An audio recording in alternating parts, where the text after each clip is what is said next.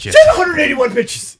And by the way, not everyone could. Softball pitching. You can't hurt your arm underhand. If you can pitch 181 times. You're 100. Yeah. And maybe you don't save your arm because you're not, as far as I know, playing professional softball. There's probably some league somewhere. Really? But probably most are just going to get a job. Of course. And I think they have like national teams and stuff. But, male high school and college guys are blowing out their arms all the time. Yeah, it's incredible. All right, so Texas Tech plays tonight. I think they have to win, though, right? They have to win 2. No, so they advance to the next round. Right. I'm talking out of my ass. I'm learning on the fly. Right, no, I'm learning on the fly, too. They play Alabama tonight, who I think is the number 1 team. I think they have to beat Alabama twice. But it says double elimination game. Yes, they have to beat them twice. If they lose once, I think they're done. No, it says double elimination. I think it restarts. Okay. The way I understood it is... They play at 7 and 9:30. I think they're playing 2 games tonight. Doubleheader. They'll probably pitch the same girls. They'll probably pitch the same 2 girls. One of these softball dads or moms can correct me, but that's what it looks like. And by the way, Mia Williams is no joke. I think she hit like 440 something, 26 bombs, 80 RBIs this year, and she hit another one yesterday. I mean, she's an absolute monster. And I believe his son Jackson. Now I'm all into the Williams family. Plays at IMG or did play at IMG. I'm trying to figure out where he's committed. I've spent about 30 seconds. I'm going to dig deeper. And they have another daughter who plays softball. You're in a Jason Williams wormhole. Yeah, you're deep in it. Hysterical. I've seen clips. Yeah, he's a really funny, entertaining guy. Big time accent, southern accent. He's just a hillbilly. Just he's kind from of true West to himself. Virginia. Yeah. It's from the hills. Yeah. Again, I don't agree with everything the guy says, but I find him super compelling. I found him more entertaining when he played, but that's just me. But entertaining when he played. Are you going to root for him in the Internet Invitational? Yes.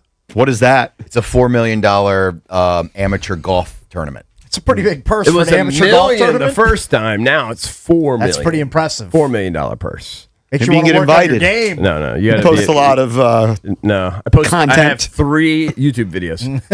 These are like the most compelling YouTube people out internet. You got Twitter? there. No, nobody cares about me. But that'll be very compelling. I will 100% watch every second of it as I watched the first one. Who won?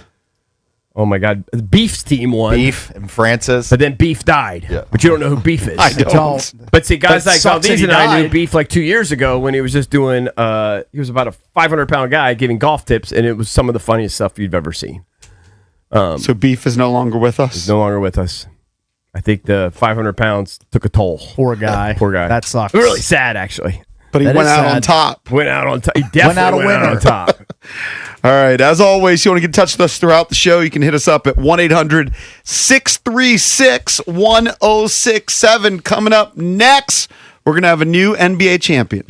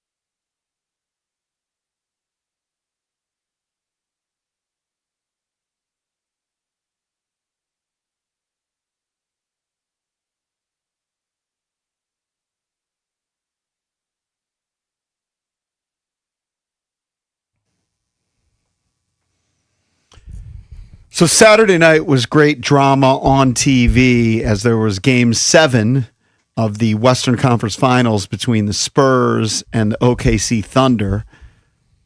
They played a ton in the regular season. San Antonio had their number, and then there was Game 7 to look forward to. I got to say, personally, I was really looking forward to it, but a couple hours before the game, found out that we had a pinhole leak in a pipe downstairs in the basement. And who knows how long it's been leaking. I don't go to the basement all the time, and we noticed that there was kind of a dank smell down there. Not good. Not great. And you couldn't see anything Better call in the crop. actual basement. Checked the guest room down there. No leak. There's a little gym. No leak. But we have a crawl space. And I just assumed it was in the crawl space part. But there's a little section where I had a bunch of storage bins and boxes. And you couldn't even see the leak because I guess it was landing on that. And eventually I moved it all. And it's a pretty good leak. And then I had my guy Christian come. My wife could hear this hiss, and we did, he had to take out drywall, found where the leak is. Tiny little pinhole leak, but you got to replace it. I mean, just welcome to being a homeowner. Hundreds of dollars, thousands of dollars damage.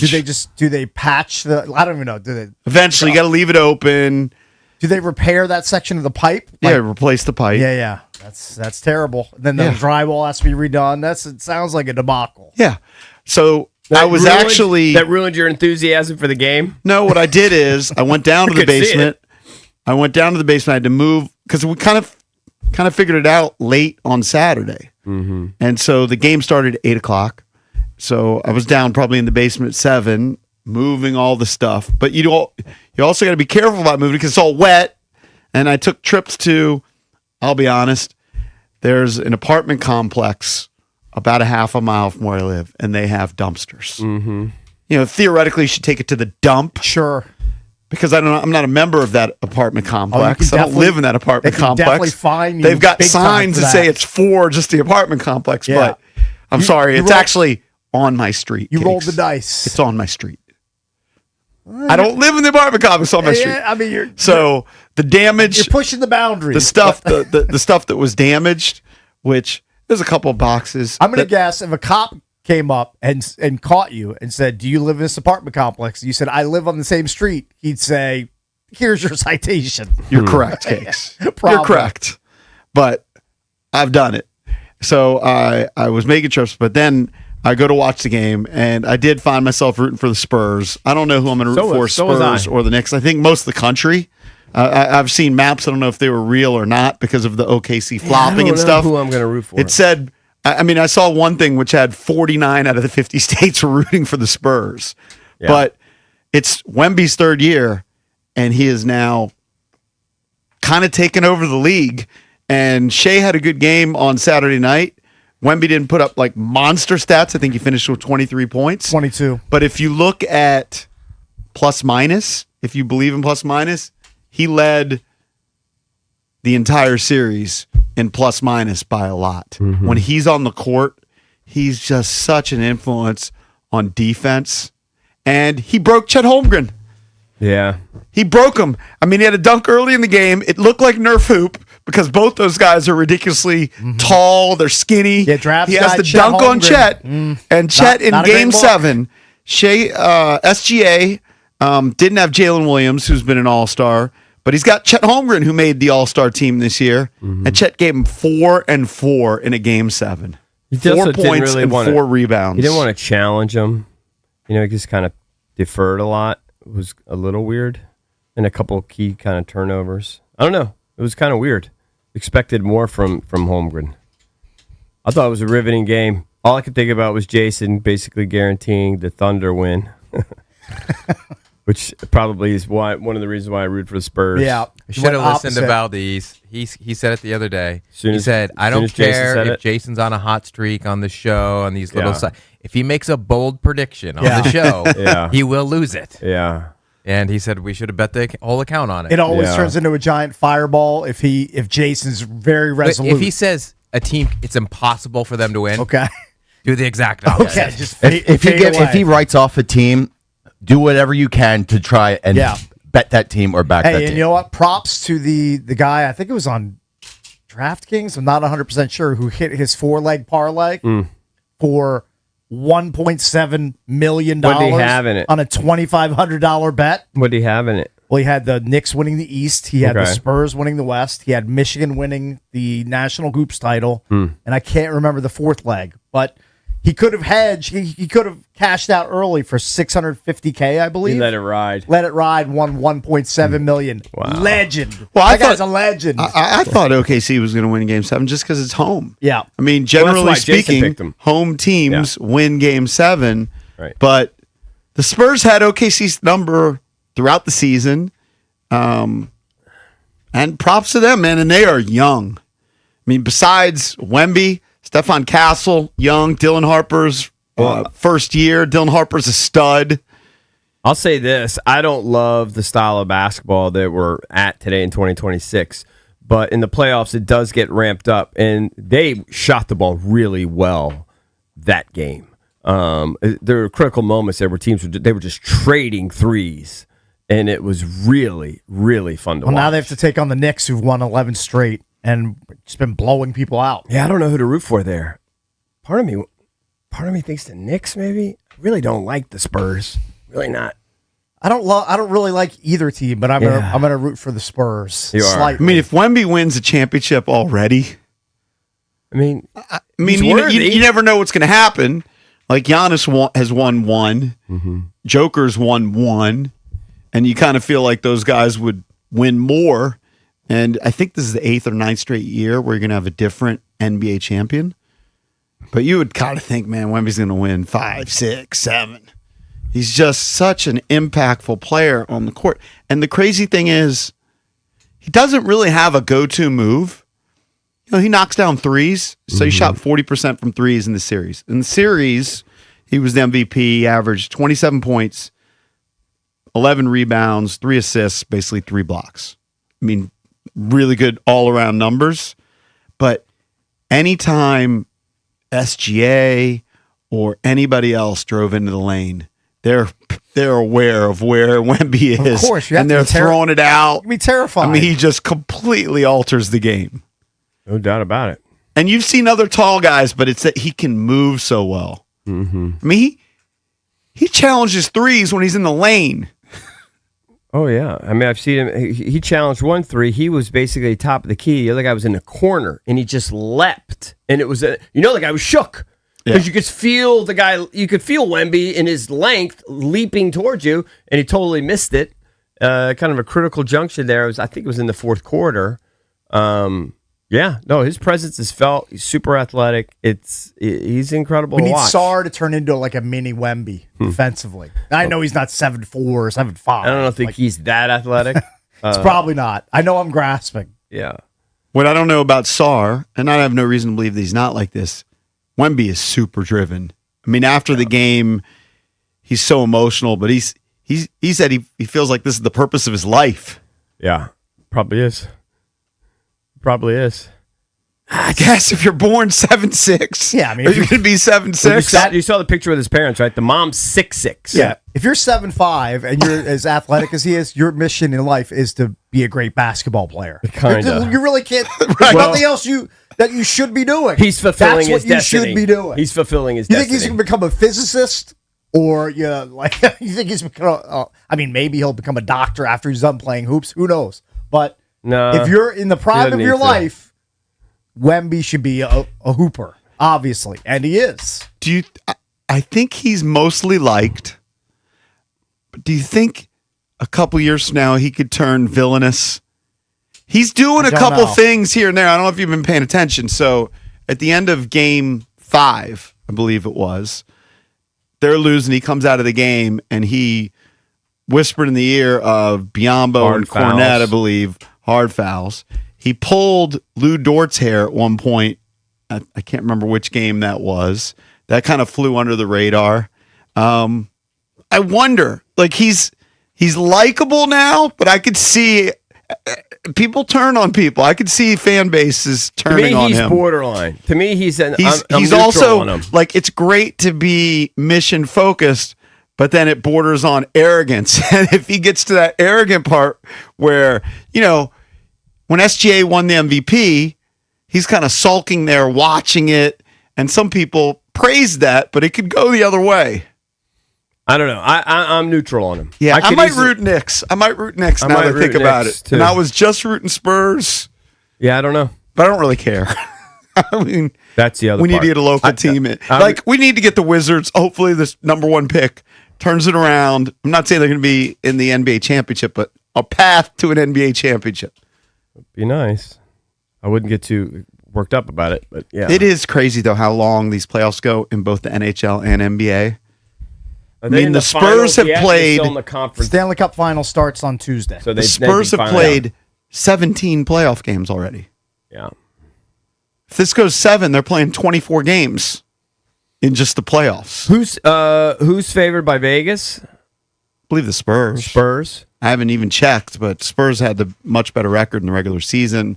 The Western Conference was believed to be the better conference. I know when I The was Knicks weren't even the 1 seed. Remember, the Knicks were the 3? They the 3 or the 4? 'Cause, yeah, Spurs are minus 205, Knicks plus 172. Yeah, that's what I'm seeing. Yeah. It's wild. The three NBA guys I watched in the last week or so, the different shows, or actually one was on one show, they all picked the Knicks, whoever it came out of the West. well, the Knicks are playing hot, and Yeah. the thought is that the Spurs don't have the experience, but that was the thought going into Game 7 against OKC. You're playing the defending champs on their court, a really powerful team with the 2-time MVP in SGA. And SGA played well, man. The shot making that he had in that Game 7, because there were a couple times he had to shake, create space over Wemby, and was hitting rainbow shots. Yeah, but he was even saying he didn't think he played his best. Well, he didn't play well in the series. Yeah. If you look at his shooting percentage, he typically shoots 55% from the field. I can look it up, but I think he was in the 40s in this series. Real quick, let's go to Rick. He wants to touch in on our softball discussion we had in the previous break. Rick, what's up, buddy? You're on with the Junkies. What's up, Rick? Hey, good morning, junkies. How are you, What's up? man? Good, long time listener. Appreciate you guys. Thanks, man. Appreciate you. What's up? Hey, so I just want to give you a backstory. So the two pitchers that you watched last night for Texas Tech, first of all, Yeah. Najee Kennedy, she signed a $1 million NIL deal to Yeah, we transfer her mentioned to that. Stanford as the number one pitcher. Yeah. And then also Kaylin Terry, Yeah. she transferred from UCLA to Texas Tech and then pitched against them last night. Yeah. So Texas Tech, apparently, they got the new manager, coach, whatever they call him in college. He completely redid the roster. I think from when he took over, there was Yep. one girl still on the roster, and he went all in on NIL. I mean, how about Texas Tech having that kind of dough to load up on softball girls? They've got You know, deep NIL pockets. I mean, my God. Props to them. That's amazing. That's why their football team's so good all of a sudden, too. Yeah. They've got that oil money coming in. That's awesome. Yeah, they got the bag to pay. Yeah, that's very cool. No, I just was amazed by the whole thing. The fact that these girls just keep throwing, the fact that you could take them out and bring them back in, the fact that they pitch game after game after game is unbelievable to me. Yeah, there's no substitute restrictions on going in and going out as a pitcher to a positional player. Right. No, it was fascinating. I'm all in. I'm rooting for Texas Tech. I assume they'll lose to Alabama, but I think they're one of the highest run scoring teams in the country. So maybe they got a shot. Yep. All right. Thank you, Rick. Appreciate That's it, buddy. correct. I tell you, my youngest, both my daughters played softball. My youngest was pretty good at it, but I think I've said this before on the show. You know, it kind of in a critical time. You know, the way we raised our kids is you try all the sports and you settle on a couple that you like and whatever. And she was good at softball, but I looked around and go, "You're not built like any of these other girls. These other girls got big butts, big legs. You're just not built like that." And I don't know. I don't see the. I you don't don't see know. a pathway. I mean, I guess they have these slap hitters. I didn't see any last night. But I guess, they get these girls, they go up there, they bat lefty, and they just slap it, and then they just take off. But I don't know. Also, there's only so much time. Like I'd like my daughter probably to play lacrosse. Like she'd be good at it. Sure. But Hell she's yeah. got swim, she's got soccer, she Yeah, you slides gotta in. pick a couple. Slides in track, slides in basketball, slides those Well, I'm in like telling certain you seasons. why I quit Tough, yeah. softball. If it wasn't for that, if I looked around and I saw a bunch of girls look like my girl, then maybe we would have still been playing. But they didn't look like her. By the way, SGA in the series, back to the OKC Spurs Western Conference Final Series, he averaged 25.9, which is solid, right? But he only shot 40%, and he shot 55% from the field in the regular season. So that'll tell you about the Spurs defense. Wemby, obviously the biggest factor. But man, Stephon Castle is a dog. And I like Alex Sarr, but the way Stephon Castle has been playing in the playoffs, I'm looking at that traffic like maybe they should have gone with Castle. JP's got a new man crush. Yeah. He's just adding to his collection. Have you watched Stephon Castle? He is good. A little bit. I don't Not think as they much were as ever you, gonna take clearly, him. but a little bit. They were never going to take him. He was never in the discussion. He could end up being a Hall of Famer, way better, but they just were never going to take him. I mean, Sarr's good. And they're different players, different positions, but man, Yeah. that team, here's the thing, if the Spurs win it this year, and you probably would have said this about OKC last year, but they're so young. Dylan Harper's going to get better.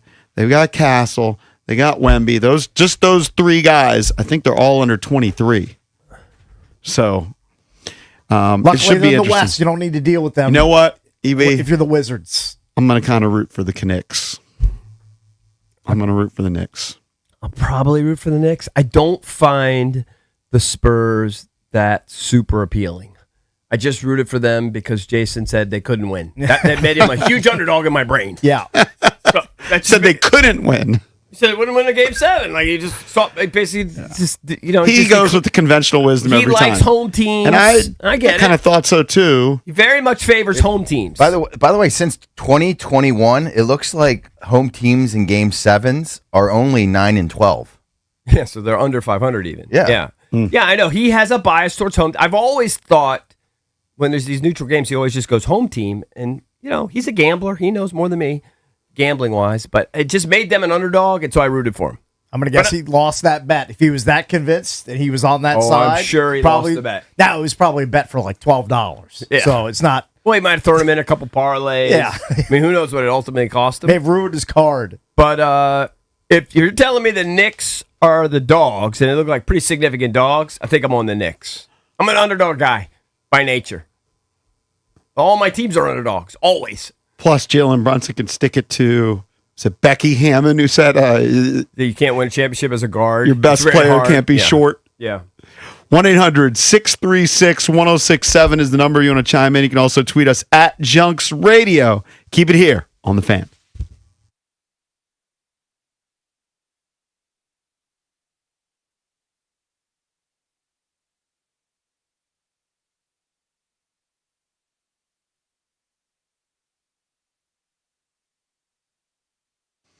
Listen up, donks. The world's biggest soccer tournament. It's arrived, and you can trade the entire tournament on Kalshi.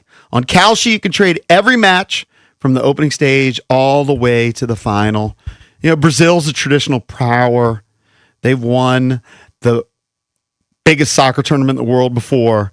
This year, on Kalshi, they're trading at 8.8%. That means $100. If you want to go with Brazil, you can turn that into $1,137. Pretty awesome. On Kalshi, you're trading against peers in a live market. That means there's no house, and that means probability changes, so you can buy in and out of your position. For a limited time, download the Kalshi app and use the code JP. You'll get $10 when you trade 10. Kalshi. Kalshi. Trade on anything. 18 or over. Restrictions and eligibility requirements apply. Event contract. Trading involves risk and may not be suitable for all investors. Prices, values, and available markets may differ from those mentioned. For more information, see kalshi.com/regulatory.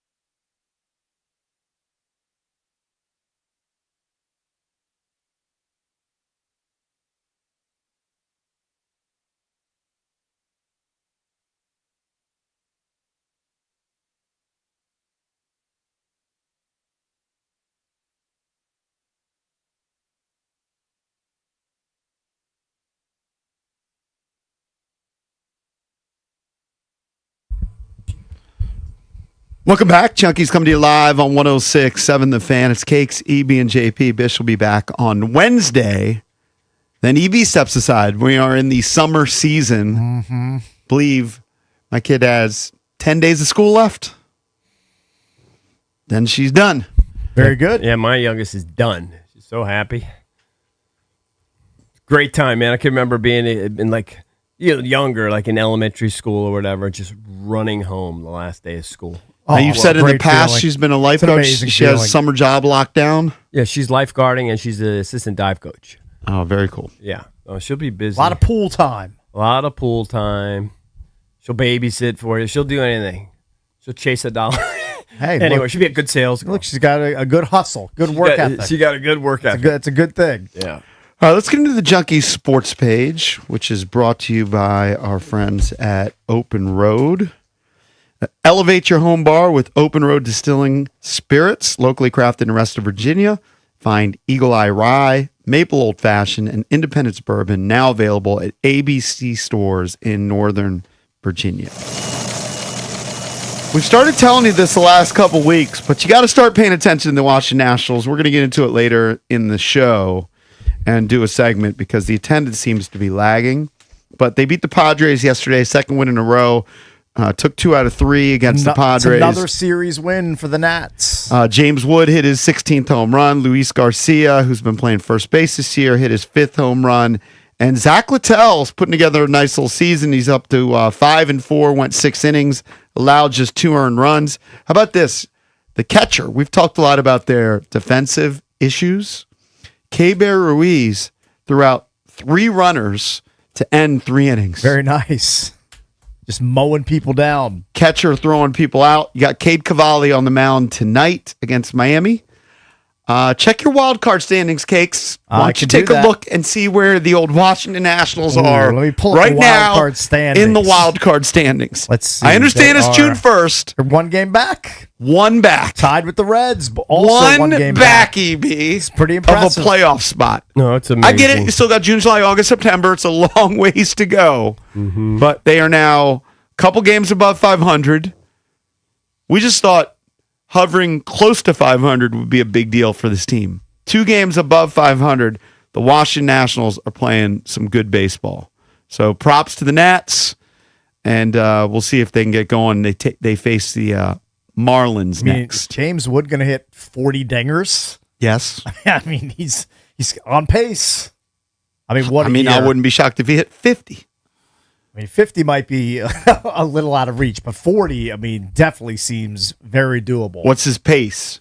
I'd have to Probably look it mid up. 40s. Got to look it up. Got 16 home runs. You've played 60 games, so It's a third of the way. 120. If you just double He's it, on that's pace for about 32. 45. He's Yeah. a third of the way. Mid 40s, right? Gets a hot streak. Yeah. I'm not predicting he's going to hit 50, but I'm just saying it's not out of reach. Yeah. If he gets hot. So 31-29 face the Marlins with Cavalli on the mound, and Cavalli's been their best pitcher. So, and the Marlins aren't that good. If you do what you're supposed to do, I mean, by the end of the week, they might be holding a wild card spot, EB. Well, now you're starting to put expectations on the team. I like watching them with zero We're expectations. 60 games in. This I know. isn't some 1 month sample size. I'm just feeling like it's. They were on fire in May. I feel like we're free rolling. I just want to enjoy the free roll. I don't want to just put expectations. I mean, obviously, I'd love them to win every game, but I don't want to start counting series and stuff. Now, when we were talking about the Nationals last week and ownership, I know EB mentioned, well, they're not going to sell the team because of the lockout. Right. Over the weekend, I guess there's initial proposals that have come out. So the players, they want higher minimum salary. They want higher luxury tax thresholds. They want to expand their arbitration bonus. They want more money, right? Makes sense. The league, they want a strict cap and floor system similar to the NHL and a 50-50 revenue split with players. Bryce Harper, former National, of course, 2-time MVP, who remains one of the most influential voices on the players' side, said He doesn't want to lose momentum. He said, if we can't lose the momentum as players, we can't lose that momentum as owners. So wherever we're at, you have to come to an agreement before any of that happens because there's other things to do. So do you think they can figure out a way where they get through the season and do not have a work stoppage? I mean, the obvious huge sticking point is a salary cap. Of course, the teams want a salary cap, and the players are going to push hard against having that installed as part of the new collective bargaining agreement. But I think for the long-term health of the sport, if you want teams that can actually compete on a level playing field, you can't have some teams that are spending $330 million or more on payroll and others that are spending $50. But It's too big of a disparity. Harper makes a great point, though. It sucks because Major League Baseball, apparently, in recent years, they're up in attendance. Mm-hmm. They're up in international appeal for what it's worth. They're up in revenue. So you don't want to just, like, I kind of think, look, when we were growing up, it was kind of close what was the most popular sport between baseball and the NFL. It's not even close now. I mean, nothing's close to the NFL. Well, I think for us, But it Major League Baseball- it was baseball for us when we were It was huge. kids. I mean, they used to have Monday Night Baseball. Of course. Think about that. Yeah. I mean, I know that ESPN has different variations. No, but it And was you on can a find national it. scale. It's like Yeah, when you it had was- 4 channels. It was on. It was Yeah. a huge deal, and it's changed. And I do think part of that is because there's been so many work stoppages along the way. Oh, it won't hurt. It won't help them. But it just seems like it's inevitable.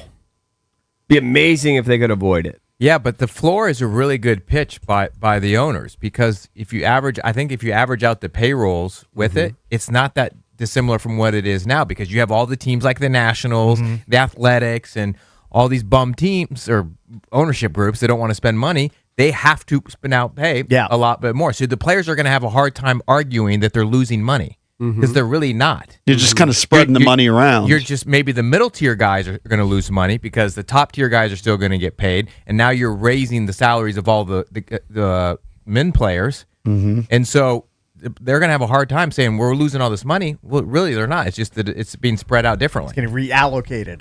Okay. I could see that. Hey, it's June 1st, and we heard that A.J. Brown was going to be traded on June 1st in the NFL.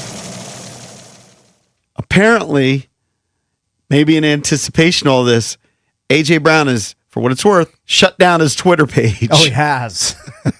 Preemptive strike.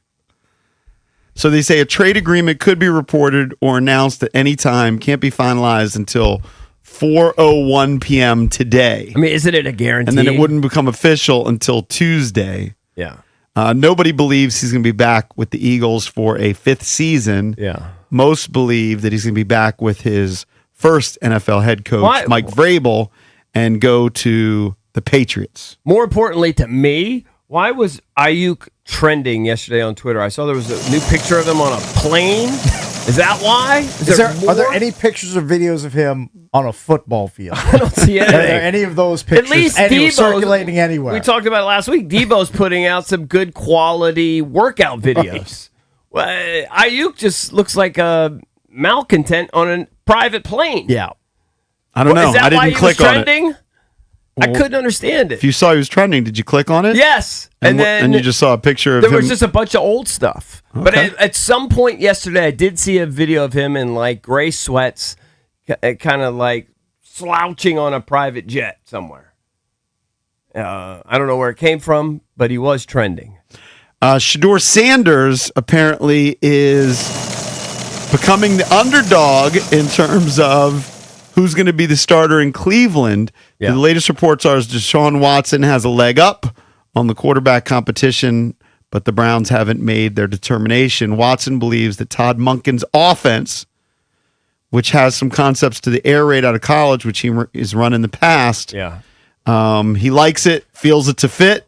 So it'll be interesting to Can see you because we explain are to in me over the weekend or maybe last week, towards the end of the week, they came out with the details of like the guys that were selling like the most jerseys or whatever, the licensing money, and Shador was right up there, right? Like $12 million. Mm-hmm. Does he get that? Did that go directly to him? Was that his share, or is that just they were just saying Shador Sanders, sold more jerseys than anybody else? That I don't know. But I don't think the money goes directly to him. I think it just goes into a giant pool that just gets divvied up. But So he was just the biggest contributor because more people bought his jersey, but he's not getting $12 million extra. I wouldn't think so. I need But clarification. there's no on way how it's that just works. spread out evenly. I Like don't- those players, like if I'm Shador Sanders, right? And everybody's buying my jersey, my share should be bigger than the third string offensive lineman who I know. nobody I don't buys know how that it works. jersey. I'm pretty sure he got the $17 million. Yeah, I think he might. Really? Dude, it's unbelievable. Why are so many people buying a Shador Sanders It jersey? That just blows my became mind. Popular. Popular. He was very I- popular I in just- college. He was a great college player. he was, got to start some games there in Cleveland. He actually became an underdog. And his dad. Yeah, I mean, it's I'm all dad's of a that. super- I'm superstar. sure that's a big part of it.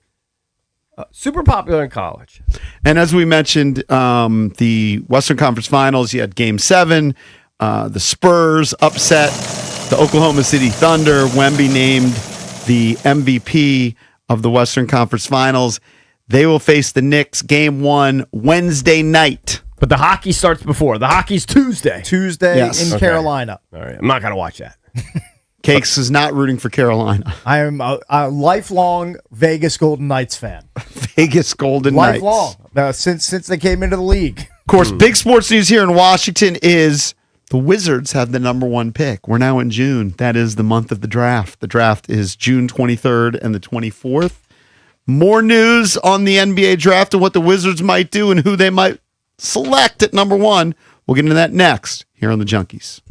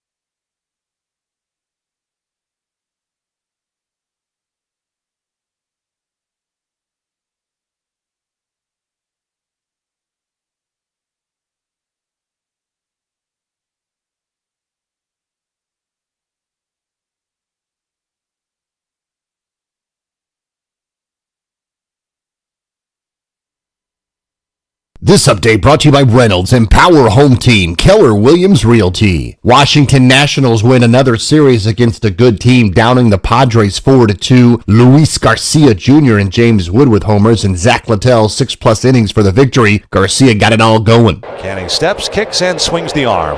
And a fly ball deep right center field on the 3-0 pitch. Way back toward the gap it goes, and it is gone! It just clears the out-of-town scoreboard.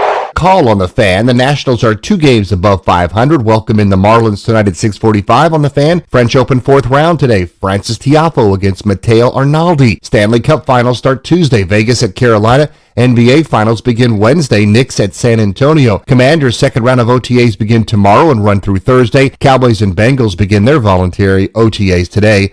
Christian Pulisic a goal and an assist as USA men's soccer beat Senegal 3-2 in an international friendly tune-up for the World Cup. From the Crop Metcalf 5-Star Sports Desk, Byron Kerr on the Fan.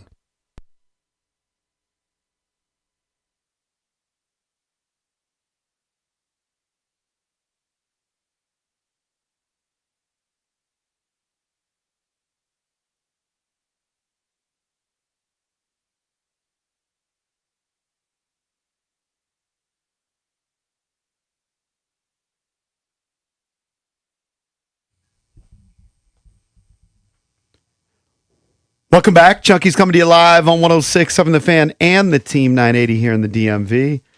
910 The Fan, 105.1 FM in Richmond. And you can watch us on the Monumental Sports Network. All year long, we are celebrating 30 years of the Junkies, presented by Main Street Bank. Cheer local, bank local. Main Street Bank is a business-focused community bank proudly serving the DMV since 2004. Visit mstreetbank.com to learn how to put their team in your office. Main Street Bank, member FDIC, equal housing opportunity lender. I'm John Paul Flame, joined by Eric Bickle and Johnny Cakes Awville. Bish will be back on Wednesday. NBA draft now just 3 weeks away. Yep. 22 days away. And there's more and more buzz about what the Wizards might do. I think the fan base is Team AJ. They want the stud from BYU, AJ DeBonsa. Some of us in this room are Darren Peterson guys. I'm intrigued by the Darren Peterson talent, too. There's no Darren doubt. Peterson starred at Kansas, missed a bunch of games, took himself out of games. Missed 11 games. That's a bunch. I know. That's probably 30% or more of their games. Yes. Yeah, he missed 11. Substantial number. He made. I believe he did make his last 9 in a row, and he averaged like 30 minutes a game. So yeah, I feel like he figured it out, but we'll see. That's definitely the knock against him, though. So those are the main 2 players when we discuss what the Wizards will do with the number 1 pick. Besides Drab, nobody here seems to be a big Cam Boozer guy. Right. Cam Boozer, though, was the college basketball player of the year, starred at Duke. Dad, of course, was an all-star in the NBA. There's an article on basketballnetwork.com, and it's analytics driven, but it's saying that the people that are following analytics, they favor Carlos Boozer. This from Draft Express's Jonathan Givney, who we've had on the show a bunch. He said, if you talk to the analytics people in NBA front offices who have a lot of influence these days, 100% of them have Cam Boozer at number 1. So he's at the top of their draft He's model. talked to every single team. He has intel from every single team. It seems This like I do know, Seems Cakes. like a little bit of hyperbole to me. This I do know. He's talked to more than us. That is 100% true. Can confirm. Listen, I've said all along, I defer to the Wizards. I trust them. They're going to make the right pick. I wouldn't just watch it from afar. I wouldn't pick Cam Boozer, but if they pick him, I trust him. I believe him. So according to Givney, they're looking at an analytics model, and they see Boozer as ultra productive. I mean, the thing from high school to FIBA competitions to college. So when he's played in international games, and look, arguably the best player in the world right now is Wemby, international player. Cam averaged 19 points and 10 rebounds in 13 international games, both of which led the U.S. to gold medals. Does that mean anything to you, Cakes, the international games? I mean, it's a good thing to have on your resume. I don't think it's the most important thing, but it's something to consider.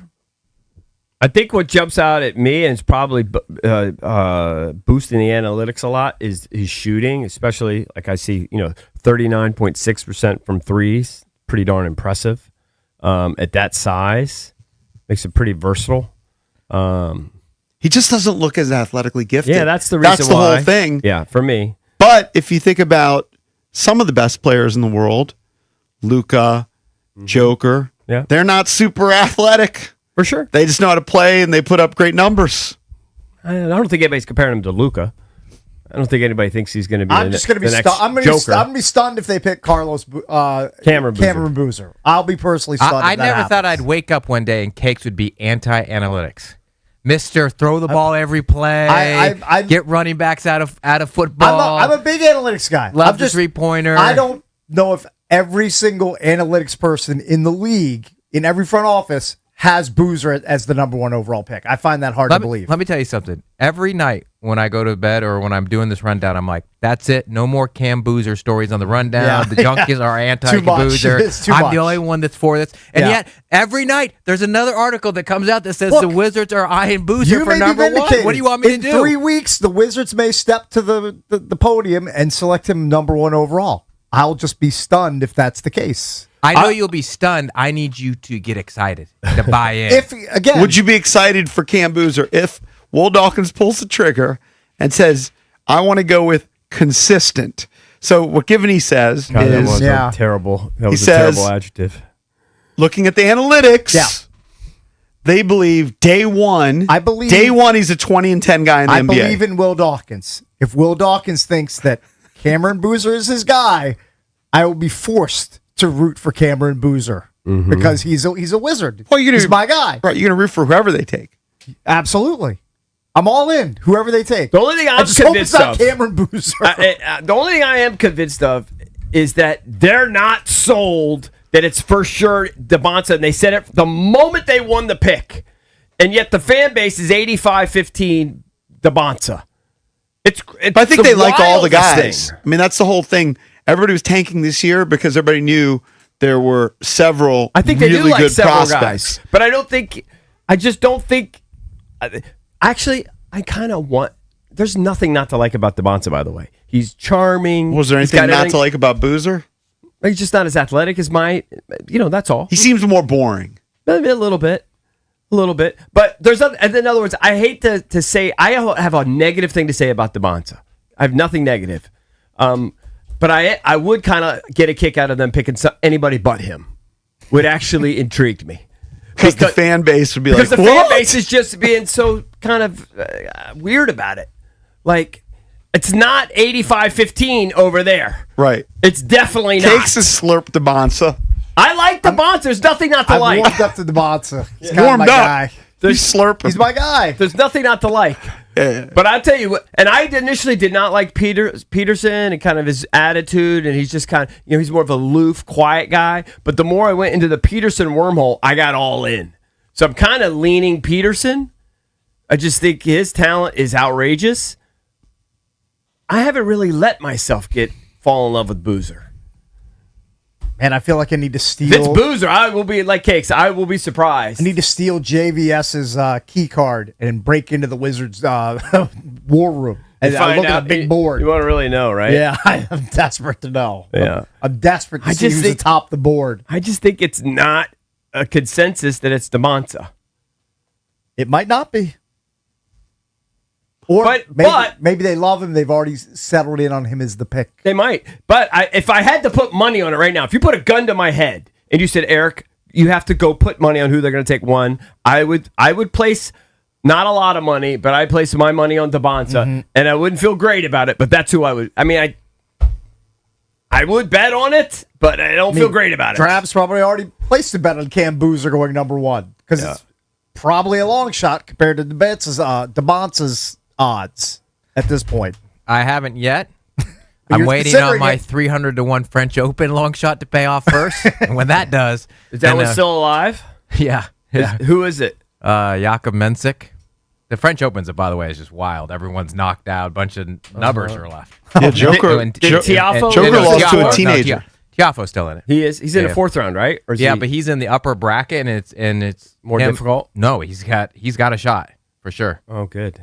Good for him. I Pulling saw for him getting into it. You know, he was telling some guy he wasn't tough. Yeah, he said, "Chill out, you're not that tough, dude." Yeah. I don't understand what the guy said. You're being disrespectful.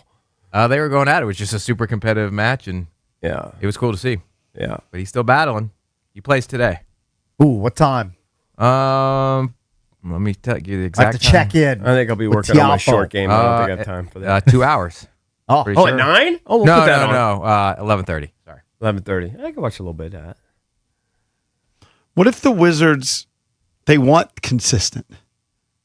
You know, we've assumed that Can you AJ play the clip DeBonsa. again, please? I want to hear the whole clip, all the players. We've assumed AJ DeBonsa is kind of the safe pick, right? I feel like it's a good, very solid pick. If they went to Bonsa, very solid. No Right, one would but complain. maybe they believe no one would have a beef with it. Maybe they believe his floor is lower than Boozer.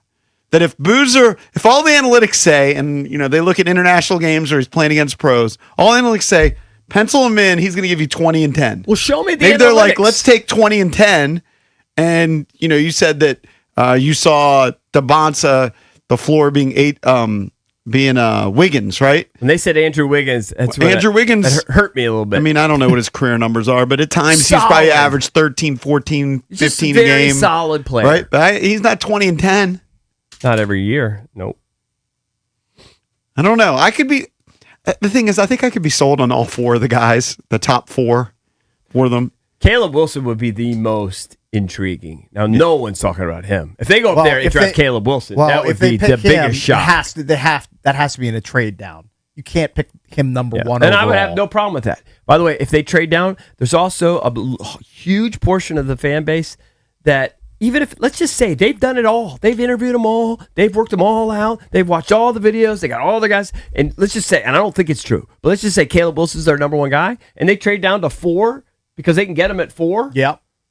There's fans here that would be distraught about it. And if they just get more assets. If the Wizards are going to pick Cameron Boozer, I'm holding my nose. They should trade with the Jazz because we know the Jazz want the Bonsa. We think they want the Bonsa. Have them go up to number 1. You go down to number 2. You get some sort of asset. I don't think the Jazz are going to Boozer trade, too. though. The Jazz are just going to say, Danny Ainge is going to say, I'll take either one of those guys. Possible. I'll take Peterson or DeMonte. I'm not going to give you something. I'm not going to give you Ace Bailey. And Danny Ainge is a bit of a maverick. Like the owner might want DeBonsa because he played at BYU in Utah. Sure. But Danny Ainge is a different cat. Yeah, he may be eyeing Darren Peterson. That could be the case. Yeah. Well, let me see if you'll play ball. So before the NFL draft 2 seasons ago, when the Commanders ended up taking Jaden Daniels, we played word association with Dan Quinn. And we just, first thing that popped into mind, and it was about the proper words. Okay. All right, let's start with Darius Acuff. Competitive. Okay. Keep track of this. Cam Boozer. Boring. Cam Boozer. Consistent. Oh, I don't like All right, hold on. consistent very Let me much. say this. I like 5 it's seconds. not a negative. It's not a negative. What's not a net? Consistent? Consistent's not a negative attribute. Yeah, but it's not great. it doesn't jump out at you, but maybe we're sleeping on it. Do All you- right, go when ahead. you think of Just remember, he will say consistent for your guy that you slurp. You think of Wemby. You think anybody said consistent? Think about Wemby No, when he's I coming out? No, I No, don't you'd think so. say freak. Like Yeah, when he's yeah, coming yeah. out, you'd have said alien. Say 1 in a billion. Right. Yeah, Yeah. you say something silly. Yeah, you you're don't right. say All right, consistent. I'm just trying to talk myself into consistent. All right. Unless you- I like Wow, consistent. you want someone consistent. Caleb is boring. It's boring. Hold on. What do you You'd say like it about better than Acuff inconsistent. again? What do you say about Competitive. competitive? Okay. I'm writing this in. Caleb Wilson. Caleb Wilson. Freak. Don't lead the witness. Riser. All right. That's better than consistent. Darren Peterson.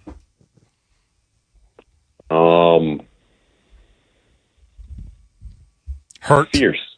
Fierce. All right. You just told him not to lead the witness, and I you know. did. I'm messing. Hey, all right, AJ.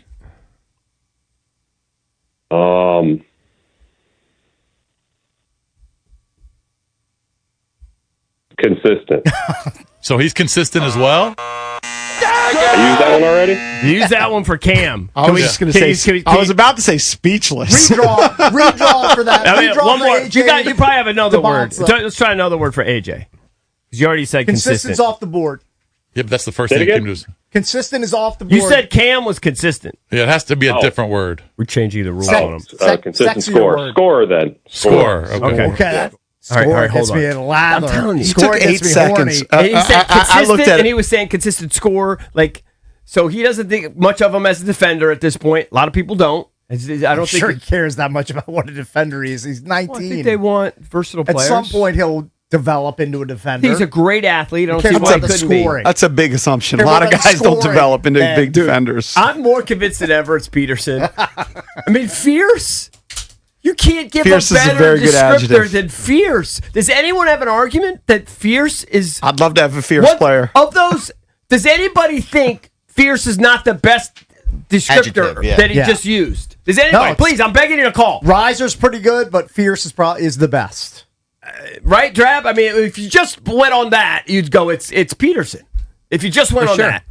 A riser's a throwaway to me. That is. Is it? I like scorer. Rise is kind of a throwaway, I like and I think, by the way, he's talking score. about his verticalness, not rising in the draft. No, he's talking about his vertical. Yeah. His hops. You hated that he said consistent for Boozer. Yeah. And then you during that little segment, you joned on consistent. No. And then he said consistent for your What guy. you're not realizing is that Will Dawkins is playing a metagame. He's playing I chess think we while caught we're him off playing guard. checkers. I think we and caught he him- just wants to throw off whatever random Okay, I don't think non so. sequitur, consistent, I think whatever, to throw you off the scent. I think we pulled his pants down. We caught him. We caught Now, him. if I were Will Dawkins, if I could go back in time, I would say, I'm not going to play your dumb word association game. Right. Okay, I'm not going to play that Exactly. game because it's just No, I think- fraught with minefields. It was I'm gonna minefield. step Yes, in. filled with minefield. But I think he was trying to be a good guy. Yeah, trying to sure. be a good guest. He was trying We're to be glad he helpful did it. without giving too much. But he could have said, like, if you had me do it, Devonta, charismatic. He could have said whatever. Because He went with the dud because you said it was a dud descriptor he's for trying- Boozer. if he loved him, Consistent. why wouldn't he have just said athletic freak? Right. He could say anything. 42-inch vertical. Because he's not Dan Quinn. He's not going to put it all out there for everybody to He could have see. said superstar. Do you think he really? Okay, so then why do you think he do you think he described Darren Peterson as fierce because it was a fake signal? Could be fake tell. Even. I just don't a lot believe of fake it. tells. I just don't believe it. A lot of fake tells. In I don't poker believe and he other- doesn't think he's fierce, but he thought by saying fierce, Right. other people will think he thinks he's fierce. It's not that deep. No, I think he thinks he's fierce. Here's what I know. Right. Then I think it's an unbelievable They're not adjective. picking Darren Peterson. I know that. They're not picking Darren Peterson. Put the bet in. Put it in. The bet. What's the what are the odds? Put the bet in. Going right now. Will Dawkins not picking Darren Peterson. Okay, can I just ask you? And I already know why. He's You gonna think- suck me What down kind of the one-sided? What kind of one-sided bet can we have him like? No, no. I've gone on record. I'm no longer doing the dumb one-sided bets where you guys benefit and I lose. Can Cakes like house No. an entire thing of creatine? No, not doing that. No chance.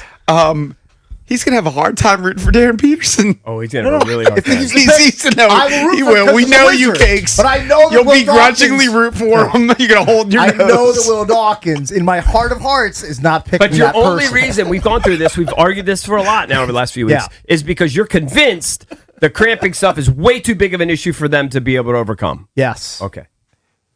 And Boozer, Snoozer. Yeah. Cameron Snoozer. Great nickname for him. right. Great nickname, JP. Well done. Can we I take don't think the I made can it we, up. can we take the bet? Like, I want the field. You got the Bonzo, we get the field. I would do a bet like that, sure. DeMonts the guy. I'll do it. I'll do a $10 bet. I'll take the field. I don't need $10. Let's not get crazy. $5. Okay, put it in the $5. You books. should take that bet. AJ's minus 360 to go number one. Take that bet. The 10? $7. Let's meet in the middle. $7 Sure. wager. $7 bet. Good. That's the first I'm glad $7 somebody. bet I'm glad somebody has in it. the history of the All show. right, if you want to chime in, 1-800-636-1067. We're the Junkies. Be right back.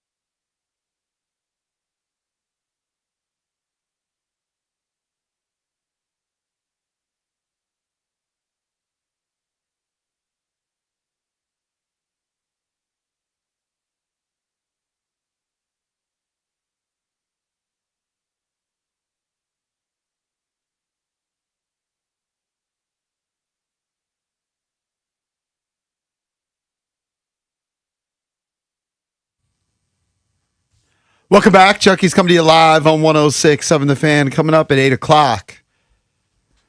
Can I give you a little update? Drab and I got together with a friend of ours, and he's got a big house. Let's leave it at that. We'll get into I definitely know who you hung out with then. our trip to Vienna, Virginia Big yesterday. house, small feet. Yes. Yeah, that's It that was the an first interesting that visit. you hung out with. Later in the program, scheduled to join us, Fred Smoot. We've said that before. Okay. Hey, let me ask you this. Believe it when I hear it. What do you know about back rooms? I know EB knows about backroom casting couch. here's what I know. Look at his eyes went up when I said that. Here's what I know about back rooms. I think it made $120 million at the box office, and it's got a 20-year-old director, and it's killing. Along with Obsession, which I saw with my son last week. That movie cost $750,000, and it's already passed the $100 million mark at the box office. 26-year-old director of that movie. Yeah, this 20-year-old Meanwhile, streamer. The AI Star Wars slop Mandalorian and Grogu is getting its ass kicked by these independent horror movies that are killing at the box office. You pretty much know everything then. I know everything. I would say you know everything about Backrooms. I know everything about independent horror CB, movies. I don't know anything about Backrooms, Backrooms is a movie that a 20-year-old first-time director made for $10 million. And it beat Star Wars at the box office. Yeah, beat it handily. And then Cakes mentioned Obsession, another low-budget film, $1 million budget. No, $750K. And it's made $100 million already. It's going to make like $300+ million. It's the first movie, I believe, since Jaws. Jaws, which came out in the mid-'70s, that it's had 3 straight weeks of increasing box office since it was released. Tell me what Obsession is about, because I saw a movie, I think I saw it on Netflix a couple years ago. Maybe it was out in the theaters. I thought it was called Obsession. It was like Ali Larter and I forget the name of the star, but this is totally different. I think Beyonce was in it. This is a way different movie. This movie has no stars. It's about a guy who's kind of like down on his luck, that's basically getting friend zoned by the girl that he's into, and he's able to make a wish, and the wish kind of goes sideways is the way I can describe it. Without Does it look spoiling like anything. a low budget movie when you see a movie It actually like that? doesn't. I mean, I saw it in the theater, obviously, and it was pretty crowded. Obviously, it's doing well.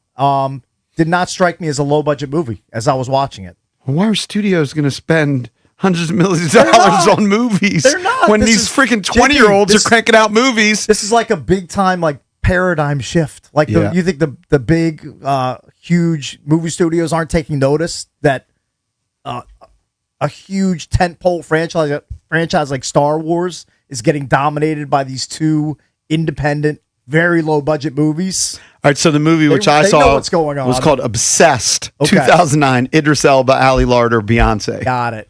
Jerry O'Connell. I don't know. It's pretty amazing to me that the 20-year-old. All right, so Obsession, which you saw with your son, Yeah, 26-year-old. correct. And Curry was- Barker, I believe, is the name of the director. And was that somebody that was in movies before? Like, to me, how does a 20-year-old, how do they do a movie? Could you imagine we're 20? I'm assuming that the 20-year-old is the guy who came up with the concept on YouTube. I think his name is Kane Parsons. I could be wrong on that, but he developed the concept on YouTube, and they handed him the keys to the movie, and it's been a huge success. It's crazy. So far, it's made $81 million. It's a big dub for the movie industry. It's a huge one. So we get away from all of the sequels. Yeah, Yeah, totally. just The same regurgitate slop the same over and stuff. over again. Yeah. So the 26-year-old I'm reading, he moved to LA to study acting. By the time he graduated high school, he's working at a coffee shop and he's directing short films. So he submitted one of them to a film festival in 2022.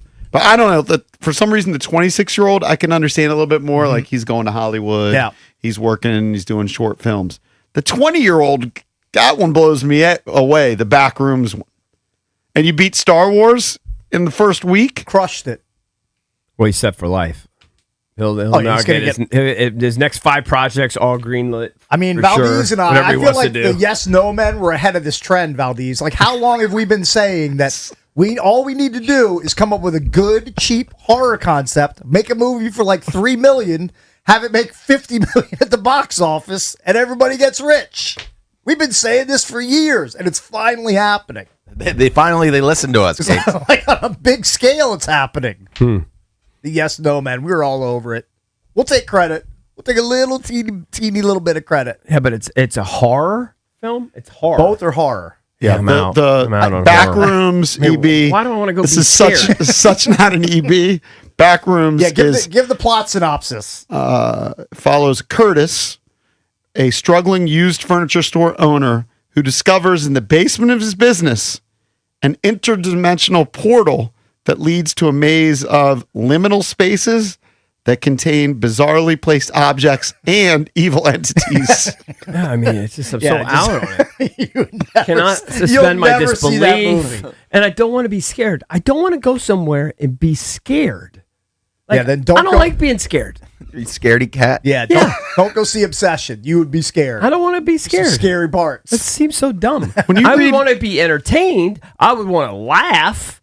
I would want to figure out who did it. Yeah.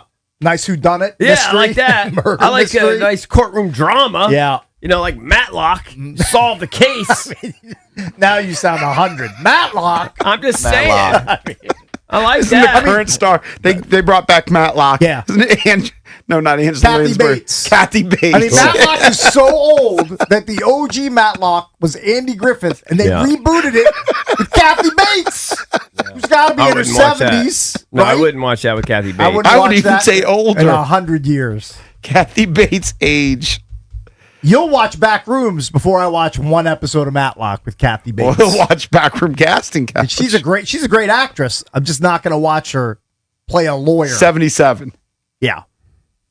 I don't know. I thought it was a pretty amazing story. It is an They amazing keep story. saying Hollywood's dead for different reasons. Well, when you got some 20-year-old kid, this freaking YouTuber basically, he cranks out a movie that beats Star Wars. I do like that it's different and that I like it.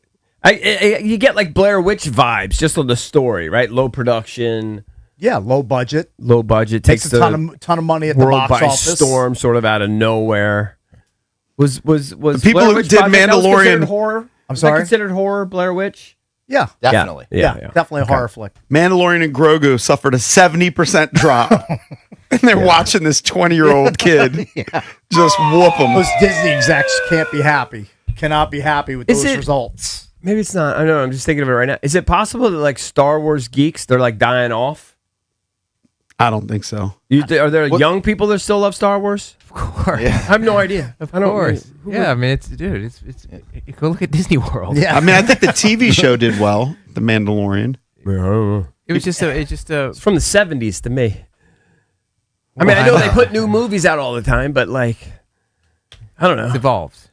Yeah. It was just a dud movie. Yeah. That didn't. It was like a spin-off. It's not a real Star Wars. So movie. it's not an indictment on Star Wars, No, I the don't think so. business. I mean, look, I don't think Star Wars is probably there were pros at its height right now. Duds. Also, I don't think. I mean, just because Hollywood has always had young directors, have been Yeah, very sure. successful, coming out of film school, all kinds of stuff. That's been done for a long time. This is just different way of doing it. 20s, though, about as young as you can get. I mean, probably, yeah. yeah, but I mean, I'm sure there've been other young guys. of course. But yeah, of course, it's an amazing story. It makes me feel like a loser. Like at 20, Of course, you should feel like a loser. I mean, we're celebrating 30 years. It should be a success. the guy but who- that 20-year-old just kicked our ass. The guy who directed Backrooms, his name is Kane Parsons. He's known online as Kane Pixels. It's because he's a YouTuber. That's yeah. I mean, now he's a huge star in Hollywood. You direct a movie that makes that much money for that small of a budget, like you said, he's gonna be working for the next 20 years. How many followers? Every he's got on every, YouTube? 40. every idea he comes up with gonna get greenlit, gonna get funded. You would think. Yeah, 3.19 million subscribers on his YouTube. right. That alone, he's. I mean, that's the way to go. yeah. It's the way to go nowadays. Told you, man. Our kids, they. I mean, maybe Sydney Sweeney and a couple, but they don't follow like traditional movie stars. Their stars are these YouTubers and the streamers. Podcasters. Yeah. Oh, I know. Those are their stars. You tell somebody you have a radio show, they could care less. They look at you like you are a velociraptor. Nobody cares. But you're archaic. It's like, oh, you got a Morse code show? Yeah. They ask, right? They'll go, "Do you have a podcast?" You have a podcast. You're not gonna explain why they podcast our radio. It's called terrestrial radio. No one cares about radio. The Okay. regard for radio has never been lower. Never been lower. Yeah, that's true. There's look, Timothy Chalamet is the biggest star on the planet. He went to film school. All right, they're not all just guys being plucked off Instagram. Yeah, for sure. They could go the traditional route. Of course. I know Chalamet is wildly popular. I can't get into Dune. I've tried watching it with my son. I just can't get into it. Is For that, whatever what he's, reason. is that what he's most famous for?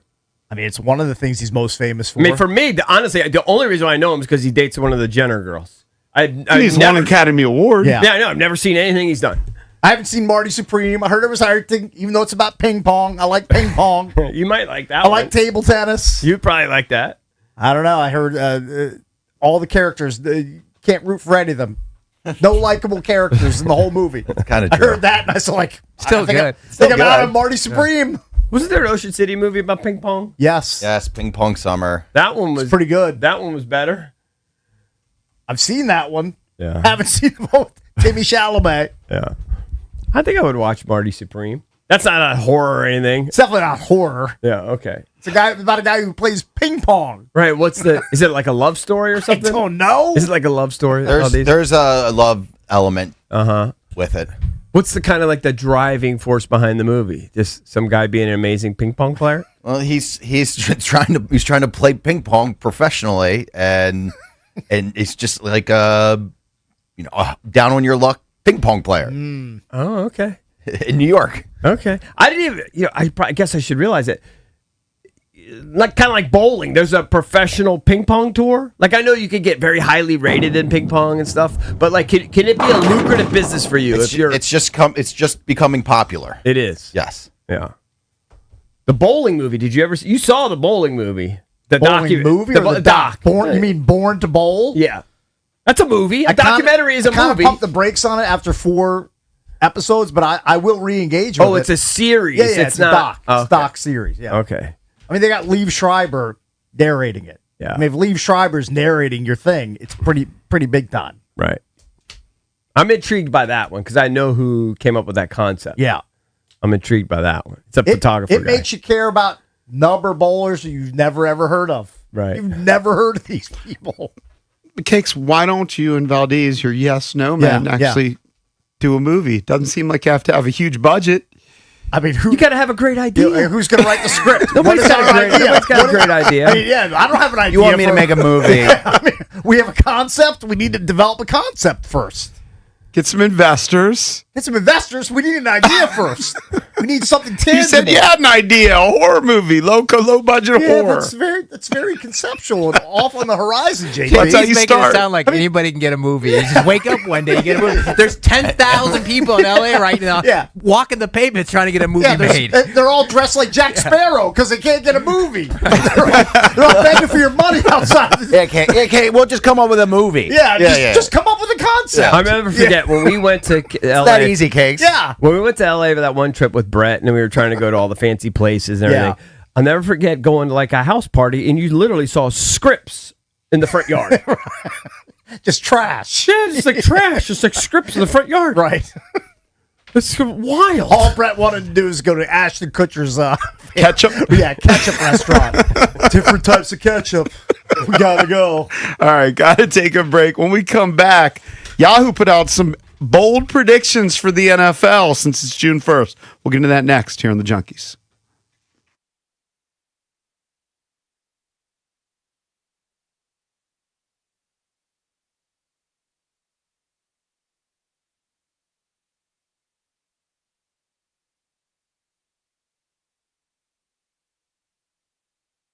Hey, the Pentagon Memorial Fund invites you to the inaugural 184 Tribute Golf Classic at TPC Potomac on June 15th. This event promises to be a memorable golf experience featuring special guest PGA Tour Pro Billy Hurley, and a live broadcast with B. Mitch and JP Finley. Proceeds support the Pentagon Memorial Fund and its ongoing public education mission, including the future 9/11 Pentagon Memorial Visitor Education Center. Learn more and register today at pentagonmemorial.org.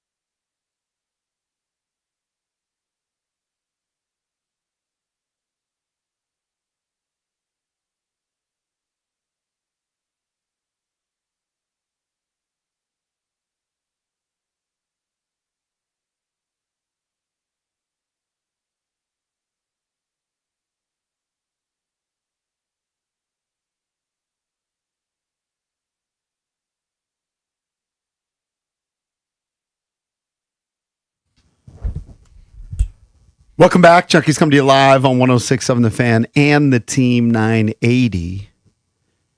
So Yahoo put out 5 bold NFL predictions for the June 1st deadline. Today's June 1st. We talked about it. That number one, they've got A.J. Brown gets traded to the Patriots. Okay. At this point, I don't think that's a bold prediction, but they lead off with that. Adam Schefter recently named the Patriots as the lead contender. Albert Breer reported on Friday that there's a framework for a deal in place, and we mentioned that he has deleted his Twitter, whatever that means. But he doesn't want to stay with Philadelphia for another season. It's become pretty apparent. It makes sense to add another high-level weapon for Drake May, but he's a diva wideout with a lot of wear and tear on him at this point. I'm not crazy about that, especially depending on the compensation. If you're giving up a first-round pick to bring in A.J. Brown, I think the Eagles win that if they get a first-round pick in return. And they've addressed wide receiver, whether or not you believe it's going to work out for them. They've added Dontavian Wicks. They added Hollywood Brown. They added Elijah Moore. And they drafted Mekhi Lemon. Yes. So they've added a lot to that room. Bold prediction number 2, and I would say this would affect the Commanders because there's been so much discussion. Mm-hmm. The bold prediction is June 1st deadline, the 49ers cut Brandon Ayuk, but the Raiders pounce on him. How would this fan base feel if Ayuk gets cut and another team snatches him after all the discussion and all the expectations? It might be a blessing in disguise, to be honest with you. Let the Raiders deal with Let that them headache. deal with them, yeah. That's the way I My view it. heart's not set on Ayuk by any stretch. I just thought this is obviously the direction they appear to be going. Like, of course they're gonna sign him when he eventually comes loose. But my heart's not set on him. In fact, I've told you, I'd rather have Diggs, and at this point, I'd rather have Debo. The Debo thing is just, perplexing to me. ESPN's Jeremy Fowler said on Sunday that 2 rival executives told him that Ayuk is, quote unquote, untradeable. The torn ACL, MCL, meniscus, the ghosting of the 49ers organization, and the voided $27 million in guaranteed money have made him a market of 1. So yeah, they're holding out hope that they can trade for something, but I just feel ultimately that they're going to release him and then he can sign with whatever team he wishes to sign with. I just don't see anybody giving up anything of value to trade for Brandon Ayuk. Man, I don't think it's that big a deal if you gave up a 7th rounder, but I don't think anybody will. I wouldn't give up anything for Brandon Ayuk at this point. Yeah. What if he came out with some video and it showed him sprinting and doing all the things, and he looked like he was in pretty good shape, as best as you could tell from a dumb video? So he does Would a that Debo. change your opinion a Still little? probably not interested. Okay, but you couldn't see a team potentially saying, "Hey, that I guy's think been pretty there productive." will be a team that's probably dumb enough to acquire him. Hopefully, it's not the Commanders. Yeah, I'm not against them picking him up. what do you think he's been doing? I don't know. Does he work out? He's got to. I mean, I would have to hope He's he got works. to. He's a What young guy professional doesn't athlete. work out? I would have to hope that he works out. What young guy that's made money off his body doesn't? Tons of guys that are young don't work out. Yeah, but not professional, ex-professional athletes. Yeah, not My guess high-level, is at that wideouts in the age- league. I mean, maybe. I mean, I think he wants to get another bag. So does he think he can get another bag and not work out? I find that hard to believe. Maybe he got enough. And he's just not motivated. From the way it looks like he's spending, he didn't get enough. If he's taking private jets all over the place and buying watches that are 6 figures. Personally, I just hope that something does happen. Like, this is a bold prediction because June 1st deadline. Because I don't want to be talking about Brandon Ayuk in August. No, it's going to take a while. I would love for them to sign somebody else too and just be done with it. Yeah. I thought Jaden had a great diplomatic answer when I can't remember who it was, Tischler or somebody asked about him. And it might have been Scott Abraham. I can't remember. And he was just like, hey, man, that's my brother. I love him, but I have nothing, it's out of my hands with his future. Perfect answer. Perfect answer. He'll always be my brother, but wherever his football future is, I have no control over that. I think, I think he's about as connected to Brandon Ayuk as we are to Ewad now. No. I think that's wrong. I think he's very connected. I think they're boys. Ewad's our boy. Ewad? Sure. Not my boy. I mean, we haven't seen Nice him. person. I mean, I like He's him. not my boy. I haven't seen him in I haven't literally spoken 10 to him in a years. decade. Yeah. That can't be considered my boy. I mean, my only connection to him is through a dynasty fantasy he's a football former league. That's it. co-worker. That's how I would describe I him. like him. There's no chance JP even knows where he lives. Doesn't he live? I just saw a picture of him on social I think media. I know where he lives. I think he was in Colorado, and now maybe. I don't. I'm going to say Arizona? Colorado, unless he's He moved. does live in Arizona. Oh, he does. I nailed Look it. at JP. You are more connected. Colorado to Arizona. Yeah, I'm not connected. And I think he has a daughter. Does he have a daughter? I don't think so. Oh, I don't know. I saw a picture. I saw a picture with a girl. You're getting And, cocky. yeah.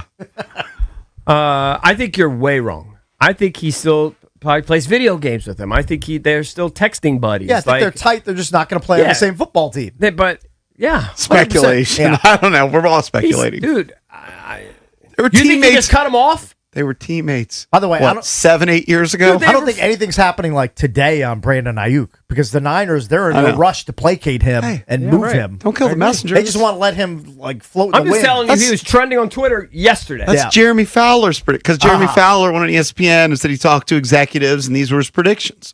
His third one is Alvin Kamara stays with the Saints. And then you need two running backs. They signed. and so they have Travis Etienne. And during the offseason, they gave him a nice deal, but you can't run your running back straight into the ground with 20-plus carries every game. So if Kamara re-signs there, I like it.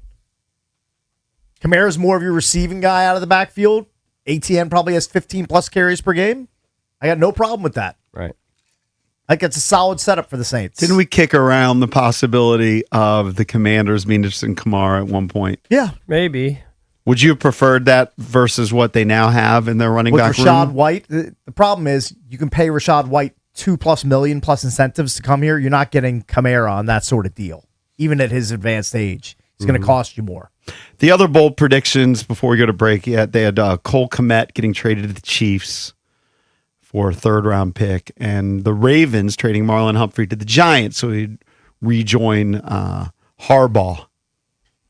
So we'll see. June 1st, I think it officially kicks off at 4:01 p.m. Things very can good. become official. Excellent. Coming up next, Trav and I got together yesterday with Junkies character. Let me just say that. We'll get into that next here on the Junkies.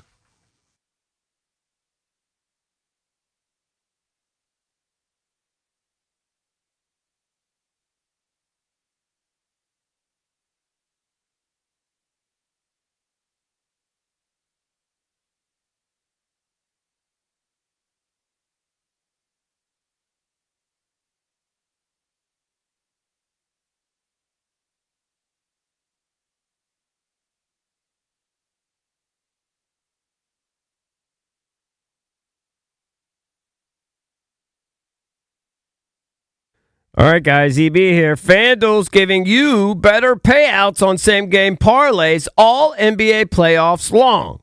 With more ways to build and more value every time you play, you can stack your picks your way for every game, every matchup, and every moment. From spreads to player points to threes and more, you can build it all into one same-game parlay and go for bigger payouts. So if you're betting same-game parlays this NBA postseason, bet them on FanDuel. More options, better payouts, all NBA playoffs long. Just head to FanDuel.com/local to get started. FanDuel, an official partner of the NBA. Play your game. FanDuel Sportsbook is the official sportsbook of 106.7 The Fan. You must be 18 and over. President DC. Gambling problem? Call, text 1-800-GAMBLER.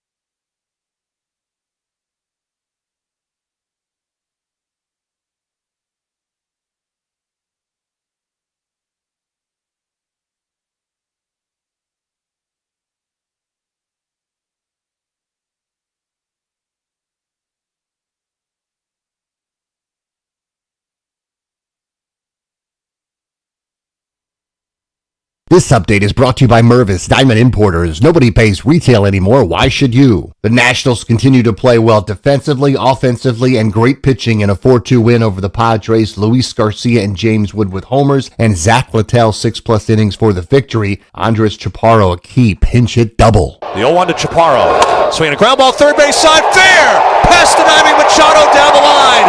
Nunez scores. The ball hits the sidewall. Wood's going to get stopped at third as the ball played back into second with a pinch hit RBI double. The call on the Fan. Nationals against the Marlins tonight, 6:45 on the Fan with Cade Cavalli looking for win number 4. French Open 4th round today, Francis Tiafoe against Mateo Arnaldi. NBA Finals begin Wednesday, Knicks at San Antonio at 8:30. Commanders return to the field for second round of OTAs tomorrow. Christian Pulisic, a goal and an assist. USA men's soccer beat Senegal 3-2. Virginia, VCU, and Virginia Tech are out of college baseball tournament, but St. Mary's stuns UCLA. From McCront Metcalf, 5 Stars Sports Desk, Byron Kerr on the Fan.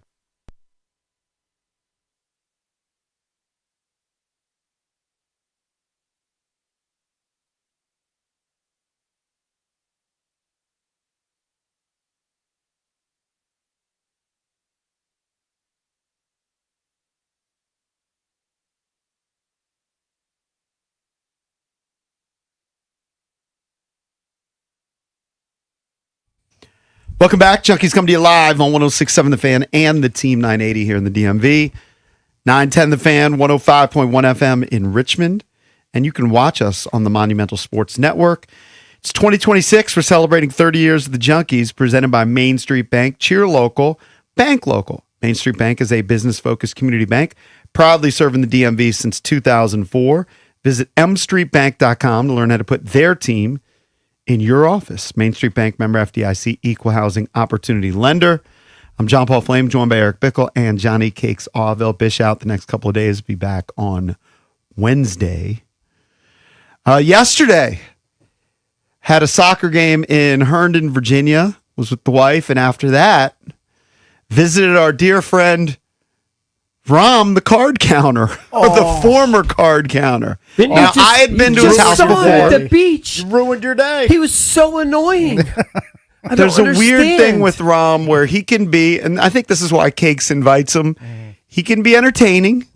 He can even be endearing at times. But he's got a very short shelf life. Right, but he can be annoying. But it was partly because, and Drabby can jump in, Drabby was going to get together. Rom has a daughter who is close in age to Drab's daughters. And my daughter's played Did he name her Ramina or something like that? Remember he was gonna? No. Her name's Kaya. Remember he said that at one point? That was his bit, yeah. Yeah, he's going to name her Ramina. Yeah, Named her Junks. That's right. It's Kaya. Right, sorry. Okay. But I'd actually been to his place once before. Isabella doesn't have a younger sister, and she enjoys playing with younger kids, and we'd gotten together there before, so he's invited over to the house, and it's still kind of a work in progress. And but I've talked about it before, so I got there before Drab did, and since my wife hadn't been there before, he starts taking us on the tour of his house. So he bought a house in Vienna. It's on a street where probably 20% of the homes are flipped into these big mega mansions. And then you've got 80% are just kind of the regular old houses. He's one of the 20% that has taken over a lot and just built like this. I mean, I don't know if you call it a mansion, but it's a big house. It's a mansion. And I'll say this. I got worried for him once again when he's doing the tour because he had sent a text message and he said, I just got out of the shower. Yeah. And I told him that I was going to arrive probably between 2:30 and 3. We had this game in Herndon, didn't know how long, the game would last, some post-game activities, whatever. I said 2:30 to 3. So I guess in anticipation, he's like, hey, I'm taking a shower. Marina, his wife, is out. So when we get there, he should be fresh and clean. You would think. Dude, within 2 minutes, he's breathing heavy. He's sweating profusely. Yeah, he's wildly out of shape. When we were at the beach, I was like, dude, I'm going to go look at the ocean because I'm here at the ocean. I can't come to the beach and not look at the ocean. I was like, do you want to come with? He's like, too much walking. We're staying on the ocean block. All we had to do is walk out of our hotel room, walk up the street maybe an eighth of a mile, and the ocean is right there. He didn't look at the ocean He just the had whole no time interest. we were there. He had no interest. Well, That's he was the bottom also So- incredibly lazy and out of shape. He knows, kind of like when you play golf, you know you only have so many bendovers. He knows he only has so much in him. So because Drab was arriving later with his two daughters, he was going to save the tour of the basement Right. for when his kids came over, or for when Drab and his kids came over. But we went upstairs, and I'd seen it before. He has the world's biggest bed. I don't know if you've seen a picture I've seen of a it. picture of it. Yeah, It's Drab, can you insane. describe the bed? All right. In person, For it's the world's smallest dong. I love Rom. There's so much stupidity going on in that house. Has I he mean- fully furnished it for No, the most part? not even close. It's impossible. It would take him 10 years to furnish this house. It's so big, right? Yes, I mean, He has so much closet space. Like if he fills up every bedroom, He didn't even have has like a clothes. walk-in closet, including like 2 guest rooms. I know you. I went into his master closet. He's got 3 Junkies jerseys, Yeah. and that's it. And Yeah, this massive walk-in closet. His bed is probably 30 feet wide. Yeah, His Can bed. you do a 30 video? feet wide. Can you do a video? Put it on JFK or whatever. Or He would have to send it. Yeah, The cribs. We should do a We should cribs. do We- a Rom we- Cribs. no, well, exactly. no. That's what I want Here to it do. is. Back Roms. You do a takeoff on back rooms. Back Roms. There's your horror movie. There Well, it is. it's That's our definitely a horror concept. movie. Being married to him is a I horror mean, movie. Rob's a great horror villain. I'll he say this. terrifies everybody. The bed is so big. Say it's a big master bedroom. Okay, so master bedroom even has like 2 lounge chairs. I would Yeah. say they could spin facing this monster TV. He's got monster TVs in every room. Sure he does. And I mean, but the bedroom, the bed is so big, it's almost like wall to wall. It's almost like if you took your bedroom and took a bed, no nightstands, you just had bed on one wall and it goes all the way to the next wall. I think you could legitimately lie 6 people down So next he's to got each the other. world's largest bed. He brought the world's smallest duffel bag on his trip to Dewey Beach. Like he literally could. He fit like his Junkies jersey, maybe one fresh pair of underwear, and flip flops that he didn't even wear. Doesn't he have to wear suits to work? Like, where does he put the suit? He works from home. Suits. Oh, he doesn't have to go. He works to from home. And by he the doesn't have way, to go to the office. so he has he has no suits. I'm gonna guess I doesn't mean, he own a might suit. show up to work every once in a while. He owns no suit. I'm gonna I didn't guess see a suit. Doesn't own a suit. I didn't see a suit. He doesn't own a suit. he must. I mean, he's like 50 years old. He He's got to must. own a He's suit. got to have maybe one. Maybe one. But maybe credit to him, he has a lot of pride in a lot of the design, right? Like his closet. He was a lot of talks about bragging. carve out space. He's like, I told them, this would normally not be here, and I told him to carve out this little nook. To me, I just see more problems, like Yeah. more space, Interior more problems. designer Rom. Yeah. But like he's like, gotta we do don't, a cribs. we don't have dressers in the bedroom. Yeah. Because he's got a dresser in the closet. I mean, the closet's huge. His Yeah. master closet. Maybe And then that would get me. I think his bathroom had been hyped. Going to see Rom's house. Yeah, I'll do a crib. I think we need to do a P1 party because he would grab the attention. His basement.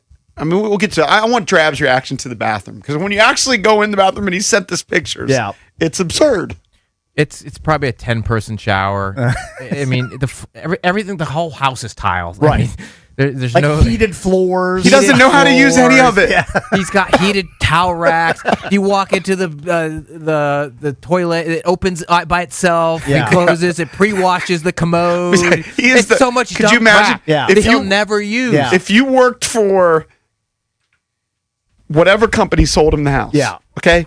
9 out of 10 people say no to all your pitches, right? Like when you go to a car dealership and at the end of the car dealership, you meet with the finance guy and they pitch you on like 10 different things. All Do you the want the rain extras. coating? Do you Yeah. want this? Do you want that? They're used to no's. Rom's that 1 out of 10 that says yes to Give me everything. all the gadgets and Everything. gimmicks. Everything. His shower has a bench. Okay, I won't say most, but a lot of showers have a bench, right? Usually the bench. In a modern home, a new Usually, home, yeah, it's not you know, you unusual. can kind of sit your butt on the bench if Get you on my wanted bench. to. Yeah. You might have A little bit of space to room. put like bar soap Yeah. next to you, maybe some shampoo. His bench, if we lined up and sat next down to it, we could put 2 5-on-5 basketball teams because the bench goes completely around the shower, which has I've never heard of such a he has 6 jets. So it's got 2 overheads and it's got 4 jets. It is a lot of coverage. He It's needs a lot of coverage. ridiculous. There's a bathtub in the shower. Not outside, in the shower. There's like a $5,000 bathtub. Why? Because the guy, he said yes to everything. Does not It's make this cavernous, brutalist home. I don't know how else to say. Like, it's massive. It's all white and black. He's a sales guy's dream. Hey, do you want the blinds that if you?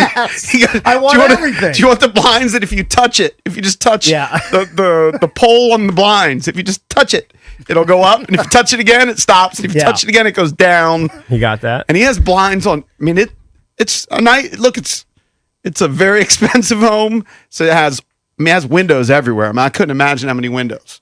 I mean, whoever worked at Next Day Blinds or whatever blind store that Rom came in, I mean, They got a silly raw mission. Does he have a yard? Does he have a yard? He has a yard, which is going to have the swim spa. They're working on the patio. He was talking to a crane operator while we were there. How he's going to lift the spa into the backyard, this pool. Who's going to lift him into He's the pool? getting that swim pool thing, right? Interestingly, his need next a door crank rib. neighbors have like regular homes. Oh. Okay. They're nice. I feel so neighborhood. bad for his Is next door his neighbors. noticeably bigger than his neighbors? Yes, way bigger. It's kind of like, when you go to Stump's house. Big dummy. Stump's the opposite, right? When you go to Stumpers in McLean, Joe and he's Stump's got house mega house? mansions, and then Stumper is the regular. Stumper has the original house. Right. Yeah. Right. Everyone's done tear downs. Stumper's Right. neighbors like TJ Oshie.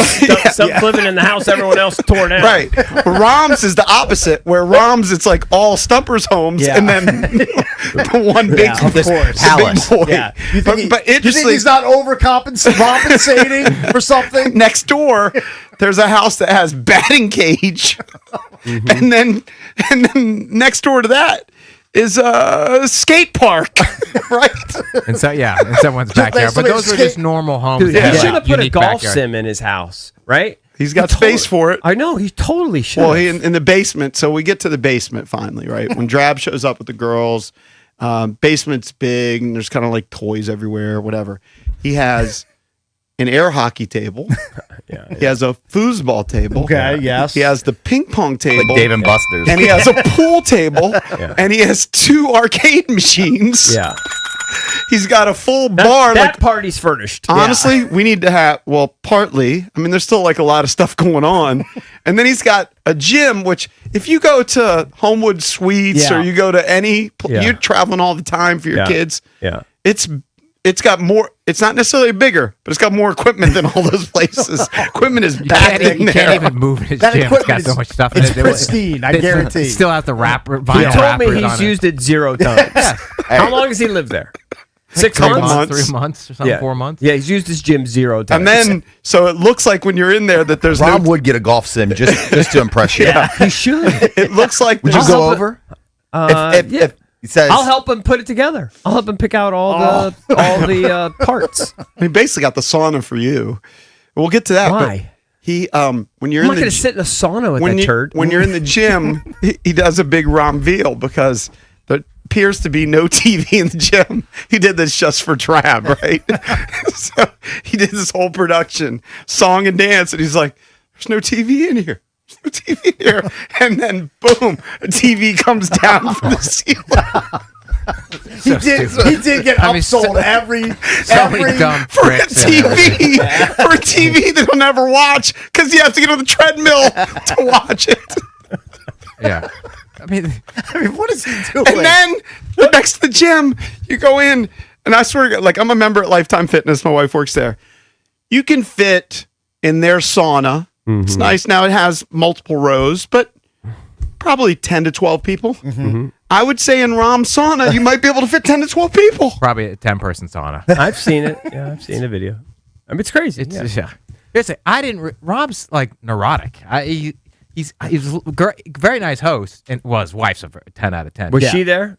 Yeah, well, I would have got home in 20 minutes. Oh, I She thought you wasn't said there. she was out of town. No, she was there. Yeah, and the mother-in-law, who Mother-in-law. doesn't speak English. Does she live there? Oh, by Does the the mother-in-law way, she live doesn't there? speak English, and Rom's going to her and saying, "I'm gonna make love with your daughter tonight."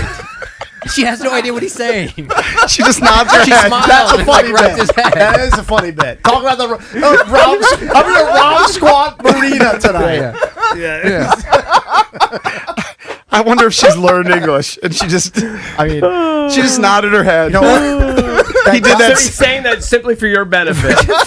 Thank God she doesn't understand English. Multiple times, but you by know the what? way. He's annoying in any language. It doesn't matter. But whether you can understand it or not. there's a charm to it, but he's got major OCD. Oh my God. He had What you is couldn't his wear the thing? shoes. It's hardwood everywhere. To me, if you have hardwood floors, you shouldn't have to take off your shoes. It shouldn't matter. Like if you've got carpet everywhere, I get it. Yeah. Nobody wants somebody to come in with muddy shoes and mudding up a carpet, but had 100 shoes, like Sebastian Maniscalco says, shoe farm at the beginning of the house. Mm-hmm. But dude, you walk in, he's got this office, Travis hat on it. I mean, what's up? So he's got a $17,000 massage chair. So stupid. What is he doing? So stupid. You know what? To massage all of his muscles. He should probably build a mausoleum in the house because the house is going to kill him. It's going to put him in an early grave. Spending all that money. I mean, he's going to an early grave. That's Well, what yeah, I kept thinking that's- about. Like, that- Rom, you're not going to enjoy any of this. Like, Yeah, you're going to I mean, be he's so dead unhealthy. in 10 years. He It's a has to have miracle. every metabolic issue possible. I know. So there's not like one fiber of carpet in that house, anything, right? So he is neurotic in the OCD. The kids got ice cream. The ice cream truck came by. They brought it in the house. He's like harassing the kids about it. Ice cream dripping that hasn't even dripped yet. He's watching them. I mean, what's the big deal? It's going to fall on the tile. He's wipe it up and have a you get second. some 409, you squirt it with a paper towel, and you're good. He told Tinsley to watch the remote control car. He was bumping into the wall or something. Well, he didn't care. He was just saying that for your benefit. I'm No. sure. No. He I cared. I think he's like, I watched oh, him. yeah, yeah. I watched him lock a door, and he looked at it like 4 times. Yeah. Like he's locking the door. He There's walks something away, going look- on there that I didn't pick up on for 20 years. You know, like he constantly looks behind him. He's got that like a lot of OCD issues. But dude, every bell and whistle. You know how some people have instead of a deck, Yeah. they have a screened-in porch. Sure. Right? He has a screened-in porch and a deck, and then a remote control will just the screen goes up. You want to expand the deck?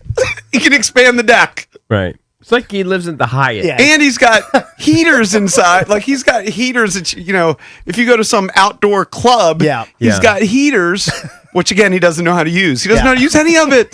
They've sold him everything. He's probably got 1 million remote controls. Here's why I think he can't use it because I think it's all tied into an app, and he's like a technophobe, and he doesn't know how to use the technology. I mean, good for him. He bought $3 million house, whatever the heck it is.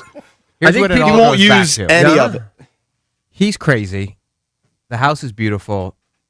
I just don't understand, again, time and time again, how he has a beautiful, normal wife and a beautiful kid. None of it makes sense. Well, this the guy, wife has normalized the kid. Every time I see him, his wife's a 10 out of 10. well, I tell him, he's thank the God world's your luckiest kid guy. didn't inherit any of your genes, at least looks wise. She has some of his DNA coursing through her body, but looks wise, she looks like the mom. And doesn't, thank God, doesn't look anything like Rom because he's a hideous troll. Eric, what do you think is on his mantle in the basement, by the way?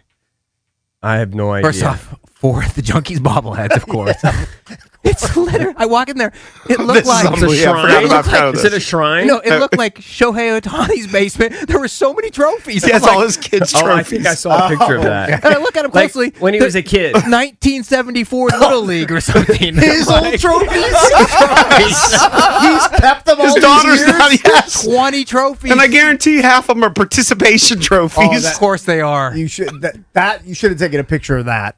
No, And I we think should I have did. tweeted Somebody that had a out. picture of that online somewhere. I saw it. People have to understand.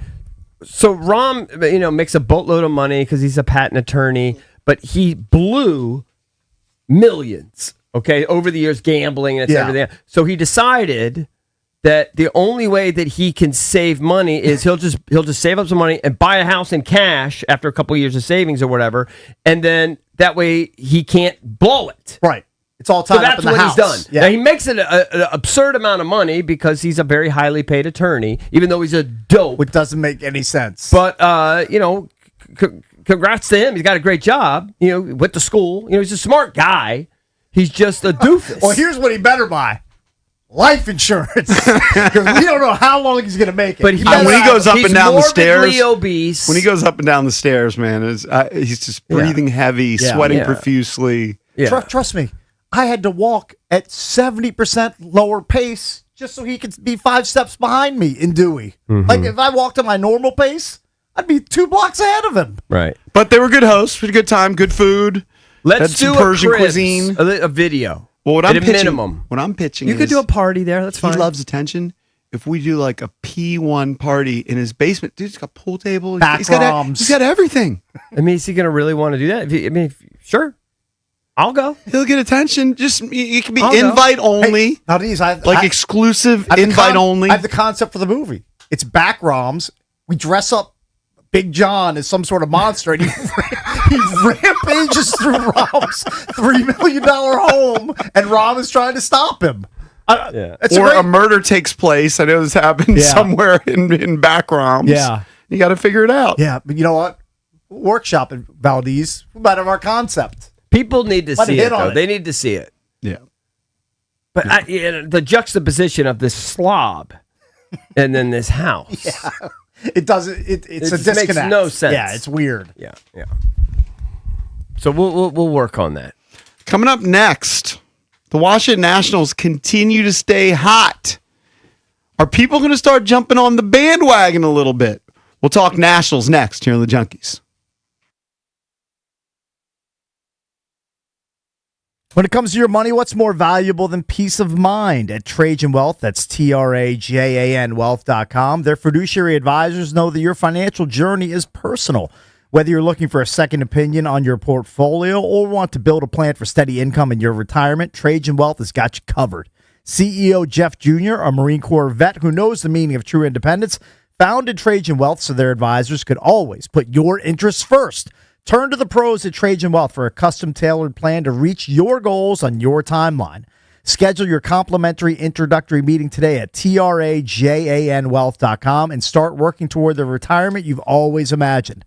That's TRAJANWealth.com. You owe it to yourself to get a second opinion on your financial future. So call Trajan Wealth today, 1-855-TRAJAN1. That's 1-855-TRAJAN1. Or visit TRAJANWealth.com. Advisory services through Trajan Wealth LLC, SEC registered investment advisor. Additional services through Trajan Estate and Trajan Tax. Actual client paid advertisement. Additional disclosures at TrajanWealth.com.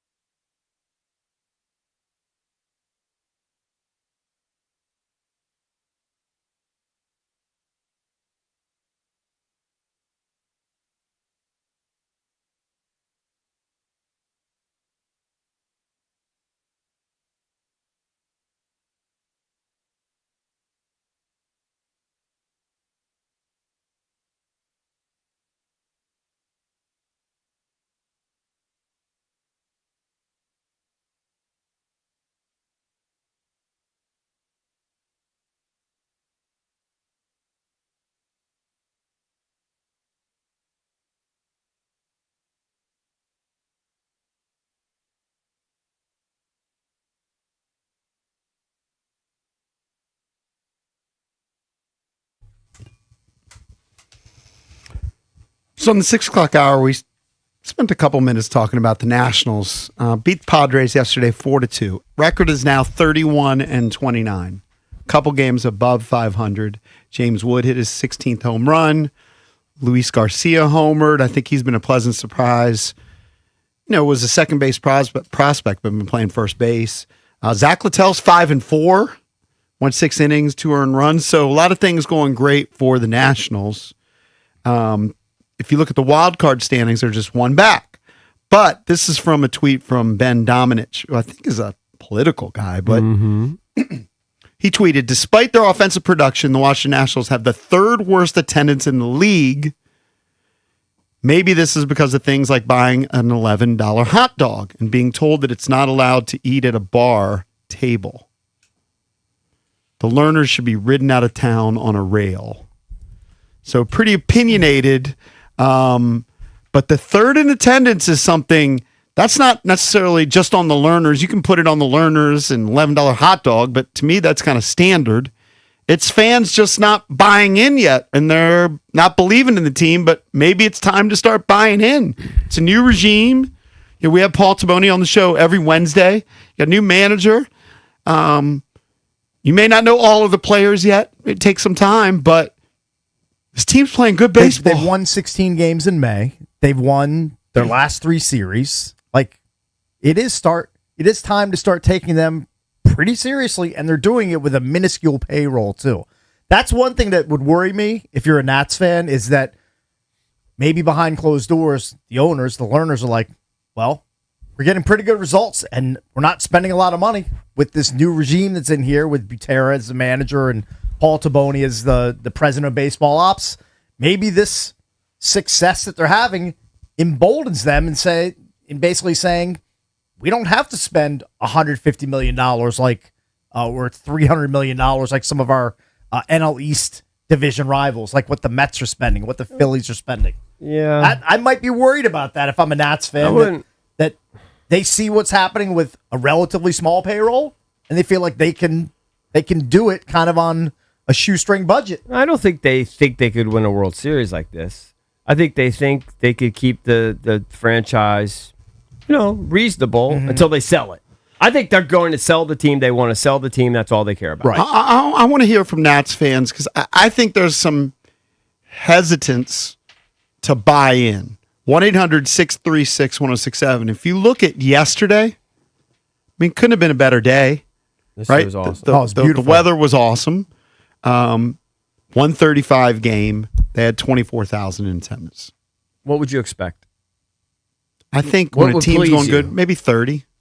Okay. I'm not saying have to sell it out, but No, but that's 20. that's quality opponents in town. The Padres are 6 games over 500. Beautiful weather. It's a weekend. Teams winning. Yeah, I would think 28 to 30,000 would be more kind of in line for what you'd expect for a game like that. 1-800-636-1067. Are you buying into the Nats? And if you're not, what's it going to take? Because right now, the Washington Nationals, and I get it, there's another 100 games to go. They're 1 game out of the wild card. Yeah. Usually when a team is in the playoff mix, there's excitement. We were grasping at the Caps at the end of the season. I don't think anybody thinks they're real, even though they're 1 game back now. I don't think people really think, push come to shove, but why not? that they're real playoff. James Wood isn't going away. C.J. Abrams isn't going away. Yeah. I just think on the whole, they don't think that it's a real playoff contender. And this team seems to be doing everything on the margins right. So when they'll have somebody pitch for the first inning because they look at the lineup and they're like, well, we don't want a regular starter starting here. He'll come in the second inning. And whether it's stolen bases, being more aggressive on the bases, all kind of these little things seem to add up. And you read about. I listened to the hitting coach on Grant and Danny's show. Very impressive guy. They seem to be doing I'm not saying that the previous batting coaches didn't prep them, but it seems like they're prepping more. I just think that they're like a marginal. I'm thrilled that they're competitive again. We have them on, right? We're monitoring at my house. But they're a marginal playoff team at best. Even in the best case scenario, they'd be a marginal playoff team. Weren't they a wild card team when they won the World Series? Yeah, but there was a lot more hype. They were winning. They would go to the playoffs every year. It's just a different vibe now. Right, but the point is maybe you got to start buying in. It's too early. So 60 games is too. They've caught people by surprise. What if they've been bad for 7 or 8 years? The public's not really buying in yet. They're a marginal. No one thinks they're going to win anything of note. So it's great, but this is more of you got to pop more to get the kind of reaction there's been you want. Fan base erosion since the World Series. This is a bandwagon town. We love winners, but they're not quite there yet. They're fringe. They might be a fringe playoff team. That's not good enough for this area. That would be my answer. And you have 2 studs in the lineup. They're not going anywhere. James Wood and C.J. Abrams. Now people start freaking out like, oh, they're going to end up trading them in a couple years. Maybe that'll happen. Here's how you get attendance bump. James Woods hits 6 home runs in 6 straight games or something. Maybe they win 12 straight games. They got to do something extraordinary, put them over the hump, because they're just a fringe team right now, breaking out of a 7 or 8 year malaise. But maybe they've found their winning formula. To an extent. But this town, you got to do better for this town to pay attention. 1-800-636-1067. Are you buying into the Nats? And if not, what's it going to take to buy into the Nats? All right, let's go to, let me see here. Let's go to Matt in Woodbridge. Matt, what's up? You're on with the Junks. All righty, thanks for hearing me. Sure. I'm excited about watching this team. There's nothing better to me than the movie, the Major League, the young, scrappy team that builds themselves and crawls out of the basement. Right. They're not on TV. How would you generate any buzz or excitement? Well, it depends on your service. They're on my TV. Jerry Jones and Ted Turner would make it hard to watch their TV? No. I have cable with extra sports channels, Big Ten Network, NFL Red Zone, all this, and I can't get it. I'm supposed to spend extra $11 a month when they won't spend $1 million on a first baseman? Yeah, Matt. What cable service do you have? Xfinity. Why don't you? It's kind of a big one. Okay, Kind it's of a a big big one. one. That is a big It's one. a That's big a big one. point. It's a big one. You can get it, but you're right. But you have to pay extra. Why don't you get? I have DirecTV, not the dish, the streaming service. I bet you it's a very similar cost, and it's included. Why don't you just switch service? They're not willing to spend, no matter what their record is. But I'm just saying, you could be a net even. It would be a net. It would be even. I'm going to change all my cable to accommodate people that are not trying to win. It's been 3 years of this. So I'm supposed to jump on the bandwagon, and I'm supposed to help them out? They won't even help You don't have to help themselves. them out. I'm just saying, if you want to watch them, you can. You just don't want to. Yeah, but a lot of people are like that. He does want to. He to doesn't spend want to extra. bend over Yeah, no, no. backwards You to don't do have to it. bend over backwards. You make one phone call, and you could switch it probably for the same cost. Would Okay, you but he's change your locked cable in. today for one phone call? I did it. No, you wouldn't go through that. I did it. I did it. Yeah, but for years you also used to pay for 2 services. I know, but I pay for Yeah, one. yeah, now. that's, But this is not normal he's America not would the do only that. guy. Thank you for your call. This is a tweet from Brett. He just doesn't He want to says deal with it. the TV deal is a thing. We can't watch the Nats on our Verizon cable bill anymore. My son and I watch other games. We're losing the emotional attachment and getting to know the players because they aren't on TV when we're making dinner. I guess I don't understand the emotional attachment people have to their TV provider. Switch providers. I think a lot of people are just locked in. Yeah. I don't think like that's change. just kind of silly. Open your minds. You do it with your phones occasionally. You do it with other bills. Just switch your TV provider.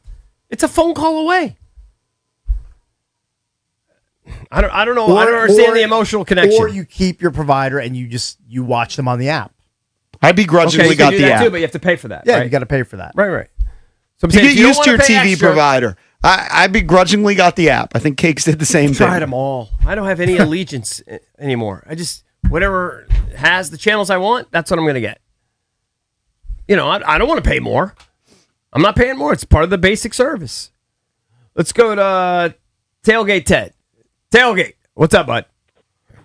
What's going on, guys? What's up, man? I'm happy that the team's doing well, but as a fan, I don't have faith in this ownership. Let's just say they actually can make a run to invest the money to be buyers at the deadline. They probably won't. It's hard to probably won't be big ones. It's hard to care about them. And I want to support them. I'm going to the game on Wednesday just because it's a day game and it's something to do for work and I get to hang out with my boys. But other than that, they're an afterthought. I went to the Defenders game at Audi Field yesterday when they played at noon and the Nats played at 1:30. And I'd say the Defenders probably had a better turnout than the Nats game did. And it's UFL. It's kind of a joke of That a would be football hard league, to but it's something believe. fun to do with your guys. How many people were at the Defenders game? I was in the beer section. Everybody's packed there. It's just, to me, it's more of a fun experience. Yeah, 10 And years. I don't know, man. He's double counting the crowd, I would guess. Yeah. That's at Audi, That's still, right? yeah. Yeah, I don't know. Audi. Yeah. It's not going to fit as many people. Yeah. Was it 15,000? It's a great venue. I'm going to see if I can find the UFL box score to see how many they had. I don't think it's going to be close to 24,000, but to his point, if people are making choices and they're choosing the Defenders, that's taking out, from the Nationals. I They just don't even think have box it's scores. early in the run. And if you want to chime in, 800-636-1067. So 80 games? How about No. 100 games in? If after 100 games, No, I'm saying they're- early in the run, and it's going to take a couple years. okay, a couple years. I don't think you're going to get. What if they made the playoffs this year? Well, then people would show up. People would show up because it's an event town. It would be an event.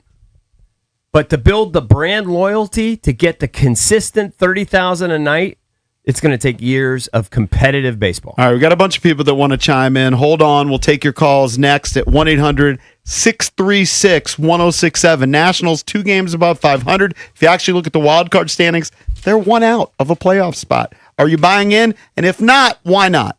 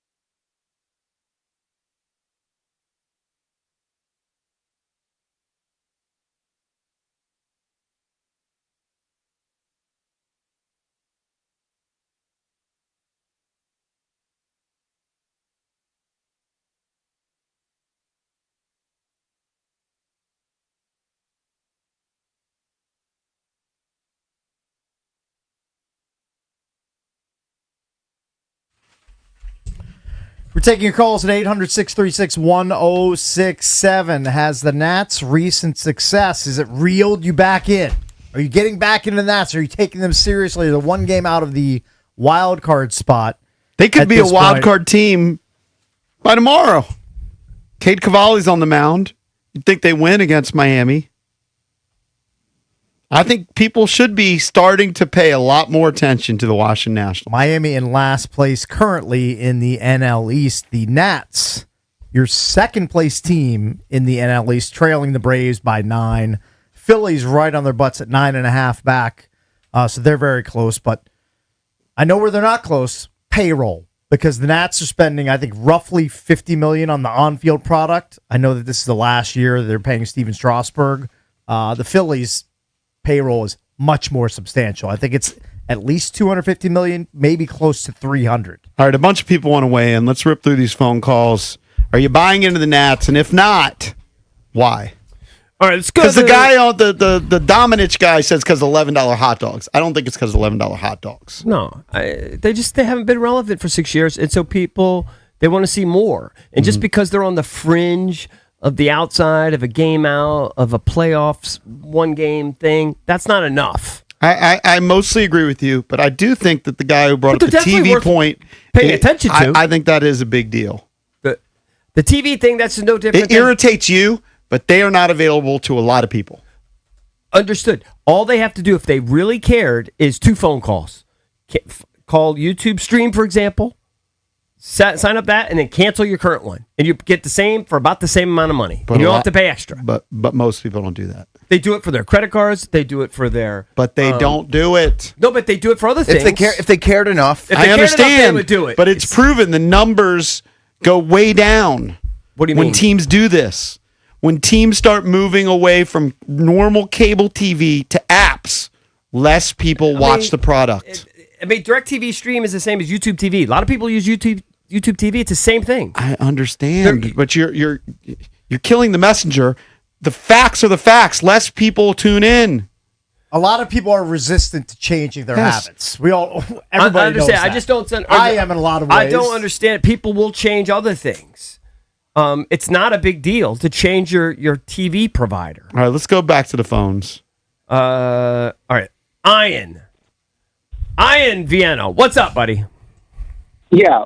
So, no, I'm not investing in this team, and I don't even want to go down the cable argument because when you say it's easy to change, you're right, but what am I getting? Just the Nationals? I don't care enough, and the fan who called in You basically and get the said same they're channels. not investing.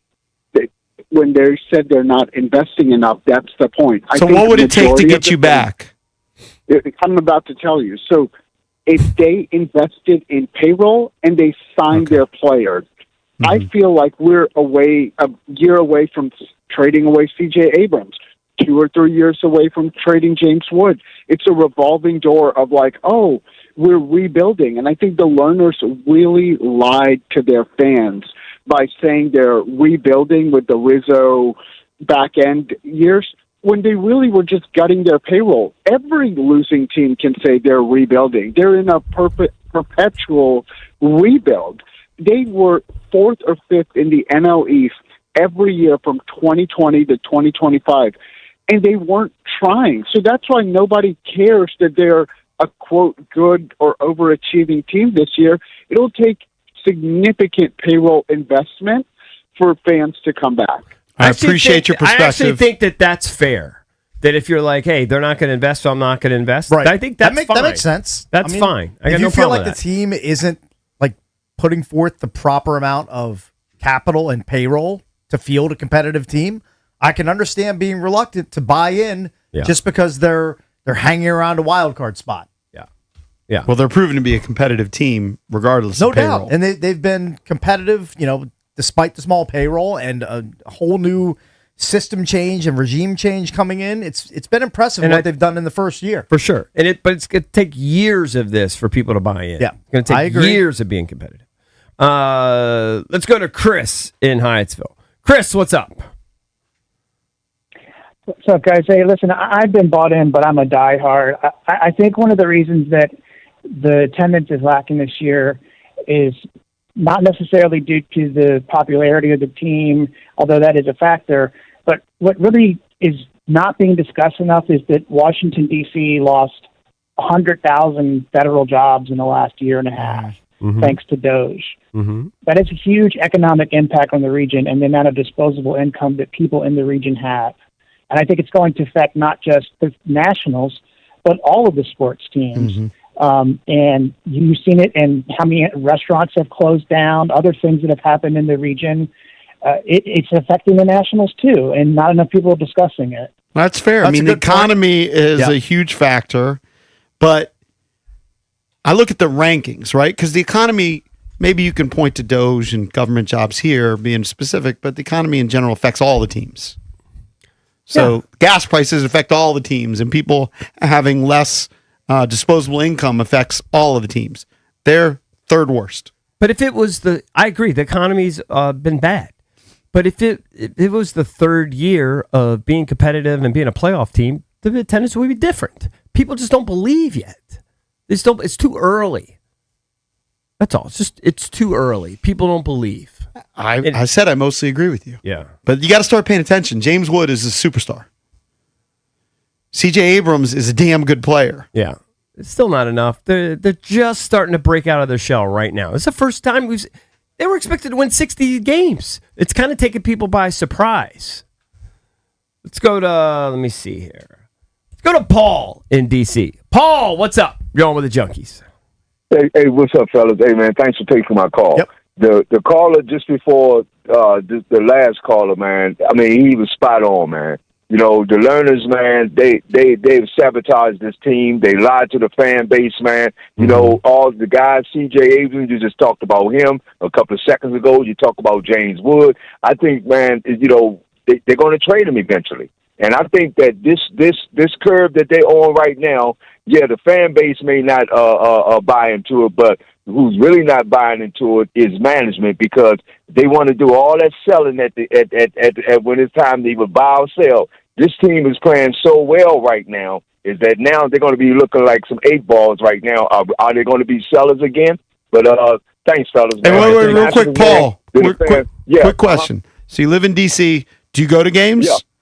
Yeah, I've been in D.C., man. Hey, I'm an old dude, man. I was a Washington Senators fan. Oh, so wow. when this thing came back, right, and there you go. When they came back, man, I was so excited, man. World Series, man, went to heaven right there with that. But then start seeing what the learners have done to this team, man, what they have done, man. I mean, it's disgraceful what they've done. So they've actually lost the fan base of those individuals who I believe that actually love the game of baseball, you know. But hey, fellas, man, you know, we got bad ownership, man. Let me ask you a question. I'll ask you a question. CK's actually texting me during this conversation, and it kind of speaking to the point you're bringing about fans being upset. I was upset, you know, when Harper and Soto and all these guys move on.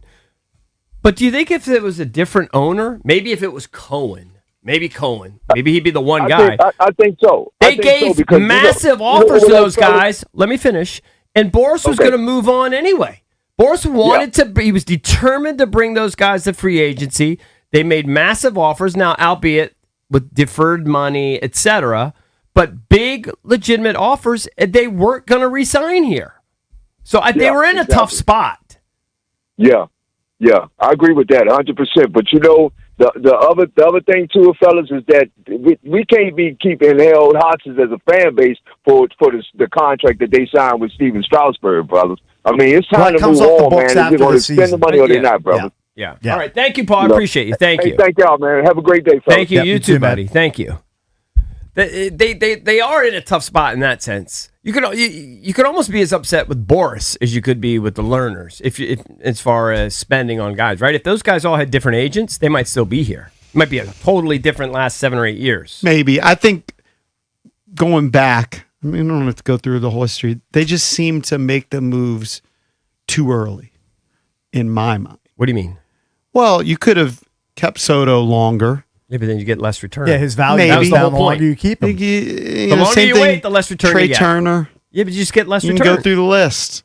Okay, well, maybe I would rather just have the guys play another year and a half, 2 years. Yeah, but then I'm not in a rush. Eventually, I'm not when in a they rush. leave, you got nothing. I'm not in a rush to trade they James waited, Wood. you don't have James Wood. I'm not in a rush to trade C.J. Abrams. I know. If they did what you suggest, though, they wouldn't even have James Wood. Potentially. 1-800-636-1067 is the number. We'll talk to Fred Smoot coming up at 9:25. But next, we'll open up EB's entertainment page here on The Fan.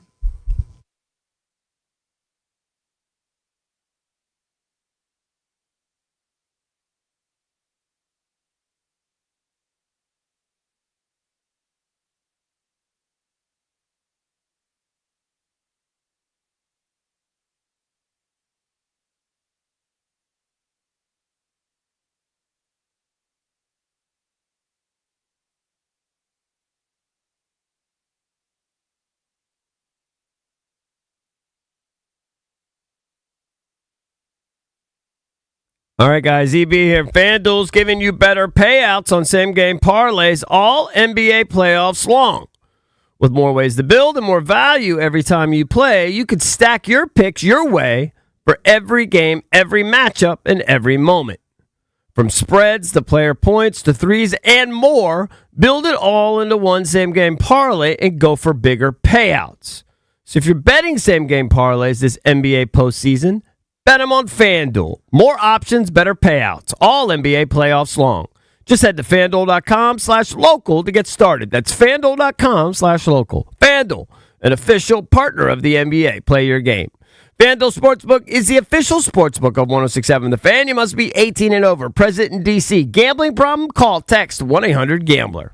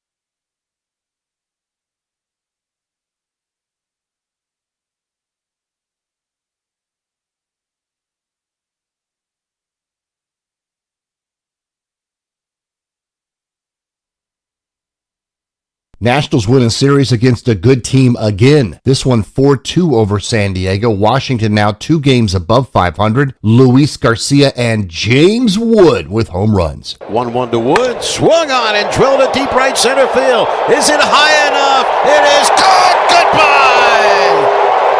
Another laser beam over the right center field wall and a home run for James Wood on a 1-1 pitch from Griffin Canning. That's number 16.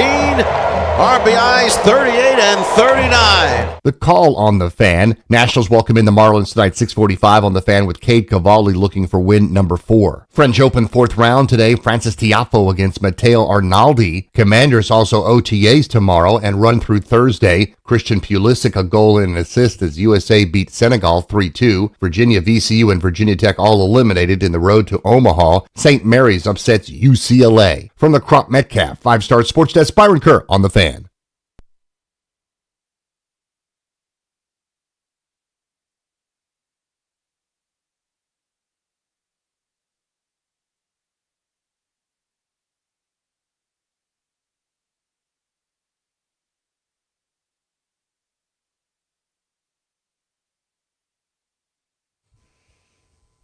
All right, we're going to move on from the Nats talk, but I did put up a Junkies poll of the day. Please vote at Junks Radio. Our polls are sponsored by Surfside Iced Tea and Lemonade with vodka. Light, refreshing, 100 calories, 0 bubbles. Pairs perfectly with the day on the golf course. Must be 21. Please drink responsibly. And it's a simple question. We've been talking about it. Are you buying into the Nationals yet with the 31-29 record? Early voting, 56% say no. I don't know. I'm starting to kind of buy in just because, like, you look at certain metrics, they're great on stolen bases. We know where their weaknesses are. Starting pitching, but starting pitching has improved. I think James Wood, C.J. Abrams, they're not going away. They're going to keep carrying the offense. They're going to be competitive-ish all year. I think they're probably I don't think they're going to go in the tank. Yeah, and so I think they're going to be hovering around where they are and compete for a playoff spot. Like in August and September, I think we're going to look and say they got a shot. Then people, because it's an event town, will want playoff tickets, and then people have a heightened sense of excitement, and then it'll go away as soon as they're eliminated. Yeah. So you can vote at Junks Radio on Twitter. Not going to be sustained. Poll of the day. But right now, early voting, people are voting no. All right, let's get in the entertainment page, driven by BMW of Fairfax. Well, let me just say this. Twitter's ruined their algorithm so many times. I put a poll out there, get 10 votes. I mean, it's just, everything is pushed towards the For You column. Yeah. It doesn't, nobody sees who they follow. You got to really actively stay on top of it, make sure you're seeing who you're following. I mean, it's so annoying. What is the EB poll? So that's separate from the Junks Radio poll. It doesn't matter. It's just the same. It's so annoying the way they mess with it. Mine's just about the dumb fierce thing. I just think it's hilarious. But nobody sees it because they put everything on the For You, and you just see garbage over and over and over. I'm voting on your poll too. Thank you. At EB Junkies. Then I have 11 votes. I mean, nobody sees this stuff. Yeah. Entertainment page driven by BMW Fairfax, DC's only BMW Center of Excellence Award winner for the ultimate buying experience on your ultimate driving machine. Get over to BMW Fairfax. Ask for my girl Miriam. She's the general manager. She'll take care of you, I promise. You can check out their entire selection of certified pre-owned and brand new vehicles right there on their website, bmwfairfax.com. You won't regret it.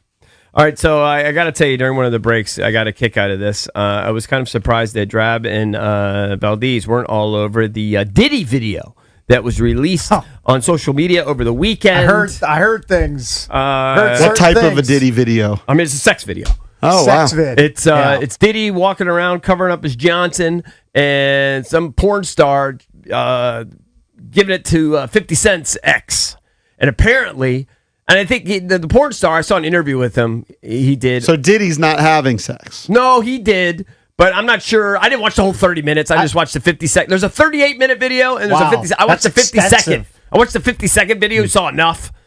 But there's definitely baby oil in there, and Diddy's making a point of going around there and handing everybody baby oil. He's into baby oil. He's keeping Johnson in business. By the way, he's into baby oil himself. Like, he's lathering himself up in baby oil. Like, he loves some baby oil. So was he watching the porn star with 50 Cent's ex? So, yeah. And here's the... So that's why 50 Cent goes at Diddy so much. Well, they've been going at each other for a long time. But this is apparently was a response to 50, and this was to get back at 50. So he's going to have sex with his ex-girlfriend or whatever, with a porn star, whatever. Apparently, so here are the two things I gathered from this interview I watched with this porn star guy who was kind of intriguing. And watching the 50 Cent. What's his name? The 50 seconds. What was intriguing about the porn star guy? Just him explaining what happened. The breakdown of what happened. What's his name? Sometimes they have interesting names. Sly Diggler. Yeah, I like that. Sly Diggler. So not Dirk Diggler. Right, I got it. Sly Diggler. Okay. And apparently Sly. So Sly was sliding apparently into Sly's 50's got X. a foot long in his pants. Yeah. Okay. That's his deal. Okay. Just like the movie. Apparently, according to the guy that was interviewing him, I mean, once you say porn star, I expect they're well endowed. they're not all. Most Yeah, of this them. guy- I mean, super well This endowed. guy's super well. Okay, he's on the other side of it. He's okay? Wemby. He's he's an outlier. Okay, but apparently Diddy's whole thing is, and according to the guy that watched the video, he can attest to it. Diddy's whole thing is, I can give these girls whatever they want. Yeah. I can buy them anything in the world. I give them all the money in the world. I can't give them what you got. Yeah. And so he likes all right. watching his women be pleasured by these. I heard he's like things. Rom. He's Romy Bear. Yeah, he's and Diddy apparently. Oh, Diddy is? Yes, Yes, that's the thing. That's the word on the street. The guy the porn star guy estimated he's got a Mark Mosley in his pants. That's what he estimated it as. The interviewer, now I didn't see it. The interviewer claimed when he was being by himself. I got you. Yeah. Okay, so in other words, there's a hot dog bun, Yeah. and then the hot dog was in the bun. Yeah. There was no hot dog outside the bun. If that Who makes any claimed that? sense. The interviewer guy said he watched it, All right. and that was his big takeaway. By the way, Like, Diddy's, correct me, I don't know. Is he still in jail? yes, Okay. yes. I think he's in until at least like 2028. But anyway, I think. so this video, all you got to do now. Listen, if you're a child, turn the radio off. I never finished the Diddy But all you got to do documentary. is type in Diddy sex video on Twitter. Boom, you got Gotcha. it. It's got a red light. I never finished the Diddy documentary on Netflix. Yeah, But his childhood, like, I think he used to see his mom, like, have sex or something like that. He's got a lot of weird he's issues. had a horrible upbringing. Yeah, I'm sure. Yeah, I'm sure it's contributed to his monstrous behavior. Is it possible that this other guy, Sly Diggler, is just so massive that no matter who Makes any human look like that? human Well, in that maybe, room but gonna Sly look tiny? Diggler, he asked Sly, and he said, look, this is honestly what he said. So I watched the interview. He said, I try not to look over there, like any guy would, right? He says, I try not to look over there. I'm just doing my thing. He goes, but when I did, he said, maybe a Mark Mosley. That's what he said. I find that hard to believe. Watch He's probably it. just normal. I don't know. That's below normal. You watch the video. He looks. I mean, by the way, I'd Diddy rather also not. has got massive butt, massive thighs, massive belly. He's got a nubs body. He's got, yeah. Nubs he's body. Now, listen, he's a 55, 56-year-old rich guy who's probably been eating and drinking everything he can for the last 25 years. Yeah. The finest meals, the finest alcohol. He's a big bloated turd. I think I said this on video when I did Right? the. He got a massive belly. Massive But belly, he massive butt. it wasn't big always thighs. like that. No, but this when- is what, when Yeah, you're a that's billionaire. aging, aging and when I did the lifestyle. Yeah. when I did the Marine Corps Marathon, I believe Farley did this video blog of my training, and he was trying to get me hyped up for like a goal of a time, and I just said this is when Diddy wasn't a pariah. You said you want to beat I Diddy's said I time? just have to beat Diddy's time. Yeah. What was Now you just Diddy's need to time? beat Diddy I can't in the remember. Was it like pants. 5 hours or something? I don't think it was anything super great. Yeah, I think it was like pretty. Like I couldn't average-ish. lose to Oprah. By the way, you know what I mean? most of the Mark Mosleys I see are threes. He also wore 11 at one point, right? Like, I'm referring to the single digit. Yeah, he's not burned to 11. oh, Are you just now cluing into what I'm saying, Case? no, I was, In other words, yes, he is just you cluing can't see in. the hot dog out of the bun. yeah, I get it. I The get it. hand is the bun. Okay, I thought you were referring to Diggler as Mark Mosley. No, Diggler is He's- like Jeff Hostetler. Yeah, he's like double digits. Do you remember Jeff Hostetler? Of course. So many young guys are Googling these names. Yeah. Google Jeff Hostetler's number. I was very confused That's about the one that Mosley. comes to my mind. Yeah. What about Mark Rippon? No, Hostetler. Yeah.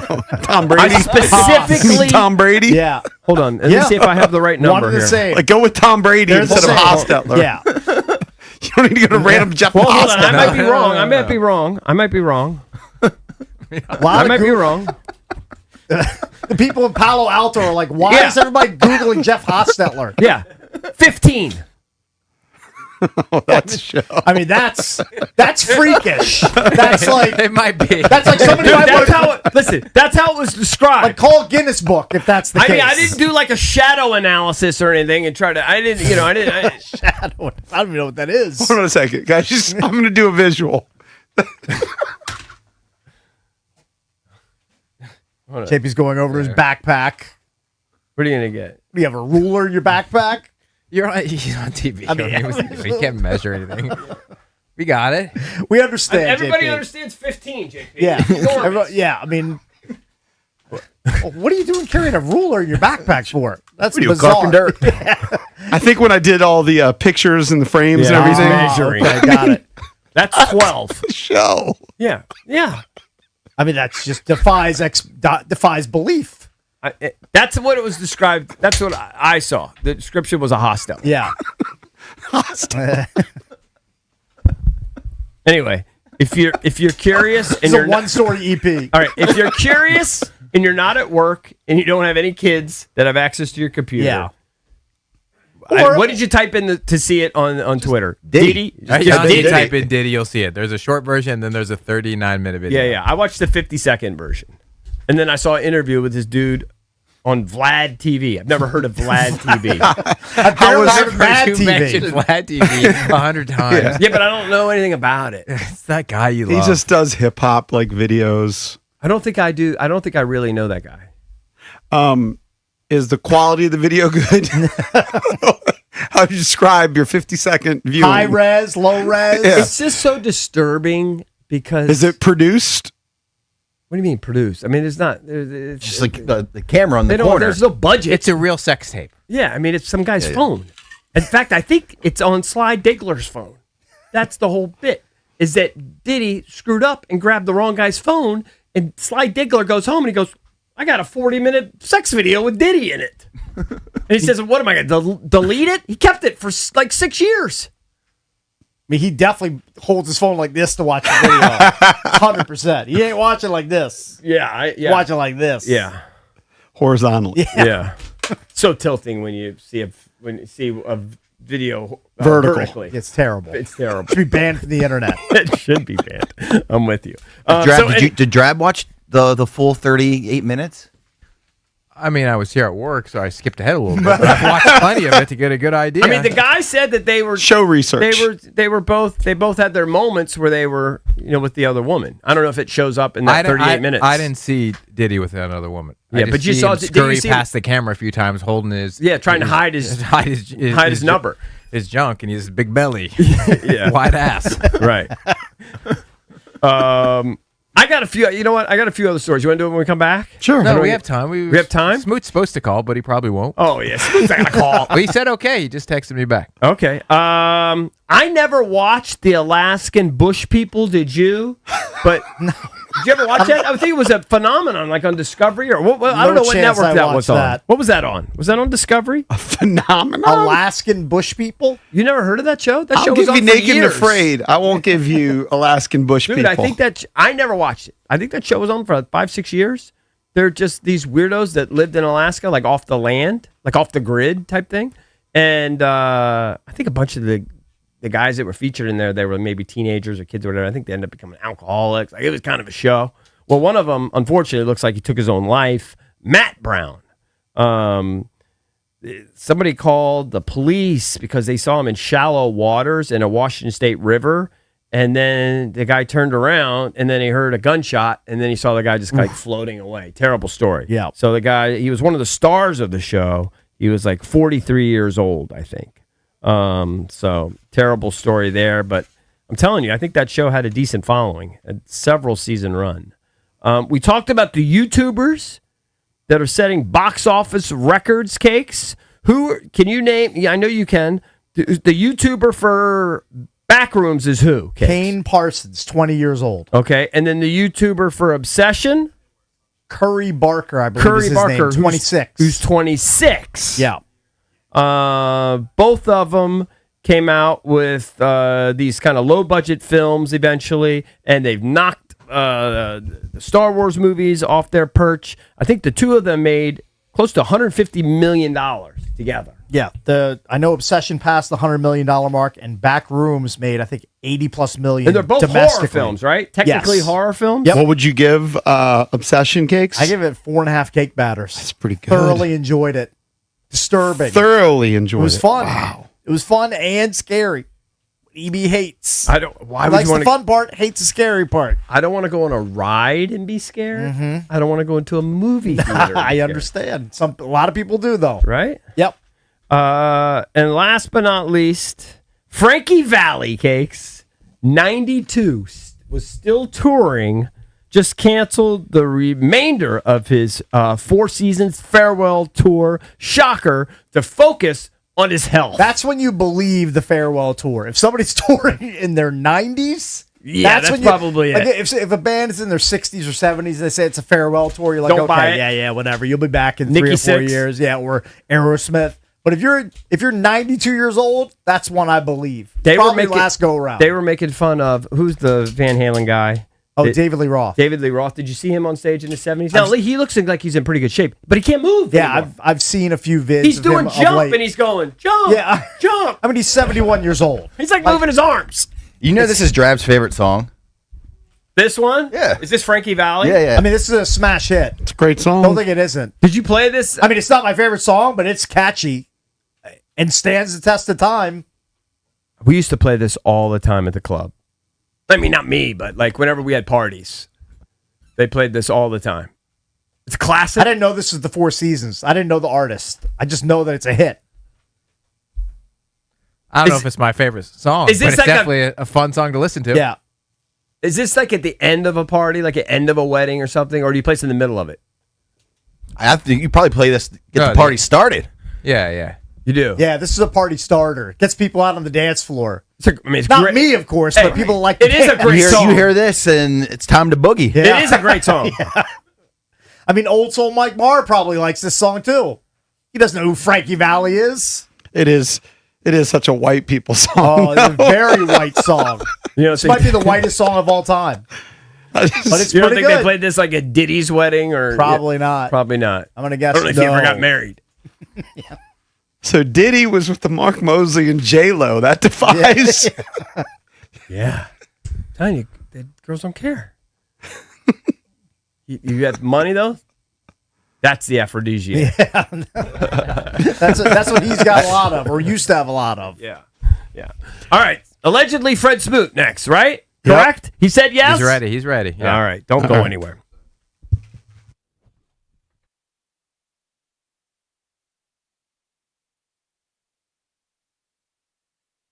All right, guys. Surfside iced tea and lemonade plus vodka is your go-to drink this golf season. It's light, refreshing, made with real vodka and zero bubbles. That's right. No carbonation, no bubbles, no troubles. Try the new half and half variety pack, including flavors like raspberry half and half, in stores now. Cheers to hitting the fairway and cheers to Surfside. Must be 21. Please drink responsibly.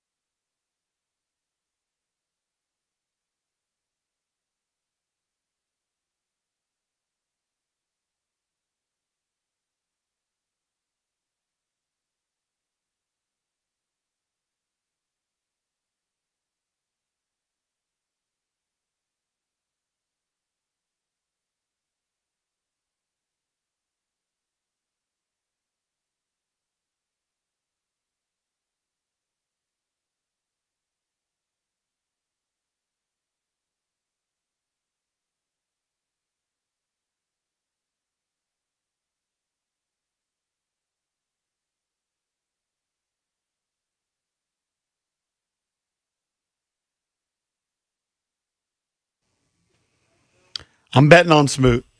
Betting on Smoot today. I roll the dice. Just put out a tweet that he's scheduled to join us. Yeah. Betting on Smoot. Okay. It's one of the dicier bets you're ever going to make, but sure. Uh-oh. I can't even remember what we were going to talk to him about originally. OTAs. OTAs. OTAs, Okay. and I think they resume OTAs this week. Yeah. Smoot, I Tomorrow. did notice, was there when John Keim announced that they had changed the name of the Good Guy Award or whatever for the media to the Santana Moss Good Guy Very Award. nice. Which was very cool. Santana's always been great with the media, and it's very well deserved. Yeah. It's been on this show many times over the years. Smoot was there in the background, jealous that they didn't name it the Fred Smoot Award. Probably was. And I'm Probably sure was talking about it. And I think Fred's always been pretty darn Probably letting great. his opinion be known. Fred's always been pretty darn great with the media, too. Yeah. He's very outspoken. All right. And I think we're about to get Fred Smoot on the line. There he is. There he is. Smoot! Hey, buddy, are you there? I don't know. Did you I'm press the trying. button? We might be having phone issues. What do you mean? I saw an email from our engineer about phone issues. I just hit hold, and he just hung up. Try one more time. We still So got it's a work in progress. We still have to get the talk back working. Hey, EB, I think I know the answer, but I'm just going to throw out this anyway. Story on Commander's Wire about a former commander who says he's not done. Oh, okay. Von Miller. Yes, of course. Any interest? No, here? No. God bless him. I hope he signs with Denver or somebody. I hope it works out. But no, I have no interest. Hit 9 sacks. We do have interest in talking to Fred Smoot, though. I'm going to try one more time. Looks like he's on the Rude guest hotline. All right, let's see. I see his name. Fred, are you there? I am here, fellas. There he is. you The are, mouth buddy. of the South, Fred Smoot. There you are. I was saying I saw you in the background when they gave Santana they announced that it was going to be now known as the Santana Moss Good Guy Award. Are you a little bit jealous?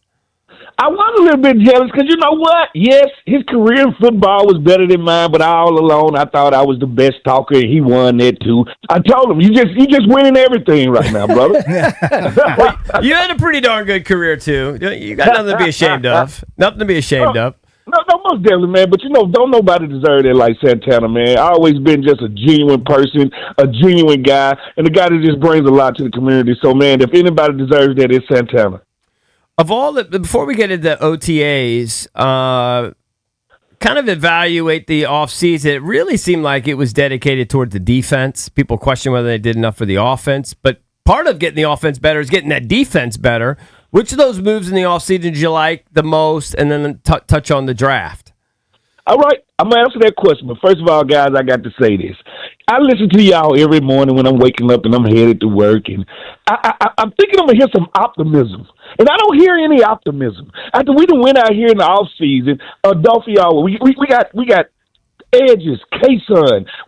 And then people don't forget about the players that we got coming back. Mm-hmm. Like, we got a chance to be a top 10 defense. And everybody like, well, we need defense. We need a defensive back. First of all, when you invest in the defensive front, anybody, Cakes can play cornerback when you have somebody rushing the pass. I don't know if my back pedal's that good, Smoot. I don't think my hips are very fluid.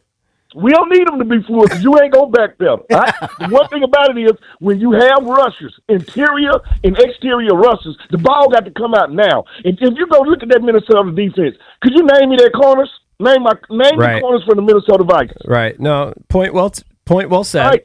Yeah. Because it's scheme-oriented. Right. It's a scheme-oriented defense. I'm going to take you back to Greg Williams. Greg Williams was a scheme-oriented defense, and we didn't have the best rushers. We did not have the best defensive front. But what we did have was defensive backs. Right. So he weaponized us to unleash the front. Well, we're going to weaponize the front to unleash the back end. And that's what they're going to do when it comes to this defense this year. Which guys did in the offseason, like, are you most excited? Before we get to the draft, like, is it Owe? Is it I love Chenal. I think that's going to be an awesome signing. I'm going to say Chenal is my pick. Yeah. Chenal is my pick. This dude is an animal. Right. Listen to this. His athletic metrics was one of the highest ever until Sonny Styles came in the league. Right. Did you hear what I said? His athletic metrics was higher than anybody else until Sonny Styles came in the league and their teammates. Right. So him, Sonny Styles, Lou Vu, like We got dudes now. Like, we got dudes beyond dudes now. So I'm expecting them to, I'm not saying we're going back to the NFC Championship. I'm expecting them to compete with any and everybody on the defensive side of the ball when it comes to football this year. Fred, though, I'm going to challenge you on your listening because you said there's no optimism. Cakes, how many wins did you have when we went through the schedule? Smoothie, I think I have him for like 11 wins. Cakes had him at 11 wins. All right, I had him at 9. That's not overly optimistic. I think realistic. I think EB maybe not. I think even 9. Bish had him in double-digit wins. The thing is, though, the schedule scared me. Like the way Why they does lined it up. Why does it scare you? Because everybody like to play the schedule thing, Yeah. and they like to base it on last year's teams. Right. This is a new year. Right. Listen to me. The most dangerous team to me in the NFC East is not the Eagles. It's the Cowboys. The Cowboys are going to be that team right there. They did what we did. They went and made sure the offense and the defense equals each other. The Cowboys will be a ravenous team. Everybody, to me, we don't know how hard this schedule is because we don't know who people are going to be. We don't know what the team is going to turn into this year. Like, every year is a different story, a different chapter, and a different book. You cannot base it off of last year. Okay, if a team went to the championship last year, 9 times 10, this year they're not going. So it's always going to be 4 or 5 new playoff teams, no matter what happens. So stop letting Vegas kill y'all off of nostalgia. Listen to me. The one thing you don't want to get is paralysis by over-analysis. And that's what we do in the offseason. We ain't got nothing to talk about. So we micro-pick on things. And I'm telling you right now, I think AP did his job. Now it's up to the players. Smoot, let me ask you this. So during your 7 years in Washington, all right, you had 2 years in Minnesota. Since you were mentioning Chenal's athletic score, give me, and I know you're not afraid to call somebody out, the best athletically gifted guy you saw that just didn't pan out to be like a superstar based on athleticism, physique, whatever. Wow. Because you know there are a lot of guys who, on paper, right, have all the check marks, all the and metrics. then it just doesn't happen. All right, me and Champ used to come home, talk all the time about Taylor Jacobs. We felt, because Taylor Jacobs used to give us hell at practice. Yes. Yeah. From Florida. We could not stop him some days at practice when he got to moving. But when we got in the game, it would not translate. And we wondered why, because he would bench 400 pounds. He runs a 4.340. He's quick. He's fast. He can catch soft hands out of the cut. It ain't nothing he can't do. But when we got in the game, he would not bless the other cornerbacks like he was blessing us at practice. And we was kind of mad about that. Like, when the lights turn on, we need you to be your best, your biggest. But athletic profile, Taylor Jacobs had one. And I'm talking about skilled, smart, like everything you need. Like, it wasn't no weakness there. So we just could not understand why it would not translate to Sundays. Second round pick, he ended up with 37 career catches and Yeah, 2 career touchdowns. Understand So give me why the it did opposite, not Fred. translate. Give me the opposite, Fred. Somebody that not athletically gifted and just maximized it. I know, Chris Doran comes on our show all the time. Now, he didn't do that much in the pros. Yeah. But somebody that you played with that just overachieved. Lorenzo Alexander, That's a good a.k.a. one. the one-man game. Yeah. I watched him transform his body from a D tackle, tight end, offensive guard, linebacker, special teams guy. Whatever we asked Lorenzo to do, he did it. And we asked him to change his body, lose 50 pounds. No problem, sir. He loses 50 pounds, he turns into an outside linebacker and goes to the Pro Bowl. It's Lorenzo Alexander 9 times out of 10 because not only is he going to sacrifice everything he got, he's going to stand up and be a leader, and he's going to do whatever the team needs him to do. Hey, Smoot, give us the breakdown on the third round rookie wideout Antonio Williams out of Clemson. If you were in your prime and trying to defend him, how would you do that? And talk about the opportunity he has here, basically stepping in behind Terry McLaurin. He should have a lot of balls thrown his way as a rookie. My grandma would call him a renaissance man. All right, that means he's not great at any one thing, but he's good at a lot. All right, this is a guy that can get play on the inside, can play on the outside, can run go routes, can run option routes, can run choice routes. Like, he's going to be a chain mover. And that's what you want. You always want the Wes Welkers of the world. You want the Julian Edelmans of the world. You want the guys that they don't need to be the best athletes. They need to understand spacing and how to run a route. And this is what this kid understands how to do. He's been starring for Clemson for Lord knows how long. They depending on him to do everything. We're going to ask him to be a specialist. And because we're going to ask him to be a specialist, I think he's going to have a chance to be special in that role. We got something with this kid. And I hear a lot of people talking about the wide receiver room. Why? Cakes, give me something, Cakes. Why do everybody want to bring up the wide receiver room when you got a quarterback that's a force multiplier? I've never seen anybody nag about Tom Brady's room. I've never seen anybody nag about. Good point. I think they just want to see more out of guys like Luke McCaffrey and Jalen Lane. Like that, they want to see steps from them in their what third and fourth years or second and third years in the You know the program. elephant in the room. If McCaffrey stays healthy last year, he goes to the Pro Bowl as a returner, right? Oh, you know he was really good at that. He had his best year as a receiver. He started to really make plays before he got hurt. Now, Jalen Lane, it needs to be some more nuance in how he runs route. So his growth is what we're going to really look at. But usually when you got a A-plus quarterback, nobody ever talks about the receivers because the receivers don't matter. The quarterback dictates the defense when it comes to wide receivers. I'll never pay a wide receiver $150 million when I got a $300 million quarterback because he changes everything. Did you ask him, like, do you think they're going to sign another one? I don't know, but if you ask me, I could go into the season with this room. Like, I could go into the season with this room, and I could be totally happy with everything I got going on. Why not, Fred, why not bring back Debo? I mean, I don't know what to make of the videos, but he looks like he's working his ass off. Ayuk, I just see on a plane chilling, looks a little chubby. Debo's working his ass off, was productive last year. Why not bring Debo back? It's a numbers game, guys. How many receivers we going to keep? 6? I don't know. Ish. Yeah. Let's say 6, all right? So you got this Terry, Treylon Burks, this Williams, this Lane, this McCaffrey, and now the last spot is who? De'Ami and a couple Van of more Jefferson. guys. Yeah. And I don't know why people just look over Van Jefferson. He's the only guy that had more than 800 yards receiving in a season that's on the team. Why don't nobody talk about him? Mm-hmm. I do kind of overlook him. Hey, you know what? I'm not going to lead the witness here, Smoot. I want your unfettered take on Chig Okonkwo. What do you think he's going to do in this offense? Oh, I think Chig going to be good in this offense because Chig, the one thing about him is a tight end, his athletic profile is totally different. This guy can get out there, he can run, and nobody ever talks about his blocking, but he's a really nasty blocker to get in there and get nasty. But I'm going to tell you what we're going to love about him. Him taking a 5-yard in route and turning it into 40 yards. His run after the catch is something special. If you want me to tell you his superpower is yak. He's going to get yak. He's one of those guys where he's a little too fast for linebackers and a little too big for safeties.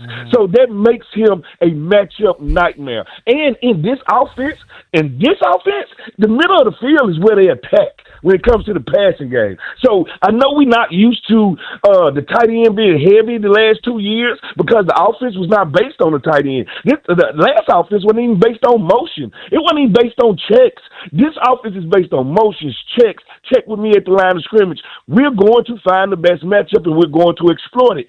He will be a big reason why we exploit this because not only is he a tight end that can get yak, he's a tight end that can get vertical at any time. And anytime you got the remnants of a tight end that can get vertical, that makes the safety step back 3-4 yards. That makes the middle linebacker, step back 3-4 yards, and then we're going to run the ball at you. So it's a give and a take here. I think Chig is going to have a great effect numbers-wise, and I think he'll have a great effect presence-wise.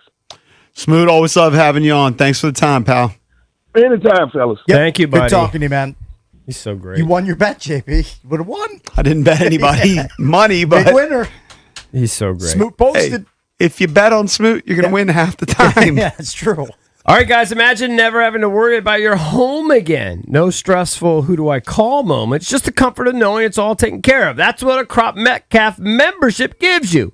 Year-round peace of mind. The expert technicians at Crop Metcalf handle everything from routine maintenance to worry-free repairs, so your home runs exactly the way it should. Stop worrying about home care and start enjoying your home again with membership starting at just $15.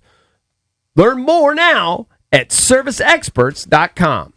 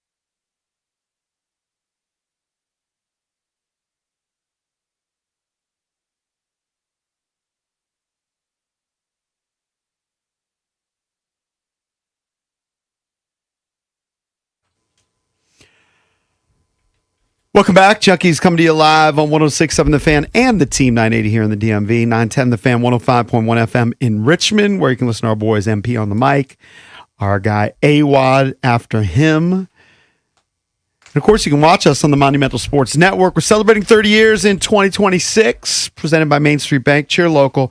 Bank local. Main Street Bank is a business-focused community bank, proudly serving the DMV since 2004.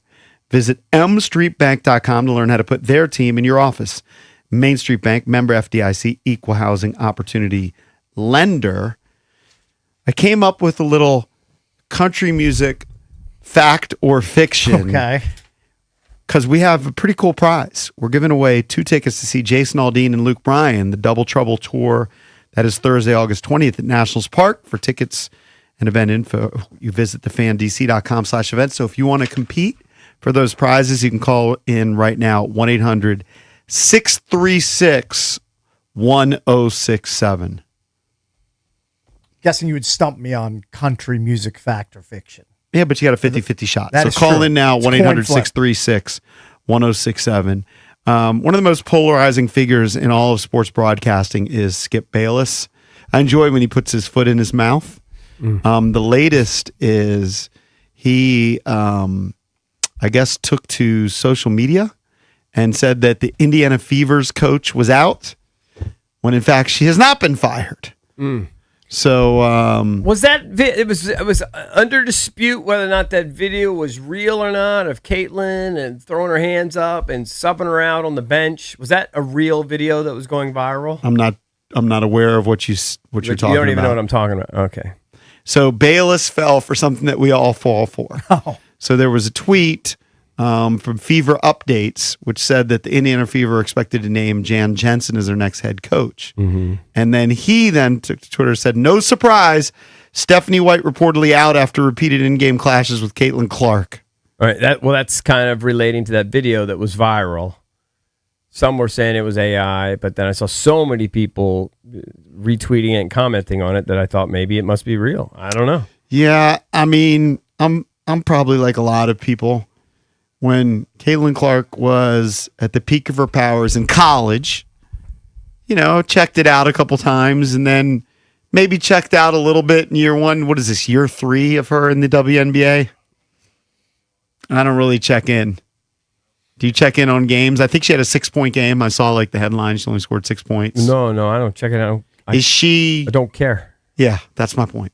Yeah, I don't care. If she had some amazing performance, I'd watch the highlights. And then if she was coming into town, I'd be curious and maybe, But again, it's kind of like the Nats. You gotta be hot, baby, for people to pay attention. You gotta be hot. All right, let's go to the phones. Going to give a chance to people to win these 2 tickets to see Jason Aldean and Luke Bryan. Let's go to Sam. Hey, Sam. What's up, John? Hey, Sam. buddy. Good morning. Sam, fact or fiction, because of technical difficulties at his show in Denver, country star Morgan Wallen flipped over his piano during a show. That sounds like a fact. That is a fact. That is a Congratulations. You're going to win those tickets to see Jason Aldean and Luke Bryan. That went Double viral, Trouble didn't Tour, it?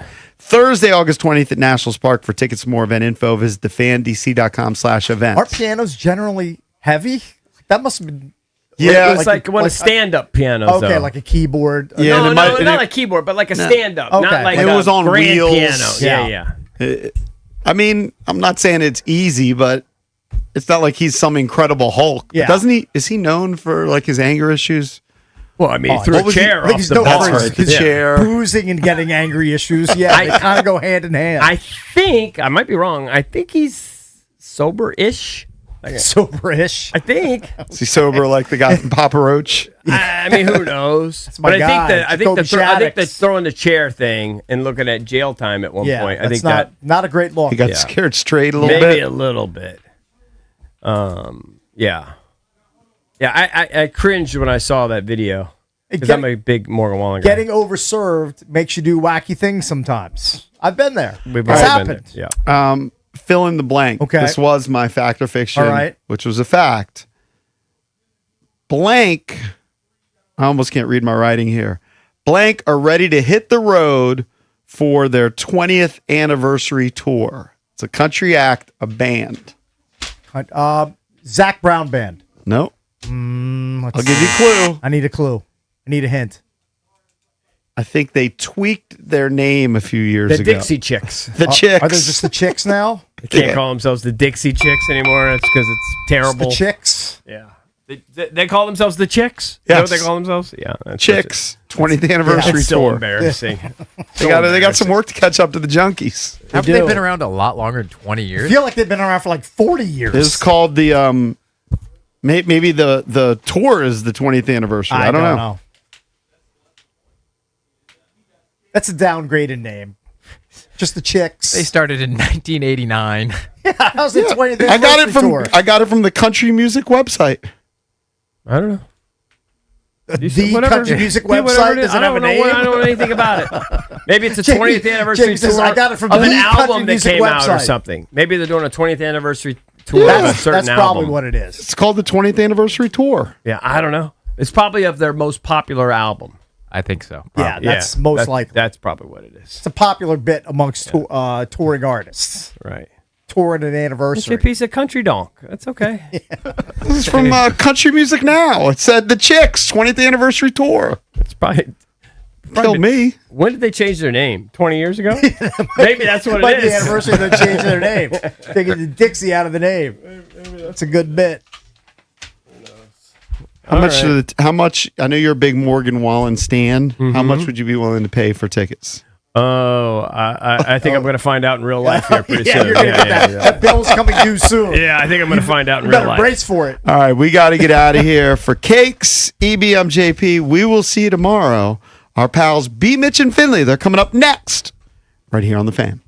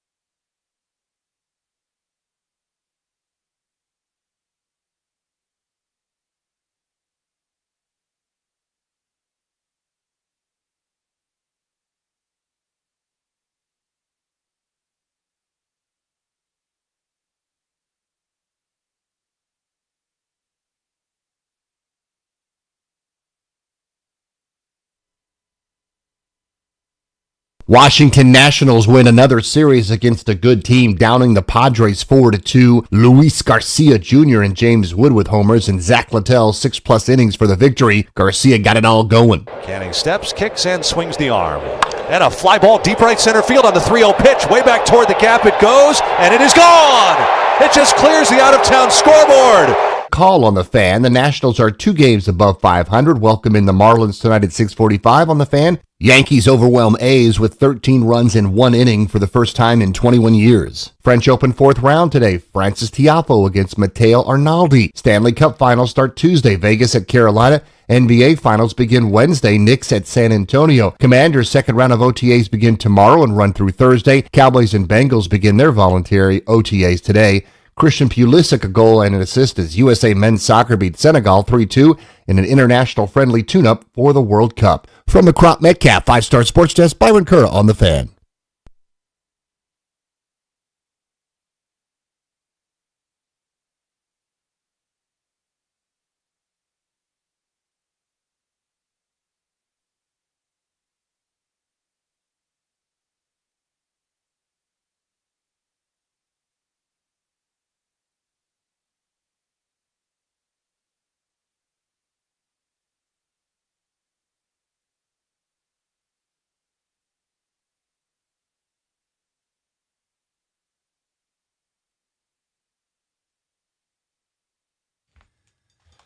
What up, everybody? It is 10 a.m. in the District of Columbia. Points north, south, east, and west. You're listening to B. Mitch and Finley. He's an NFL legend. I'm a big-eared blogger. Played some golf this weekend. Watched some hoops this weekend. Watched some golf this weekend. Watched some baseball this weekend. B's talking into the wrong end of the microphone right now. There it is. It's right there. There it is. Good morning, Brian. How do you do? I am fantabulous. Let's start with the absolute winner of the weekend. There's so many to name. Mm-hmm. The weather. After that the cold weather killed ass, rainy stretch we had. What did I tell you? I felt like I was in Seattle for about a week. Right. And then it felt like we were in L.A. I can see why people get depressed over there in the great Northwest. This weekend was just tremendous. I was outside seemingly the entire weekend. Really got to enjoy the weather and just enjoy like spring, summer arrival. My kids have like 8 days of school left. Like summer's about here. And damn, this weekend was just a kind of a celebration of it. Yeah. Brian and I got to play Baltimore Country Club on Saturday. Thank you to Patrick Owens and Pat Owens for setting that up. Just two of the best people I've ever played around a golf with. You got to play with DeBellevue. Tell me how nervous you were. So the dude I played with is the Billy Hurley, a PGA Tour champion. He's his coach, right? And he had to play with JP and Mitch. So this dude was the Naval Academy golf coach for like 30 years. I believe his all-time record against Army is like 20-10. Like this dude is a legend in Annapolis and kind of in the golf world. And Mitch and I are driving up there, and Mitch and I like to have a few and maybe a couple pars, couple birdies, but there's going to be some doubles and triples on the card. Mm-hmm. And we're like, oh, man, this dude's going to be like an old school hard ass. Like, I don't know. But this thing about it, when you play with guys that really, really are good at golf, especially the teachers, they rarely get upset with people.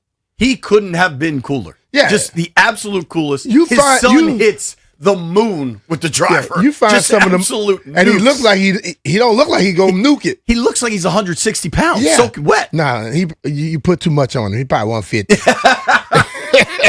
So I think the plan would have been for B to play with them, and then the traffic getting up to Baltimore was hell. So me and Mitch go hell times 2. They'll go off with the Owens boys and just had a delightful afternoon. And they couldn't have been cooler, better hosts. We divided up who was playing with who. It's pretty rare that you can get to the end of a golf round. Now, sometimes you'll have lots of bets going, and then at the end, you kind of like, let's just settle it at the bar, and you don't actually like pay out. Yeah. But we had probably 6 or 7 different bets going over a round of golf. Everything broke dead even. That's normally it's hard to do. When the handicap is set up properly, right? That's how it normally works out. Yeah, man. Especially if you have multiple bets. If you have one bet, somebody could run away with one of those. Right. But if you got 7, 8, 9 of them, and you know what? The guys that are real good, like both of those, the Owens, they real good. They trying to give you bets to get you back in it. Totally. The only time I think Coach was bothered is when he realized we walked off the 17th green. He's like, wait a second, we're down 1 to those two? and they promptly went birdie par compared to our pair of doubles to win 18 and have the match. Just an incredible afternoon. Yeah, that was fun. That's a man. special, I appreciate special that, place up there, man. That damn invite. That is a special place up there. Yes. To which Saturday night I get home. It's Game 7. Yeah. It's ball night. So let's check in with Jeff the Hater to start things off here. Wemby is the face of the NBA, Jeffrey. Still got more to do, JP. Oh but my look, but God, no. I would say hold on. He's taking even more of a step. But the one person who said the most dumb thing in the world, Ryan, talking about goated. He ain't no goat conversation, dude. Okay, yes. I You was drunk lost at your damn 11:30 mind. at night on Saturday. In his defense, he had just sent a video doing a keg stand. I don't care. I don't know that. Well, don't say stuff then. Shut your Nah, damn nah. mouth. I need to express. He's the express best in the my league right now. I'm not a Wemby hater. I just expect more. They're in the finals, bro. Yeah, cool, but it was a game. Like when you're that big and you're that tall, you need to dominate the game. Impose You're a it. hater. No, it's not hating. It shouldn't have been. We shouldn't have been talking last week. Why is Wemby playing on the outside? We shouldn't even have had that discussion. He's supposed to be dominant. In a 7-game series, some of the greatest players ever have off nights. But it's the face. He's The the one that face. we really call the best ever. He didn't have to go to many 7 games. Did we understand what Shea was doing while missing his second score? He was missing 2 starters. I'm not just saying. I'm not hating. I understand I'm not what Jeff hating. is saying. I just expect more. That's it. You're hating. We watched Russell Westbrook average a triple-double in the season. I expect that from Wemby. That's it. I just expect more. I think that's it. okay. When Russ did it here, you're talking about? When he did it, Russ did this on a bad yeah, he did it. Russ he did it more before he got here. I'm gonna say he did it before he got here. Before he got but here. Wemby should be doing it. And he have the people around him to I score. understand what Jeff is saying, but I also see what you all are saying. But the whole thing about it is, see, the problem is certain people see a guy at a certain level and they expect that. They expect him to be that level all the time. Like, I'll tell you this. I went from liking Holmgren to you can get rid of his ass. He's a piece of trash. Soft. Bro. Is there anyone softer? He slid it up like a big one on that game. I'm just gonna call it like that. He puts it out. Yeah. That's the word I'm gonna use. Wemby had a what I do love about Wemby is you're starting to see that dunk he had on him. Yeah, you starting to see the tenacity come out of him. He has that. Chet had 4 points on 1 of 2 field goals. He shot 4 times. Just scared. Scared of his own shadow. So for me, and like people want to, and the people that want to poop all over Shea had 30-something in that game. I'm not. No, Shea's I'm a not great saying you. player. I'm not saying you. There are people out there who want to. That dude is a damn baller. Yeah, and I believe if Williams had played the whole tournament, whole series, it would have been a different ball game. But Williams coming in trying to play hurt. But Chet, he was getting smaller and smaller every damn game. They get rid of it. So we have a young lady who rides with us named Kalika. She played at Maryland. Okay, Kalika France. She played basketball at Maryland. She's like, when a dude leaves high school, and you see him 7 years later, 8 years later, he's the same weight he was in high school. You see how serious he is. This dude doesn't gain weight. He doesn't get bigger. He doesn't change his game. And he seems to shy away anytime there's any kind of physicality. That performance, I don't like that. That performance in that type of pressure situation, you might just have to trade him. That might be like we can't come back from this. There are guys like if your girl cheats on you, to the fellas out there, you got to fire her. Because if you especially don't, if she's one of going to your do boys. it again. And can we be honest? And can we acknowledge this smear campaign? Look, the Thunder put together a product so well. I'm so let well you finish, but I'm prepared. The Thunder let me stand up. The Thunder put together a product so well that people are not even like, oh, this Wemby, we want Wemby to win. The people are going against anybody who can beat the Thunder. They just want to see the Thunder lose. That's when you know you're a good team. They are. SGA is a phenomenal player. 2 things can be true. He's a flopper, and it's annoying to watch. The league is flopper. He's the king of it, the though. league. No, he's not the king of the league. Is Who do you flopping think's a all bigger over the place. flopper than him? The dude that Wimbledon about to play, Brunson? He lives on the Yes, ground. I think James Harden unfortunately has like created this lane, and No, he's like no, the ultimate playoff. The king has created this lane. But hold on. LeBron. 6'8", 260 pounds. He the biggest flopper ever. Yeah, maybe we need to correct our flopper rankings. LeBron stands at the top of the mountain. And can we be mad at His phone just it's just taped like everything I said. like we said in the group chat. It's like the tush push. It's a part of the game that's being exploited. We can't be mad they The just good referees enough need to do it. They put in a rule for it, Yeah, and they don't need to live start up to it. assessing text after the fact. I tell you what, if Chet Holmgren's bitch ass had Alex Caruso's heart, dude Caruso would be dominant. Caruso is I like him. Yo, Hartenstein, honestly, the Wemby hit that three with about 3 minutes left because the Spurs had the lead and then Thunder came. I was really happy just that Game 7 was good because Game 1 was good and then it was nothing but blowouts and then Game 7 was good. So I'm glad we at least got that. Wemby hits that three, but then the OKC, to their credit, keep coming. Like that's championship pedigree. And then Hartenstein gets blocked by the white dude, but Wemby's backup, Cornette. I love that there was no whistle there. Not just because you owe me $100 because the Spurs won, but I love that there was no whistle there because that was a good playoff block. There was some contact with the body, but he got all ball, and then Hartenstein just like can't catch a pass. It was a 4-point swing in like a 30 seconds. I love Wemby is the dude clearly, but Castle and Harper are some dudes, man, and Dylan Harper. So. Look who his dad was. Rookie. Dude, when the second three-peat the Bulls had, when Ron Harper, kind of the Ron Harper, Rodman, obviously Pippen and Jordan years, not the first one with like B.J. Armstrong and stuff, but Ron Harper played basketball at such an intelligent pace. And he's a different player than what Dylan is, but you see that same intelligence in Dylan Harper and the tandem of he and Castle, where Castle is emotional and kind of like there were multiple moments you thought he was about to get teched up for punching I'm going to say somebody. this. Harper is a centering The force next for that series, team. that whole damn team thinks they play like him. So he I told you he could lose his mind in games. Nobody on New York he's going to punk. None of them going to get scared of him. He step in their face, they're going to be all up in his chest. So he going to have to keep his cool in this series here. What kind of series do you think we're going to see here? I think it's going to be a little bit more physical than we saw in this last one. Because what's the dude who has a broken finger? Defensively, he can play. Mitchell Robinson. They're They're saying he's good to go, He's right? physical enough he's not going to be plunked by Wemby. Just like he's going to play Wemby like Hartenstein did, but he has more athleticism on defense. Hartenstein has. I have zero issues. I with don't think Hartenstein's Robinson. heart I don't and- think Robinson is much of a problem offensively, but those dudes from Villanova, I think UConn. Those three dudes, both Brunson's and Nova. they are not backing. Well, the three guys are from Villanova. They are not backing down from nothing. Josh Hart gonna be up in the stuff. Totally. Don't care. Now he's only 6'5", and Wemby's got a foot on him, but he's like No, I'm not worried about not him with Wemby. I'm talking about him with Castle and Castle, Vassell. Those guys. Now you have guys that have the same level of talent, but they got that ticker. That muscle works. Here's my Vassell. My boy Holmgren.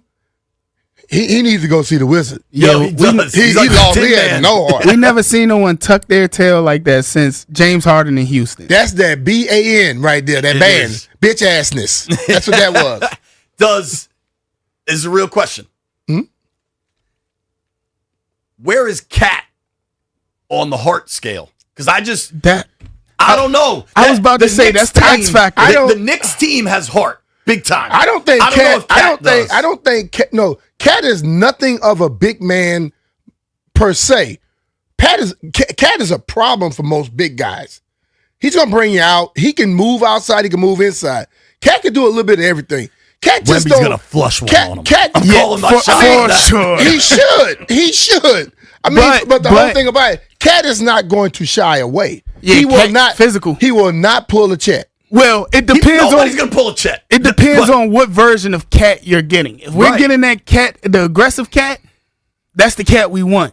We don't want the soft Cat. I'm gonna tell you, listen, Cat can do what Wemby did in some of them games, staying out there outside the 3-point line, but he's gonna have to move around. And the thing about him, I think OG will be a factor in this he's an advantage over anybody but Wemby. Cat is. Yeah. The bigger guys he bring outside. What's my man? Cornette. He better not go outside with Cat. Cat gonna drive past his ass like he ain't there. You know, he gonna go past him. He can put him in a blender. But I just think the other guys also can play for New York. So I'm expecting a good series. I think Spurs at 6, maybe 5. We'll see. It's going to be fun. The Garden will be electric. That's the thing. And I think, but that crowd in San Antonio, to their credit, the crowds in OKC and San Antonio were phenomenal. They were phenomenal. I love the flopper chant. Both of them, like in San Antonio, they were hitting SGA with it, and then in OKC, they did it right back to Wemby. I imagine we'll hear that when Brunson goes to the foul line. The NBA would love to see a 7-game series here. Knicks in 7. New York is going to go crazy. They would love to see a 7-game series here, dude. They made up one right here in this game with all the crazy calls and stuff. 7-game series. I thought Game 7 was officiated well. Game 7, but 2, 3, 4, 5, 6 was BS. 1 and 7 were the best officiated games I've seen. And then you get the best games. And then the ones in between were BS. But various teams dogged it on various nights in that series. I don't think we'll see any of that. You know why they dogged it? Because within the first 15 minutes of the game, you knew what the refs were doing, and it changes your whole approach. I thoroughly enjoyed the Western Conference Finals, like I expected to. My Spurs. I was going to wear the cowboy hat today, but I had to comb my hair. Maybe I'll break out cowboy hat. You better not put no cowboy hat on. When is Game 1? Wednesday? But you got Wednesday. A 15-gallon? I don't know. It's a cowboy hat. Do the hat extend past your ears? Yeah. Jerk. Okay. I might wear cowboy boots. Do it. Don't do that, please. Don't Make sure it's blue and silver too. Don't pull a Stephen A. Smith, dog. Please. Or RG3. Remember, BJP. Don't be the Bama, bro. By far the best local news over the weekend was the Nats taking another series. Played, bro. And dude, this was like, all right, the Padres are coming to town. That's a really good team. This Padres is a really good point. test. And they took 2 out of 3. Hell and that ballpark was buzzing. Like, I want to open the phone lines to talk about the Nats. I felt good about them after talking to what's called Tony Gwynn Jr. Tony Gwynn Jr. Because when he was talking about the Nats, you could hear the respect. Yeah. So he see this young team, and he was able to see CJ and James when they were very young. Crazy, right? Yeah. I just think it's June, right? June 1st, first of the month. This is no longer just a cute story. You know what I mean? Like, they're good. They hit the snot out of the baseball. Was it 31-29? 31-29, yeah. And I don't know how you formulate some of this decision-making for the leadership, but there's a bunch of teams bunched up in the hunt for the NL wild card, but they're a game back. And they've got the Marlins, but then they play the Diamondbacks, and the Diamondbacks are like one of the teams ahead of them. Like, at some point, you start to watch what they're trying to hunt down here. You know what I mean? Dude, when you listen to them talking, even when you hear their guys in the front office, they ain't trying to hunt down nobody. They trying to hunt down what they can do.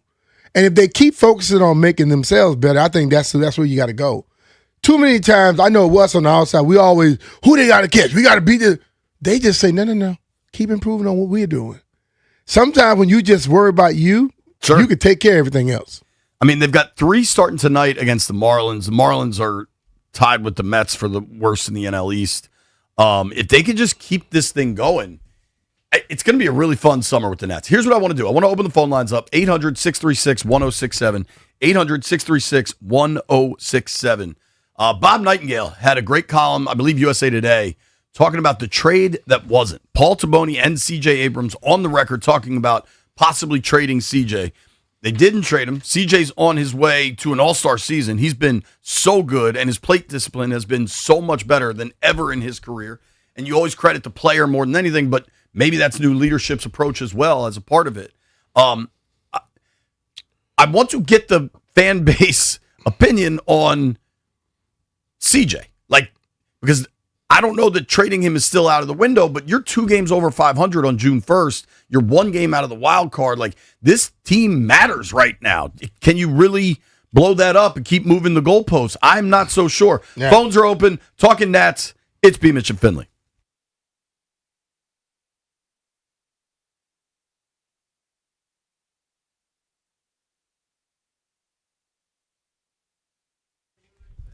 You know what I hope C.J. Abrams needs to do? Call John Leahy, buy a big-ass house right here in Washington and never leave. Because whoever is looking to buy or sell a house, you got to call our friend John Leahy. You know, other than what CJ would be doing, this recent seller in Bowie, they were looking to downsize. CJ would be looking to upsize. Yeah. Ready for a simpler next chapter. The property attracted solid interest, but sealing the deal took longer than anticipated due to delays in the buyer's lender and appraiser challenges. Setbacks aside, John Leahy and the Fine Living Group's persistence and careful navigation of the process paid off. The transaction successfully closed at $770,000, making a smooth and satisfying conclusion, which allowed the seller to confidently move forward. If you're looking to sell, take advantage of John Leahy and the Fine Living Group guaranteed offer. Start by finding out what your home is worth in only 30 seconds at johnsellsdmv.com. We're talking about our good friend John Leahy and the Fine Living Group of eXp Realty. John offers you flexible fees customized to your needs, and he knows that life happens. So if needed, John will let you out of your contract at any time. Exactly. He'll let you out of your contract because he's trying to reduce the stress in your life. Let's be real. A lot of times if you're moving, something is stressful. Maybe it's a divorce. Maybe you got a promotion. Maybe you lost a job. Whatever it is, John and the Fine Living Group have the options and strategies you need to take care of things fast for the most money possible and with the least amount of stress as possible. These are tricky times in the real estate world. Talk to an expert. Talk to John. 301-900-3052. Go online to johnsellsdmv.com, or what's even easier, just Google John Leahy Group and start packing.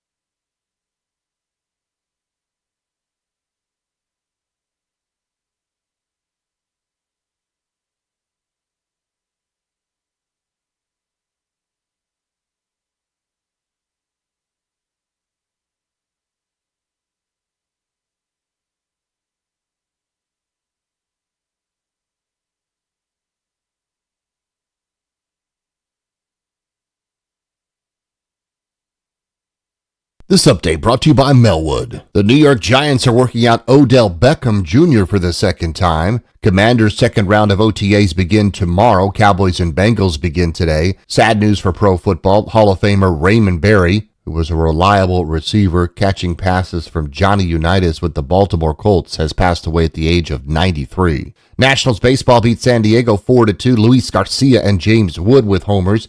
Keibert Ruiz threw out a Nats record 3 runners in one game, and Zach Littell 6+ innings for the victory. Tonight, they'll take on the Marlins on the Fan at 6:45 with Cade Cavalli looking for win number 4. French Open 4th round, Flavio Caboli downed American Zachary Shavajda in 4 sets. Francis Tiafoe takes on Matteo Arnaldi. That is now set for 12:30. Donate your unwanted vehicle to Melwood and support people with disabilities in your local community. We can pick up as soon as tomorrow. Visit melwood.org or call 877-MELWOOD. From the Crop Metcalf 5-Star Sports Desk, I'm Byron Kerr on the Fan.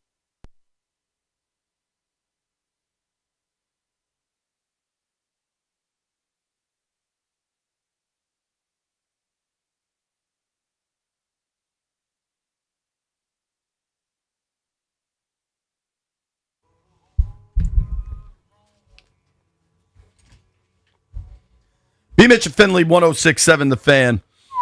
Nats are playing really good baseball, and it's really interesting to kind of juxtapose it with the conversations we were having over the winter when they bring in Taboni, bring in Butera, kind of change everything up. And I think it was a month before the season. It was, I mean, when they trade Mackenzie Gore, everybody's like, all right, these dudes are just rolling in, resetting the clock on this, and they're going to trade CJ. Bob Nightingale, USA Today. That. I mean, I thought this is pretty damn interesting, man. Mm-hmm. According to Bob Nightingale, and he has quotes from Taboni and CJ Abrams on the record here, that the Nats, which is kind of consistent with the reporting we heard at the time, the Nats let everybody know CJ Abrams was available, but nobody met their price. And what Taboni decided to do is he just told CJ the truth. He just came out and said... He did what most... When you see most teams that people consider the front office great, he did what they do. Communicate directly and respectfully. Because, listen, every player understands that if somebody comes along that's better, they're going to move you and try to get them in. But if they just be truthful to you, look in your eyes and be truthful, instead of ignoring you and lying to you, you won't have problems. And I think... So the quotes in here are really, really interesting. From Paul Taboni, he said, I've come to realize that in most cases, it's not the fear of being traded, but what mostly bothers players is being completely in the dark. Bam. I never met a player or a coach or a front office guy who was too transparent. You played pro sports. Yeah. How accurate is that? That's what I mean. Like, I'm going to go above 100%, 1,000% accurate, because so many times as a player, people want to try to make you feel good and they tell you a complete lie. Just like if you tell your parents a lie and they find out the truth, they're pissed at you. Tell your girl or a guy tell a girl tell you the wrong thing, you find the truth, you're completely pissed off. If somebody tell you directly what something is, whether you like it or not, you have to get over the initial shock, but they were truthful. And you have to respect that. And I think that's what happened. CJ, they came in and they said, look, bro, we are putting you on the market. But they got to clear a high enough damn bar. See, we really like you. Just because you're trading somebody don't mean that you dislike them. Sometimes I'm trading you because you help out our overall team. But we put this price at a certain price to where if they want you, the person that's going to take you from us is going to have to really, really want you and like you. And the fact that he told CJ that directly, nobody was able to go to that price. Look at how he's playing now. Right. Doesn't it seem like he's finally that's released a lot of that pressure, that stress, and he's just playing freely now? Well, I think the plate discipline is by far the best thing that CJ's got going. I think eventually you got to kind of figure out where he belongs in the field. But his walks, coming into this year, he averaged 35 walks and 130 Ks a year. Right now, through whatever we're at, 60 games, 27 walks, 49 strikeouts. So he's on pace to absolutely way down on the smash strikeouts so far. Just getting on base, right? And And I think he's done a way better job of just being disciplined at the plate. And I think having a lineup that just mashes all the time helps a ton too. And on top of it, when you don't know, you're always trying to impress. So what do? You get too aggressive. You jump in that stuff you know you should take. I started watching this fight last night till I got tired of it because the one lady just destroyed. There was the women MMA. And the young lady that was supposed to come in, she was exceptional boxing. But you know what she kept doing? Overswinging. And every time she overswing, the other lady just came behind, took her to the ground, and kept her down there for 3 minutes or something. And then she get up. Everybody thought, she's in great shape. She didn't throw one punch. You can't throw punches on your back fighting. So CJ was pressing. Now he's doing what the other lady did. I'm going to sit back, relax, and let you make a mistake. And I'm going to get you. It's just crazy because I don't know what's going to happen with baseball. And so Abrams had a quote in here, which I thought is pretty damn fair. He said, I'm still here. I'm with the Nats, and I want to win with the Nats. Yeah. I probably think fans would go ballistic, but I wonder if somebody called Taboni today with the right offer, CJ's probably still available. Listen, bro, the right offer makes everybody available. You got people right now super comfortable, not even thinking about selling now. Keenan McCardell. Keenan McCardell had built this house, badass house in Houston. Keenan wasn't selling it. If I was knowing Keenan if I knew John at the point, I'd be like, call John. But you know who rolled in and said, hey, I'll offer you this? And you know what Keenan did? He moved out the next day. So Tracy McGrady rolled in. I like this house. Not for sale. I'll pay you this. We'll be out tomorrow. That's amazing. That's how quick it happened. This is no lie. This is just facts. So everybody has a price. And yes, CJ is playing great now. You got through the other stuff. You don't want to let him go. But if somebody rolled in here and offered the right price, as he said before, they got a high bar to clear. If they come up here now like Hollis Conway and go over that 7'10", that's a high enough bar, and they'll get you. Rick is in Waldorf. Rick, what do you think is going to happen with CJ? Hey, I got a question for you guys. Do you guys think that is just a wake-up call? They might be saying, hey, we know how good CJ is. Do you think they just trying to wake him up to get his full potential out of there? No, I think that they passed that. When they came in, they rolled in here before the season started telling him, look, you're on the market. I think the fact that they actually traded Gore means they were having very real conversations. Yeah, they were talking about it. I just think sometimes guys need to hear the truth. Then they could go with that.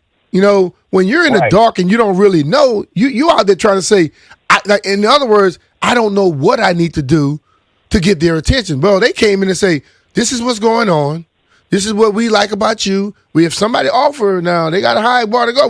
We'll get rid of you. Right. But he now know, listen, they like me. They put the bar high enough.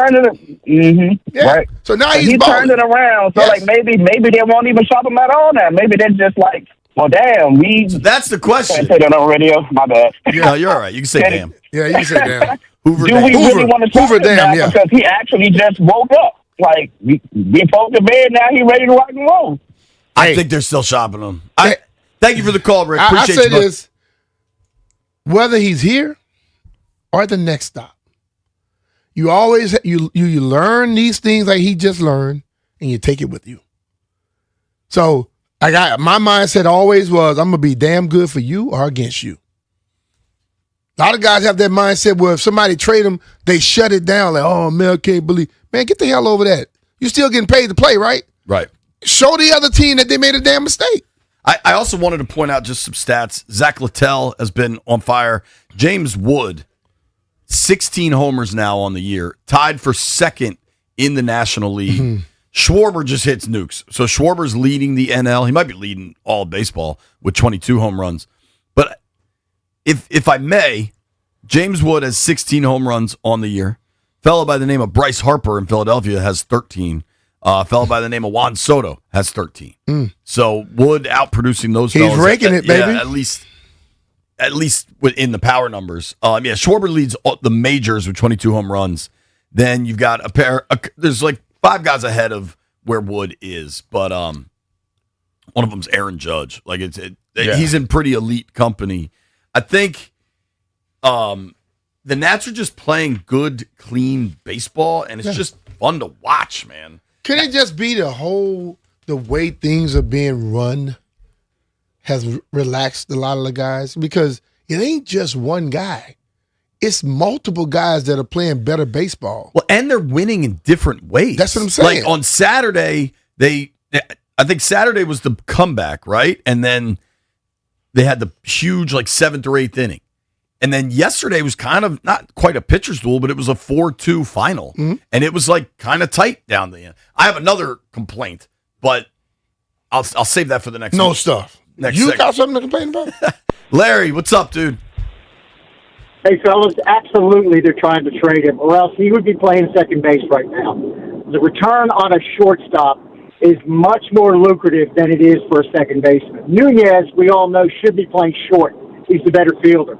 However, they're looking to trade Abrams because they can get more for a shortstop than for a second baseman. If you see him switch to second base, then they've taken him off the market. That's that's my sense of the situation. That's a very good point, dude. But the flip side of that point is he's not the cleanest shortstop in the majors. Like the errors are there. So So if you're trying to trade him, you don't want to see all the errors neither, do you? You're trading CJ for his bat. Yes. And the team that is willing to pay that price will figure out where he goes. The other part of this is they have this kid who's just raking at AAA, Seaver King, kind of prepared to replace CJ. Mm-hmm. So I think they have more of a PR problem than they do a baseball problem, because the correct baseball decision making is to trade CJ. And at the highest of his value is probably going to be at or around this trade deadline. But I think that is why they PR problem. But they put it at a point where if you want him, you have to get to our number, which means you're going to set us up. If you don't go there, we're not letting him go. That's what I believe is that. Dude, the kid Littell, I mean, he's been nails over the last month. I mean, he went 6 yesterday, struck out 6. The pitching has caught up here. I told you, when you got bats, you can, as a pitcher, you can relax, bro. All right. I want to keep the Nats conversation going because I experienced something yesterday that I think a lot of people experienced, and it sucks. Be Mitch and Finley.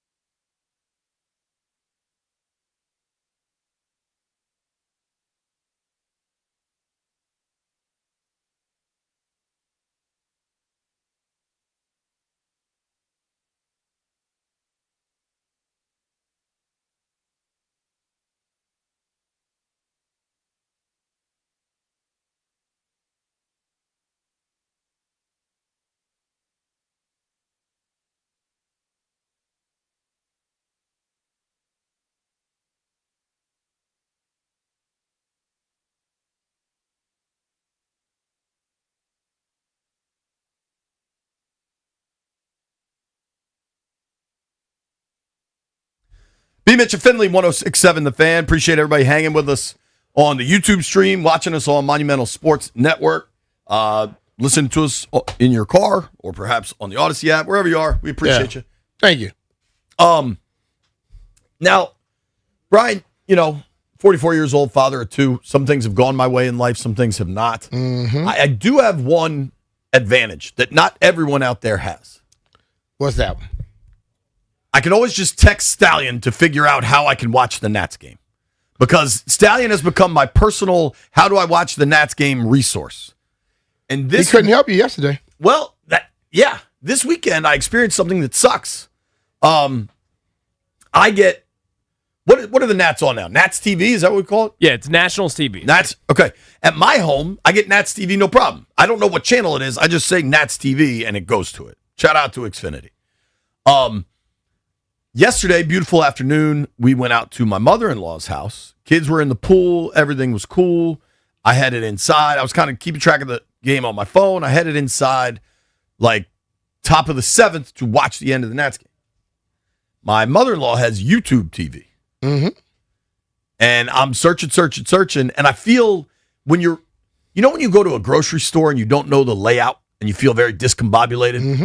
that's similar to trying to move around a cable package that you're not used to. Yeah. YouTube stuff they have selective live things. Yeah. They have a lot of stuff that's been taped or whatever. So it's kind of tough. I have all that stuff on there. So I'm looking around and I cannot find it, and I'm just getting frustrated.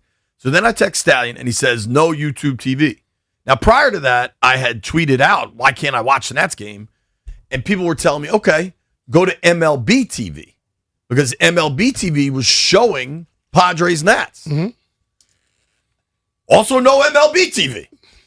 So at that point, I'm just pissed and just following along on my phone. How many people have this frustration, dude? If you're a YouTube TV customer, the way that I am, then you cannot watch the Nationals games on that. Is there not a package you could pay for? No. And then also including that, you don't get MLB Network on YouTube TV. Yesterday, a bunch of nice people via social media were like, dude, put it on MLB Network. You can watch it there. So then I searched for that, and I couldn't get that. Yeah, it's a YouTube TV issue at this point. It's so ridiculous. I don't know what it is. So they're clearly just dropping sports because they dropped Caps and Wiz, too. Yeah, exactly.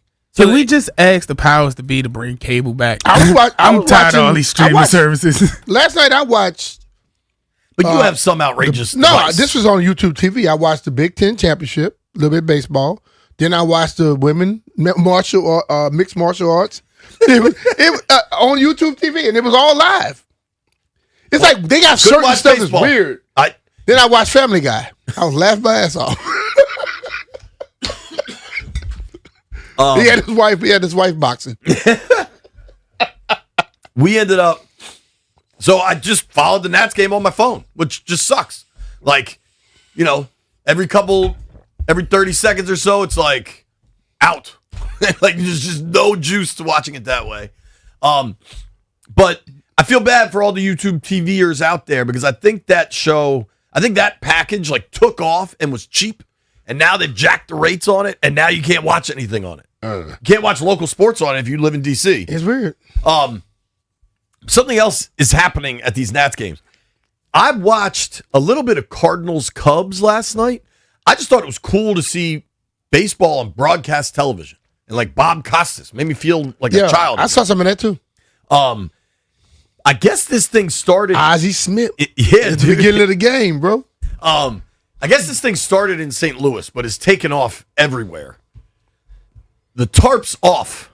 Where all the boys gather in one section of the stadium and take their shirts off. Yeah. I'm curious if you'll be joining them, Brian. I won't be.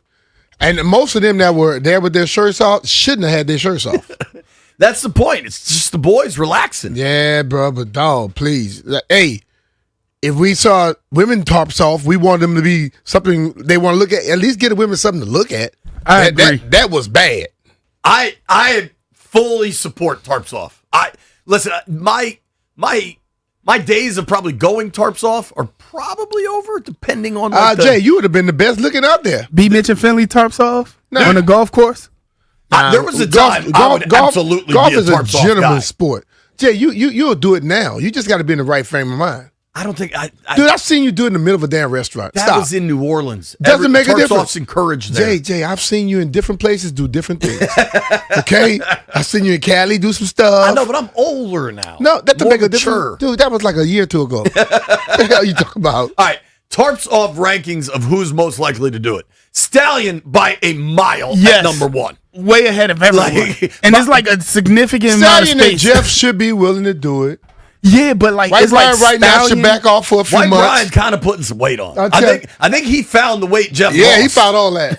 White Brian, I tell you, Thank run you. after he run a couple of laps, he need to chill out a little bit. You and I can still go, bro. We could do a B. Mitch and Finley Tarps Off night. I was gonna say, like, Jeff and I were talking. We're like, oh, like we need to have like a night out or something as a show. It might just be a Tarps Off night for B. Mitch and Finley over at the Nats. Nah. If I'm doing all that, we gonna throw the name in. We Drinking mimosas. Gotta get some money for all that, dog. I don't Straight just show mimosas. up for free. No, we're I not. would go to a baseball game with the boys. We though. we not doing no mimosa night. That ain't happening. We could. That's the day I'm not showing up. All right, they're about to go on a West Coast roadie. So honestly, Wednesday's game would be perfect, but I know two things. If I'm going to a baseball game with all you guys, I can't have a television show at 8:30 that night. So Wednesday's day game is not a good idea for me. Then they go to the West Coast. So they're back Friday, June 12th, maybe? I don't know. The boys will get to a game. That'd be a lot of fun. I don't know when that will occur, but as for the Tarps Off fellas, full support. Fire away. We can have a cookout at my house. We could have a cookout at We're not my doing house. that. We're not doing that. No. I think if we did whose house we're all going to go to rankings, Jeff is not at the top of that list. Y'all be good, man. I appreciate your confidence, Jeff. Your car's been stolen like 8 times. No, it was only taken once. When we come back, more Chase times Hughes than joins that. the program, NBA Finals preview, and we're trying to see what, if any, information is out there about the Wizards and this number 1 pick.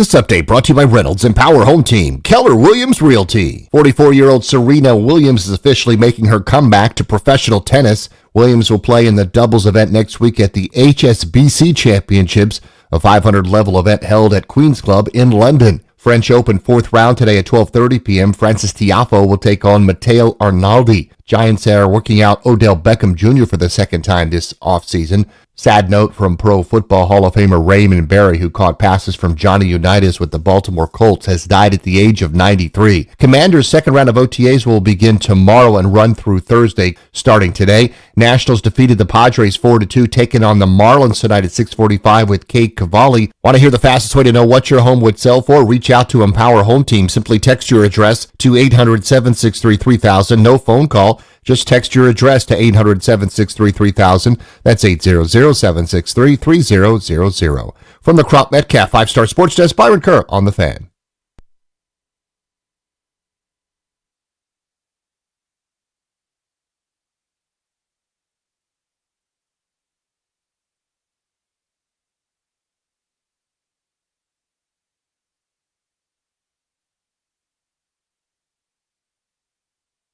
NFL pregame problem song. with me. Guys get hype.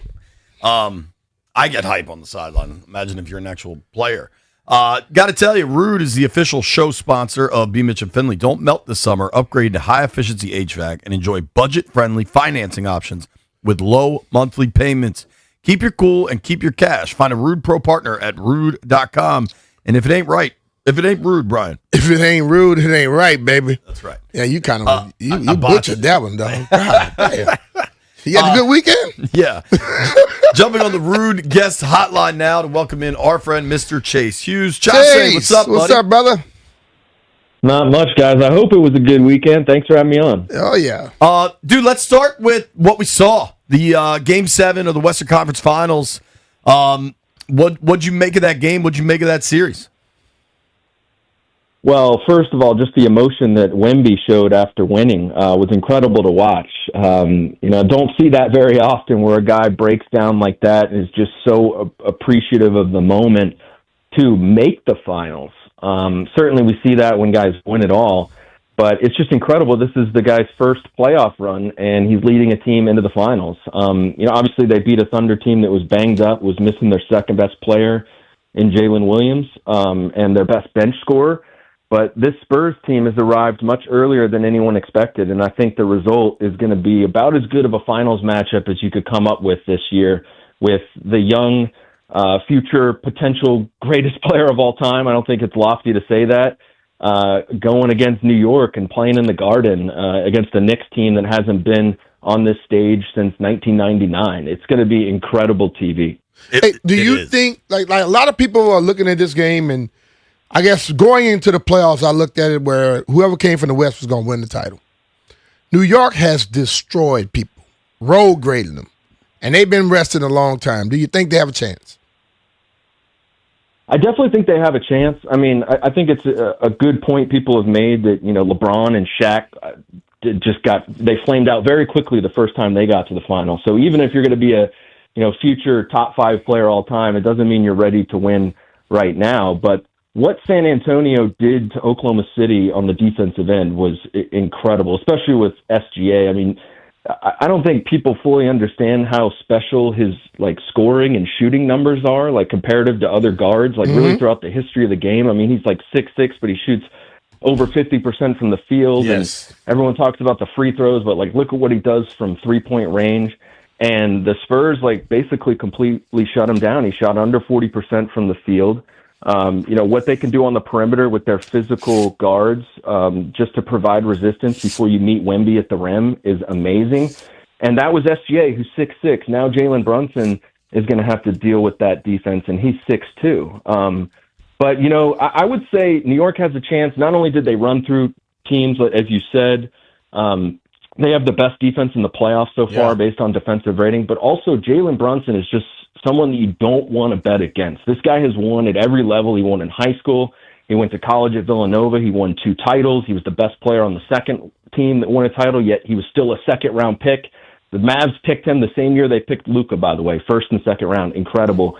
And so this guy's been bet against, every step of the way, especially in the NBA, and he just keeps winning. So he's definitely not someone I would bet against at any level of basketball. It's very interesting because a lot of the conversation, particularly in the Spurs Thunder series, became about flopping. And I feel like Brunson has some of that in his game too. I think maybe the biggest two problems in the NBA right now are flopping and tanking. The league is taking a pretty active position to try to stop tanking going forward. What do you think the league could do about flopping? Yeah, it's a great question because Adam Silver has taken a very different tune with those two things, right? He's made it very clear he does not like tanking, and we just saw the new rules that got voted in, and they're very punitive to try to get rid of tanking. But he was also asked recently about flopping, and he downplayed it pretty significantly. Mm-hmm. So if he doesn't see it as a problem, I doubt much will change anytime soon. It's a fascinating subject, really. There's so many more possessions in the game today, but if you look at free throw attempts per game, there's really not that many. Like, there's been many eras of the NBA where there were significantly more free throws per game on fewer possessions. And it's kind of like crazy when you do the math in your head. You're like, how are there 10 more free throws a game, 40 years ago and fewer possessions at the same time? Like, it doesn't even compute.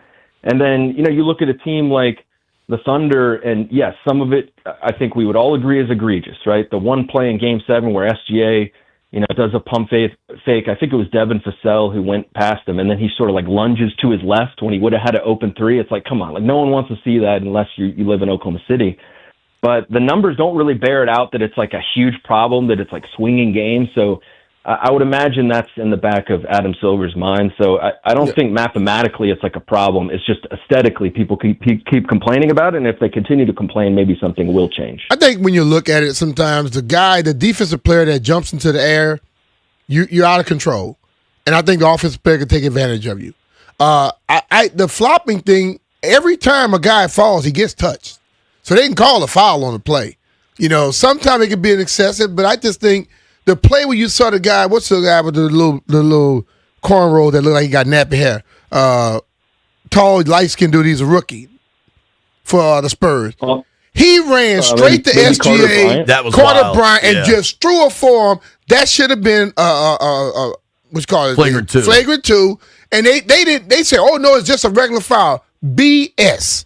And I have never seen like the Spurs was doing this the whole game. Like, people got to understand, it ain't the players, it's the referees that don't hold up stuff.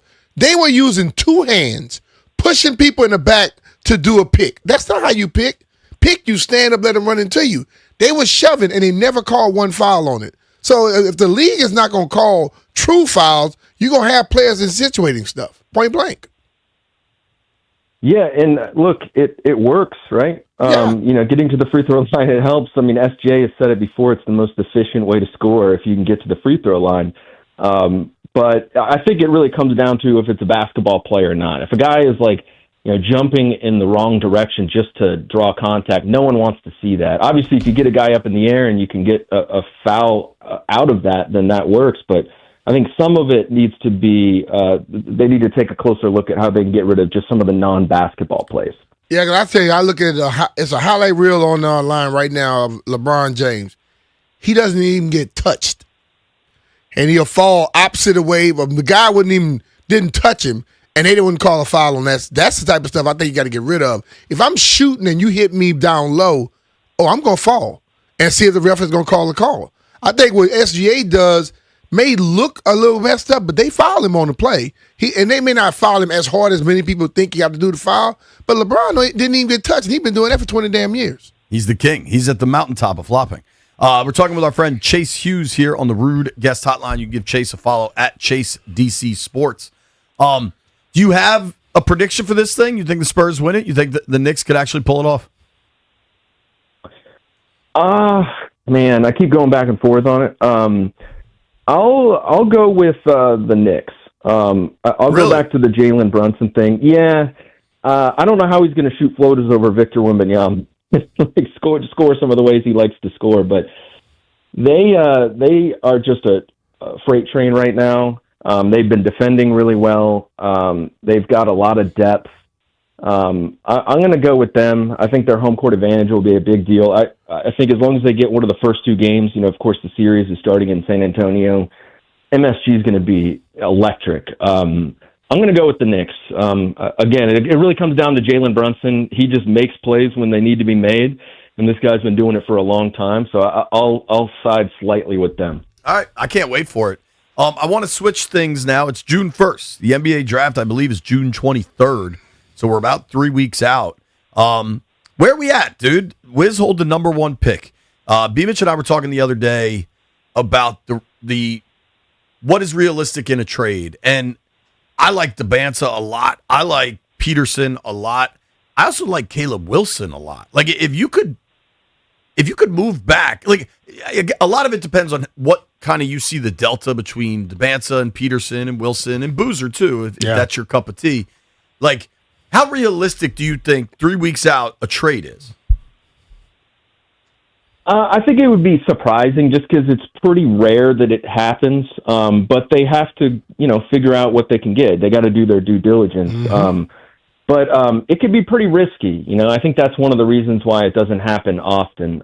It could work out great. The Celtics, they had the number one pick. The last time it got traded, they moved back to 3 and got an extra first-round pick. The Celtics traded with the Sixers, who took Markelle Fultz, and the Celtics got Jason Tatum, so they got Tatum and a first-round pick instead of Fultz. That worked out really well.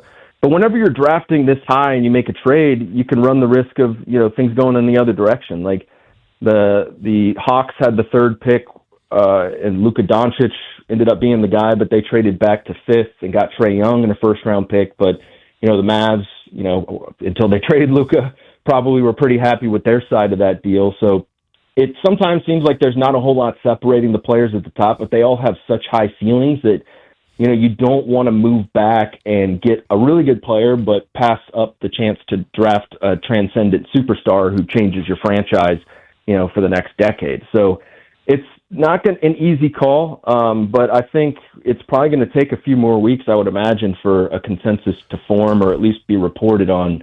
I think this draft is just a really good draft with very little separating the guys at the top. And obviously you want to pick first, but it's not going to be an easy call. It's not one of those years where the lottery happens and you're like, okay, we're taking Wemby or we're taking Cooper Flagg. Like, See, it's a tough decision. That's where my mind is. I understand DeBanza may be considered, but he looks like he's 1A and Peterson is 1B. Okay, they seem like those guys are as close as they can come. I don't think anybody look at DeBanza like they looked at Wemby, at Flagg, at other people coming out at that level. So if you're not looking at him like those guys, then I think a trade wouldn't be that much of a shock to me. Yeah, that's fair. I do think he's certainly a level below Wemby, and then the difference between Cooper Flagg is he was just as good as all these guys, but way better defensively, and he was a year younger because he reclassified. He should have been a high school senior, right? So that's the difference. But these guys are big-time prospects, and DeBanza, as good as he is, I think a lot of years he would have been the consensus number one on lottery night, but a lot of years don't also have a prospect like Darren Peterson, and for that matter, a prospect like Cameron Boozer or, Caleb Wilson who could go 3rd or 4th. So, you got to think in those terms. But again, I kind of think of it like I'm sure you guys have seen The Hurt Locker where Jeremy Renner has to pick like which wire to cut, like he's diffusing bombs. It's like, that's kind of what the situation's like. It's like, you better clip the right wire. So where do you think this is going? I just saw, it's funny that Boozer's not really part of the conversation, but certainly from a hardware standpoint, had the best year of any of these guys. Where do you think this is going when we get to Brooklyn on the 23rd? What's your gut tell you now? I still think it'll be DeBanza or Peterson, but Boozer's got a case. I just don't know what the percentage likelihood would be. You're right. He was the most productive player last year, certainly on the offensive end. He's the best shooter, best passer, best rebounder of all the guys at the top, right? And he's, I think, probably a better defensive player than most people give him credit for. He's really good at generating steals, obviously great at defensive rebounding. And one thing that's interesting, he got a lot of steals beyond the three-point line, like more than the other top prospects. Just shows that he can cover a lot of ground and disrupt the offense. So, yeah, I think there are other years where he would have been the number one pick possibly. But I think the difference is as high as his floor is and how versatile he is, usually teams go in a direction where they swing for the fences. And with DeBonsa and Peterson, they just have the high-level superstar qualities in terms of athleticism that usually separate guys at the top. And so I think that's why they're considered 1A and 1B. Talking with our buddy Chase Hughes here from Monumental Sports. Give him a follow at Chase DC Sports. Plug your pod real quick, dude. I saw you guys just had Brendan Haywood on there. Yeah, we did. Yeah, so it's called Off the Bench at Monumental Sports Network. You can find it on YouTube and also the Monumental Plus app. And we are doing heavy draft coverage. Every week, episodes come out on Wednesday, and we're interviewing people like Drew Gooden and Brendan Haywood and draft experts. And also, we just went to the Combine. It's the only place you can get all these prospects, and we've got a lot of interviews, and we've been rolling those out. So if you want to hear like in-depth discussion about the NBA draft with the Wizards, check out Off the Bench. It's Chris Miller, the play-by-play voice of the Wizards, and myself. Appreciate that, guys. You mean the injured guy, Chris Miller? Yeah. Didn't he just have shoulder surgery or something? Rotator cuff? He did. So did Brendan Haywood. We interviewed Brendan Haywood last week. His shoulder was in a sling, and I think when we record on Wednesday, Chris Miller. And what kind of damn broadcasting y'all doing with everybody hurting their damn shoulders over there? Now, since you brought up Chris Miller, Chase, and then B. Mitch brought up his shoulder surgery, I did mean to relay this text message I got. C-Mill texted me yesterday at 5:57 p.m. He said, "Hey, brother, make sure you tell B. Mitch tomorrow it's Wemby's world, and we're just living in it." Hey, I hear you, Chris. Get over that damn shoulder before I come make you have to get 4 more months. Chase, what I want to happen, and I'm curious where you land on this. So it sure seems like they're going to take DeBonsa. If not, maybe it's Peterson. And I'm cool with that. Both those guys have otherworldly potential. And the NBA draft, more so than any draft, is about potential, right? They have assumed they've got now 2 legit veteran stars in Davis and Young. They have a host of young talent. I want them to trade back into this top 10 and get another one of the studs that's in this draft. I look at the 2 big boys from Michigan that you can get maybe around 10, whether it's Mara or Yax. Like, what do you think that possibility is? That maybe Anthony Davis and something gets you back to like number 9? Well, if he don't want to be here. Because it kind of seems like he doesn't want to be here. Well, I definitely think they'll try to add another first-round pick. Michael Winger said that on the record the night of the lottery, and it's obviously not surprising because they have done that just about every year. Getting guys like Keyshawn George, Will Riley, Bub Carrington came through that way. So I think they'll try. Getting into the top 10 is really difficult. I think if they did, one of those guys would make a lot of sense, a defensive big man. There's also just going to be a run on guards, really, after Boozer and Wilson. The rest of the lottery is going to be mostly guards. There's like a ton of guys in this draft who are like between 6'3" and 6'6", who can score, who can pass and shoot. And it won't be easy deciding between them, but there's a ton of talent. And, if they get DeBonsa, Peterson, Boozer, unless they think that Peterson in particular can develop into a point guard, there is going to be a long-term need of point guard. So if you were trading back into the back end of the lottery, I could see them targeting one of those guys and, just basically completing their set of future prospects and having someone at every position. Like the kid from Bama. Mara. Like, what was that? The kid from Bama that averaged like 27 a game. Philon? Yeah. Like, where's he going to get drafted? Philon, 15th? Yeah, he's like late lottery. But Mara, by the way, Mara is 7'3" without shoes. Every time I go to the Combine or the lottery, there's someone who walks by and you're like, oh my God, like Donovan Clingan was like, he's 7'2" without shoes. This guy's 7'3" without shoes. His standing reach is 9'9". It's like taller than any big man you could think of, like Gobert, Kalkbrenner, Sarr, Holmgren, all those guys. I don't know about Wemby. He never tested at the Combine, but 9'9" is crazy. We could stop including Holmgren in the big man discussion. Klingon, when you hear Klingon, you think about the Klingons. Yeah. From that Star Trek or Star Wars, one of them. Star Trek. So like he's an alien. So my dream of trading back for one of these giants is not going to happen. No, I can't rule it out. They've done it before, but it's just that's going to cost a lot. And I think especially in a draft where people understand that, the 12th pick might be worth like the 9th pick in the average draft because there's so much depth in the lottery. What do you think happens with Davis then? because there was a report over the weekend that he's dropping subtle hints that he doesn't want to stick around. We haven't heard that from him, but he also You haven't heard it from him, but you haven't heard nothing that say he wants to be here either. Exactly. Yeah, I mean, all we've heard is that he was sort of on the fence, and then he needed to talk to the Wizards front office, but he wanted to hear more about their future and how they can build a contender. And the last time we heard him say all that was before they got the number one pick. So they helped their cause, I would imagine. And also, who would know better about the impact of a number one overall pick than Anthony Davis, who was one himself and then last year played with Cooper Flagg in Dallas. So he's got a lot of experience. He understands what a guy like that can do to a franchise. But, I think ultimately just whatever Will Dawkins says, I think you have to go off at this point. And he said multiple times they expect Anthony Davis to play for the Wizards. The only thing that's changed is they got the number one pick. So I think until we hear otherwise, I would assume he's going to play for the team. If something were to change, it'd probably be, the morning of the draft. That's often when news comes out, or certainly when free agency opens, June 30th is when they can start negotiating things. But I, at this point, expect him to play. Just theoretically, Anthony Davis as a trade chip's got to be worth a top 10 pick in this draft, though, right? I don't know. With the injuries now, I don't know. Yeah. All the injuries he's had, I don't know if he's still there. That's crazy. It's always more complicated than that, too. You got to match the money. He makes a ton of money. But, certainly I think a player like him could become more valuable. The lottery rules, everyone's focused on what does it mean for certain teams. But, it could mean a lot for just teams having to compete at a higher level now. And, I think that could increase the value of veterans who could help teams even just compete for the play-in when previously they might not be interested in guys like that. So if you did have a veteran player and you wanted to shop them, I think there could be more suitors than there were previously. So that could factor in. Chase, thank you for the time, bro. All right, Chase. Appreciate be cool, you. brother.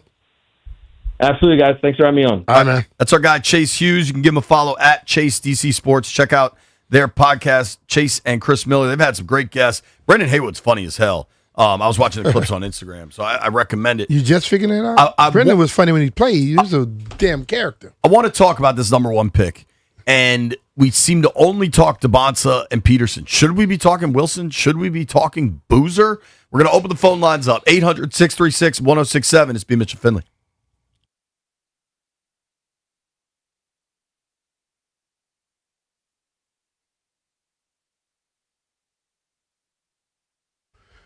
If you want comfort and convenience wherever life takes you this summer, then you need to turn to Ruud.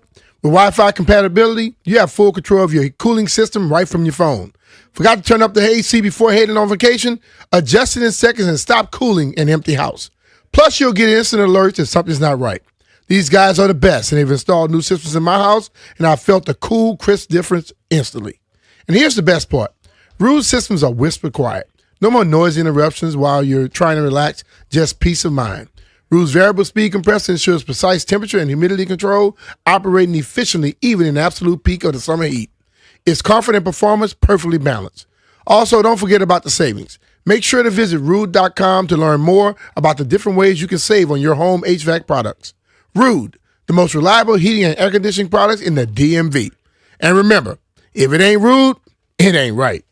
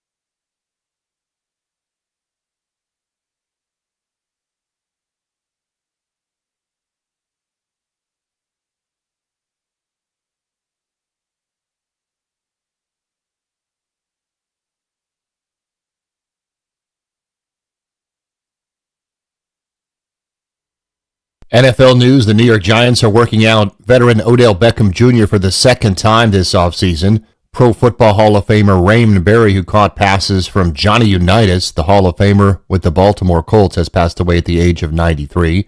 Commanders return to their OTAs tomorrow through Thursday. Cowboys and Bengals began today. Nationals baseball beat the Padres 4-2. Luis Garcia Jr. and James Wood with homers, and Zach Littell 6+ innings for the victory. They'll take on the Marlins tonight with Cade Cavalli to the bump. You can hear the game live at 6:45 here on The Fan. Serena Williams, at the age of 44, is returning to professional tennis. She'll play in the HSBC Championships at Queen's Club in London next week. Frances Tiafoe takes on Matteo Arnaldi. That will start at 12:30 at the French Open today. College baseball, Game 7s today, beginning at 12 noon, Florida State versus St. John's, and then at 3, Georgia Tech against Oklahoma. From the Crop Metcalf 5-Star Sports Desk, Byron Kerr on The Fan.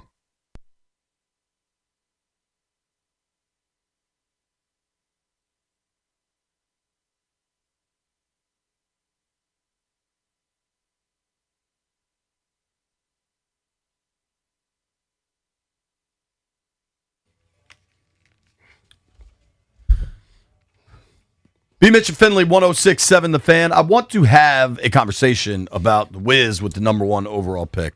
I think it's very likely they just draft somebody there. Probably DeBonsa, right? But you can make arguments for other players. Nathan Grubel is going to be on the show tomorrow. He runs the Draft Deeper website, I think. No Ceilings NBA, like a hardcore NBA nerd, right? He thinks Cam Boozer should go number 1. And is it Drab that's always screaming about Cam Boozer should go number 1? Yeah, I believe so. And you remember AJ Atai now at ESPN? Yeah. He's been texting me for a month saying it should be Cam Boozer number 1. And I do think Cam Boozer has the highest floor of all of the kind of the big 4 that we talk about. Peterson, DeBonsa, Boozer, Wilson. I think there's no way, barring injury, of course, but like there's no way Boozer is a flop. With the other guys, I think there is some chance that could occur, right? Yeah. Peterson, you got the creatine questions. DeBonsa, I don't know what the question is there, but maybe can he develop the shooting necessary in the modern NBA? Wilson is a freak athlete, but as the game becomes more about three-pointers, do you need the freak athletes as much? Like, I can understand the rationale for Boozer. I can't get behind it, though. The thing about me, when you look, I think people forget this one thing.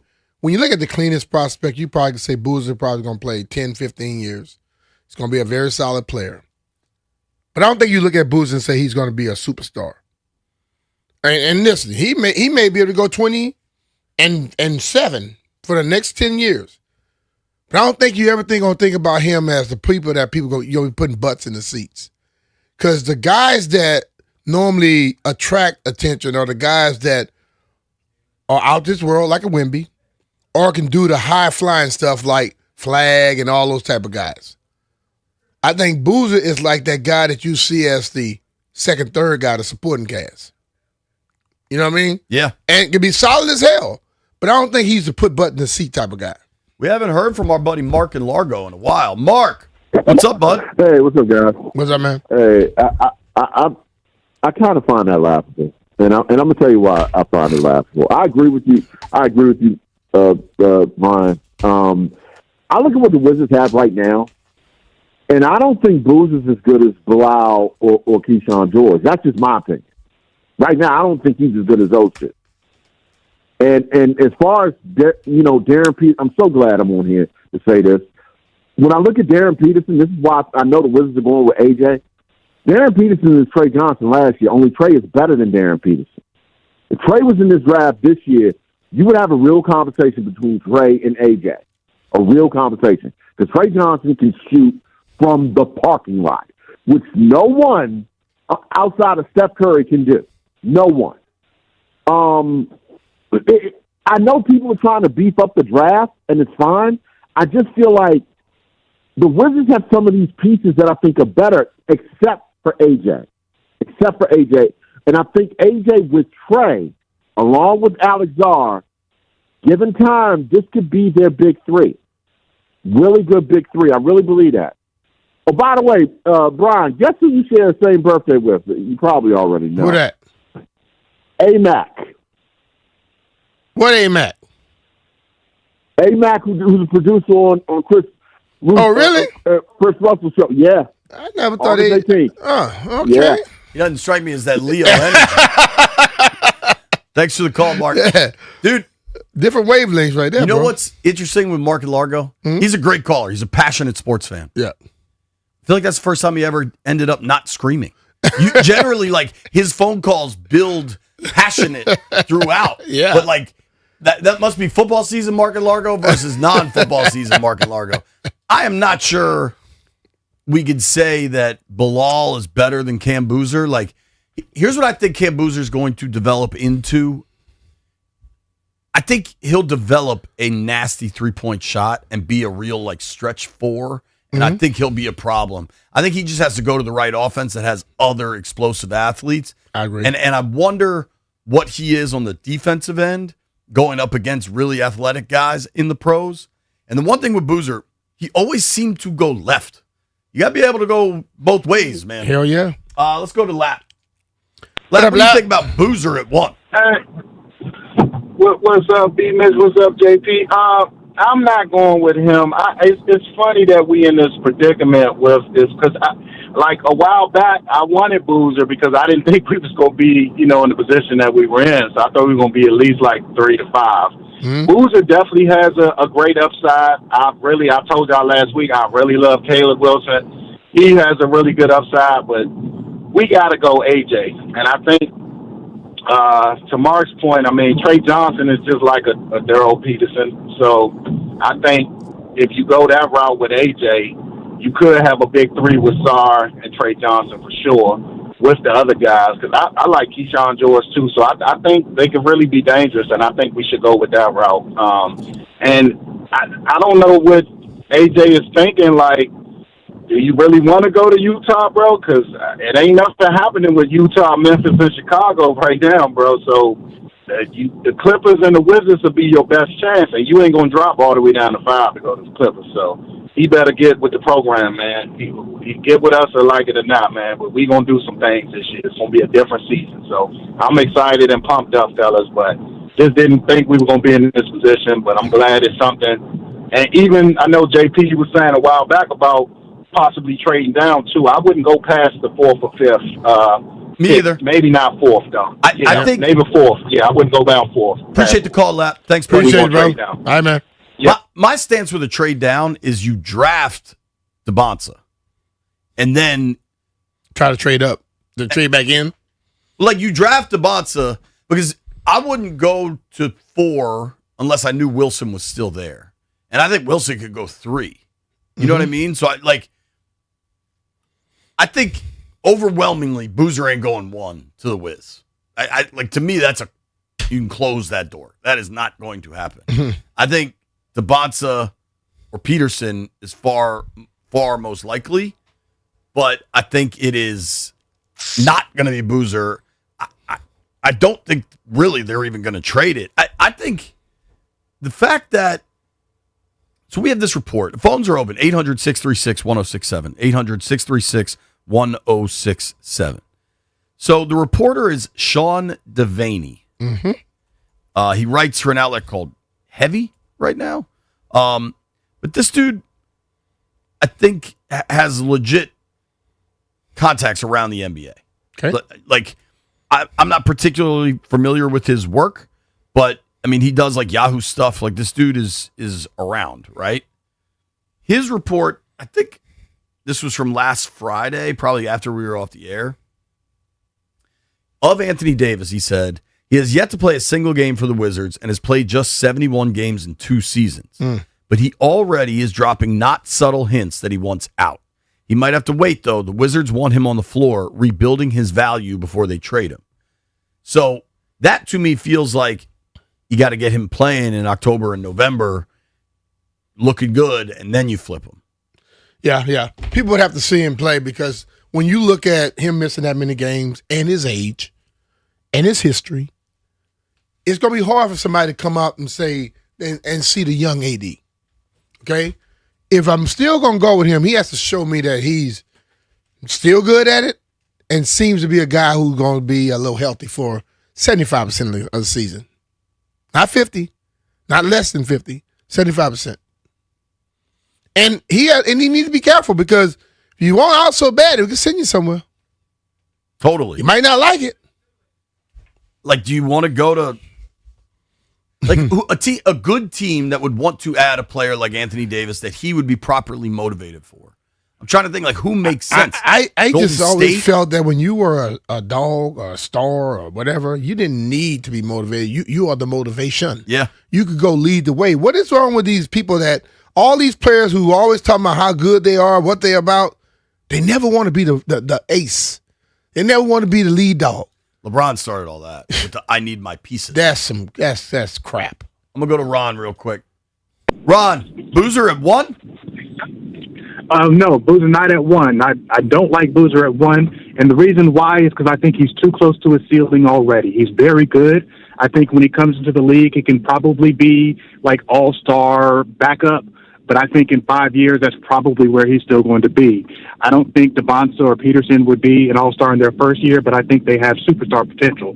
And so if I'm picking number 1, I'm not picking off the first year. I'm picking off of what I believe they can be. And both DeBonsa, Peterson, I wouldn't consider Caleb Wilson the first pick at all. But with those guys, I would pick them based off of their potential, not based off of what they can do in their first year. I think Booz is going to be an excellent rookie, might even win Rookie of the Year, but I don't think he's got the higher ceiling than the other players. All right. That's a damn good call, Ron. man. Appreciate Thank you, it. buddy. If you're on hold, stay there. We're going to take your calls. We're talking NBA draft. Who's going number 1? Who should the Wizards take? Should they consider a trade? And do you consider Cam Boozer to be the number 1 pick? I do not. Booze.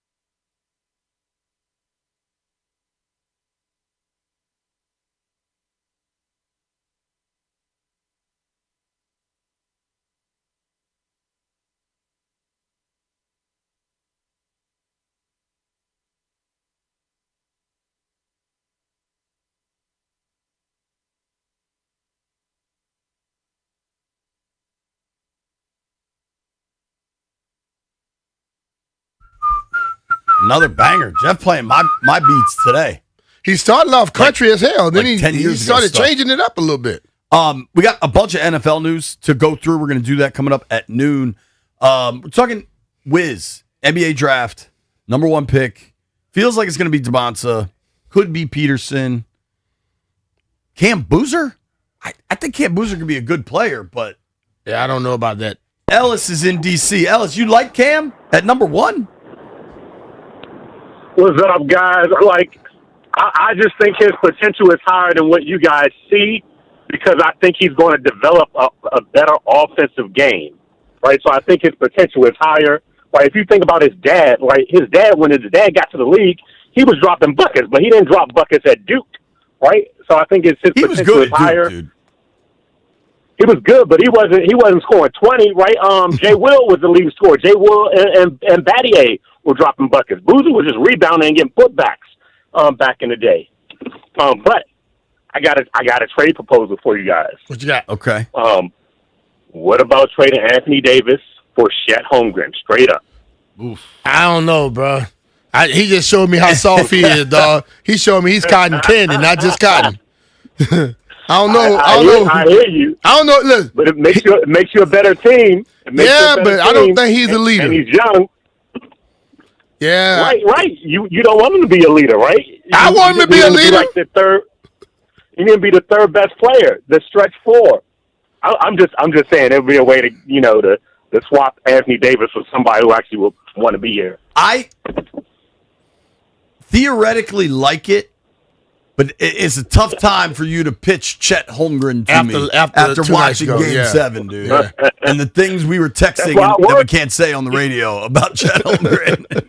Right, but that's why it works because he's 12 years younger. So usually you don't trade young for old. I don't think Oklahoma City would want any part of that. Maybe. Yeah. I don't think so either. I wouldn't do it. I wouldn't do it. Appreciate you, Ellis. Thanks, all right, bro. Go to Juan. Let me just mess their head up. I'm gonna throw something out there that I know nobody gonna want to do. Our guy Juan in Fairfax. Juan, what do you think of Boozer at 1? Nathan Grubel says it should happen. I don't want Boozer. He doesn't excite me. AJ DeBonsa. I like how he. When I first watched him, I watched it on YouTube. The first thing I seen his footwork. His footwork is crazy. So, yeah, AJ DeBonsa, I watch his highlights. He excites me. That's who I want to go for. You know what I'm saying? I don't want Boozer. He's not an exciting. I'm not saying he's a good player. I'm not saying that. But he doesn't, bring no excitement to the team. No, and I'm not saying he's a good player, like I said. I don't want to put nothing out there like he's a bad player. He's not a bad player. He's a good player. No, I know what you're saying. I get exactly what you're saying. Yeah, I get what you're saying. Can I say something on the Anthony Davis situation? Yeah, go ahead. So with the Anthony, y'all got to help me out with this. Please help me. But I need to understand this. Anthony Davis, I understand he wants to go to a good team. I understand that. He wants to go to a championship team. I get it. I get it. I understand what he's talking about. But he does not stay healthy. He doesn't have a case. Why would you want to go to a team that you keep on getting injured? Bro, you only play half of the season. Come on. How? We just might as well stay with us, build up, and then, you know what I'm saying, if you want to move on, you can move on. Why are you talking about you want to get traded, all this other stuff? Bro, you've been injured. Come on, bro. Well said, I got you, bro. Well said. I don't get it. Hey. Appreciate you, dude. We always think we're better than what we are. Thank you for the call, man. Juan's starting to bring the Mark and Largo energy. Jeff, was it Juan that started crying before the NFL draft because he wanted Jeremiah Love so bad? That wasn't Juan. It might have been. No, I don't think it was Juan. I think it was somebody. I forgot that name. Shane, what do you think of Boozer at 1? Hex to the no. I'll just say that to the no. I think he's hit his ceiling. He's going to be a great player in the NBA. He's the old school 15-foot. He's got great touch inside, but that's what you're going to get. And plus, it's not like the Ball family, but you're going to bring his dad here, and it's like you got the Boozer family that's going to be connected to him, and the pressure of that too. But no, I say go ahead and draft the kid out of Brigham Young. I think that's your pick, and trade Anthony Davis and go ahead and get the boy out of Tennessee, Amet, and at 6'10" and can play and develop him, and you got a young roster. That's my opinion. But but no, absolutely not Boozer. And let's go ahead and move Anthony Davis. He don't want to be here. Get rid of him. What's he going to play? 30 games anyway? I wasn't shocked that you threw somebody from Tennessee in there. Hey, look though, B-Mitch. The kid can play. He can definitely play. I want him to trade back into the top 10. That'd be a guy I'd like. Thank you, Shane. Absolutely. And he's from here. Yeah, he's from Manassas. Yep. There you go. Appreciate you, dude. I'm going to sneak in Mark in Landover Hills. What up, Mark? Mark, what do you think of Boozer? B, you know how I am, brother. I've talked to you enough. You too, JP. And all I'm saying is that everybody's talking about those three guys. Hey, man, number one, Mr. Boozer already has 30 pounds on either one of those guys. Number two, don't forget about that lady from Wendy's. Where's the beef? In the NBA, you need some beef. He also set the record for the fastest lateral speed. That's got a lot to do with defense. And standing flat-footed, he's got the longest reach out of all three of those guys. So if they draft him, I don't think it's the end of the year. And, there's a couple other things he's got on his side, too, that, hey, are obvious, and I don't need to mention them, but he's a young man, and he's going to grow, and he comes from good genealogy. That's all I'm saying, guys. All right, bro. Appreciate you, bud. Good call. There you go. All right, Mark brought something there. Some Boozer supporters out there. I don't think that's going to happen. I want to discuss some NFL happenings, including one, A.J. Brown. Nobody go anywhere. It's B. Mitchell Finley.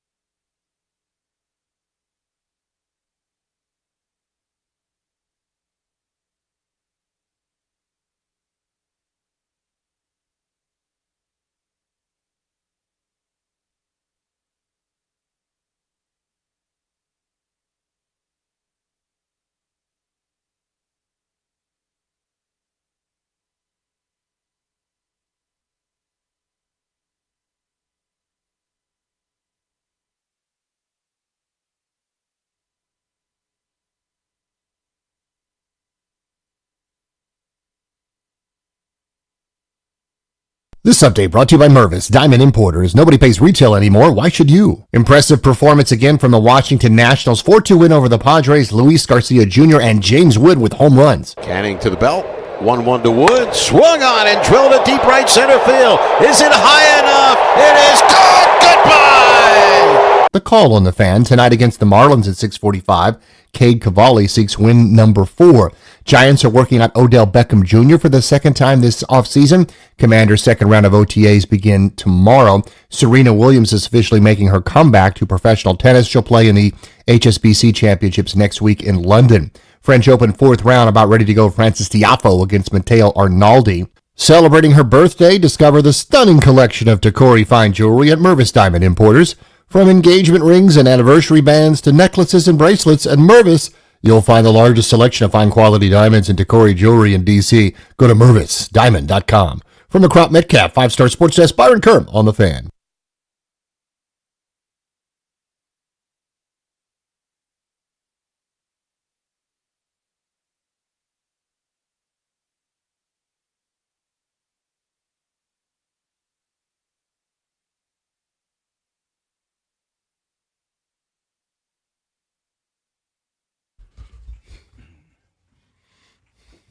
High noon in the District of Columbia. Brian. Yo. I have determined, at least for me, there is no more economical food than Chinese food. I ordered Chinese when I got home Saturday night. Mm-hmm. Maybe even Friday night. I get 2 Chinese food dishes. I get Kung Pao chicken, which is spicy and burning me up right now, and Mushu pork, and it's like 5 meals. Because they give you so much food. Shout out to City Lights. That's my go-to. You just eat like a damn bird, dude. Everybody else, it wouldn't be 5 meals for them. All right. You know that. Today is June 1st. Happy June 1st to all who celebrate. Why does that matter? NFL contracts have these June 1 clauses where things start to change a lot. And what do you know? Adam Schefter this morning said on ESPN the A.J. Brown trade will happen. Schefter on ESPN said A.J. Brown to the New England Patriots should happen within the next 24 hours. All right. Jason LaCanfora said it's for a New England first rounder in 28. All right. So I think it's really interesting that it's a 1 for New England, but it's not till 2028. Now we'll see if that ends up being correct. This 27 NFL draft is supposed to be loaded.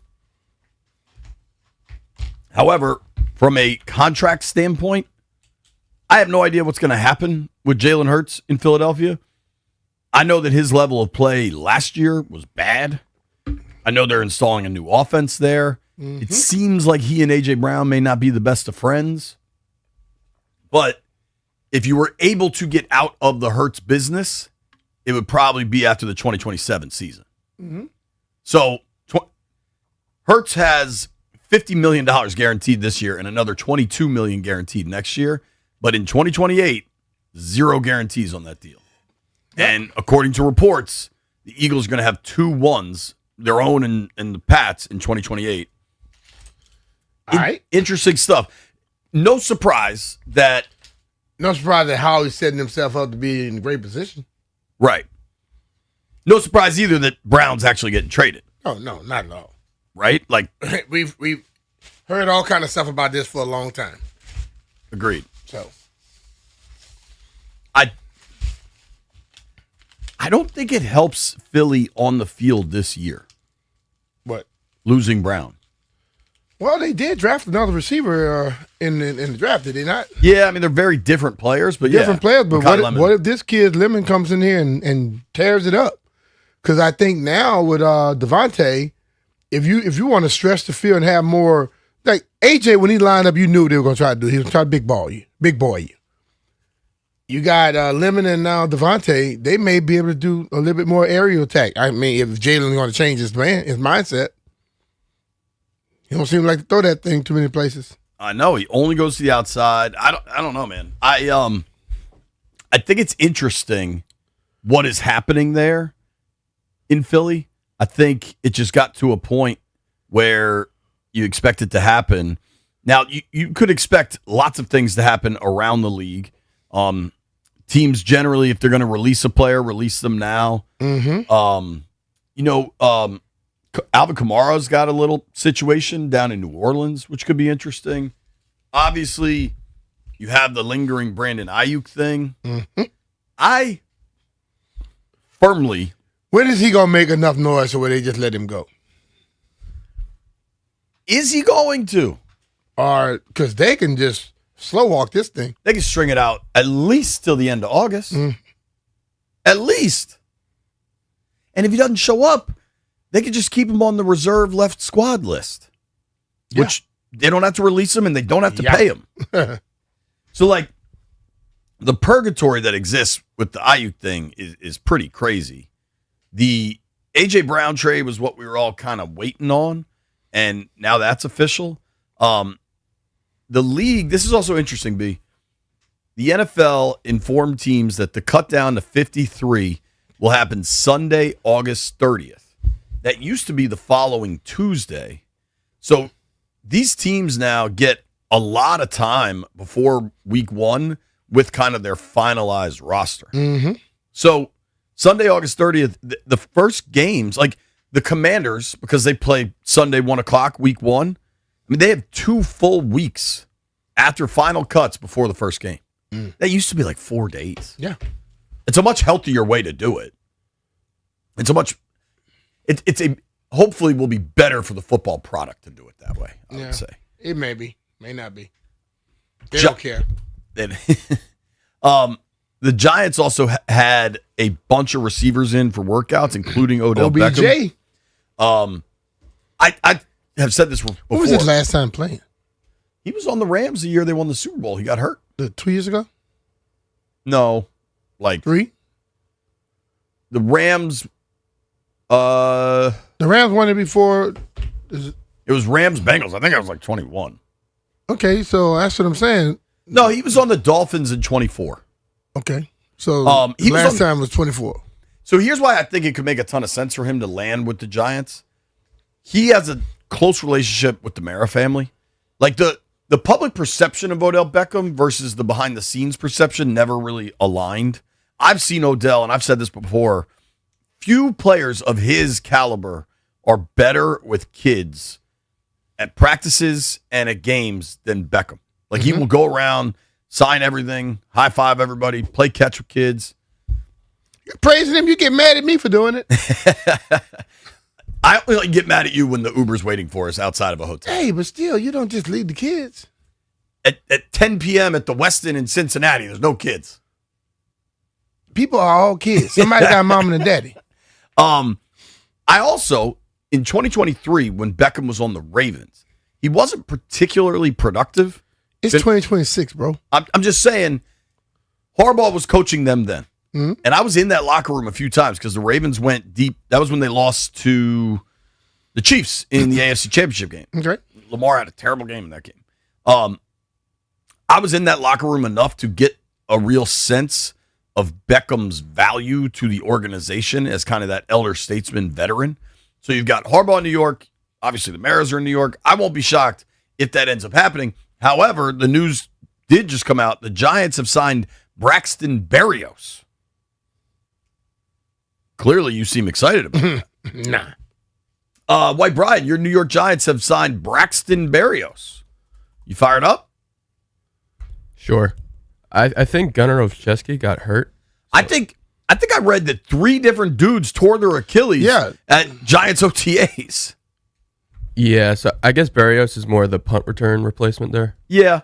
I mean, Berrios has played 10 games over the last 2 seasons. Hasn't really been like a reliable return man probably since he was on the Jets many seasons ago. I'm trying to pull up his return. Yeah, so his last season getting real punt return work was 2023 with the Jets. Also returned some kicks. Probably wasn't the primary kick returner. Like trying out Beckham versus trying out Berrios are 2 very different things. Totally. One of them is to be a punt returner. The other is, what does this dude still have left? Does he still have something? I'm not sure if he does or doesn't, frankly, for Odell. Yeah. But I know there's a lot of connections there that would make a lot of sense. I guess we're kind of waiting to hear the A.J. Brown thing official. It's been the longest we're waiting for it to be official kind of in forever, I feel like, because this thing has been so widely reported. How about this? Russ Wilson I just saw that. Going to TV. So Russ is leaving from Minnesota? Was he in Minnesota? I think his last... Russell Wilson? Yeah. Oh, no, I'm thinking about what's called. I'm thinking about the, what's called, dude.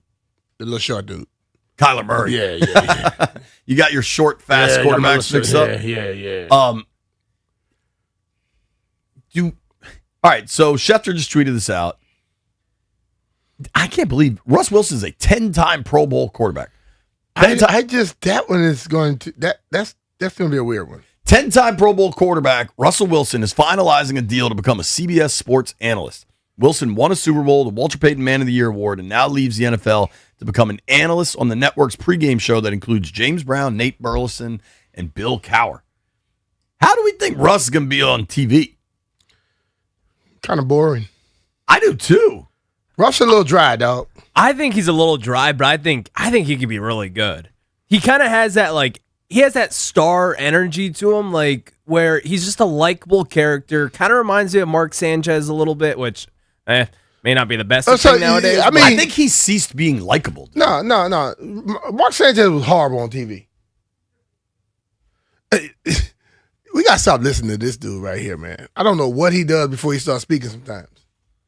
You bring up the worst comparison. If you want us to like him, don't say he's going to be like Mark Sanchez.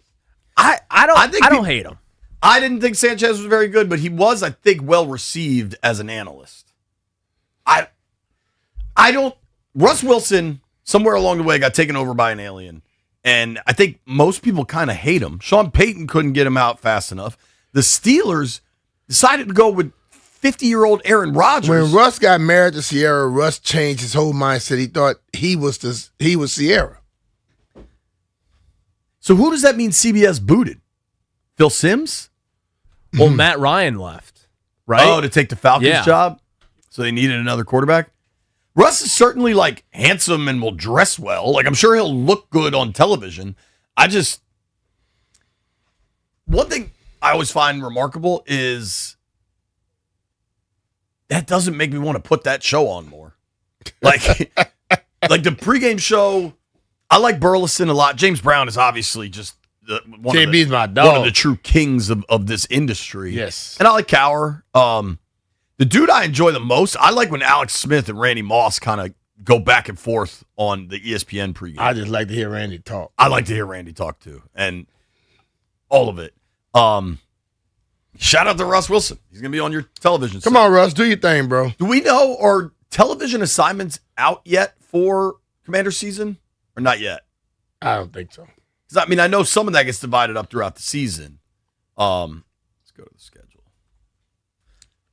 I wonder how often they're on CBS. Because, if you just think about, they have a Sunday night is NBC. They have a Thursday night is Amazon. They have They have 2 Monday nights. That's ESPN. So that's 4, right? The international is usually NFL Network. I don't know if that has changed since the NFL ESPN merger. So, all right, it's listed here. Week 1 is Fox. Week 2 is Fox. Week 3 is Fox. Week 4 is NFL Network. That's the London game. Week 5 is Fox. Week 6 is ESPN Monday Nighter. Week 8 is Sunday Night Football against Philly, NBC. Week 9 is Fox. Week 10 is Amazon because it's Thursday night. Week 11 is ESPN because it's Monday night. Week 12 is Fox. Week 13, they're not on CBS until week 13. And then it's back-to-back.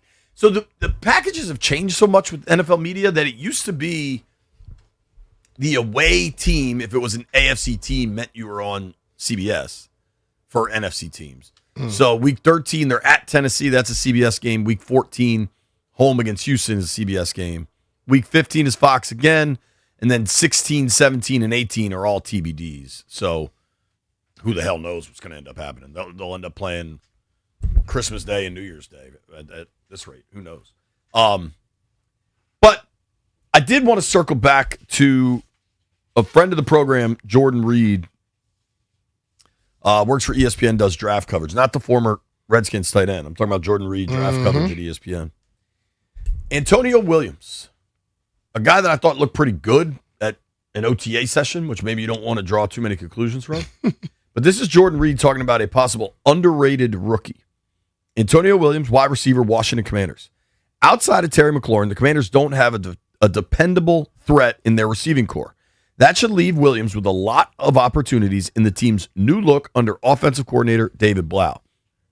He will likely play mostly in the slot, where his route running and shifty playmaking ability can shine. Does Williams seem like an underrated kind of prospect to you? Do you think people are properly evaluating him potential-wise? Listen, bro, I don't even think about what people say because I know how people are. People, if you're not drafted first round, top second round, and considered like if they didn't see you every day, they automatically assume you can't play.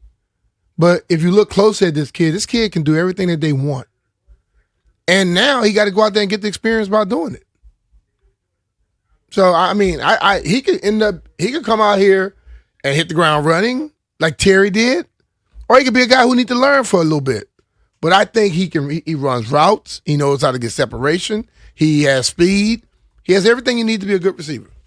It's kind of crazy. Yeah, I pulled this up. So, third round wide receivers in Washington. Terry McLaurin. De'Ami Brown. De'Ami Brown was 82nd overall in 2021. You know who we got to get? We got to get Scott Turner on the phone because I know how much. Eddie Murphy? I know how much. No, that's Scott Jackson. I said Scott Turner. Oh, Turner.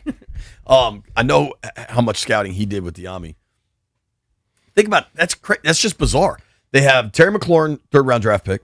De'Ami Brown, third-round draft pick.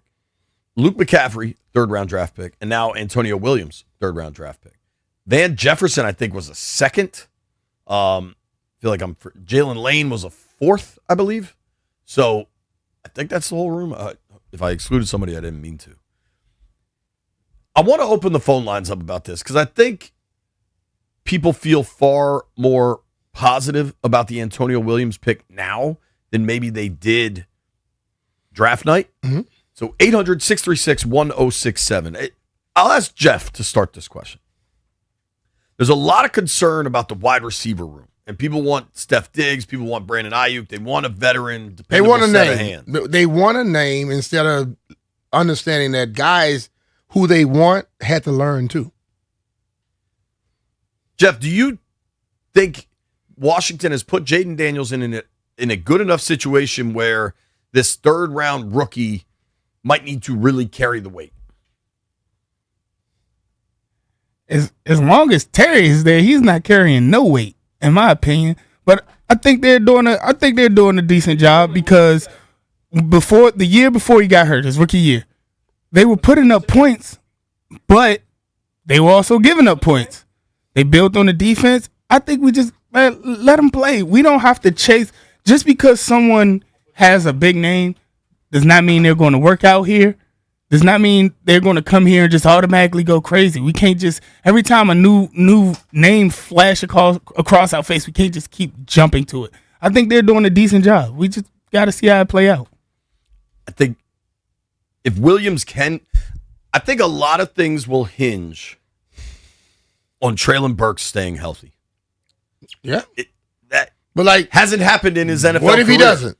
Somebody else has to step up. And I still think the fact that De'Ami Brown can separate and run deep, have a vertical threat, that's going to help out the other guys a lot.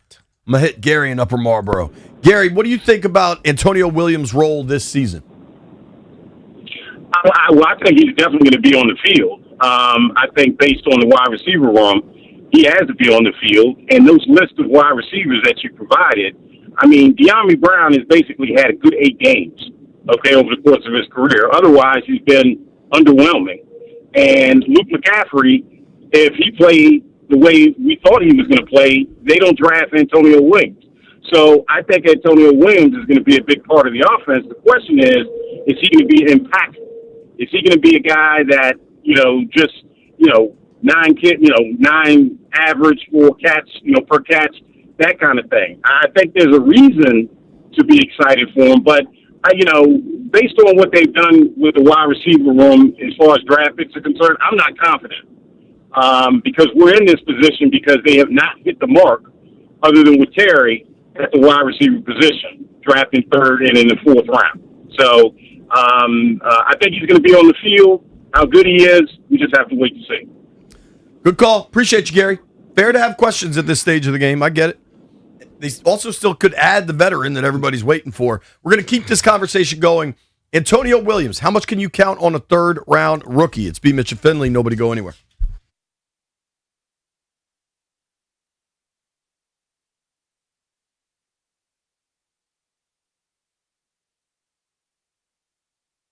Hey, it's B. Mitch here. Summer is here, and I'm finally back outside riding my bike. With Autism Acceptance Month kicking off, it's the perfect time to talk about Bike to the Beach. I'd love for you to join my team on June 19th as we ride to support autism and disability inclusion. We're riding from Union Market all the way to Dewey Beach, and it's going to be an incredible experience. When we finish at Dewey Beach, you're going to have a beachside celebration just steps away from the ocean and right in the heart of the action. Let's ride, make a difference, and start summer off strong together. Join my team or start your own today at biketothebeach.org. That's biketothebeach.org.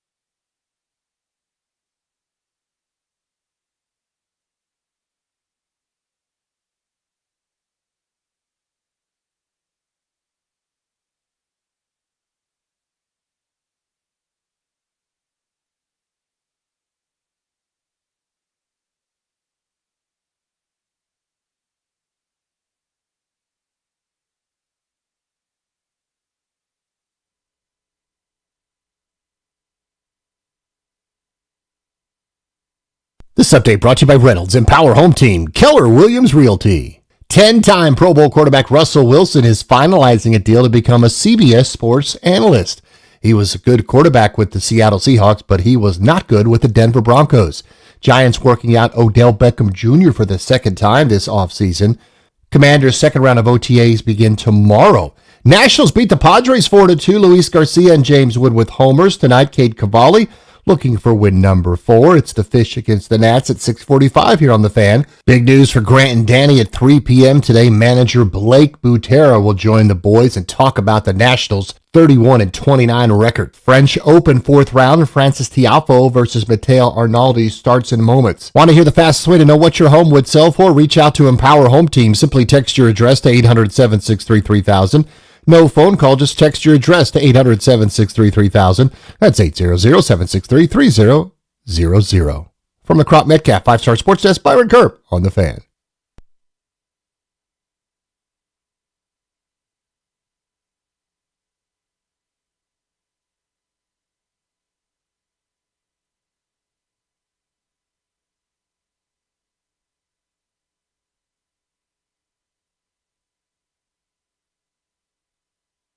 B. Mitch and Finley, 106.7 The Fan. It was about, 20 minutes ago where I laid out all the reasons why Odell Beckham signing with the Giants made a ton of sense. It happened. And that the Braxton Berrios signing would not impact the Odell Beckham They situation. just signed him. And Schefter just tweeted out, Odell Beckham is returning to the New York Giants.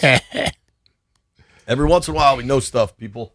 I don't know that Odell Beckham's going to make a big difference on the field. White Brian, what's your excitement level? ODB. Back in Big Blue. Yeah, even if he doesn't do much on the field, the vibes are just going to be better. The fans will go see him, and it makes me happy. Yeah. We'll see. I mean, he hasn't played much, but one of the all-time freak athletes. Yes, he is. If he's got some of that juice left, who knows? Here in Washington, honestly, the name value is not the same. But the expectations are higher for Antonio Williams than whatever Odell Beckham's going to do in New York this fall. And you said something really interesting in the break, B. We're talking about the Clemson third-round wide receiver that Washington drafted. Yep. I think there's a couple things that are important to point out. Williams was a top 10 receiver draft pick. Yeah. He was the 9th receiver taken in the NFL draft. Right? It went Tate, Tyson, Lemon, Concepcion, Cooper, Stribling, Boston, Bernard, Williams at 9. They also set off a run of third-round receivers. Malachi Fields went 3 picks later. Then Caleb Douglas 4 picks later. Zachariah Branch 8 picks later. Jacoby Lane right after that. Brazel from Tennessee. Adam Peters had his pick of the litter of these third-round wide receivers, and a lot of them went in succession. He took Williams. Yeah. I got to talk to Dabo Swinney, the Clemson coach, national champion winner. He said, if this guy was 6'1", he goes in the first round. So if you want to knock a dude for being 5'11" and not 6'1", it's all about getting open. But what are fair expectations for a young guy like Williams in a wide receiver room that has an alpha in McLaurin and then a lot of other question marks? Start with Kenny in Largo. Kenny, what's up, dude? Hey, what's up, y'all? How y'all doing today? Doing good, bro. Good, buddy. Man, that's something we're gonna fit right in with us. As long as we got Terry, and I feel like we got a receiver room similar to how we did 2 years ago. Like how you said, JP, our floor is better than it was last year. We ain't got no Chris Moore, no Chosen Anderson out there, so I think we'll be all right. We'll be totally fine. We got a force multiplier quarterback. We'll be fine. He'll make it work. All right, brother. Appreciate you, Kenny. I tend to agree there. I mean, Jaden is what's most important. If go back to the 24 offense, they made it dance with a bunch of dudes nobody thought was going to be good enough at receiver that year, and Terry. And one of the guys that he really liked is back with a little bit more experience. Let's go to Chuck in Upper Marlboro. What's up, Chuck? Hey, what's up, family? What's up, bro? How you doing, bud? Burgundy and gold forever. Hey, first off, man, Tom Brady had that Wells Welker, man, and that Julian Edelman, man. That's who 5 got now. Antonio Williams, that's who he is, man. That's what we got. Wes Welker, I'm huh? trying to tell you. Wes Yeah. Welker's on this staff Hey. too. Yep. Hey, see, hey, I ain't even going to that, but hey, and then also too, man, you think about they saying more play action. You can play action screen to that guy, man, and I'm trying to tell you, you can take it all the way to the house. Appreciate it. All right, Good bro. call, Chuck. Thanks, dude.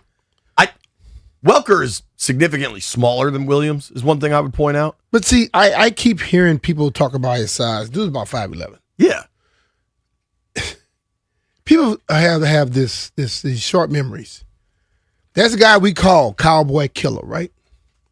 Don't we call him that? Yeah. Because he played big time in big moments. He's not 5'11".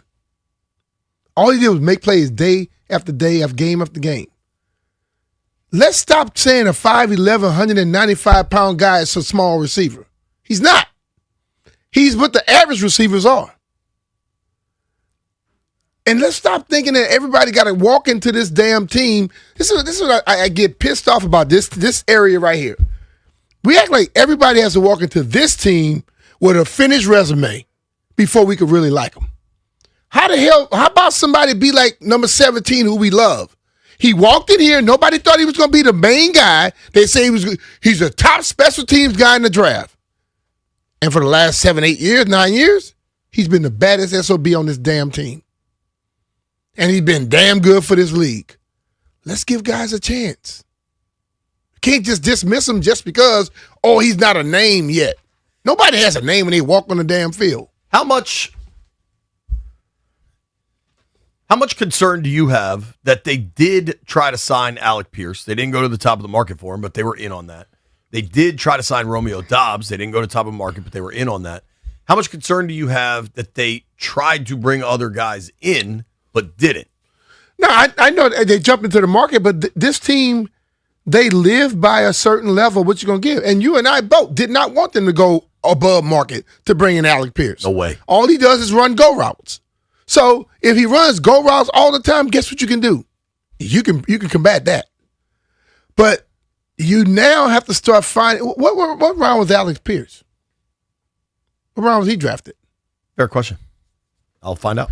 And he was about to get 20, 30 million. What are you getting? 20, 30 $29. $29 million a year. Got into the league, balled the hell out, and now he's getting paid. He was a second rounder. Second round. Played college at Cincinnati. Okay. How often is you going to think about, Cincinnati players always just become great? No, he got into the league and did what he was supposed to do, continue working, and now he's getting paid for it. Antonio Williams is coming here and do the exact same thing.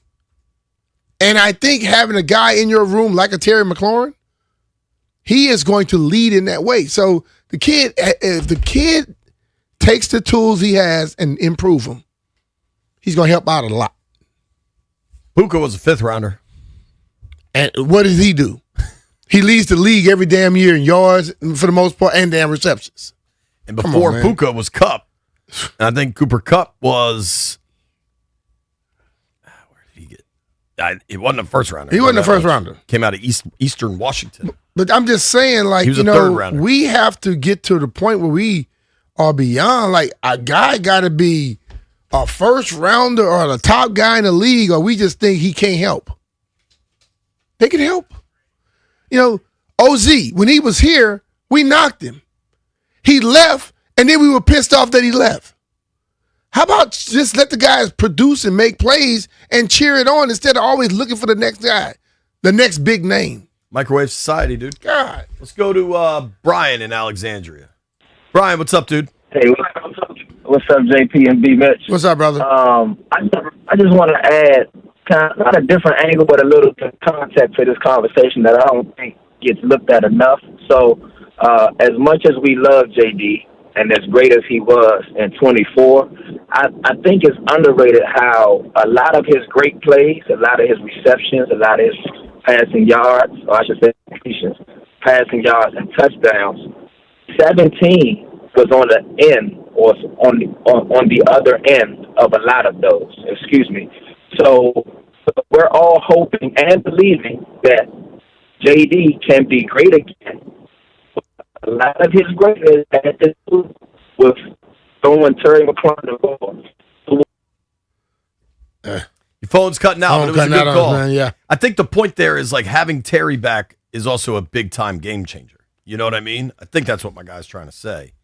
And I agree with that, man. I think we're all kind of sleeping on that fact. Totally. If you get Terry back at his best, that should help a lot. Disco is in Laurel. What's up, Disco? Hey guys, how you doing? Good, man. How are you? Good. I wish I could jump through the phone and shake B. Mitch's hand, man, because you're on it today. And I'm gonna say this: the team you can't keep drafting wide receivers every year and not develop them. Somebody has to merge. You went and got McCaffrey. You drafted Lane. Now you drafted Williams. You bring in Chigakonkwo. You also drafted Ben Sinnott. You can't keep chasing names. How about we coach them up and give them an opportunity? Last year was an anomaly. Jaden Daniels was in and out of the lineup. We didn't have Terry. The whole season was discombobulated. So let's see what we have now. Let's develop some of these guys. Luke McCaffrey showed from year 1 to year 2, okay, he took a couple of tiny steps. We always look at we admire, sometimes in this fan base, we admire other people's players so much when we have the potential right here.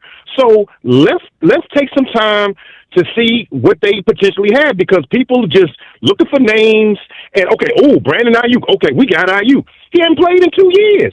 I mean, he could potentially come in and help, but he hasn't played in 2 years and coming off a major injury, as opposed to looking at the guys you have here. And to your point, B. Mitch, I remember specifically when they were saying Terry McLaurin, he's going to start off as special teams, maybe returning some punts. He caught a bomb, like a 70-yard bomb on the first play of his career. Against the Eagles. So let's see who we can develop. That's all I got. It's a great call, Disco. Thank you for the call. Because here's the other question I want to ask. I do think this offense is going to do a lot more to get guys open. Yeah. So let's talk about the non-Terry, non-Williams guys. Luke, Lane, Diami, Trey Burks. Who do you think could emerge out of those dudes?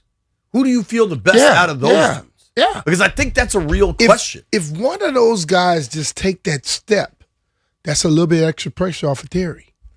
That's pressure off of Williams. That's pressure off of Diami. Diami may be opening it up for somebody else. When he clears it, when he goes downfield, people have to go with him. Somebody come underneath, and Jaden will find him. Non-Terry, non-Williams, of the other guys on this roster, who do you think could emerge this season? Luke, Lane, Burks, Diami. Taking your calls. Nobody go anywhere. It's B. Mitch and Finley.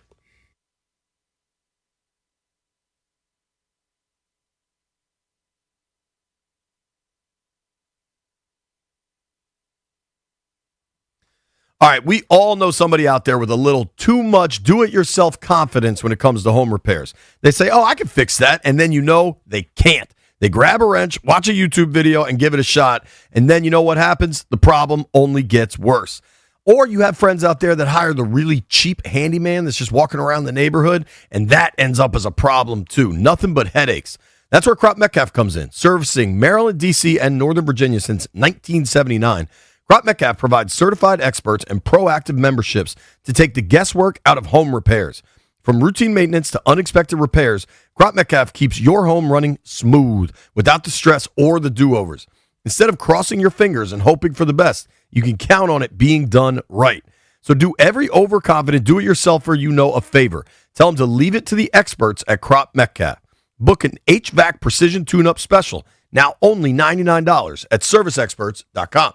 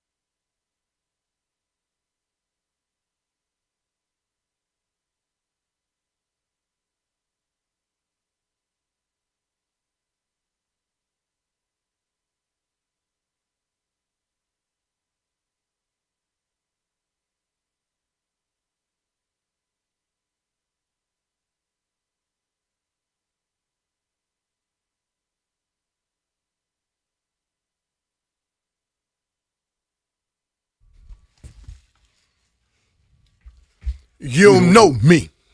B. Mitch and Finley, 106.7 The Fan. Appreciate everybody hanging out with us on Monumental Sports Network, watching us on the YouTube stream. Appreciate all the folks listening via podcast or listening via the Odyssey app. Wherever you get the content, we appreciate it. There you go. We are brought to you by Rude. That's right. Rude is the official show sponsor of B. Mitch and Finley. Do not melt this summer. Upgrade to high-efficiency HVAC and enjoy budget-friendly financing options with low monthly payments. Keep your cool and keep your cash. Find a Rude Pro partner at rude.com. If it ain't rude, it ain't right. So I'll ask you the question, and then we'll let the callers, I'll let Jeff and Stallion weigh in. All right.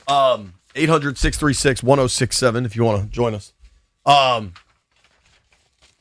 Not Terry, not Williams. Terry is proven. Williams is a rookie. We've never seen him in an NFL field. Yeah. We've seen De'Ami Brown. We've Yep. seen Luke McCaffrey. Yep. We've seen Jalen Lane. We've seen Traylon Burks. Okay. Of those guys, who do you feel most confident could emerge as like, and I'm going to, like a 600-yard receiver? Somebody that could be a productive piece of this offense. I go with Traylon Burks because he's the veteran guy, and I think they're going to give him opportunities because of his size. But De'Ami, to me, brings a different level of what this team had last year, where he can stretch the field. And I think there were so many times where you had to use Terry as a stretch the field guy. If Terry can have somebody else stretching the field while running certain routes and still running deep routes as well, he opens it up for you. But I think De'Ami is the caveat to that. So I go Traylon, De'Ami, and then I go to Luke. Because before Luke got hurt, Luke was starting to get a lot of big plays, a lot opening, finding those spots. And that's what you need to, like, sometimes you don't have to be the run the route, deep route receiver. You got to be the guy who knows how to find the holes. Those possession receivers, all they do is move the chains. And that's what you want to do. Jalen Lane, his biggest deal is your return man. Totally. Anything he does as a receiver, icing on the cake.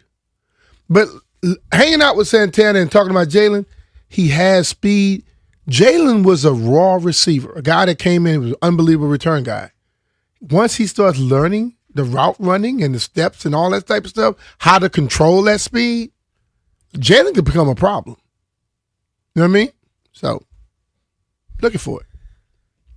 If you look at McCaffrey early last season, because Terry was hurt, he had 3 touchdowns in 4 games. Against the Raiders, he had 3 catches for 56 yards and a tutty. Mm-hmm. Against the Falcons in Atlanta, which was a bad loss, 2 catches, 21 yards, and a touchdown. Then against the Chargers, he caught that deep bomb. He didn't score, but he had the 1 catch for 50 yards. Mm-hmm. And then against the Bears. And that was a tough-ass catch. It was a tough-ass catch. And then against the Bears in the game that really kind of broke Washington's season, he had a 33-yard touchdown catch. Okay. So there was some productivity. Then he broke the collarbone against the Seahawks. I don't know the answer, right? I believe Burks is going to get the most opportunities. Yeah. I think when they are out there in 2 receiver sets, it'll generally be Terry and Burks. I think De'Ami will get a lot of opportunities. I think when they go to like a 3 receiver look, I don't know where Antonio Williams fits in kind of this hierarchy, right? Mm-hmm. And if it's a 3 receiver set with kind of a traditional slot guy, or if it's like a trips bunch package, right? Like I think there's going to be a lot of moving guys around, a lot more than we've gotten used to over the last 2 seasons. Mm-hmm. I also think Chig Okonkwo is going to enter into this conversation in a pretty Big time. heavy way. If you look at the 24 season, the good season, Terry went over 1,000. Zach Ertz was your second leading receiver with 66 catches for 654 yards. And I know how much optimism there is surrounding Chig, and I think it's warranted because we got used to Ertz, who could get open and had sure hands, but there wasn't much playmaking ability once the ball was in his hands at this stage of his career. Chig, I don't know that he has the same route running or hands as Ertz, but he has significantly more explosive ability after the play. True. And you might be able to get more big plays out of the tight end position. But go further down. OZ in 24 went over 500 yards receiving. Noah Brown was at 453. Like, they're going to need those contributions. You know what I mean? 24, Noah. Brown went for 450, Yeah. and OZ was over 500. That's what I'm saying. Even about him, 400 something yards, and wasn't always there. You know what I mean? Right. It's like you need people to be healthy, and I think all of a sudden it will work itself out. That would change up everything right there. Jeff, who do you think could emerge out of that group? Burks is going to get the most looks. He'll get the most opportunities. He's just never stayed healthy his entire NFL career. And that's what I was going to say, JP. We seen it last year when he was going up to make plays. Especially we all seen the one-handed catch. I think it was going to be Burks, but as B said, I was literally talking to my boy in the group chat just now because he was mad that the Giants got OBJ, and I'm like, bro, we all right. And he like, nah, we stagnant. We gotta make a move. I'm like, bro, we don't gotta make a move. Like sometimes you gotta wait. But I think Jalen Lane just had a problem. I don't know what it was, but he had some drops last year. Yeah. And like you said, once he trained up, I think he gonna be all right because he was making because he was making the plays in practice, but it's different when the big lights come on. Yeah. I think he's gonna be all right now that he got his feet, up under Lane him in is the kind league. of your pick there, huh? Yeah, because I'm gonna go with him because he's young. He's going to young. develop. It's going to be really interesting to see. I think Rashad White could have a big role, kind of the Eckler version. White looked fast in OTAs. I thought White looked impressive. Yeah. But there's no pads. You don't want to read too much into your evaluations, but I think they have a more complete group, and I think the floor is significantly higher. And I think that's so important because the odds of not having injuries are slim. You're going to have injuries. It's the NFL. Yep. So being able to like your depth, even if it isn't star-studded, but you like the guys you have, and I think that changes a lot. And we haven't even gone further down the roster. Some of these undrafted guys that look like maybe they could emerge or whoever, but it's going to be interesting, and I think the fan opinion on Antonio Williams has shifted to a pretty positive place, and he'll certainly have an opportunity to make good on that positivity. Coming up at 1:30, Jim Duquette, former Major League Baseball general manager, will join us to talk about all the Nats' success and what could or could not happen as we get closer to the trade deadline. Nobody go anywhere.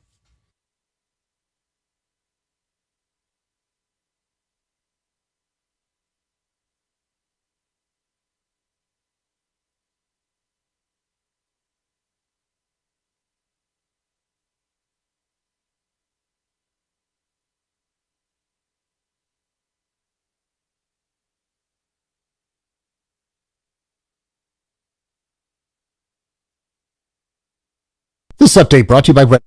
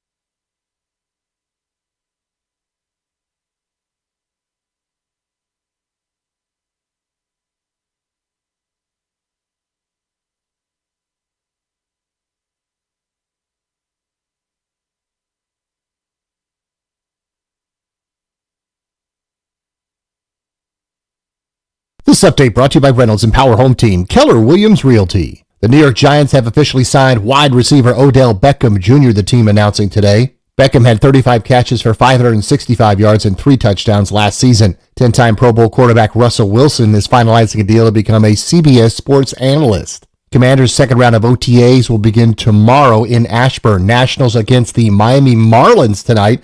After the win over the Padres 4-2, manager Blake Butera will join Grant and Danny live at 3 p.m.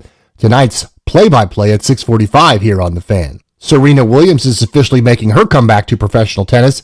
She will play doubles at the Queen's Club next week. Want to hear the fastest way to know what your home would sell for? Reach out to Empower Home Team. Simply text your address to 800-763-3000. No phone call, just text your address to 800-763-3000. That's 800-763-3000. From the Crop Metcalf 5-Star Sports Desk, Byron Kerp on The Fan.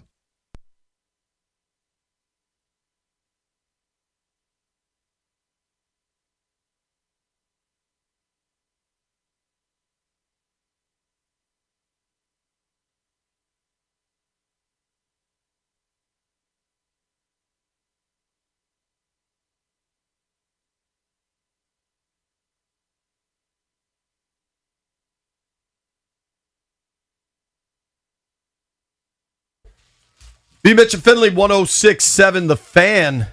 Want to let my guy Jonesy weigh in on the receiver room, and then Stallion's got a fun activity for us. Yeah. Jonesy, who do you think will step up for the Commanders in the receiver room?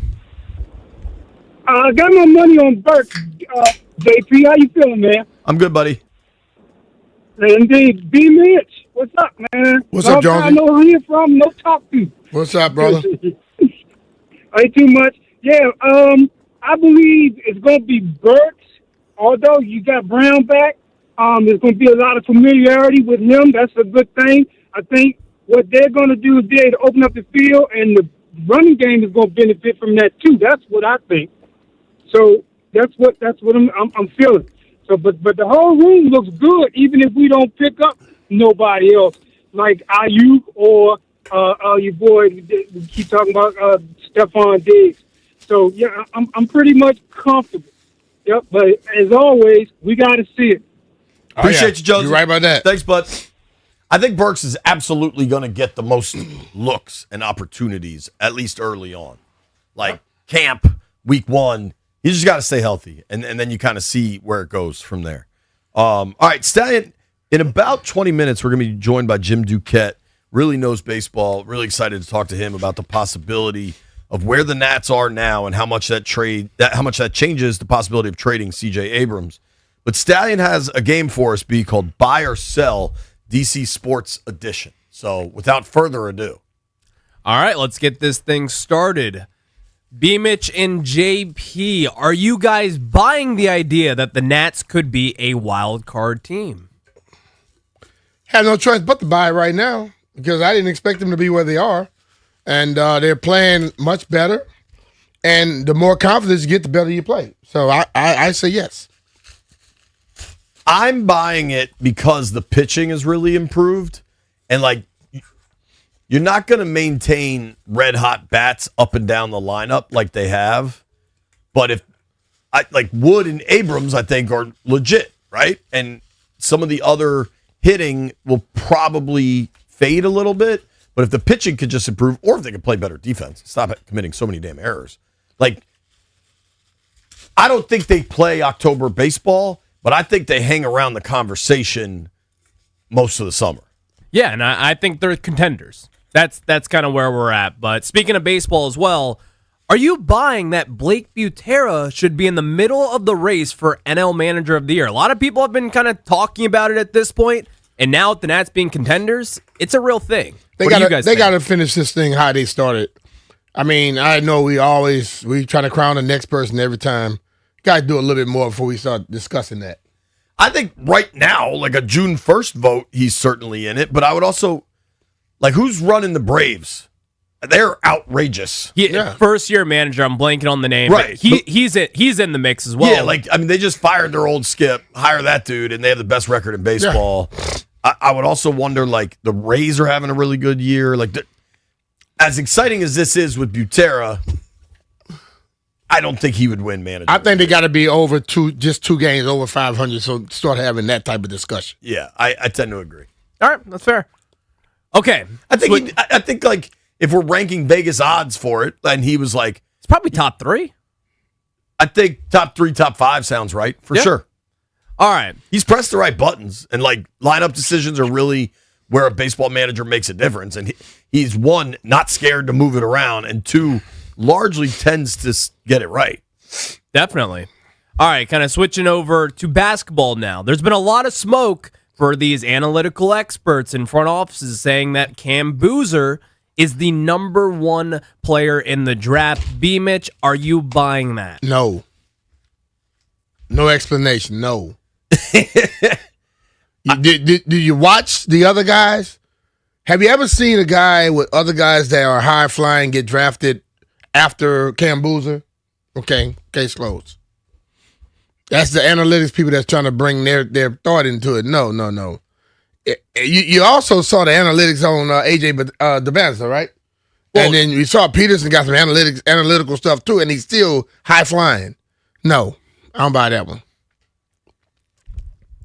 The analytics say Boozer's the best pick. That's what I saw this. I believe it was Draft Sleeper earlier today. He said that. That draft they should go back to sleep. I also think no. It's a no for me. I think Boozer will be good. Yeah, I agree with that. But I'm like, you line them up and you say which one you gonna take. The other guys are jumping off the page at you. Boozer, you go, this is be a solid dude, but you don't think he's better than all the other guys at this point. I don't think so. Yeah, I agree with you guys there. Commanders fans are still concerned about the wide receiver room. Are you buying that it's a fair concern at this point? I'm far more concerned about the DBs than I am the wide receivers. And my concern, last year, the floor of that room was a real problem. And Chris Moore ended up being your 5th most targeted wide receiver. This year, I think they've raised the floor significantly, and I worry about the floor of the DB room, of the corners specifically. And generally, you're playing 5 corners a game. Mm-hmm. Like those guys are on the field, in defensive situations, not just special team situations. So, is it a fair concern? It's fair to have some questions about it, especially knowing they tried to be active in free agency and weren't at that position or not at the top of the market. I don't have as much of a concern because I think like you have Jaden, and that helps a lot of receivers look better. So that's not my top concern, but I can understand where people are with it. Well, for me, if we were by the break training camp and nobody had started to emerge and we went through in our second game of preseason, I might be concerned. But at this point, I'm not, because I know they say it all the time, ain't nobody playing nobody tomorrow. They've been through one damn practice, one OTA. What have they done that anybody should be concerned? I don't think any negative thoughts came out of the OTA. None. So what are they concerned about? Just because they want to be concerned? No report said it was like awful. The fans are crazy, man. I guess we'll find out, but let's go over to the hockey rink here. Some Cats fans don't want Ovi to return, which I personally think is a little crazy, based off his metrics hurting the Caps. Are you guys buying that thought that the Caps may want to push him out? I don't know if many Caps fans feel that way. I think maybe somebody inside the building that feel that way, but I don't know if many Caps fans feel that. He was their leading goal scorer. Like, what? I don't understand that thought process, especially because, like, if he had some outrageous contract that was going to really be an anchor to the organization, like, okay, I get it. Mm-hmm. But he doesn't. And by all accounts, he's willing to sign something that's reasonable. It's not like there's this great free agent haul out there around the NHL. Like, I listen to the Spittin' Chicklets guys, and they're like, this is not a killer free agency class. Mm-hmm. And they have all this young talent. All these young guys worship Ovi. It's not like, I mean, all the hockey guys I know that we talk to on the show, I talk to them off the record, like when I'm covering games for NBC and stuff, like, Ovi's the best dude in the locker room. Everybody loves him. Everybody respects him. He works his ass off. Like, I can't possibly understand. It'd be one thing. Listen, he doesn't have the same speed. Maybe he's not helping you on defense, and maybe you have to be more specific in what his role is going forward. Maybe you have to change the lines and stuff. Like, I can get all that. But to not want him to come back, to me, is asinine. It's a crazy thought, but some fans are crazy. So let's go back to the I think football that's more field. about somebody that don't want to fight that legacy that's making decisions. That's where that's coming from. That could be very true there. Let's go to the football field real quick. The Commanders have an interesting backfield at the running back position. Are you guys buying that they will have a 1-2 punch and not a lead back? Yeah. It's never really like the NFL today is more about 1-2 punch or by committee. It's not about one guy getting all the play and then the other guy coming to spell him. Guys have specific things that they're going to do. You got third down backs. You got guys that's going to be your first, and you got guys that may come in on a second and long. Guys that you're going to bring on second and short. They're going to have three backs running consistently. I think it's absolutely a committee. I think it's White, Bill, and Fat Man is what they're hoping. Yeah. And I think J-Mac still gets, like, I could see J-Mac. I don't know how they'll break the roster when we get to August 30th. If J-Mac gets released and then brought back to the practice squad would kind of be my early hunch on this thing. Injuries will always be a factor. Like, absolutely, it's a committee. That's why, like, people will. I've gotten this question a bunch on all ears. Like, yo, what's Bill's situation? Bill's situation is good. Most NFL teams are committees. What was it? Atlanta has a lead dog back, you would say. Bijan. But they play the other guy a lot. Algier got plenty of carries. Algier plays a lot. So when you got a guy talented like Bijan and you playing Algier that much, what on earth makes anybody think that Bill has to make all the carries? It's a crazy thought, but on that front, are you buying the idea that Jaden Daniels could be the leading rusher for the Commanders in 2026? I would think that that's not their plan. They go into this thing where they're going to let the backs run it. If Jaden has to go. I think that the talk they're telling him is, you run when you have to, but we're not going to call a lot of runs for you to just go out there and run. They want a running back to be the leading rusher. I think this offense is going to look a lot different. Yeah. And I don't think you'll see nearly the designed quarterback runs we saw with Cliff. And I think you never want to eliminate Jaden running. It's an absolute weapon and an asset, but no, I don't think Jaden's going to be the leading rusher. I don't think he should be. I get it. This season, a lot of fans are going to have their eyes on Dan Quinn. 2 new coordinators in the building. Disappointing year in 2025. Is this a make or break season for Dan Quinn and this Commander staff? Are you buying? Make or break saying what, though? I mean, you can say make or break season where you say they got to be in the playoffs. If they come out here and let's say they go 10-7 and they don't make the playoffs, do you say we got to let them go? I think the make or break has to be defined. How much are you saying make or break? I think you can't be 5-12 again. I think he's got to win at least 8 games. That to me, like, if it's 7-9, maybe, but if it's double digit losses, I think that's break. If you're 6-11, hell, I guess it'd be 7-10, right? Like, yeah. I'm just saying, like, I don't think they can afford double digit losses. Yeah, definitely like that, and that's what I'm saying. So, but when you go make or break, most times people think you got to be in the playoffs. I don't know if they have to be. It's all fair points here. We have 2 more here. Speaking of break, Anthony Davis. Are you buying the idea that Anthony Davis could be a Wizard Game 1, 2026? No. It's too much stuff going the other direction. You're asking us, will AD be on the Wiz? Yeah. Game 1? Not if he's going to be healthy or anything, but like, will he be a Washington Wizard? Are you buying that? I mean, the theory, you get a distressed asset, right? So they got an asset on the cheap.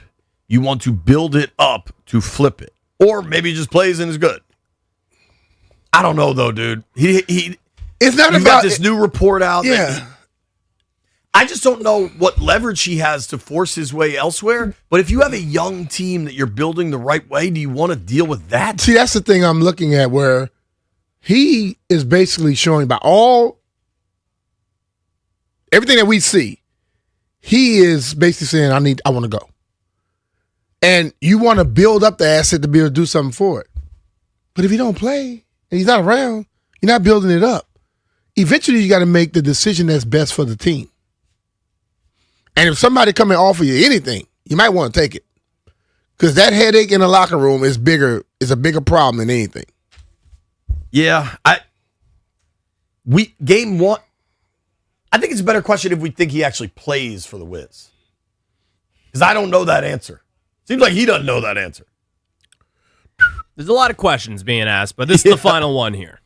Are you buying the idea that the Nats could trade C.J. Abrams at this year's trade deadline? Yes. Yeah. Like they told him straight up in his face, and he was understanding of it because the people were honest.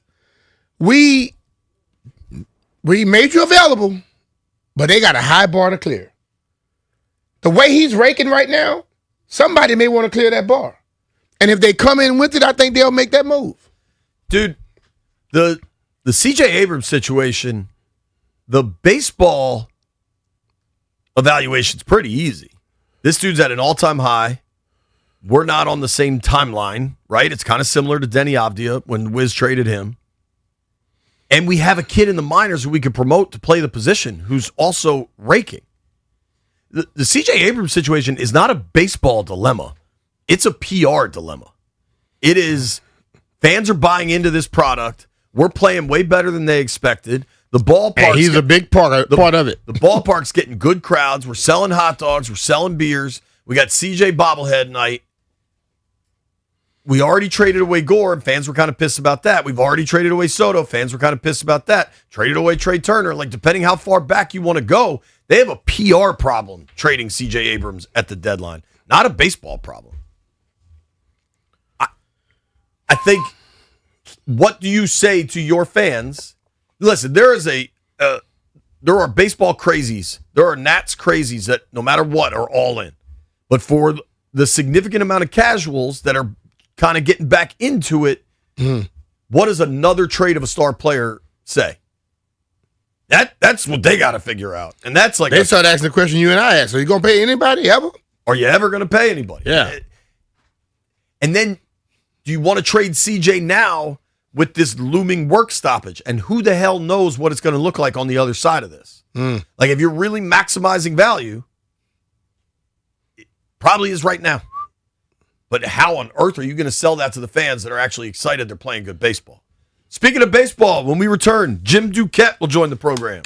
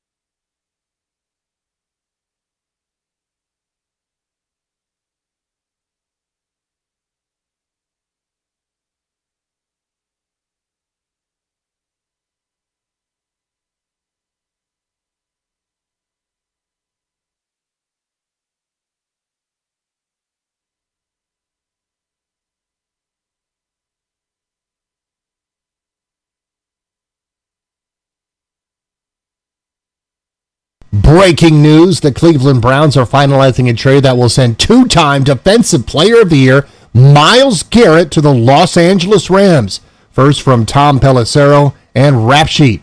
In exchange for Garrett, the Rams are expected to send Pro Bowl edge Jared Verse, a 2027 first-round pick, and other draft pick compensation still being negotiated to Cleveland. This update brought to you by Foley Mechanical, proudly installing Amana. The New York Giants have signed wide receiver Odell Beckham Jr. Last year, 35 catches, 565 yards, and 3 touchdowns, but obviously a impressive career.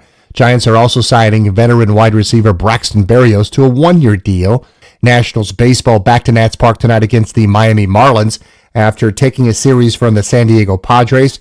Don't forget that manager Blake Butera will join Grant and Danny at 3 p.m. live on The Fan.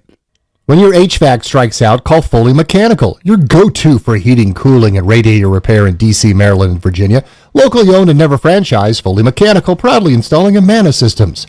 From the Crop Metcalf 5-Star Sports Desk, Byron Kerr on The Fan.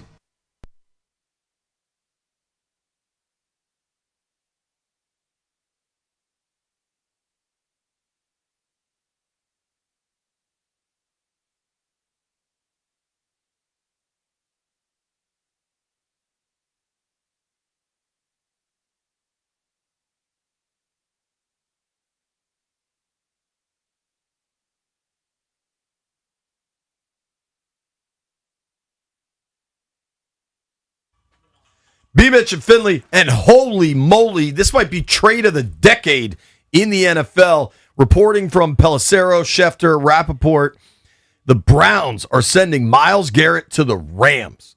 The Browns are expected to get Jared Verse, who's a stud young edge rusher from the Rams, a 2027 first, and additional compensation. I almost think there'll have to be an additional first in there. Probably so.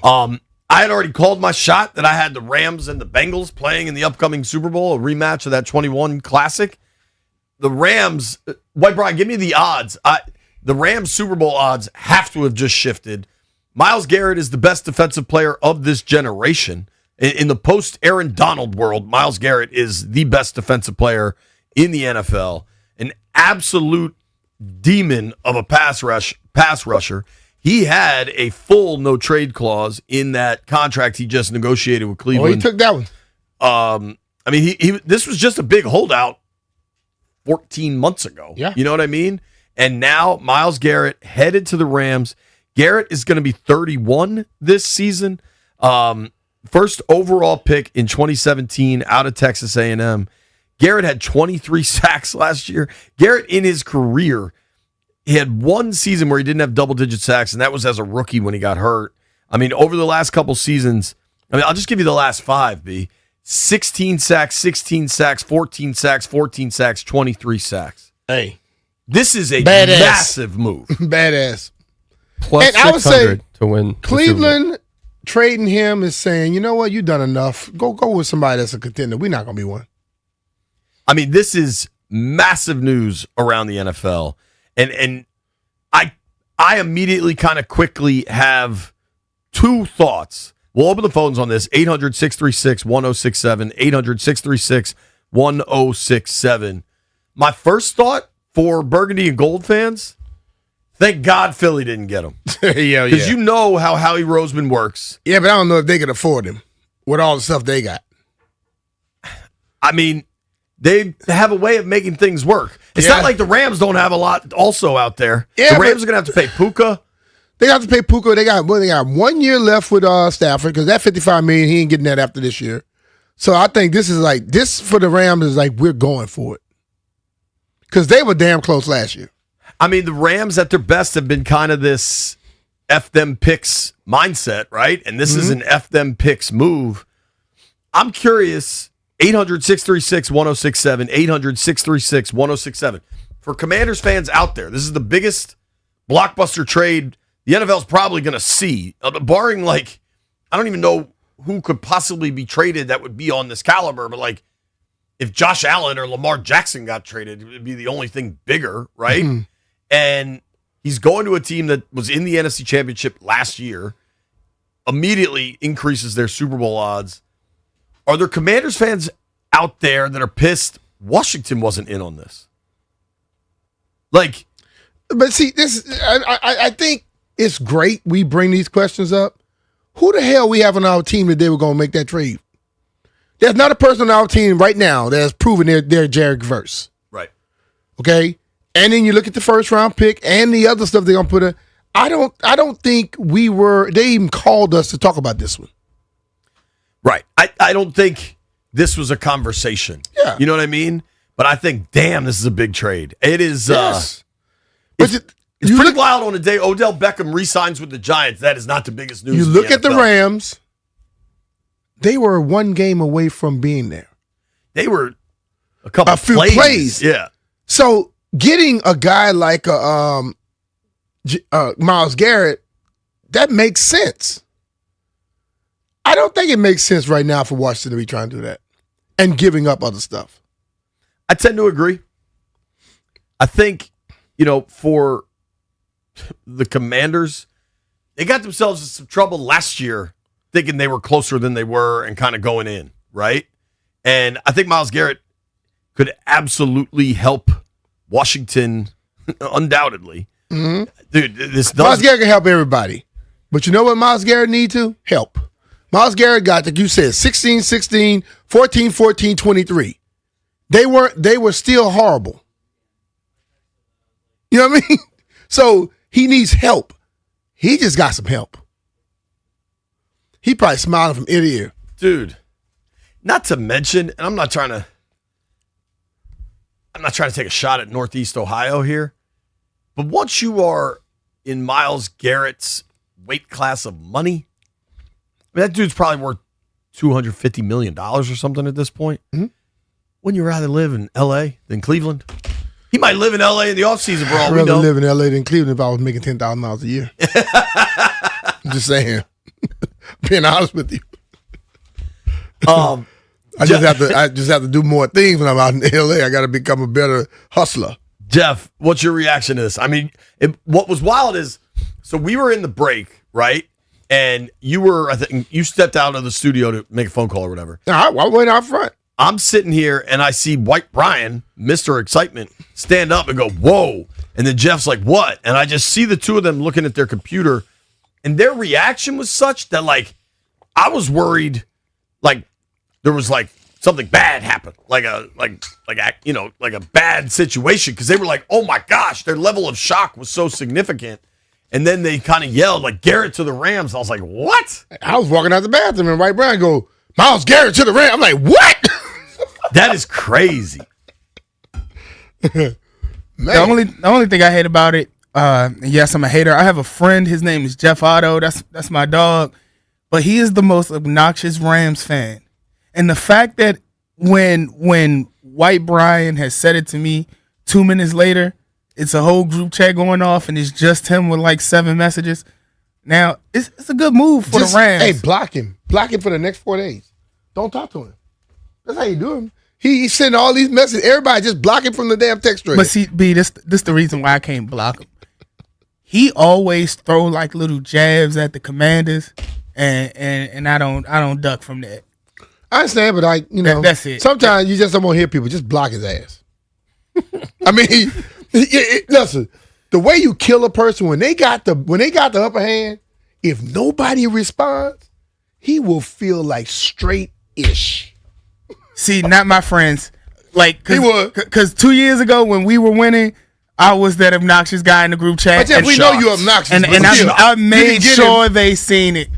You can get made sure. I promise you, if you ever make me upset, you can't get to me. Because what I would do is block you, won't answer your call, won't text, won't ever look at your social media. And then when I see you like 7 weeks later, hey, dog, what's been going on? I act like I never knew what the hell happened. That's crazy. Do you think the way the NFL is, especially, I noticed, so Mary Kay Cabot's been covering the Browns for a long time. And today just happens to be the Browns charity golf tournament at Firestone in Ohio. Wow. So they have. Was Myles Garrett there playing? No, but Todd Monken's the new head coach out there. He said, I was never given a guarantee that Myles Garrett would be on the team. He said that an hour ago. Now, isn't Munkin our offensive guy? Yeah. Yeah. But still, he'd want to know if the best player is going to be part of the roster. First of all, I don't know if he rolls in and say, hey, y'all finna get rid of Miles. Think about that. Sure. But now, Andrew Berry, Cleveland's general manager, is talking at this golf tournament. I mean, which is crazy bad luck. And he's saying talks are underway. I just dropped the audio in, boys. Andrew Berry, Browns general manager, says trade talks are underway, but nothing is final. Here's the reality. Once Myles Garrett now thinks he's going to be a part of the Los Angeles Rams and have a real shot at a Super Bowl, it's over. He's not coming back to Cleveland. It's done. Maybe they're trying to, I mean, even in the Schefter and Rappaport reporting, it was like they're still working out the draft picks involved. They're working out the compensation. Myles Garrett is leaving Cleveland. He gone. Gone. He's like the guy that, I mean, like the airplane who just started to leave the ground. They finna get into the air. They're not turning around. Yeah, like I cannot believe Cleveland finally traded Myles Garrett. It's got to be a good haul. I really like Verse. That's a talented player. Mm-hmm. But he ain't Myles Garrett. This is getting messy quick. You know what I We mean? ain't getting messy. Just the fact that Barry is now on the record trying to say, "Oh, it's not a done deal yet." Like, yeah, it is, dude. But that's what GMs always do. They always try to downplay it, you know, but it may not be a done deal, but it's too far on the other side to go back. Do you think you want Myles Garrett coming into your office to talk to you about messing up this deal? Think about that. You know, like when I called Norv and said I'm on my way over there, I better be traded before I get there. I was traded, right? Myles Garrett bigger than me.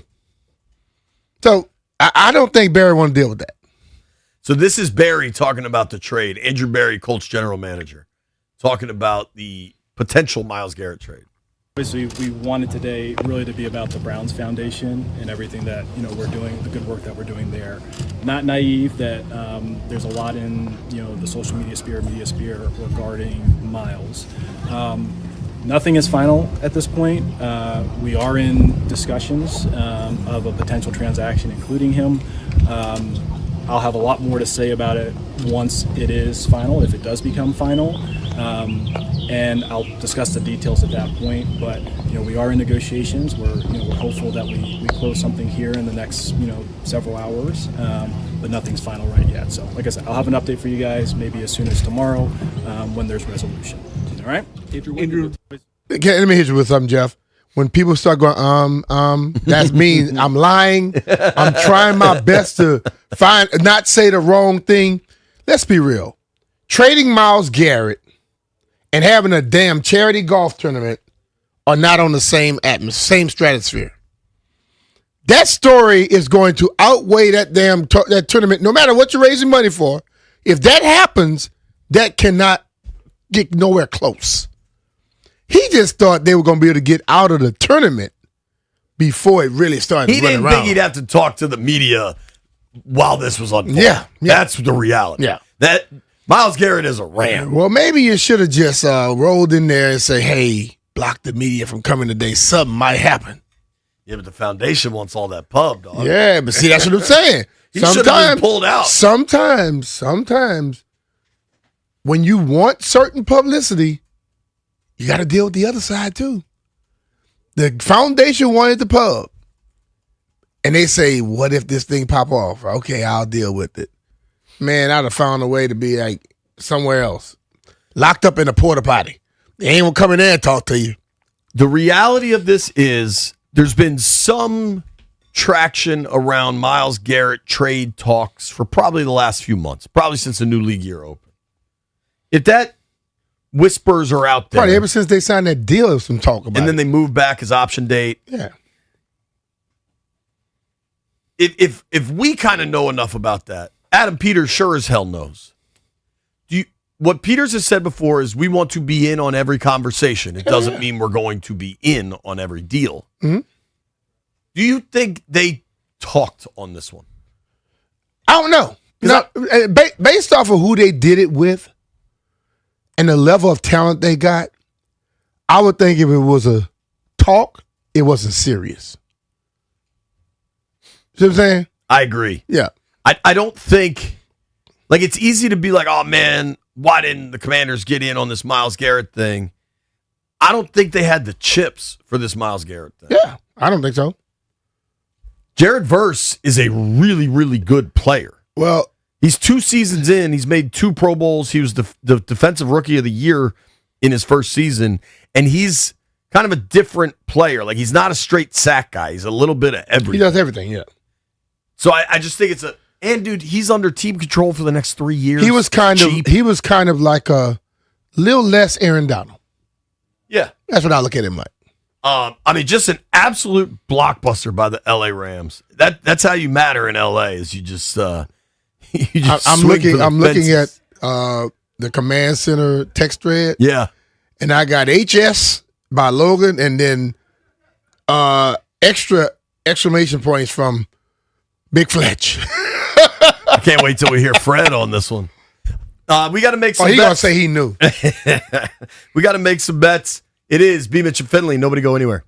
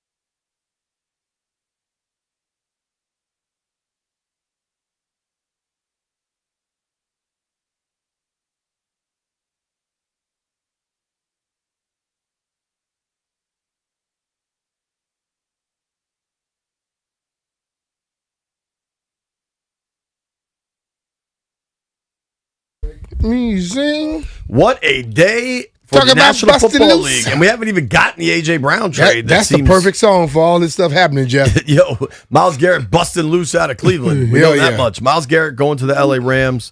Odell Beckham going back to the Giants. For the folks asking why, because people are tweeting me about it, why didn't Washington get involved? Garrett had a no-trade clause. I doubt Washington was on his list of possible destinations. Yeah. And Jared Verse, the player the Rams are sending to Cleveland, is an absolute stud. Outside of trading Sonny Styles or something, Washington doesn't have a comparable chip to offer. You have I listen. This is my motto with being on the radio. We're here to entertain and bring information, also to educate. Every team is not involved with every trade. I'll just say that. If Cleveland was getting ready to trade, knowing, like you just stated, he has a no trade clause, they're calling people that he's told them he will go to. They're not calling all the other 31 teams in the NFL. So every time we see a trade, the next time you think about why wouldn't Washington in it, just don't send that because they're not in everything. I doubt DC was involved, period. They also didn't have a Jared Verse to trade, period. Like,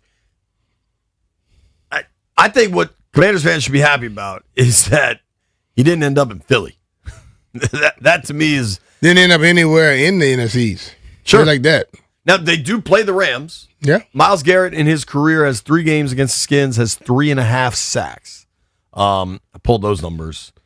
That's worse than what's the other guy, Thibodeau dude. He kills. Hell. I thought Kayvon Thibodeau might have legit hurt Taylor Heineke one year.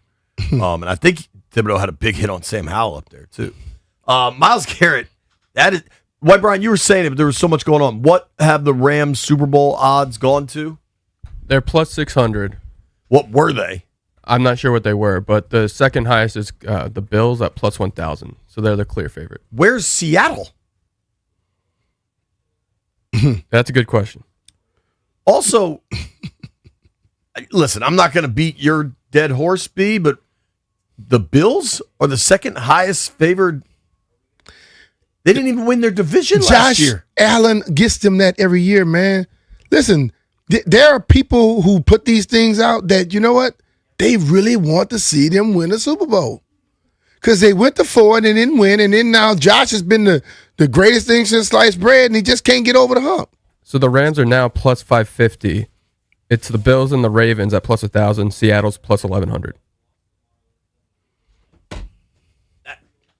I get the Rams moving up, especially with a player like Garrett. I'm not sure I understand the Bills were better than the Ravens last year. If they have the same odds as the Ravens, I can kind of get that.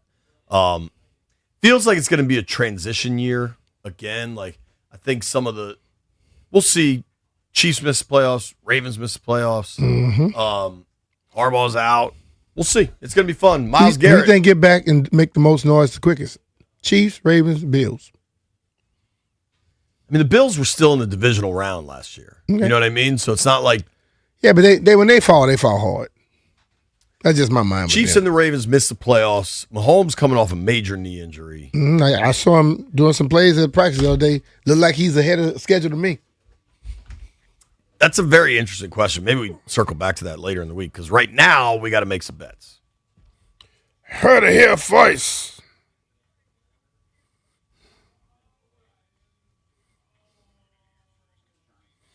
Gather around.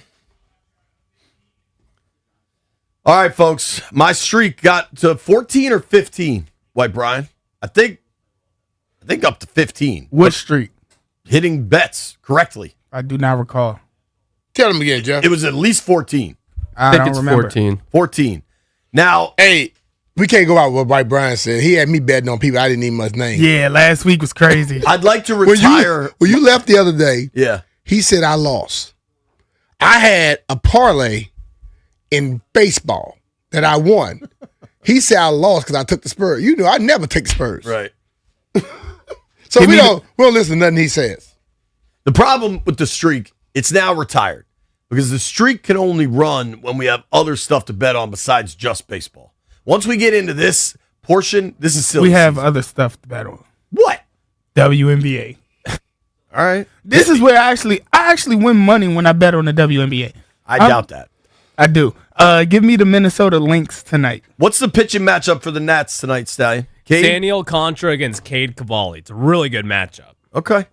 Dude, this might be a sneaky good sports night. Now, you got to be kind of a golf head for this, but the NCAA championships are going on in golf out in California. So Yeah, it's I'm not gonna be nighttime watching golf. I think your boy Koivin's right in there, right? Yeah, we got the best golf team in the nation. But Oklahoma State's been killing it. The kid stout. They've been doing it for years. They have. So, listen, I'm going to watch what my wife wants tonight. Could be some Below Deck. Could be, there's a new show How in about the you city. just go below deck? But B, this is a 2 TV up top night. I'm going to be watching Nats baseball and I'm going to be watching college golf. Lock it in. Now, I think you're gonna be watching Below Deck and some other foo-foo type of you show were the your one wife wanna watching watch. Family Guy last night. Family Guy is just adult comedy. There's- Below Deck and the Housewives of Orange County. You gonna probably be watching. All right, what are you guys taking? I got Luis Garcia Jr. to record a single tonight. What is that? It's at -180. He come up with some weird stuff. I tell you, that dude there, boy. These young boys and their prop bets. What about you, Dub B? Milwaukee plus 6.5 against Auburn. Milwaukee against Auburn? Super regional final. Just regional. You make Reds and the Rays combo. You took Milwaukee or Auburn? Milwaukee. I'm gonna lay the 6.5 with Auburn. Hold Streak on, is hold over. on. White Brian. Reds, Rays. Starts with an R, 4 letters. I got you. Great show today. Thanks to everybody that listened. Thank you to Chase Hughes and Grant and Danny coming your way next. You made it this far. I owe you a beer.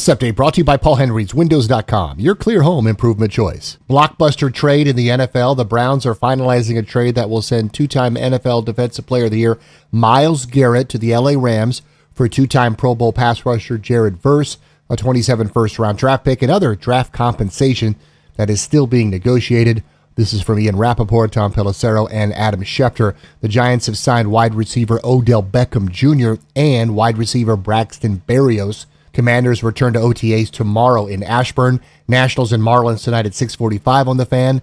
Make sure to listen in for manager Blake Butera live with Grant and Danny at 3 p.m. today. French Open 4th round. Francis Tiafoe against Matteo Arnaldi. This month, score $125 off each window with a 5-window minimum and $600 off doors at Paul Henry's Window Installation. Schedule your no-pressure free estimate today at paulhenryswindows.com, your clear home improvement choice. From the Crop Metcalf 5-Star Sports Desk, Byron Kerr on The Fan.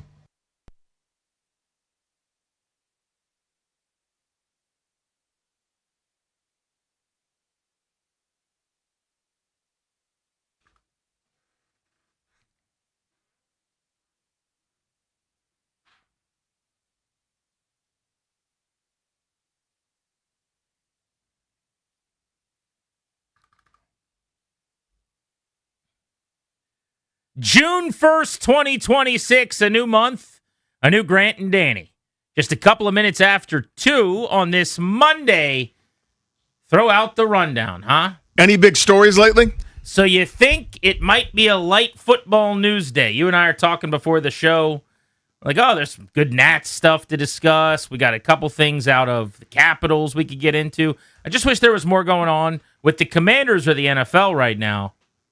And you knew the National Football League was going to deliver, didn't you? Matter of time, right? June 1 on the calendar is one of those dates in the NFL that typically spurs action anyway. We're going to see an A.J. Brown blockbuster very likely in the next 24 hours, according to Adam Schefter, as the Eagles are going to be moving him almost certainly to the Patriots. We'll see if another team tries to be a fly in the ointment in the hours ahead. But before Schefter could break that story, he had some business to tend to, as we found out this afternoon. Future Hall of Famer, Defensive Player of the Year, in waiting, Myles Garrett, who's won 2 of the last 3 DPOY awards for the Cleveland Browns, coming off of an NFL record 23 sacks and an incredible 33 TFLs this season, is on the move at 30 years old, traded to the Los Angeles Rams, who continue to live by their philosophy, bleep them picks. The window is open. And you got how much, it's the sands of the hourglass have turned over on Matt Stafford. Remember last year, we weren't even sure he was going to be able to play at all when they couldn't practice back-to-back days or get through a full one. And he made it, was the MVP, had a great season. But you got a shot clock there. When you've got veterans, you've got Puka Nakua's contract due, you got stars at the Yang. The future is not, that's not a word. It's now. And they are in a now moment. They are also, to your point, the team that pulled off the Matt Stafford deal, which when I was racking my brain right before we came on the air, for the last trade that was this significant a blockbuster in the NFL, the best I could come up with was Stafford for Goff in a 1. There was some other stuff in that deal. But that was one of those stop you in your tracks, remember where you were when you heard about it, crazy NFL trades. Because you don't see good starter for good starter at the quarterback position ever. But at that time, Goff had fallen out of favor with his new head coach, Sean McVay, had already quarterbacked in a Super Bowl. Matt Stafford was on his way to a potential Hall of Fame. He has cemented his legacy as a guy that's going to be in Canton at some point. I don't remember one since then that was quite this good. Myles Garrett, the best defensive player in all of football, one of the highest paid defenders of all time, for Jared Verse, who nationally might be a little bit slept on, especially after this past season, where he just had 7.5 sacks as a sophomore. But he was the Defensive Rookie of the Year 2 seasons ago, was a Pro Bowler who got some All-Pro consideration, like a really, really good player. And in 2 years, it's only 12 sacks, but I don't think that tells the story for the 25-year-old who was drafted out of Florida State. He's outstanding. If you watch them, it's hard to say that it's one of those things where if you're just looking at the stats, to your point, you go, why is everyone drooling over this guy? 7.5 sacks last year? What's special? You watch those games, and he is in everybody's face all the time. He's always there. Egregiously athletic. Yes. He's really good. Length, and he gets under you, and he kind of does that long game around the edge where he just kind of grabs your chest plate, and you move wherever he wants you to as he's reading and deciphering and then throwing you to the side. He is impactful. I think he is just a kind of a snake lying in the weeds of what like he is eventually going to be. He is absolutely on the verge of striking, if I can keep my snake analogy going. If you told me this year he had 14 sacks, I'd say, yeah, I believe that. I bet that. Yeah. Like, he is that kind of talent. So, as crazy as it sounds, like, this is obviously an unbelievable trade for the Rams. You get, in his prime, still at a level where he could go out and get you 20-plus sacks, Myles Garrett to come in and make a Super Bowl favorite better. Mm-hmm. That's the goal. You're trying to win the title, as you said. The window's open. Let's make sure we finish this thing. The Rams are getting antsy. They won the title ahead of schedule maybe in 2021. Since then, 5-12 with a bunch of injuries. McVay has acknowledged he almost retired and went into television. It was that trying a season for him. But after deciding, I'm not going to be a baby and quit, 10 wins, 12 wins. The last 3 years, they've been to one conference championship. Not good enough. That's not what McVay thinks they're capable of. That's not what Snead or ownership Kroenke thinks they should be doing. So they're not going to keep knocking on the door. They're going to try to kick the damn thing down. And that's what this trade was. You obviously love Myles Garrett to the Rams. But I think for the Browns, this is exactly what they should be doing. Yep. For Andrew Berry and that front office, for their new head coach there, I think this is a really, really good trade for the Browns. I do too. And I know it's not going to go over very well. It won't be popular. I think probably locally there in Cleveland, or the talking heads will start screaming, "How do you give up a Hall of Famer at his prime who just signed a deal there?" What's the goal? Well, at the end of the day, would you rather have a great player on a terrible team? I've seen what that looks like. It looks like the 2025 Cleveland Browns, where they won 4 games, and Garrett still had that many sacks, by the way, from a team that's trailing every game all the time, where teams are running up the clock against you, borderline handing it off, running dive plays, and then taking a knee for 3/4 of a game because you're terrible, and he still had that many sacks. That's actually a really good point. Record-breaking season, 23 sacks when they were awful.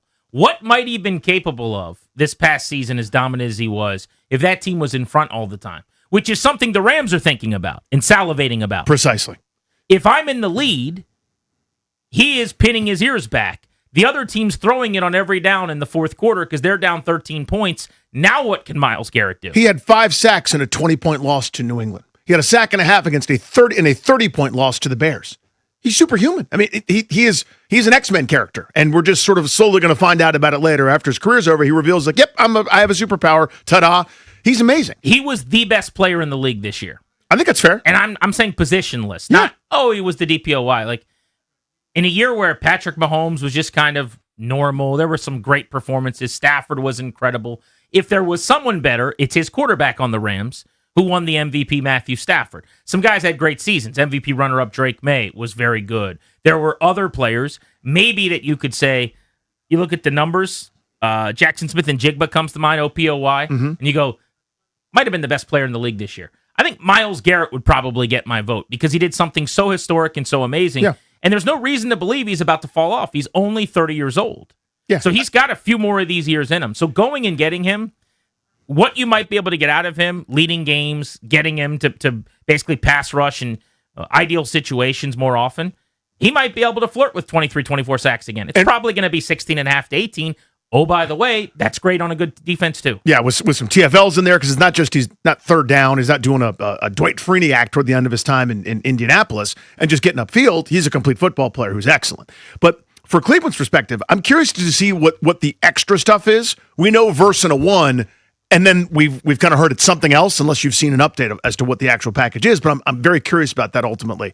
But for the Rams, it reminds me, speaking of the Colts, kind of those sorts of teams, right? Where you've got an unbelievable offense, a great offense with an offensive architect, a Hall of Fame quarterback, Super Bowl winning quarterback, a guy that knows everything. You've got a couple great receivers on the outside, Puka and Adams, 1 and 1A. Pretty good, solid running game, good offensive line. And you're designed to do 2 things: get a lead and then create chaos with it. I dare you to run the football against the Rams early. Please be my guest. You'll get down, then you'll have to throw, and we feast. And that's the deal. They gave Seattle, the best team in the NFL last year, a run for their money multiple times as divisional rivals. That NFC title game was incredible. You remember it was only I think it was a 3-point game, maybe a 4-point game at the end of the day. They were right there, eye to eye with the Seahawks, and they said, we are not going to just go status quo and see if we can do it again. we are going all in to defeat them. This to me is the how do we beat the Seahawks play. And I think that's the move. The Rams were right around 11-1 when I last looked for Super Bowl odds, which was basically even with their division favorites, the Seattle Seahawks. They're battling with the defending champions from the NFC West. But it was right behind or even with, depending on where you're looking, the Buffalo Bills, led by perennial MVP candidate Josh Allen, and the Ravens, who I think people are expecting a big bounce back from. Huge year for Lamar Jackson loading. They, as of right now on FanDuel, I just looked this up, are plus 550 to win the Super Bowl. Yeah, there you go. They are decidedly the favorite. Everyone else is 10-1 or worse. Ravens, Bills, Seahawks. They've left them in their dust. Now, this is a reactionary moving of the odds. The line has changed considerably with this news because, what do you know? Everyone's going to jump on all the books and go bet the Rams today, so you're going to get terrible value. By the time training camp rolls around, it's going to be a little closer, I would imagine, to 10-1. So right now is not the time, for the record, to go put your Rams ticket in. I'll just tell you that in advance. But a team that was even with the best of the league in terms of likeliness to win the Super Bowl today, I'm not even talking odds, I'm just saying in reality, took a big leap forward to being the overall favorite. Understandably so. But I go back to the Browns because I think it is fascinating. You were out a couple of weeks ago, and I had a audio vault I did where the new head coach there, Todd Monken, who comes over from Baltimore as the OC, was asked about Myles Garrett at one of their little gatherings, OTAs, whatever it was. And, Garrett wasn't there. And then someone followed up. It was kind of an awkward exchange where they go, "Have you met him yet?" And he goes, "Met who?" And they're like, "Myles." He's like, "No." And he just wanted to move on. And someone followed up to that, and he's like, "What's the next question?" I remember talking about that on the audio vault, and I didn't think they were going to trade him, but it was really, really weird. Because remember, last year was when he put out that press release where he said he wanted to be traded out of Cleveland. Then he became the highest paid defensive player ever, and all of a sudden, winning wasn't as important. He didn't need to go get his Super Bowl, and demanding a trade had kind of gone away. But you've got this new head coach. The team is showing up for all these activities, and forget that he wasn't there at that moment. Laramie Tunsil doesn't always show up at things. He's going to be great, and it's not a big problem. Myles Garrett maybe doesn't need to be at OTAs either. He's the best defensive player in the league. It'll be okay. But to not have talked to the coach, there was no phone call. There was no discussion. He had not met him yet. I know that it, just based on watching that press conference, it set off some alarm bells in Cleveland that was weird. You fast forward about 10, 12 days, whatever it was, and now he's traded to the Rams. So something this offseason popped back up with him where he must have gone to the front office and said, "I know you paid me and I appreciate that. This is not working for me."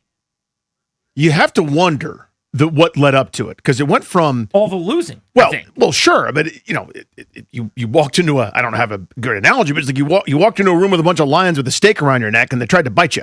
You know what I mean? Like you signed in Cleveland, so I don't know that it was a specifically a Garrett disgruntled thing as much as it was a. Here's how I read it. Yeah, he wanted to be paid. He threatened that he wanted to be traded. Right. They pay him. All right, I got what I wanted. Well, now somebody else can inherit this contract. Oh, I see. Yeah. I got to play a football season on this new contract because they're paying me. But as soon as I get back to the offseason, maybe this was the master plan all along. I'll get paid, check. Going full basketball on it. Exactly. You're doing an NBA bit, yeah. And now I'll kind of call my shot and go play somewhere else and do my thing. And by the way, guess what he got to do? He got to join the Avengers. Yeah. He gets to go play with, it's not like the Cowboys acquired him or the Packers or one of these teams, a la when they went out and got Micah Parsons and a good team got better. He joined arguably already the best team in the NFL. Yeah, one of the preseason Super Bowl favorites before he got there. And now, of course, they're prohibitive. But if you are Monken and you hadn't met this guy and he's disgruntled and you're trying to lay the foundation with Barry and start this thing from the ground up, we talk about a C.J. Abrams trade with the Nationals as making sense going into the season because his timeline of hitting free agency and the team's timeline of winning do not match.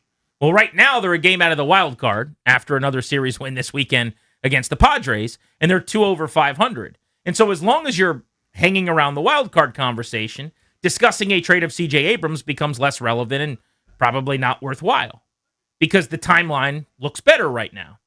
But if I could make the same case for Garrett and the Browns, Danny, the Browns are not at risk of winning anytime soon. In that division with the Ravens, who I just told you are the favorites with the Bills to come out of the AFC. Yeah, they're reloading. The Bengals should be pretty good. I think the Bengals are a playoff team. That's do too. my, like, if that team wins 13 games, I won't be surprised. Like, big sleeper team in the league right now.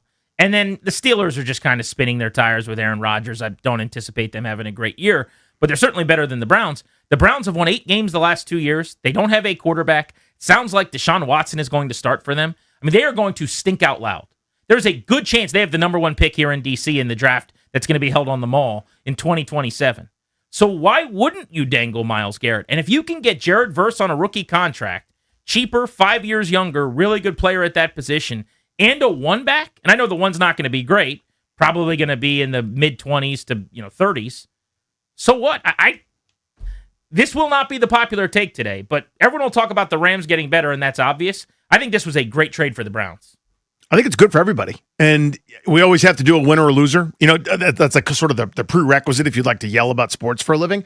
This is a travesty or this is a shame or this makes sense for everyone involved. Again, we dealt this here internally when you had Juan Soto on a last place team. Juan Soto special, last place team. This is the football Soto deal. Yeah, seriously. Juan Soto special, last place team. Cleveland is Myles Garrett special, a team that can't get out of its own way. Whereas the Rams, this is what you do when you're there. And you act accordingly. This is what the Browns should be doing when they're where they are, which is the bottom of a tough division and really the bottom of the NFL. They are the dregs. This is how you climb out of that. I know it's not much fun, and fans don't get to see Myles Garrett play in a Browns uniform, but what's the goal here? The goal is to try to build you something special, and it's not happening. We have a good sample with Myles Garrett as our best player and whatever the hell we're trotting out there on offense. What TV show won the Emmy for best television show this year? Best drama, let's say. Oh, I don't know. I'll find out.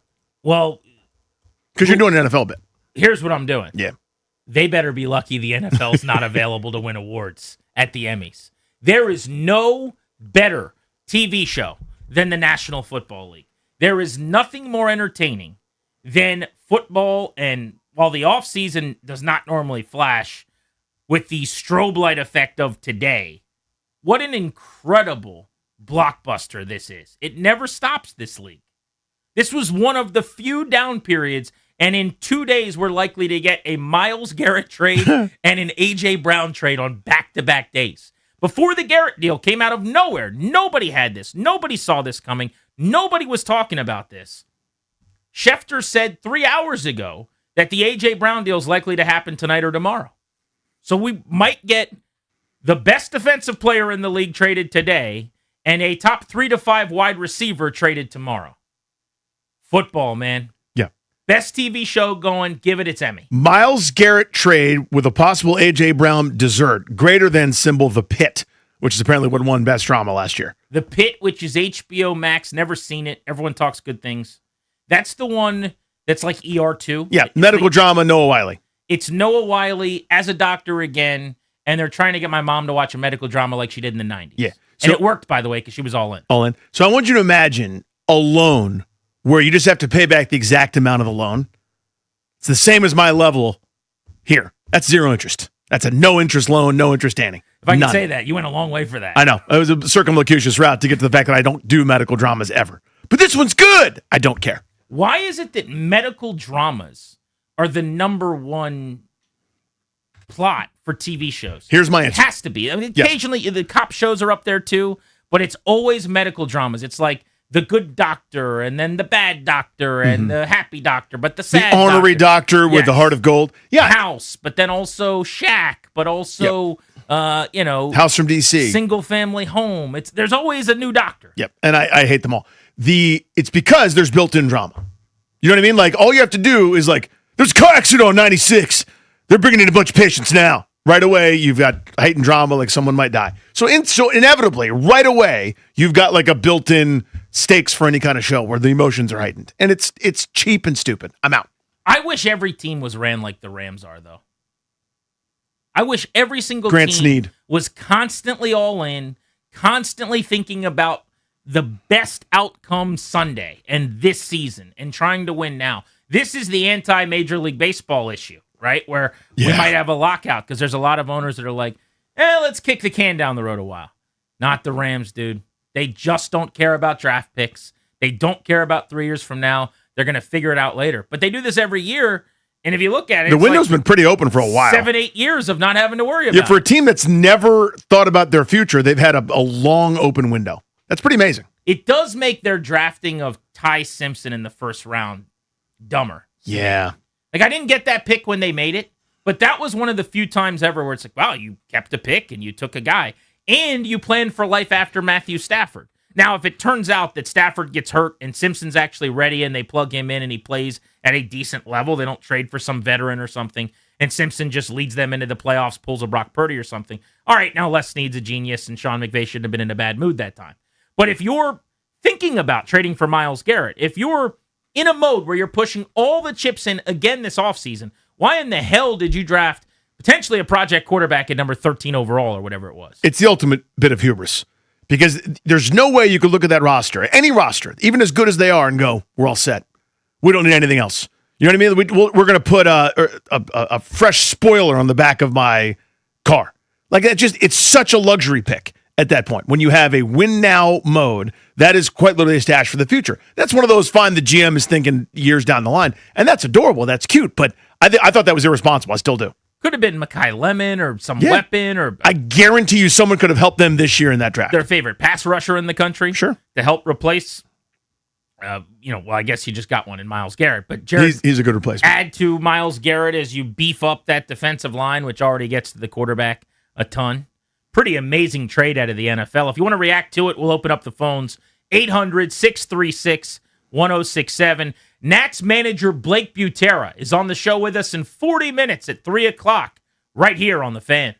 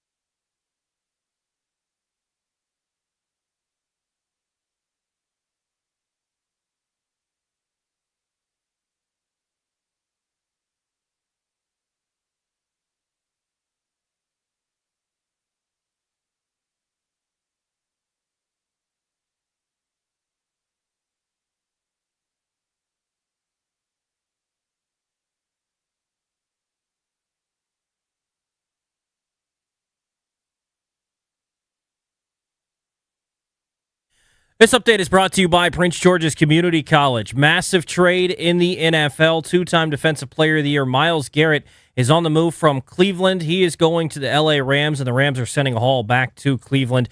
Jared Verse, the Defensive Rookie of the Year just a couple of seasons ago, goes back to Cleveland, as well as a first-round pick in 2027, a second-round pick in 2028, and a third-round pick in 2029. Myles Garrett going to L.A. Other NFL news, the Giants are signing wide receivers Odell Beckham and Juju Smith-Schuster. NBA Finals going to get underway on Wednesday. Spurs and Knicks Game 1, and then Game 1 of the Stanley Cup Finals will get underway tomorrow night with the Golden Knights and the Hurricanes. In baseball tonight, the Nationals begin a 3-game series against the Marlins after taking 2 of 3 from the Padres over the weekend. 6:45 first pitch. Can hear the game right here on the Fan. Cade Cavalli takes the hill for the Nationals. Sandy Alcantara starts for Miami. Don't leave money on the table. It's not too late to fill out your FAFSA and get money for college. Complete your FAFSA today. Then register for spring classes at PGCC. Visit pgcc.edu/paying-for-college/financial aid. From the Crop Metcalf 5-Star Sports Desk, I'm Toby Altizer on the Fan.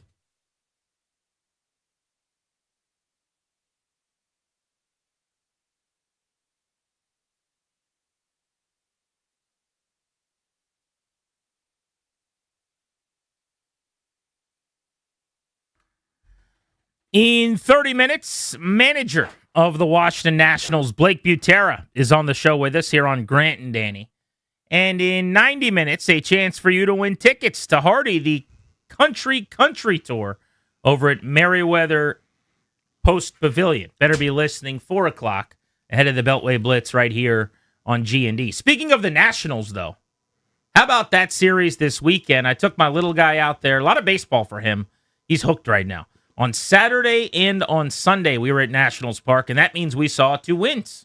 They beat the Padres 9-4, came back with a dramatic and an impressive 6-run 7th inning to win the first of their 2 victories over the Padres this weekend. And then yesterday, a 4-2 win behind Zach Littell throwing the ball really well, who's completely turned his season around. 6 innings, 2 runs for him. He was scoreless through 5 before running out of gas late in his outing. But Danny, another home run from James Wood, who's got 16. Another series win against a winning club. And that's what the Nats are doing. They're playing one of the hardest schedules in baseball recently, and they've been fantastic, finishing off a month with 17 wins for the first time in 3 years. This team's playing excellent baseball. Yeah, have won 5 of 6 of their last, or 5 out of the last 6 series. The other was a draw, 2 games apiece to the Mets. The big deal to me is they're winning games like yesterday, too. For a while, when they were, 4 or 5, 6 games under 500, the offense was really good, but you had to win 8-7. You had to win 10-4. Now you can find a well-pitched ball game. You can find a 2-1 victory, a 2-0 victory, like those games in Atlanta, or a game yesterday where Zach Littell is kind of back to his old self. He almost like he unzipped out of this imposter suit that he was in April, and in May he's pitching to a 2-3 over at the same number of starts as he was in March and April. He's been really, really good. So now all of a sudden, you're not hiding him. You're not that panicked when he's on the mound, knowing you've got to get a touchdown and go for 2 in order to have a chance in that game. You're now able to be fast and fancy free. It's been really impressive. Where it's a different guy every day that's kind of either been the hero. It's been Wood a lot, and Abrams a lot, but Curtis Mead is having a renaissance month. Remember the first weekend of the year it was the Joey Weimer show where he's Mickey Mantle. He's in Rochester now. It's awesome to watch this group go about it, man. They have a positive run differential right now. Meaning they have scored more runs than they've allowed, which is not something this organization's been capable of for several seasons. Yeah. It's amazing. I mean, right now in the American League, as an example, there are 6 teams with a positive run differential in the entire league. The National League's a much better league where there's more winning teams, and still there are only 7 teams, including the Nationals, with a positive run differential. They're +1. But what's really interesting is you could be 31-29, but based on run differential or some metrics, your expected win-loss could be like 6 games worse than that. You're struggling to actually, be in some of the games where you lose. Not this team. Their expected win-loss is 30-30, basically right where they are, essentially. And on top of that, if you look at how they've lost recently this month, when they go down, Danny, they go down swinging. Yep. In fact, I saw this stat circulating online today. The Nationals have either won, been tied in the final inning, or had the tying run on base to end the game in every single game they've played since May 17th. For 2 straight weeks, win or the tying run at the plate or tied in the final inning of some of these games that went to extras in every single game. That is the quality of baseball that they're playing right now. And fans haven't completely gotten in yet. The diehards that never went away are out there. They're enjoying this. They're having a blast. But I'm out there yesterday. There was only about, I think they announced 24,000. Maybe there was 22, 23,000 there, something like that. Same thing Friday and Saturday. Could have been bigger crowds. Friday night was awesome because they had a concert after. And normally on those concert nights, you get a lot of the young people that'll come out to drink and party. And there happens to be a baseball game in the background. There's also a game, yeah. But it's funny, the second inning versus like the eighth inning on those concert nights, the ballpark, where it feels like the World Series or the NLCS or something by the end of the night. And the noise is mostly being made by people that don't care about the Nationals, but it doesn't matter because it's so fun to be the there. environment's great. I was doing post game that night, of course, and I'm doing moments of wrap up, and this is how we got here. While Tayo Cruz was spinning his hits, a couple hundred yards behind me. But yeah, I mean, go back to that night though, just as an example of what you're talking about. They lost that game 7-5 in the eighth inning. You get the bases loaded against the best closer in baseball. Luis Garcia tattoos the ball, takes a great play by the left fielder, basically up against the wall to rob you of a hit that either would have tied the game or give you the lead going into the ninth. After a fantastic at bat. Yes, this is who they are and what they do. It's no longer, isn't this fun? In the ninth, they're doing this for a couple of weeks. This is the team. This is what the team does. And they are relentless. They battle, to go back to the last regime, what they always used to talk about, but they really actually do it instead of just saying they do it, or the manager in a postgame talking about how much they're battling. When Miguel Cairo had said they battled, they literally do. They make it hard on you. In that sixth inning on Saturday when they scored, or was it the seventh inning? They scored 1 million runs. It's not 4 straight homers. It's not something crazy. It's hit by pitch, grinded out at bat. Everybody's kind of passing the baton, making it hard on the opponent. You do that enough times, you win games. I know we were all at the game on Friday. Well, there's 5 of us in studio right now. Dad, Toby, Strobes, Danny, and myself. All of us were there. Friday night, Tayo Cruz concert after. I did not stay for that, but I know you boys did. Did anybody go to the game Saturday? Toby would have done post-game, so you were there. The tarps off section on Saturday was a smash. Love it. This thing that's happened in baseball has become a really fun, spontaneous, natural, innate thing. It's not forced. But basically, for those of you that haven't tracked this started in St. Louis, where a college baseball team, not an actual NCAA team, but what is a club team at a university, went to a Cardinals game. And the dudes were enjoying their night and having some drinks probably. And next thing you know, they rip off their shirts and they're waving them around their head. And they're just very little body fat. And they're out and about on a pretty night in St. Louis, Missouri at a Cardinals game going ham sandwich. Well, by the end of the game, a bunch of people had joined in, and they're filling up this section, this tarps off, as they're calling it, section, ripping off their shirts. Well, that story ended very cool because the manager of the Cardinals loved it and brought the guys down to meet the players, and over the next 2 nights, this section grew massively in St. Louis. But because of that neat thing happening as kind of a spontaneous one-off in St. Louis, all over the baseball, every ballpark, every fan base has kind of tried to do their own version. Well, the Nats started on the end of the last homestand. Didn't go great. There were a few people doing it. But on Saturday, they filled up all of Section 236 in the third level out in right field. The seats that only like Soto and maybe James Wood and BP or Kyle Schwarber, Adam Dunn back in the day. Bryce Harper have ever visited, right? At the very, very top. But they got so many people doing it that it spilled over into the next section. And I'm telling you, it felt like a soccer game a little bit because they were chanting and you could hear them, and they started doing the Baltimore-esque, but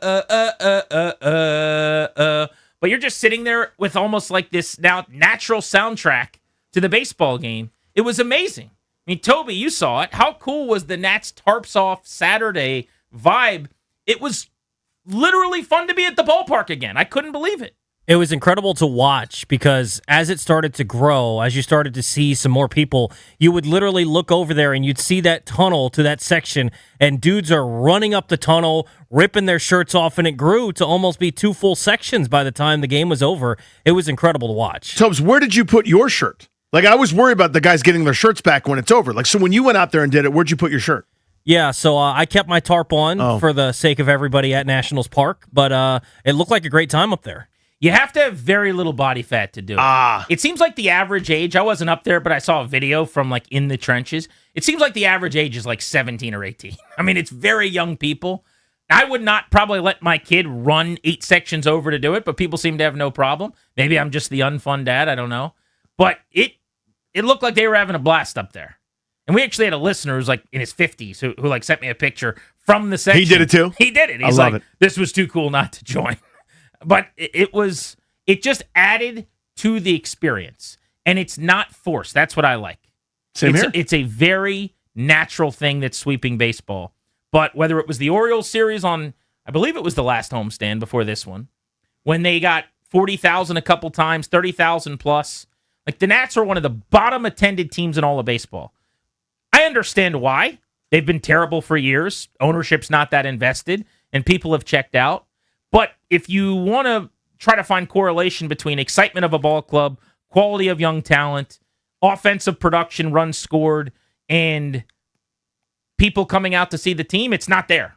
Because this lineup, just in a vacuum, deserves so much more than it's getting right now. It's the best offense in the sport. Yeah, and that's not hyperbolic. It's a tree falling in the woods of most nights. 13th out of 15 in terms of National League attendance at this point. But I do think business will continue to pick up as people are kind of coming to the realization, like, hey, wait a minute, this isn't just 2 weeks. This isn't just a fun weekend. This is now who this team is, and they're pitching better. Again, we talked about this a couple weeks ago. The bullpen, where they were just walking around with Molotov cocktails, looking for fire to add to fires. They were so horrendous. It's now kind of quietly been building back into the middle of the pack in the National League, and then you add in starting pitching that, again, 2 of the 5 guys were just a disaster in waiting, where they had to hide Miles Michaelis, you got to hide Zach Littell. You don't anymore, right? To a certain degree. You got a baseball team here. Again, they're not a World Series contender. Nobody's saying they are. But given that the over-under win-loss expectation was in the mid-60s, they're sprinting towards that by the All-Star break, dude. How about James Wood, dude? James frickin' Wood. How about all the people that were upset about him? But he strikes out sometimes. I'm sorry, what? 1983 called. They want their complaint back. What a stupid thing to care about. What a stupid concern to have. 16 bolts, hitting over 270, 30 points above league average. Ops plus 173, 73% better than a league average baseball player. Thank God he's on my side. You guys keep worrying about 5 years from now. I'll be the guy watching him hit the home runs at the ballpark.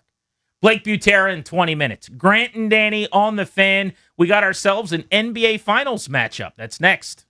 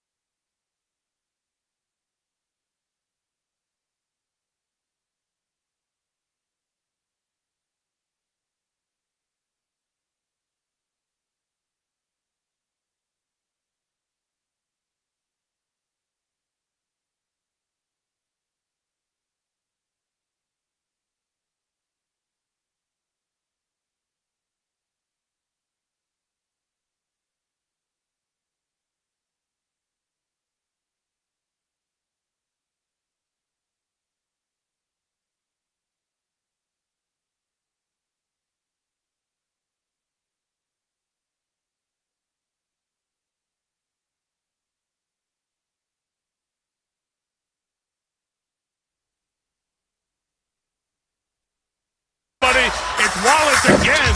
Off on the three. Shaq Penny the rebound. 8 seconds left. Fox has it ahead to Vassell, who goes in for the dunk. And the San Antonio Spurs have done it. There will be a new champion in the NBA. A new era has dawned. It's Wemby's West. The Spurs are going to the NBA Finals. Look at the...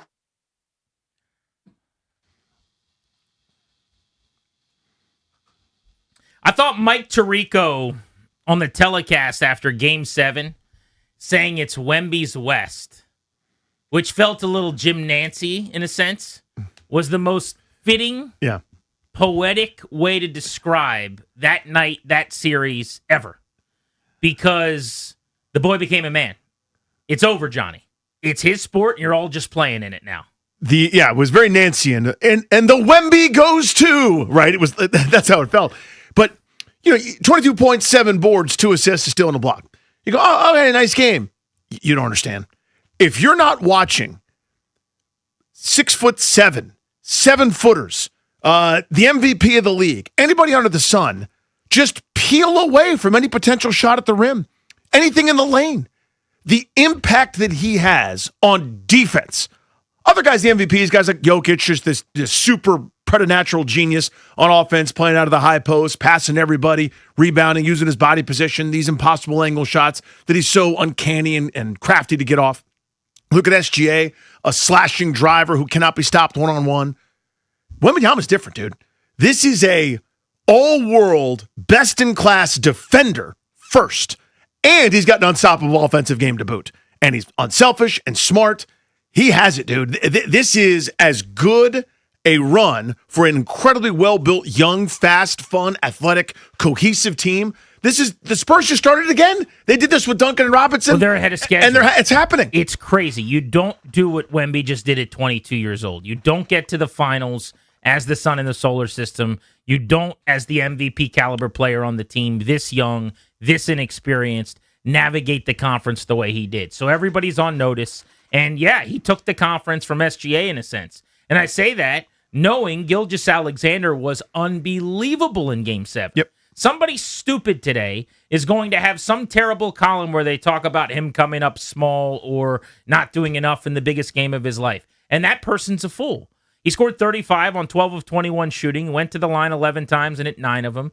43 of 48 minutes. He was incredible. That was a great SGA performance. He was awesome. And it was not enough. Partially, I think, let's not make this a huge referendum on the future of the Thunder necessarily. They'll be just fine, I bet you. Jalen Williams isn't going to be dealing with a left hamstring that ruins his series, and A.J. Mitchell's not going to be sidelined the way that it happened, and they're going to be back in the conversation and have a really good chance. But there's 2 stories here. The first, which we're talking about, is, oh my gosh, Wemby is unbelievable, and so much faster and quicker than everyone anticipated. It's Wemby's West, as Tirico said. Second, where in the hell was Chet Holmgren? What happened to that dude? You got Wembied. Oh, my God. Yeah. I mean, he's on milk cartons. Yeah.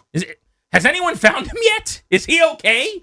What a useless performance. And I hate to go all shouty show on you because that's what they like to do is like, man, this guy, this was a legacy series.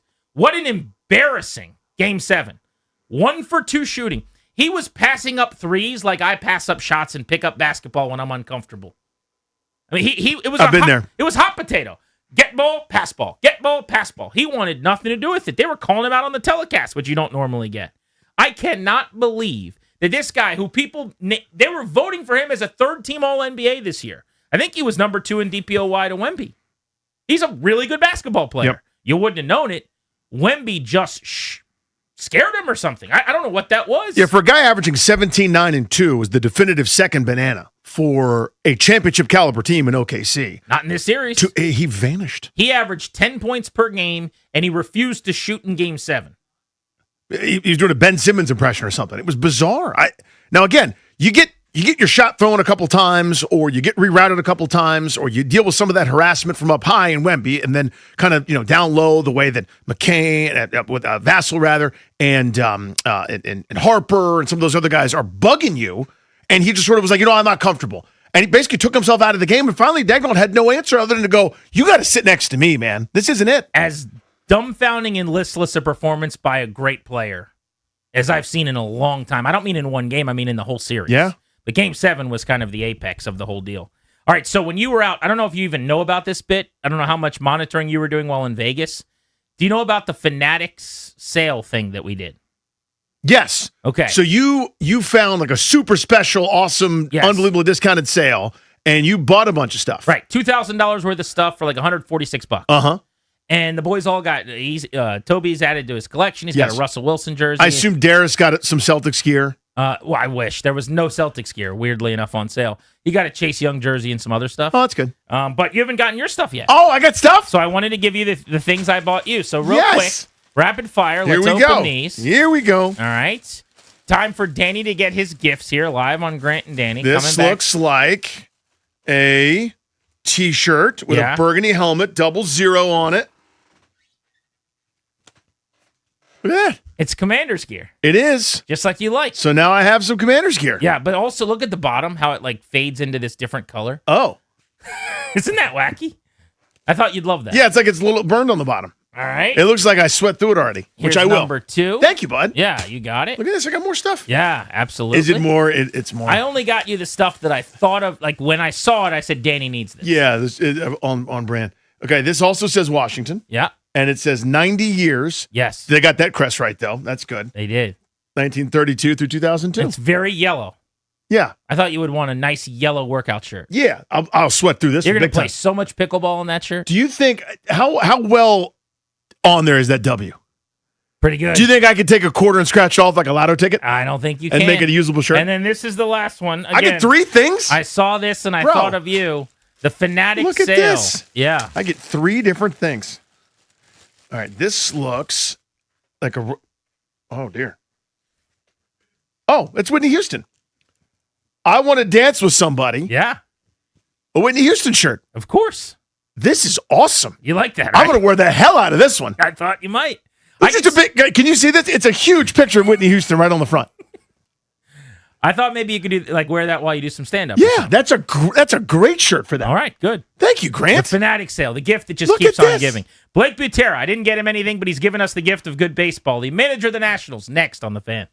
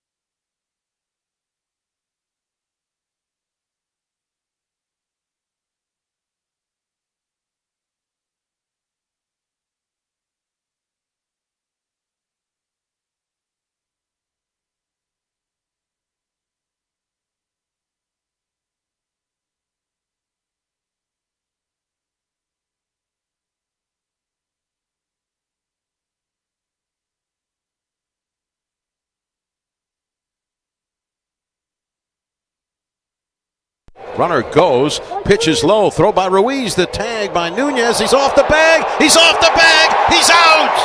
He is out at second base. And so is the batter at the plate. It's a strike him out, throw him out, double play. And a Curly W is in the books. The final score, the Washington Nationals 4, the San Diego Padres 2. Welcome back, Grant and Danny on the Fan. Show's brought to you exclusively by the law firm Condori and Murad. Be sure to let them know that we sent you when you go to kmlawyers.com so that they can give you a great discount for being a listener to Grant and Danny. Their attorneys are there to protect you and your family. kmlawyers.com for a consultation with them. Let's go to the Ruud Guest Hotline. Ruud, the most reliable heating and air conditioning products in the DMV. Welcome onto the show, the manager of the Washington Nationals, Blake Butera, who's got his boys 2 games over 500 and 1 game out of the wild card after yet another series win. Blake, a lot is being made about the team being over 500. A lot of people are excited. Do you understand that, or was this what you expected all along? Yes. You said everybody's making a big deal of it. I saw there was a parade going on the other day. It looked like a lot of fun. Bummed we weren't here to witness it in person. I don't know what idiots threw a parade, but who would do that? Yeah, I'm not going to speak to that. Those people have to speak for themselves. No, I'm really happy just with the way the guys are playing, the way everybody's coming together, and just the work they've put in up to this point. And like I said a few times before, like we're not super focused on what our record is in May or on June 1st now it is today, but more so where we're at come August, September, towards the end of the year. The goal for us early on is just to create a culture and an environment where guys love to come to work every day and want to get better every single day, and that's what we're seeing right now, and just couldn't be happier with the start we've had. Well, you were joking with us when we met you at spring training about the show being 4.5 hours, and you were asking what could you guys possibly talk about for that long every single day. And we told you, hot dogs versus burgers or ketchup versus mustard or whatever. But what's funny is we've got a lot more content now. The last few years, there has been a little more food debates. Now we're just breaking the Nats win down, it seems like, every single day, and people are getting into it. So you've taken away from our non-sports discussion time. Yeah, I know I said our main goal was to create, a culture and all this stuff. At the end of the day, it was honestly just to make sure you guys had more stuff to talk about to cover that 4-hour window. Certainly helps. Love that. So, Blake, to this point, it's kind of a nice milestone past the 1/3 marker of this long grind of a season. What's gone better than you could have possibly imagined? You're kind of putting the team together, and you guys are down in spring training, and you're kind of making your assessments, go, okay, feel good about this, okay about that. What's exceeded all expectations for you? I think it's really just been the player group as a whole, just the makeup of it, how well these guys get along together. I know, when this team came together at the end of spring training, we had some people from, a lot of other teams, whether it be waiver claims, free agent signs, Foster Griffin, Zach Littell, Miles Michaelis, and then we pick up guys like Curtis Mead, Jorbit Viva. So there's a lot of different players from different teams, different backgrounds that were not in the same clubhouse a year ago. Just to see the way they've all come together as a group so quickly and how much they love, playing with one another and being around one another. That to me is makeup. That's makeup of really good teams. And that's something that I've been really proud of and excited to see. You had said something yesterday after the game that I really liked, which was you felt like the foundation was being laid. Can you speak more to that, essentially, what you mean by that? Yeah, I think with really good teams, what you see is a clubhouse full of players that are really tight-knit. I think you see players play well. You see teams maybe overperform when they love who they're at work with every day, and they love, seeing each other have success and pulling for one another and those sorts of things. And that's what we have here. And it's fun to watch how it's come along. It's fun to watch how much fun these guys have, talking smack to one another, playing board games in the clubhouse. Seems like they're always competing against one another, whether it's, in batting practice or off the field. And, now that we have that, the rest of it is kind of lanyard, but you can start to put some things together and work on some different things here and there, whether it be bunt plays or base stealing or, the smaller details of the gameplay. But when you start to build the foundation of a environment where players love to come to work, they want to get better, and they love who they're going to work with, like that to me is the big part of this. Like you mentioned Zach Littell specifically, and I want to use him kind of as an example here. Got off to a rough start, came into spring training late, just, wasn't pitching the way that he has most of his career. Month of May, he's been nails. I mean, he's been unbelievably good, was good yesterday as well for you guys. When you're such a smart group of baseball minds, how much of that is trust us, it's going to be okay, just based on what your eyes are telling you, maybe some stats are telling you, knowing that this sort of rough start that he's off to, or maybe anybody's off to, is more aberration and the truth will eventually emerge. How do you guys kind of balance the data, having the patience to kind of be able to ride out a rough stretch? Well, I think we were really excited to get Zach Littell, but also when we got him was pretty late into the off-season was already over. We got him at the end of spring training, and this is the first time in his career he's had to build up basically as the season's starting, rather than having that time, throughout spring training to make 3 or 4 different starts. He's making one start. It's basically like, all right, here we go. So, one, he's trying to get built up during the regular season. 2, he's trying to get familiar with a brand new organization, a brand new group of people and coaches. So we knew it was going to take a little bit of time. We also know the caliber of pitcher and person and competitor that Zach Littell is, and that's why we were kind of staying with the course, because of we believe in who he is, and we knew he was going to get it right and get back on track. It was just a matter of time. But also, not to mention what even when he wasn't pitching maybe necessarily the way he would like to, the stuff that he brings to this clubhouse, to this team, are invaluable. Just he's getting the group together for team dinners. He's putting together golf outings. He's talking to Kay Cavalli and some guys that are maybe a little bit younger on, what's in between starts should look like, what their routine should look like. There's so much more that he's doing than just, when he's out there on the mound every 5 days. His May has been marvelous, and he's now getting deep into games where you're giving him some leashes you did into the 7th inning again just this weekend. But his last 4 starts, 5 innings, 7 innings, 6 innings, and he's allowed 2 or fewer runs. So it's a 30-inning sample in May where his ERA is 2.35. Miles Mikolas has been much better as well. I mean, I know a lot of us that are kind of armchair playing this thing from the outside are like, all right, they can only go through the rotation so many times with 2 guys they're hiding a little bit with the opener, with a bulk guy behind them. But you guys didn't seem to waver or flinch on this. Did you expect both of them to come around like they have? Yeah, I mean, look, like we said, we're kind of going off of what they've done historically in their careers, and with a bigger sample size and bigger body of work, they've been really good pitchers in this game for a while. Now, granted, of course, they're a year older than they were last year, and you can talk about that. But also, like you mentioned, we used an opener. We've used some bulk guys behind Miles at times. The openness and the willingness to do basically whatever's been asked of them has been unbelievable from guys like Miles and Zach, guys that have pitched in the big leagues for a long time now, to not complain and just want to do whatever they can to help us win, whatever role that might be in, whether it's, hey, you're only throwing 4 innings today, or hey, you're throwing 7 innings. They don't care. Like, they really just want to help us win. And when you have guys that have the type of pedigree and track record that those two have, being that selfless and wanting just to do whatever they can to help the team win, it just helps the culture and environment that we're trying to create here, and it sets a tone for the rest of the group. Blake Butera with us here on Grant and Danny. Blake, organizationally, I actually admire this from the outside looking in, but just want to give you a chance to weigh in on it.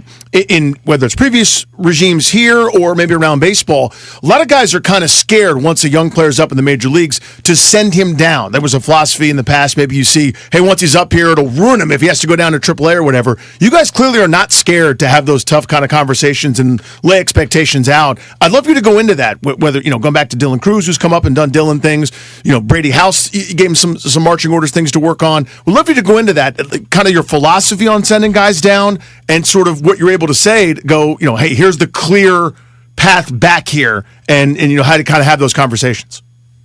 Yeah, look, there are a lot of really good players in the big leagues who were called up to the big leagues and sent back down at one point before they ultimately came back up and had success. I'd say the majority of major league players, once they were called up, did not just stay up the rest of their career. Like they went back down, and there's nothing wrong with that. I think when you explain that to players and explain the why behind, the reason they're going back down to AAA, and that ultimately it's in the best interest of them, the player, and how much we care about them and believe in them. That's what we told Brady. It's what we told Dylan. That's what we told a lot of these guys that we've had to make these tough decisions with. Riley Cornelio, Joey, you name it. Like, at the end of the day, if we just wanted them to stay in the big leagues and fight for their life, and also maybe not even play every day, like just play, maybe Brady just plays against left-handed pitchers, like, sure, maybe that's great for us, but that's not the best thing for Brady, and it's not the best thing for us long-term. Those guys, because we believe in them and believe they're going to be a part of our future, like, they need to go to AAA, play every day, and work on the specific items that we're giving them to work on, and we're going to continue to track while they're down there. And I think when you explain it to them that way and hopefully help them understand, why they might be going back to AAA, it ultimately helps. It's not fun to hear it in the moment. I guarantee you that. But I hope they, at some point, realize, like, we're doing this because we love them, believe in them, and think they're going to be a big part of this. Brady House, by the way, 2 homers at Rochester yesterday, his second multi-homer game in the last 5 days, so I'd say he took it just fine. Blake Butera's with us on Grant and Danny, joining us here on The Fan. Danny mentioned Dylan Cruz. Was that just yesterday he was sore when he showed up? He's not going to have to go to the shelf or didn't break anything, right? No, the x-rays were negative. He got hit in the hand 2 nights ago, and then yesterday came in, thought he'd be able to play, but when he woke up, it swelled up on him pretty good. He tried to go through pregame. It just didn't feel super comfortable when he was swinging. He was fine throwing, playing defense, running, all that stuff. And then, same thing today. It's more of just a day-to-day thing. He's not in the starting lineup today, but envision him being able to come in and pinch hit off the bench or play defense. I think this is more of a 24 to 48-hour thing than it is anything long-term. Nats have the Marlins in town for 3 starting tonight. Good opportunity over the next 2 nights, and then the matinee getaway day on Wednesday to get out to the ballpark as they're playing really good ball. Keibert Ruiz in May is having the best month of his career, perhaps. He's hitting .379 with an 1,100 ops as you guys employ him in the best situations to help him out. But what's amazed me is his defensive progression.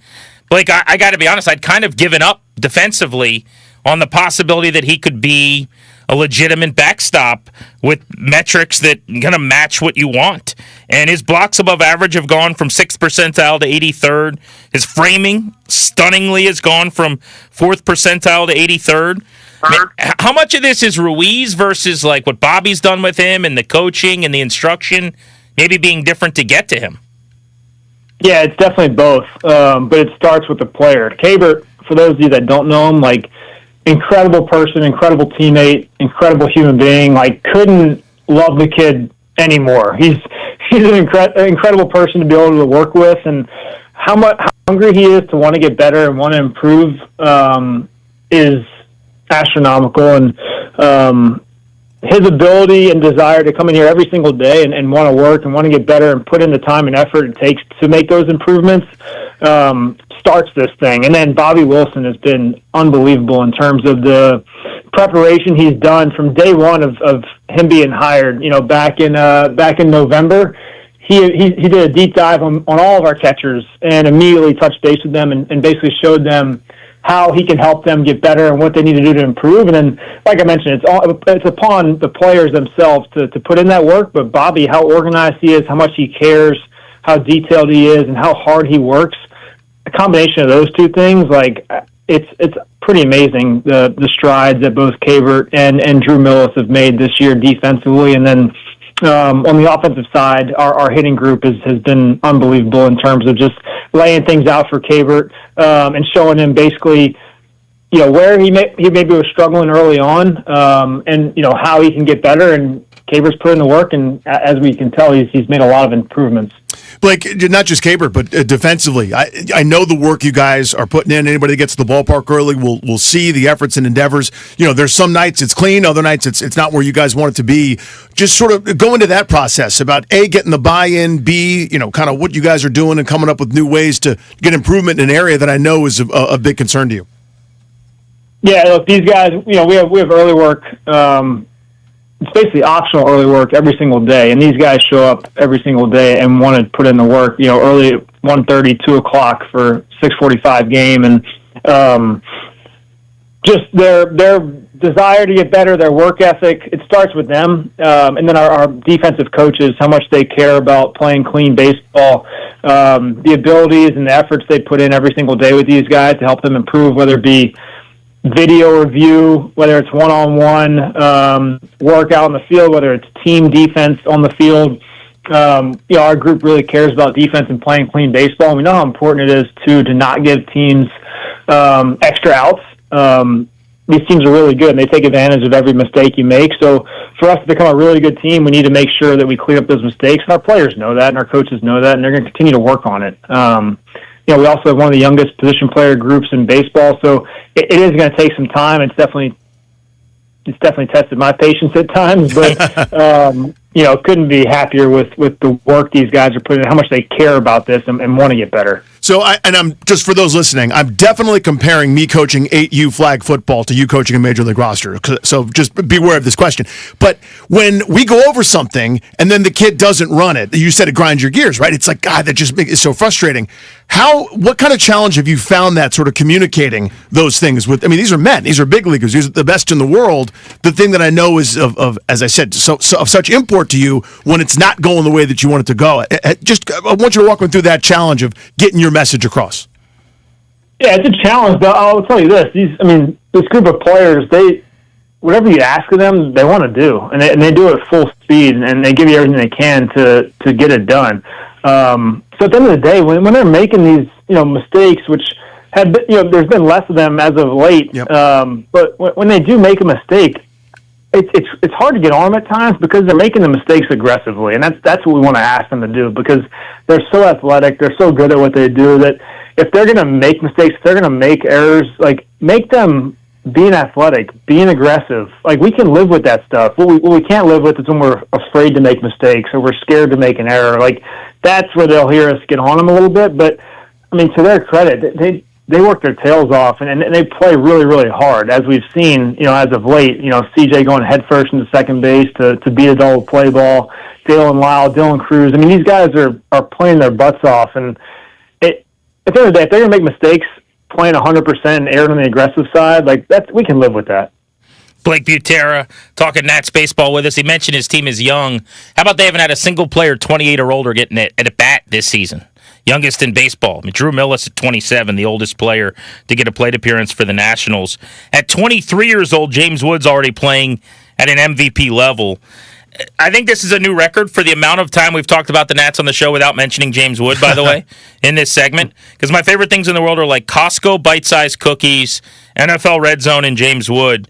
But he's leading the league in walks, runs, OPS plus, a bunch of other categories. 99th percentile or better in almost everything swinging the bat. What is his ceiling, upside? What are we talking about here? I don't know. I think the sky's the limit for James. I think he has a chance to be one of the best players in baseball. I think he's really close to doing that, at least offensively. Like I said the other day, sometimes I just sit back in awe and just enjoy watching him take his at-bats. Teams are game planning around James Wood. Teams are matching up around him. They're bringing in their best relievers to face him. And to watch the at-bats he has against some of these guys, it's undescribable, and it's so impressive. And like you mentioned, he's only 23 years old. It's just, I don't really have a ton of words to say. It's just a lot of fun to watch. How about him versus Mason Miller the other night? When they go get Miller, I think he fell behind pretty quickly, and then he just spit on a couple pitches, and he's getting slidered to death by a guy who throws 102. That was unreal. That was the good stuff. That's why we're here. Earlier this year, Ryan Stanek comes in, and he's throwing 99 to 100, and Woody hits him 115 out to center field. The stuff he does, it's hard to put into words, and it's so fun to watch. Well, I want to ask you about another guy that's having an unbelievable season, C.J. Abrams. He's done this, Blake, for a month, not this for months. This is his first at. This is kind of like who he is now. How have you guys kind of unlocked him? And we've seen again the hot times, but the valleys are kind of what undid him in some of his seasons. Those haven't really lasted more than an at bat or two. It's been remarkable. Yeah, he's another one. Just the way he works, the way he goes about his business, the way he's taking care of his body. and the way that guys flock towards him in the clubhouse, whether he wants to be or not, he's one of our leaders on the team, and just to see the way he's gone about his business this year, the maturity he's gotten this year, just lucky to be a part of it, and he's been so clutch for us as well. Some of the hits he's had, the home runs he's had in huge spots against big time relievers. I mean, another one. You just sit back and you feel really good when he's up to bat and the game's on the line late. Blake, we appreciate the time. Keep chopping wood. It's fun to be at the ballpark again. Thank you. Appreciate you, Grant and Danny. You guys are the best. Blake Butera, the manager of the Washington Nationals, who is a Manager of the Year candidate, with his team playing plus side of 500 ball in the postseason chase. What a crazy day in the NFL. We've got a blockbuster deal for the Rams to get back into next right here on The Fan.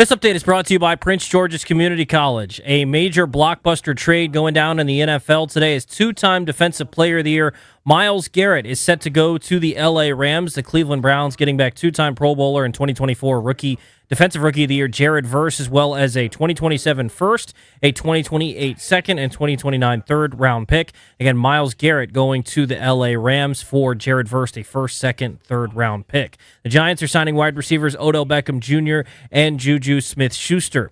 Hockey, one more day till the Stanley Cup Finals get underway. Golden Knights and Hurricanes tomorrow. Then Wednesday, the NBA Finals get underway with the Spurs and the Knicks. In baseball, the Nationals begin a 3-game series against the Miami Marlins tonight at Nationals Park. 6:45 first pitch right here on the Fan. Cade Cavalli takes on Sandy Alcantara. Want a degree, certificate, or new skill? If you live within 6 miles of MGM, the local impact grant means you could go to PGCC tuition free. Visit pgcc.edu for more information and enroll today. From the Crop Metcalf 5-Star Sports Desk, I'm Toby Altizer on the Fan.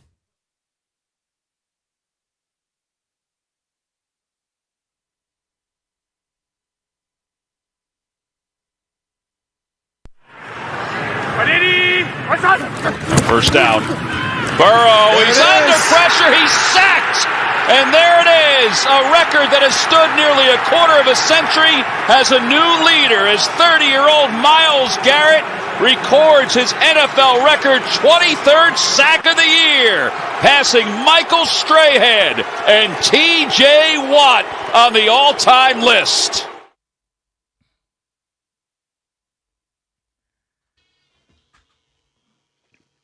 Danny, I'm going to give you $1 if you could tell me what broadcaster just called that highlight there.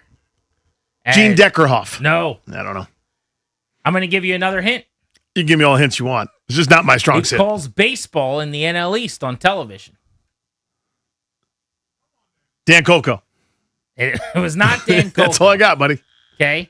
He calls baseball on TV and he talks to John Kruk a lot. Does that help you any? No. I mean, the Phillies broadcaster, but I don't know who that is.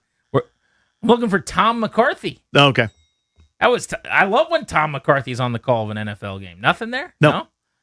You do not. You do not get sized for broadcaster. Not at all. I barely know who's doing it. Because I'm worried. The only reason I actually now pay attention even slightly is because I'm worried about a conversation where you and Darius just start going back and forth like, that's a Kevin Kugler game. Oh, it is? Oh, and you guys just start playing tetherball with it. I'm on the side like a puppy, waiting for something scraps from the table. Dad, you knew that was Tom McCarthy. You know those pipes when you hear him. Come on now. He's just so silly. Why doesn't he get a little more NFL run? I don't know. Maybe it's his schedule. I wish he would. He's very good, but he's like there. He's basically CBS's like team 5, team 6. This should actually be. We should do this as a game. Put a pin in this for later this week. I want this week. We do the Does Grant Know the Band? Does Danny know the play-by-play voice? I love it. That's a great game. And then it's a lot of Spiro Ditas and Andrew Catalan and Brandon Gaudin. You're giving him too much. You're giving him too much. He's not going to remember any of Oh, yeah. I want... He's just going to start throwing out names that he heard you just I'm say. going to guess, like, you know how you guess, whatever, what's the one band you always guess, even when it's not that band? You're like, is this Dio? Like, that's because that's a band you've heard of? That'll be I'll go, Spiro Ditas. I'll do that 7 times. I want some Ryan Rucco in there for him. I want some deep cuts. If we're giving away tickets, these will be easy pair of tickets for people to get. Does Danny know the broadcaster? I'm going to say no. I wonder if there's... What percentage of our listening audience can tell the difference between some of these guys? Like Ryan Radke on Westwood One. I mean, it's a very... We're talking about... It's a tiny group. 0.5%, right? It's tiny. I mean, most people can't go beyond Jim Nantz and like maybe a handful of other guys. I mean, I watch with the volume so low most of the time. It's like I don't really... Would you be able to pull the difference? If you hear a highlight, do you know it's Mike Tirico? Tirico I got, yeah. You do? Yeah. And Kevin Burkhardt you would get every time? His voice is not that distinguishing from a lot of other guys that are kind of in that range. So, but I think I could pull Burkhardt. You'd get Buck. Yeah. Buck I would get. I can't wait for this game. Does Danny know the broadcast? Yeah, I would get Buck. Speaking of tickets, we're giving some away in 30 minutes. We're giving away tickets. Now, is this typed in correctly, or is it called the Country Tour? Do we think that's a typo, or is that actually the name of the tour? That's actually the name of the tour, the Country Tour. I need someone to go back to the drawing board on that one. But maybe it's just the country. Do you think there's country involved? I'm trying to think of what it means. Country music in the country? That's how I read it. Yeah. Like, where is it? This country. What kind of music is it? Country. I think we got it. All right. Country Tour, Merriweather tickets. We got them for you all week long, exclusively on Grant and Danny, so make sure you're listening. We got your tickets to Hardy. That's coming up at 4. How many better players on defense in the NFL are there than Myles Garrett right now? Like in your maybe pile. I would say he's number 1, but who else is in the conversation going into the year as a DPOY that might have a better year than Myles Garrett? I mean, I don't think anyone else in that position. Patrick Surtain, maybe, right? You think of so I was thinking Crosby, who's like 7 or 8 to 1 for DPOY. Yeah. Micah Parsons is generally in that 7 to 10 to 1 range. Now, Garrett's plus 450 to 600. He's the favorite. But at that position, Parsons, Crosby, Aiden Hutchinson. Okay. Detroit, 8 to 1, 10 to 1 range. And then Will Anderson of the Texans, I think he's coming. He is a freight train left the station. That guy's a superstar. That's my short list at edge right now. Fair. Yeah, just because I'm going, no one else compares. But if he has a down year, or if he's nursing a sprained ankle, or has a soft tissue injury or something, maybe some of those other guys could exceed him in some of those totals. That's fair. What does he have to do after you give up Jared Verse and a 1 for you to feel like that deal was worth it? Because you are implicitly doing the thing you're told not to do as an executive, which is never trade for a guy after he has an irreplicable season. He's not going to break the sack record again, probably.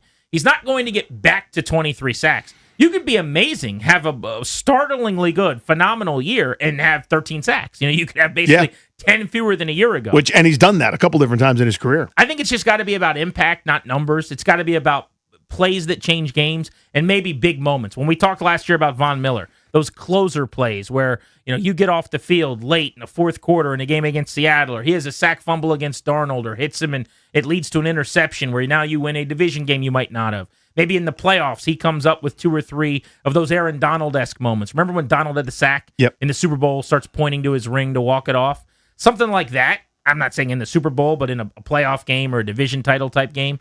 That makes it worth it, I think, regardless of numbers. I hate that I'm about to do what I'm about to do here. But it's like when you play Seattle on that drive and that play, you make it. Because the team's already good. If Myles Garrett... It's like in the few games that matter the most, he's got to be great. That's what it is to me. Like if Myles Garrett, slips on an oil slick and can't play for 5 months, they're still really good. With or without Jared Verse, they'd be really good. The Rams are a Super Bowl contender. They're excellent. They've got all the things. Now, your worst pass rush-wise, you'd have to go into the lab and figure out a way to kind of do it a la, what Deontay Jones probably is going to do this year to some degree, to invent some pass rush.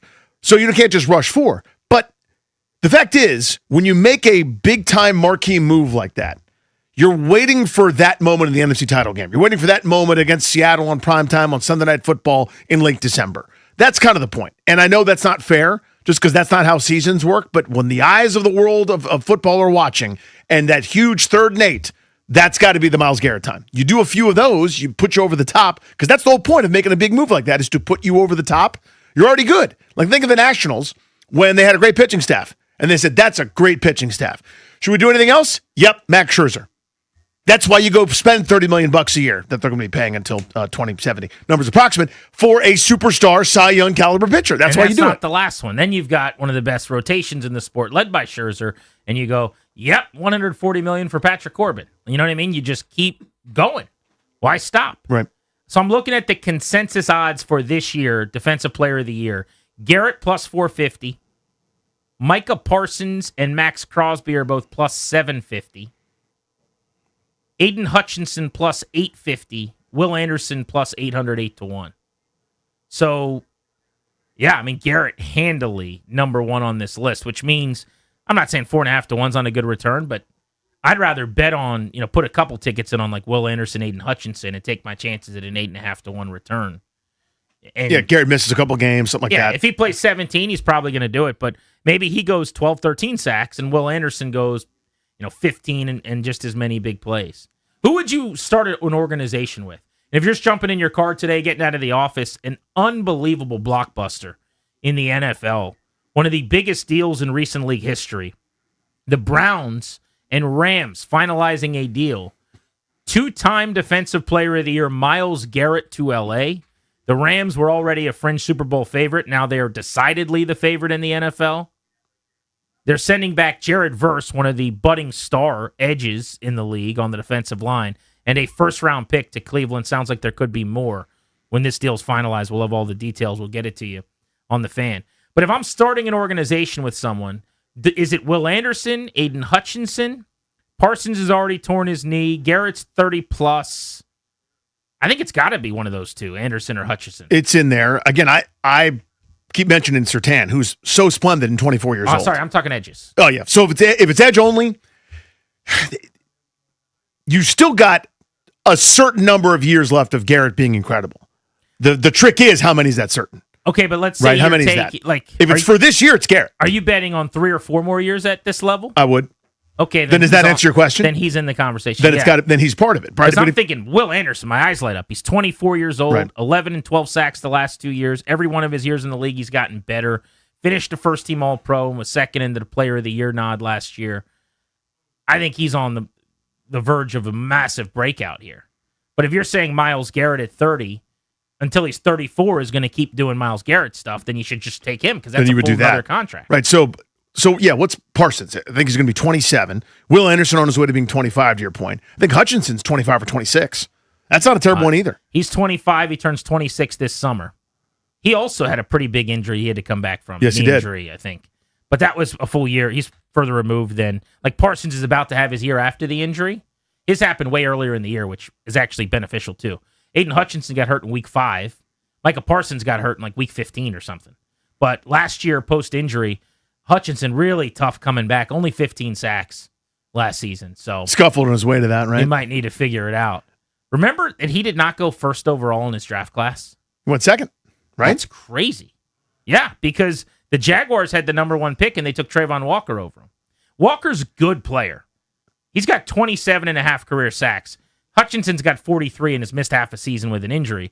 But the last 2 years before this past one, Walker had 10 and 10 and a half sacks. This past year, just 3.5 sacks. Yeah, he's perfectly fine. But that draft, by the way, was defensive heavy up at the top, if you I don't recall. remember the rest of it. Walker, Hutchinson, Derek Stingley Jr., who early returns it was bad, but then beast turned around. He's a stud. Then some guy named Sauce Gardner goes 4. That's going the other direction a little bit. Yep. Where obviously an injury, he's been traded, but Sauce was the guy that was better than Stingley, and now you might take Stingley over him. And then Kayvon Thibodeau went 5 to the Giants, 23 and a half sacks career. By the way, 22 against Washington. It's hilarious. That's a great line. Thank you. Kayvon Thibodeau, who's just been okay, but not terrible, but like okay, decidedly the worst player of that group.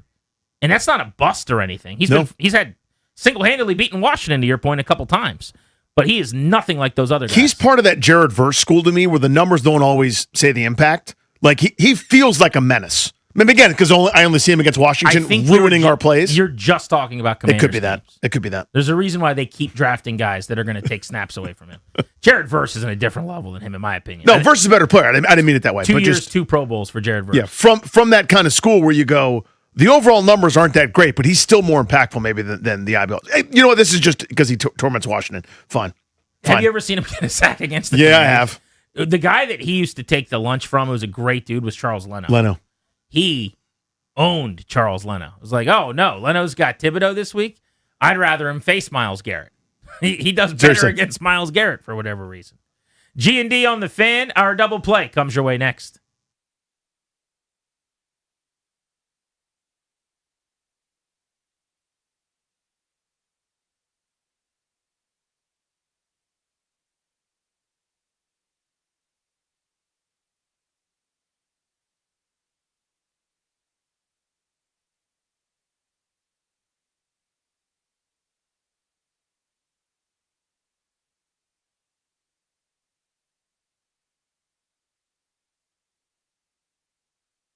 What's up, guys? Danny Rouillet here. What if selling your home didn't have to feel stressful, confusing, or uncertain? What if it was actually easy? It's what customer Hannah experienced, and she's going to tell you about it herself. So she was ready to sell her home. She heard about my friends, Debbie, Sarah, and Reynolds' Power Home team with Keller Williams on our station, and she made the call. She was hoping for a smooth process and a fair price. Well, what she got was something way better than she expected. For most sellers, the fear isn't just about money. It's the unknown, right? Will the home sell fast? Are buyers going to show up? Will negotiations go sideways? Will the deal fall apart at the last minute? Hannah wanted the team that could take all the uncertainty and replace it with a proven system she could trust.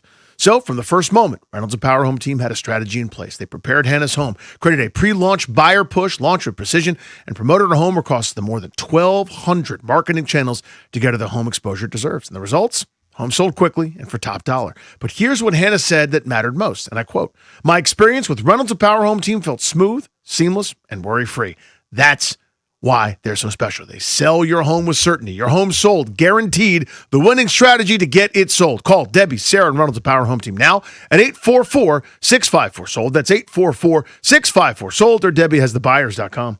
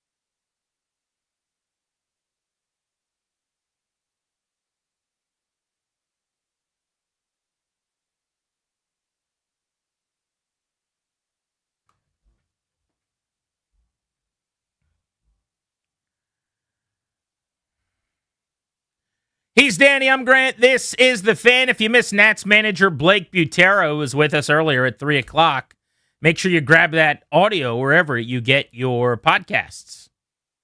It's time for our double play. What's going on in our lives? Nothing to do with sports.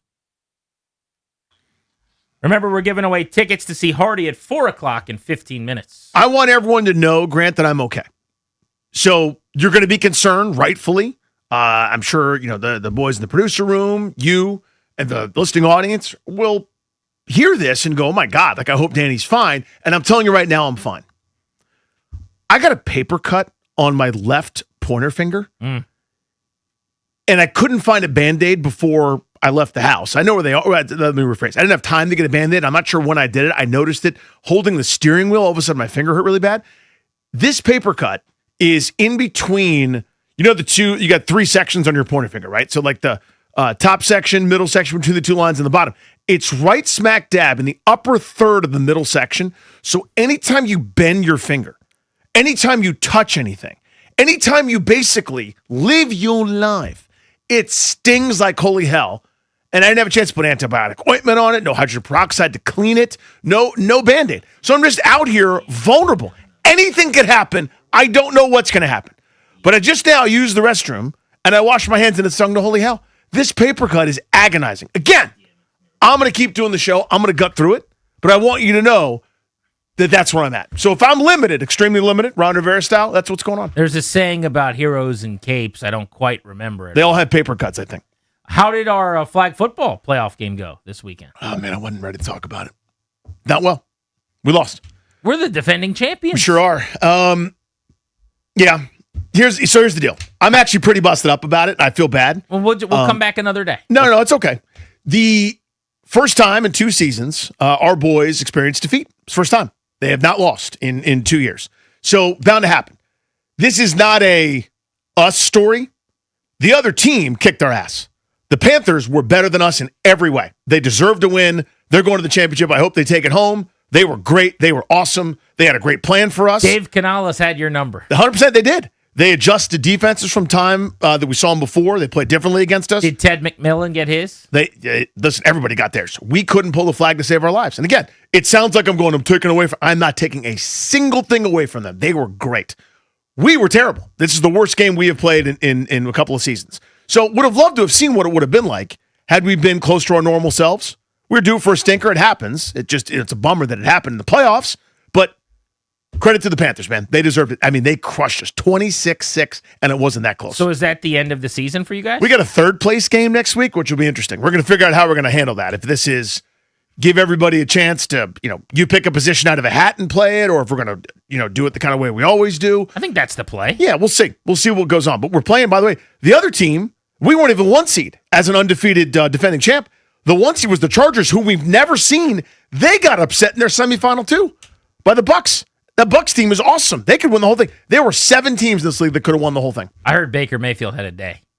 Yeah, they're throwing YOLO balls to Mike Evans and company, even though he's not there anymore. They got a kid that is about Mike Evans' size compared to our little tots. Did he bounce? Yeah, he bounced. It's time for my double play.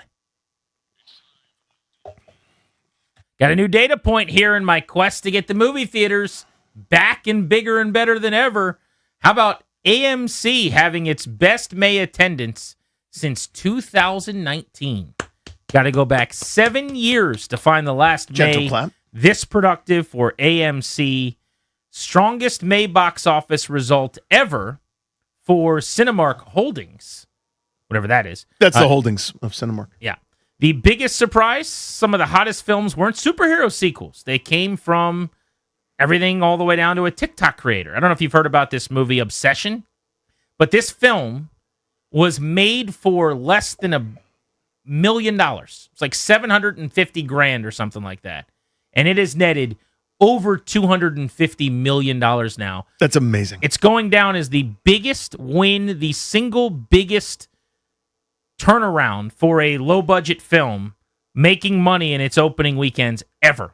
The most successful movie of all time. Yeah, so those, like the low budget, I say low budget, it makes it sound, it's like an insult, but I don't mean it that way. The low-cost horror movie genre, basically perfected by Saw, which didn't cost all that much, kind of became the new go to, right? All the whatever, the ghost movies or the, not Poltergeist, forget what they're called, but a million of these different things. ROI is the best for those. Yeah. Because it's like we're shooting real close to the face. We don't need explosions and big things. You're going for the jump scare, although Darius tells me, having seen Obsession, this isn't a jump scare movie, so I don't know what we're dealing with exactly, but it's a horror movie. I've seen a couple scenes where it's like creepy and you just kind of have the hair on the back of your neck stand up because this lady's at a restaurant and she's getting very upset because the guy asked if her dad's actually sick.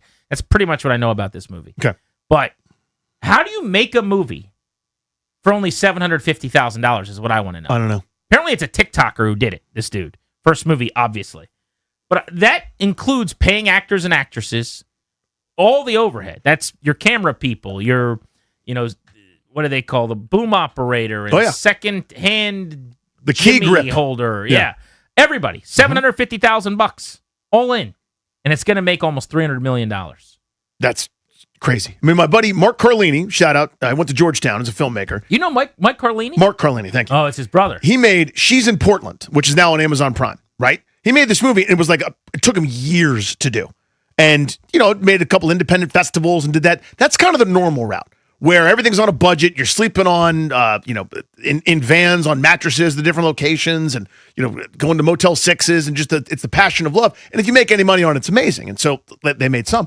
The idea that it would be for that budget and go 150 times or whatever it is what they paid to make it is beyond the spectrum. Incredible. Toby, if you got some time this week, the wife's under the weather, so we may have to wait a day or two here until she's on the mend for sure.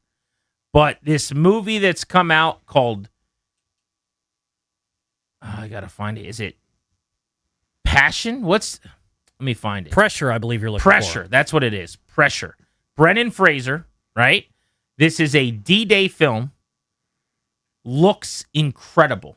We need to get Movie Club back and better than ever. We need to be in the theater. I'm thinking Thursday. When do the Nats play their next day game? Getaway day. Wednesday? Wednesday day game. Thursday they're off. So one of those 2 nights, definitely. Pressure. Do you have a theater that you prefer? Do we want to meet in Tyson's? Where do we want to do this? It's good with me, wherever. I have no life, so I know you have much more things that you have to attend to being a father. Brendan Fraser looks like he got it, by the way. What happened to his second career here has been amazing. He did the movie where he was like the giant heavy guy, and I think it was called Whale. I hope it's called Whale, or else that's pretty mean. I think it was. He couldn't get off the couch, and everyone was being mean to him. He won an Academy Award for that. He's just been on a heater ever since, but he's playing Ike, Dwight Eisenhower. I mean, I'm going to read you the thesis here of this plot, and you tell me you're not ready to go to the theater. Okay. In the tense 72 hours before D-Day, General Dwight D. Eisenhower and Captain James Stagg faced the impossible choice: launch the most dangerous seaborne invasion in history or risk losing the war altogether. Where's my popcorn? Okay. Let's go. This is hard for me. Brendan Fraser is Dwight Eisenhower? Yeah. That just doesn't feel right. There's some Oscar buzz here. I guess. It's just the dude that was like one of the guys from The Mummy and like Encino Man and all these other things. Now, I know is in the middle of a second act. Like, there's a bunch of second act actors that are now super A-list. Like, everyone from De Niro to Travolta went through it after Pulp Fiction and to become a leading man again. If you're asking me, would I rather someone else be playing Eisenhower, like Paul Giamatti or whoever? Yeah, I probably would. Yeah. But I've just seen the trailers, and it's heavy. I'm going to show you a trailer in the break. It's Brendan Fraser like, we have to do it right now. And I'm like, damn. I guess we got to do it right now. You really are Dwight Eisenhower. Get aren't it, you? Brendan. He's like doing a bald thing where he's like shaving his head, cul-de-sac style. Full committed. I love it. Good for you, Brendan. G&D on the Fan. Let's give away some tickets to Hardy when we return ahead of the Beltway Blitz.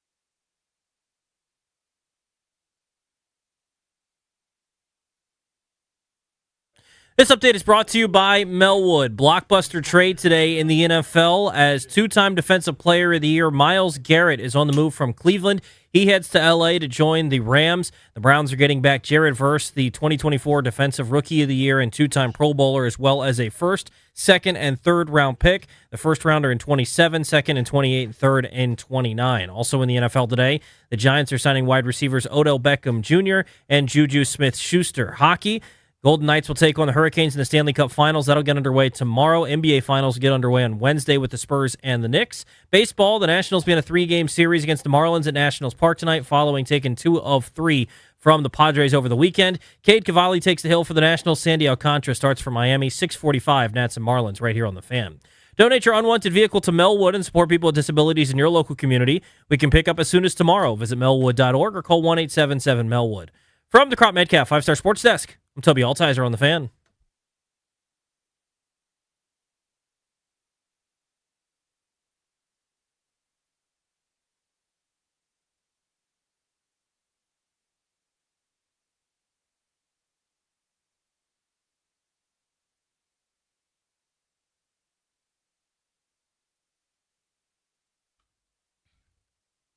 Thanks to Toby for the update. Welcome back, Grant and Danny on the Fan. Beltway Blitz moments away. Show's brought to you by the law firm Condori and Murad. They can help you with so much, like estate planning, elder law, real estate transactions, probate administration. Their attorneys are always there to protect you and your family's assets. Schedule a free consultation with their team today by visiting kmlawyers.com and be sure to let them know that we sent you. That's kmlawyers.com. We will be giving away tickets to Hardy at the end of the Beltway Blitz this segment, so you'd better be listening here on Grant and Danny. But let's kick things off. We'll cover the NBA. We got a finals matchup now. And the Commanders, as they're back to work this week for OTAs. Let's start you off on the diamond. Another series against a good team. Another series win for the Nationals, 2 over 500. Charlie Slows of the Nationals Radio Network joins us now. Charlie, this has been an amazing run for this team. It's starting to feel like this is just who they are. They play good offense. They hang around in these games with good teams. You know, it's really interesting you say that. I was having a conversation over the weekend with Tony Gwynn Jr. No explanation necessary for anybody who knows baseball. He does color on Padres radio and TV. And we were talking about whether this is sustainable. And I said, you know, the first few weeks, first month, I know having an ERA that's 5.5 to 6 is not sustainable. That's got to come down. But we didn't know if they could keep hitting like this. Doesn't seem like anybody could average 5 runs or more per game over 162 games. Well, here we are. It's June the 1st. And you know what Tony said? When you get to this point of the season, it doesn't matter what you or I think or what you and I feel. He goes, in that dugout, if they believe this is who they are, then it's on. Well, speaking of this is who they are, Zach Littell, who he was in April, was not very much fun to watch, to be honest with you. An ERA almost 8. In May, he's pitching to a 235 and was really good again this weekend. What's been the difference for him?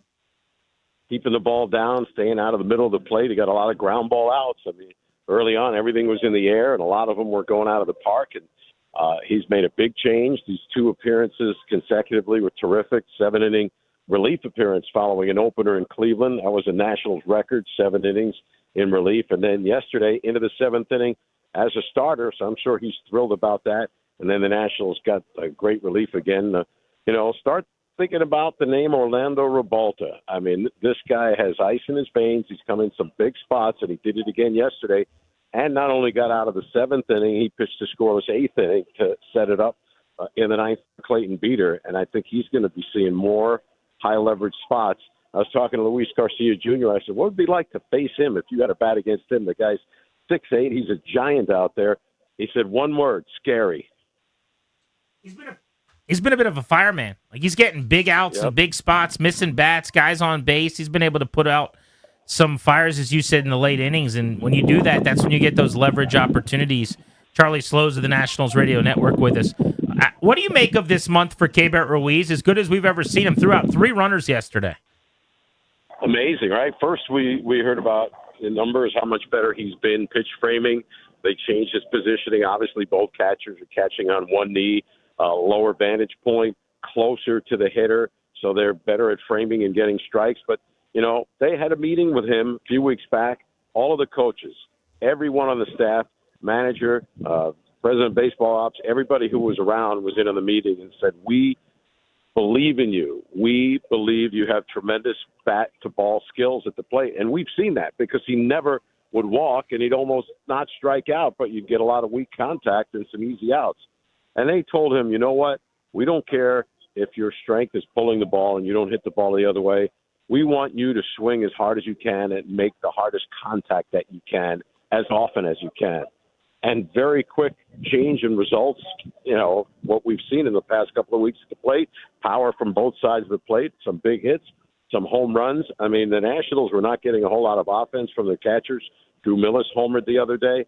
I mean, so that's a bonus because they've been giving them what they wanted when they have the gear on and the glove in their hands. So now I think, you look at this as you're getting offense from that position and some big hits at the bottom of the order. And I walked out yesterday with Craig Stammen, the manager of the Padres, the former National, and he said, that's a hard team to pitch to. They wear people down. And the middle of last week, Jags and I looked it up when we were in Cleveland the last day of the series. I said, you know what? They see so many pitches, they're not easy outs. At that point, that day last Wednesday, the Nationals were 7th in Major League Baseball in pitches seen. When can you remember, if you look that number up, that the Nationals were in that kind of position because they were a team that was, so much a chase team. So they've cut down way on that. They're seeing a lot more pitches, longer and tougher at bats against opposing pitchers. Well, guy that helps that total is James Wood, who was just electric, frankly, in the month of May, hitting .311, getting on at a .425 clip, and OPS around 1, as he's just been, on fire again. He's had hot streaks before, but now we're getting multiple hot streaks in kind of short order, right? He had one lull kind of the middle of April, but other than that, he's just been just destroying the ball and spitting on some close pitches. He's been unbelievable, Charlie. Yeah, and if you're batting behind him, it's a pretty good place to be. They're Luis Garcia Jr. They had hit mirror home runs yesterday. Both hit screamers, almost identical launch angle, 20 and 21 degrees, 114 miles an hour. I didn't think either one was going to get over the big wall in right center. I thought they might knock the wall down, but they both cleared the wall for home runs. And, if you're a fan coming to the park now, some of the young fans are in here, created the tarps off over the weekend. This is becoming a fun place to be.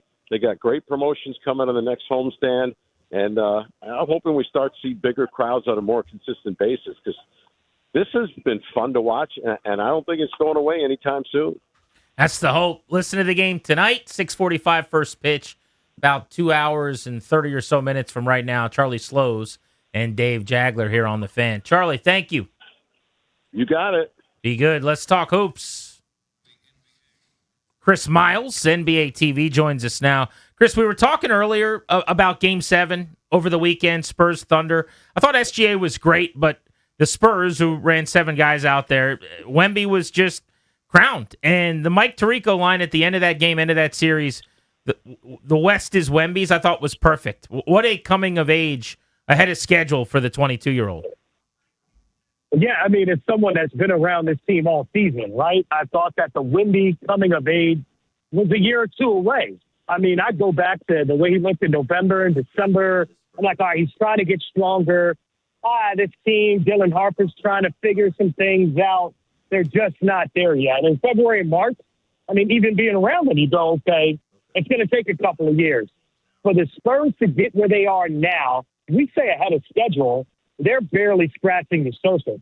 I mean, Victor is not even, the lead guy on offense yet. He puts up good stats, but this offense flows through Fox, Hatcher, Harper, and Wemby kind of puts the icing on the cake. So if they're doing this now and they're saying the West is Wemby's and that's a fact, man, it's scary to think where they could be in 3 or 4 years from now if he's able to stay healthy. Yeah, Chris, you touched on it. The last 3 drafts has yielded for them Wembanyama, Stephen Castle, and Dylan Harper. The linchpins on that team, they're incredible, and all top 4 picks.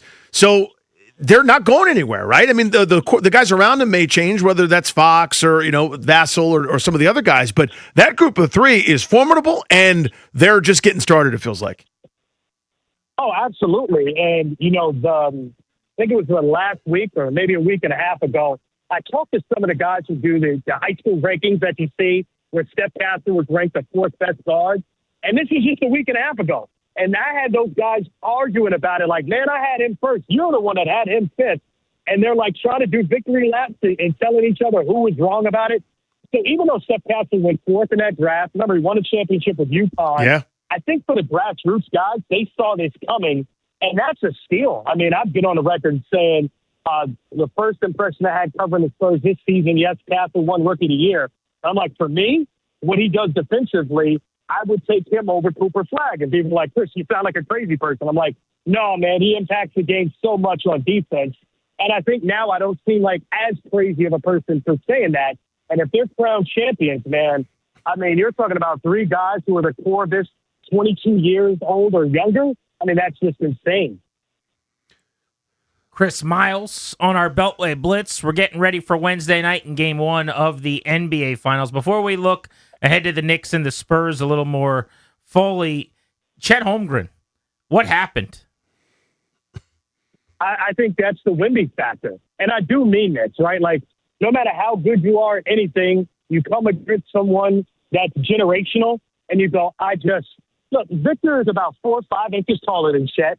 Chet never steps on the court against anyone else and faces someone who's taller than he is, who's stronger than he is, who moves like he does. You know, the thing that makes Chet Holmgren, you know, one of the even second in Defensive Player of the Year, right?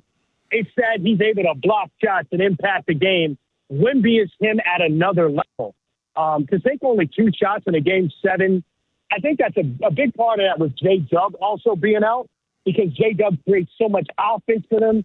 Shai Gilgeous-Alexander did his own, and I think Chet really missed J-Dub being on the floor. That's no excuse. I just don't know if he's ever going to be offensively someone who could be that second option. I know people are saying trade Chet. Like, no, you don't do that. You just try to build him up to get to that next level. He's still 24 years old, was an all-star and an all-NBA player this year. Chris, let's look at the Knicks. They're not pushovers. I think the 2 best teams just played in the Western Conference Finals, but doesn't mean that the Knicks are chopped liver with Brunson and Anunoby and local product Josh Hart and Bridges and Towns. That's a good club that I think matches up pretty well against anybody. What are their chances, do you think, in the finals? I'm watching one thing and one thing only.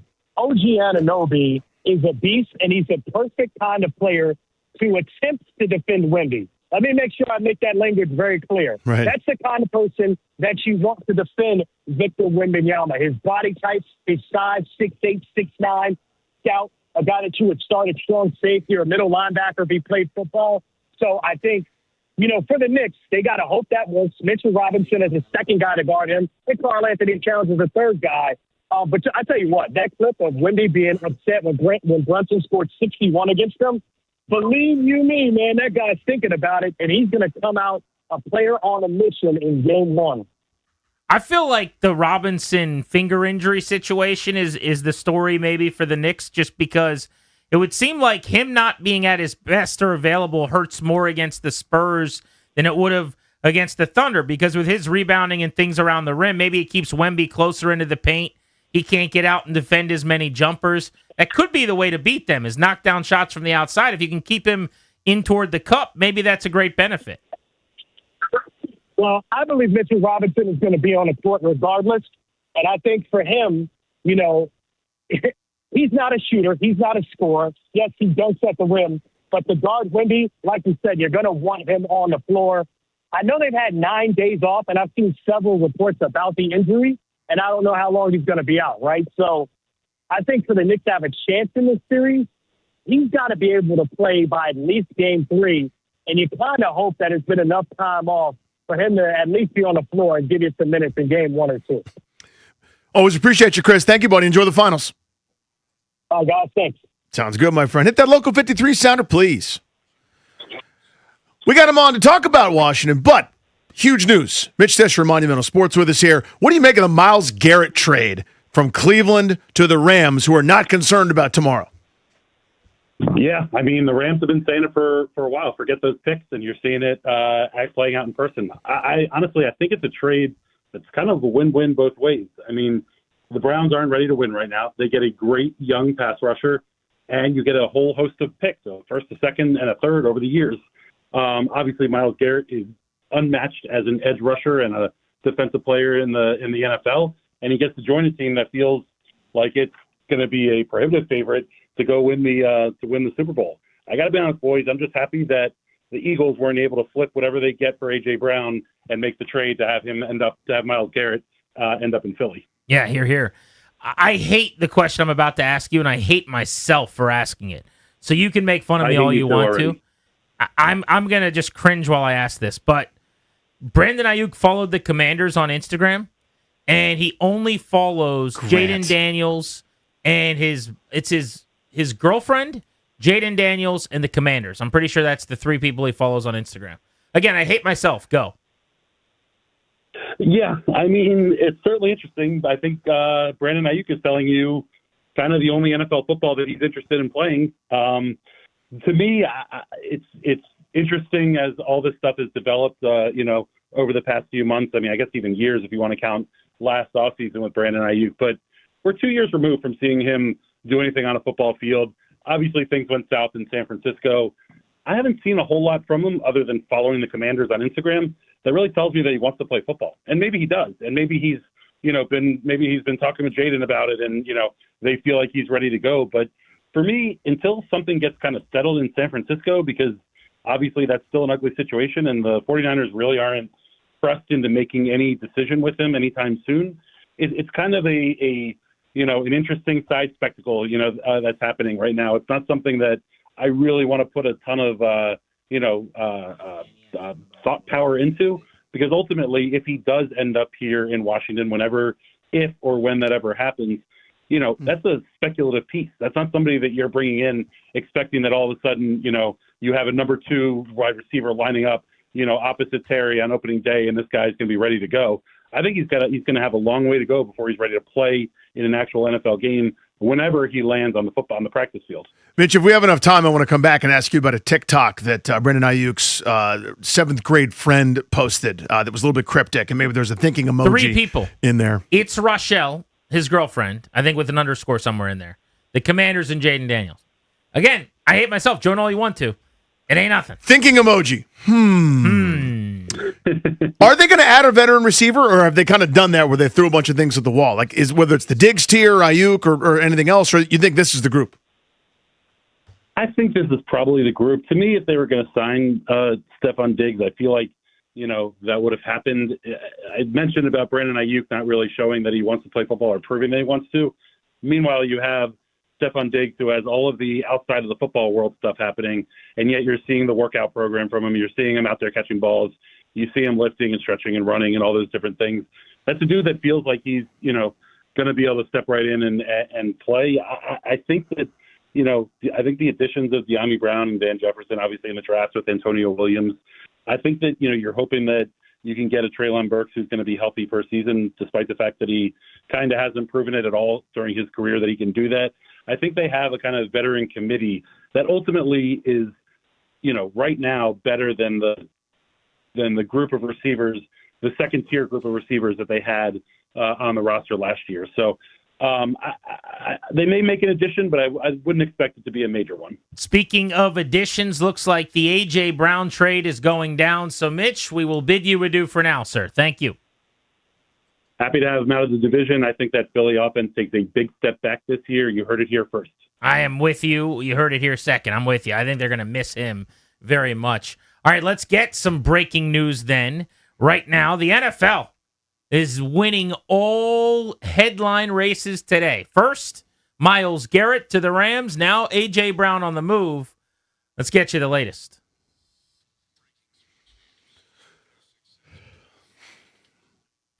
A.J. Brown going from Philadelphia to New England. The New England Patriots giving up a 2028 first-round pick and a fifth-round pick in 2027, the better of 2 of New England's fifth-round picks. A.J. Brown on the move from Philadelphia to New England. I'm Toby Altizer with breaking news on The Fan. Done deal finally. We knew this was eventually going to take place. Then you heard earlier in the offseason that it would be June 1st before this deal could be consummated. Earlier today on ESPN, Adam Schefter said it would happen in the next 24 hours. But here we are. Breaking NFL news. Philadelphia trading A.J. Brown out of the NFC East. They get a first-round pick in 2028 back and a fifth-round pick in 2027. New England's got 2 of them, so it'll be whichever is the higher of their 2 picks at that point in time. I want to talk about the Eagles side of this extensively in a moment because I think it is a big deal in the division. Makes Philadelphia's offense a lot worse. Good news for Washington, New York, and Dallas that one of the great receivers in football is out of Philadelphia. But he has been a malcontent. He has been a bit of a thorn in their side. He has been a headache for the quarterback. So maybe in some ways off the field, it's addition by subtraction. But the Patriots get one of the best receivers in the league, Danny. Yeah. And that's a team that was in the Super Bowl last year. And that's the story to me, is that they're finally doing what I think every team should do with a young quarterback, is making it easier on that young quarterback by getting him pass-catching weapons. His down season last year where he was a malcontent, there were constant problems, and every other day was a fight kind of via media proxy or cryptic comments at his locker. 2 days later, Jalen Hurts has to respond at the podium. The whole 9 yards that goes into it. Yes, he's reading a book on the sidelines, and you kind of know the full story. He basically had a Terry McLaurin year. Like, his down year is over 1,000 yards, just under 80 catches, and 7 touchdowns. That's, again, the guy that we just paid $30 million to, that everybody wants to put a gold jacket on. I'm not ripping Terry McLaurin, simply saying this is a weapon. This is when he's right, and then there's the when. We've seen a change of scenery, what it can do for a guy like George Pickens, for example. When he's right, it's 1,400 yards, 7 to 10 touchdowns. And you would think maybe early on, honeymoon-style good behavior for a team that's got Super Bowl aspirations in a division that can be had, that maybe, the clean slate starts over. Josh McDaniels, the coordinator in New England's got to be elated because they went out and signed Romeo Doubs in free agency, who's now their number 2. They have a brand new number 1 and number 2. They pushed Kayshon Boutte down the depth chart. Rightfully so. I think they're going to trade him probably. He was a 6th-round pick who had some big catches for them.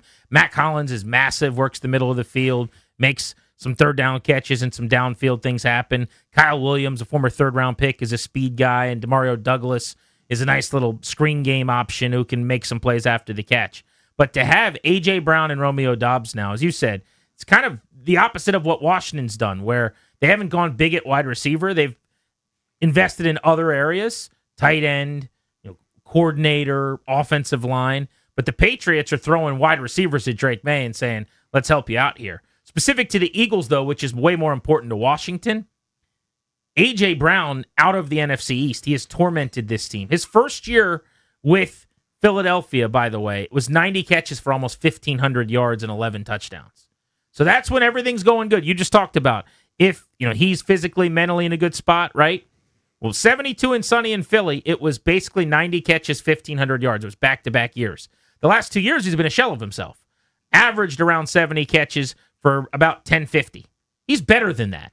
And there's been a falling out there. Multiple coordinators have come and gone that he butted heads with. He and Jalen Hurts seemingly didn't have a great relationship. I think he was a debilitating factor, that offense, in every way other than just running routes and making catches, because he could still go out and light teams up, and he did several times. But there's no doubt in my mind, the Eagles got worse with this trade for 2026. Yeah, more catches and yards against Washington than against any other team. Only touchdowns against Houston for more in his career than he has against Washington, 7-6. But the point is, he has tormented Washington. Yeah, that accounts for the Tennessee Titans part of it. Absolutely. Wow. So 6 touchdowns, 650 plus yards, 45 catches in a handful of games against Washington. He has killed them. He might be the single biggest reason why Emmanuel Forbes isn't on the team anymore. Seriously, if you want to get into that. Forbes wakes up late at night. Hey, Jay Brown, oh my God. Eagles did draft Mekhi Lemon in the first round, or they had to. I mean, they just had to do something there. And they signed Dontavian Wicks, good talented player, gets open a lot, drops a lot of passes, Green Bay Packers, and Hollywood Brown, who's hurt all the time. But it's Devontae Smith, Mekhi Lemon, Wicks, Brown, Darius Cooper. This is good news for Washington. I think so. It's a decidedly different receiver core, both in terms of, yes, personnel, but also in terms of style, right? It's a lot more smaller, quicker, yard after catch type guys than maybe the big. I mean, I know A.J. Brown's not 6'5", but he's a strength receiver, he's a power guy. They don't have much of that anymore. More on how this will affect the Commanders and the NFC East as soon as we return. By the way, caller 10 at 800-636-1067. You're going to go see Hardy, the Country Tour, Merriweather tickets. Congratulations, you're winning a pair Thursday, June 11th. This week, Merriweather Post Pavilion tickets are on sale now. For tickets and more event information, go to thefandc.com/events, courtesy of Live Nation.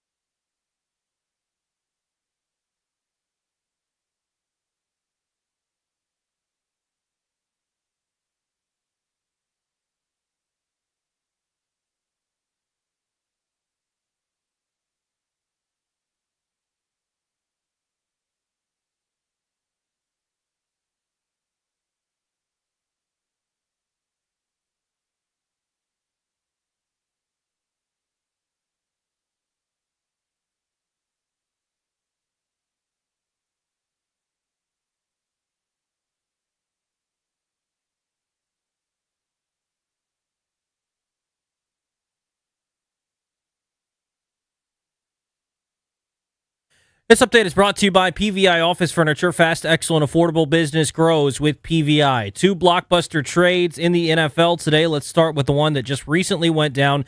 A.J. Brown on the move to New England. Not a shocker, as there's been rumors of this finally happening, but it happened today. The Eagles getting back a 2028 first-round pick and a 2027 fifth-round pick. It'll be the better of the 2 New England fifth-round picks in that season.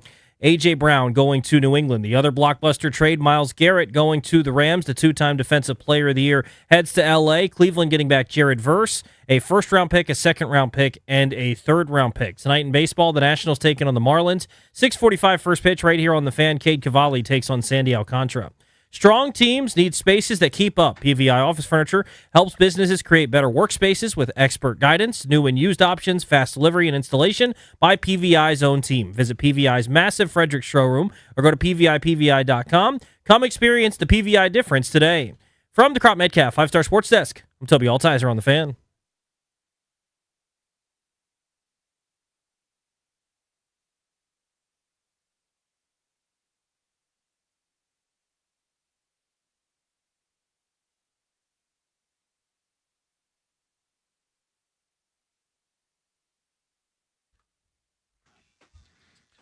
Grant and Danny on the Fan. The Philadelphia Eagles have traded A.J. Brown. Their number 1 wide receiver becomes Devontae Smith. They have to get a lot out of their rookie at a UFC, Mekhi Lemon, they took in round 1. And if Hollywood Brown can stay healthy, the former Chief was pretty well traveled, or Dontavian Wicks, the former Packer, can come on, you would imagine one of those 2 guys could become their number 3. But you also have a new offense with offensive coordinator Sean Mannion that's going to ask Jalen Hurts to do something he's done very little of in his career, which was throw timing routes across the middle of the field. Think about some of those, crossers and digs over top of zoning linebackers in the Kevin O'Connell offense where Mannion comes from, longtime backup quarterback to Kirk Cousins in Minnesota. I'm not sure how great of a fit this offense will be for Hurts. We're going to find that out. But, Danny, I think the Eagles are about to take a step back on offense. They need to get Barkley back toward what he was doing in 24 when they won the Super Bowl, because he wasn't on the same level this past season. If they can run the ball really well and marry run and pass together, they'll be fine with the play-action game. But I'm not as worried about Philadelphia as I even am Dallas right now. Here's my hottest take I got for you today. If I'm the Commanders, I think the best team in my division right now is the Cowboys. I think Dallas is going to be the favorite in the NFC East. And the team I'm chasing if I'm Washington might be Dallas, because their offense is elite, and they've made a lot of moves on defense to improve a terrible unit. I smell what you're cooking. My response is Philadelphia is really good at this.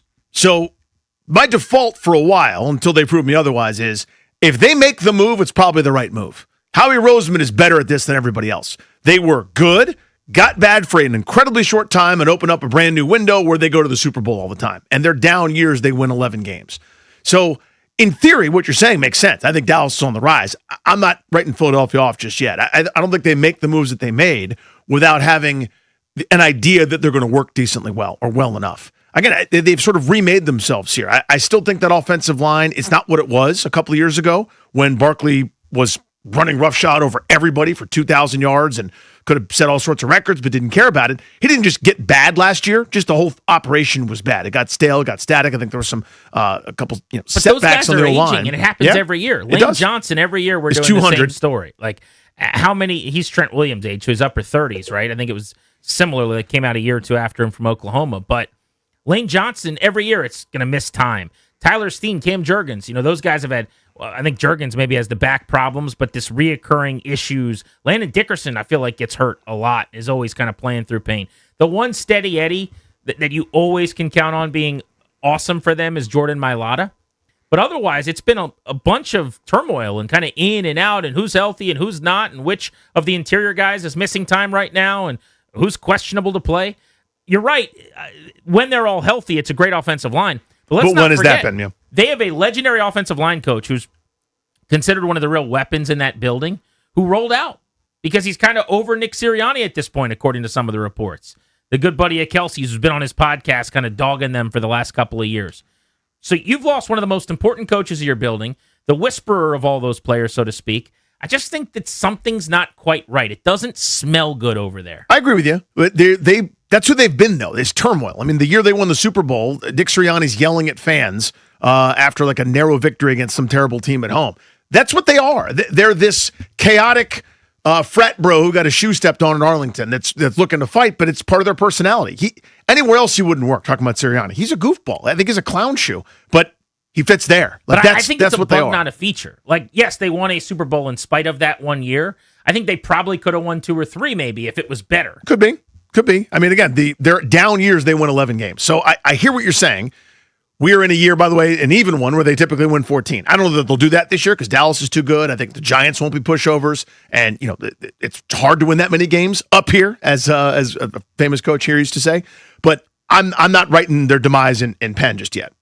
I would take the under on 11 wins for Philadelphia. Your argument is essentially this is what happens. They're just good. Like you're doing To boil it down, yeah. They're going to be fine because they're the Eagles. It just doesn't always go that way. Yes, they've won 14-11, 14-11 games the last 4 years. I'm saying, do I think they're a wild card playoff type team? Of course. Could they win the division? Absolutely. I don't think they're going to go 7-10, but I think there's a better chance they're 10-7 than 14-3. And I think Dallas is just being slept on a little bit. Like if I'm the Commanders, that's the team I'm most worried about.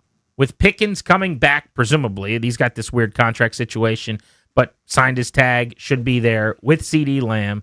Flournoy came on last year as a number 3. They brought in MVS for more receiver depth as if they needed that. Javonte Williams was awesome last season. They're always going to be deep at tight end led by Ferguson.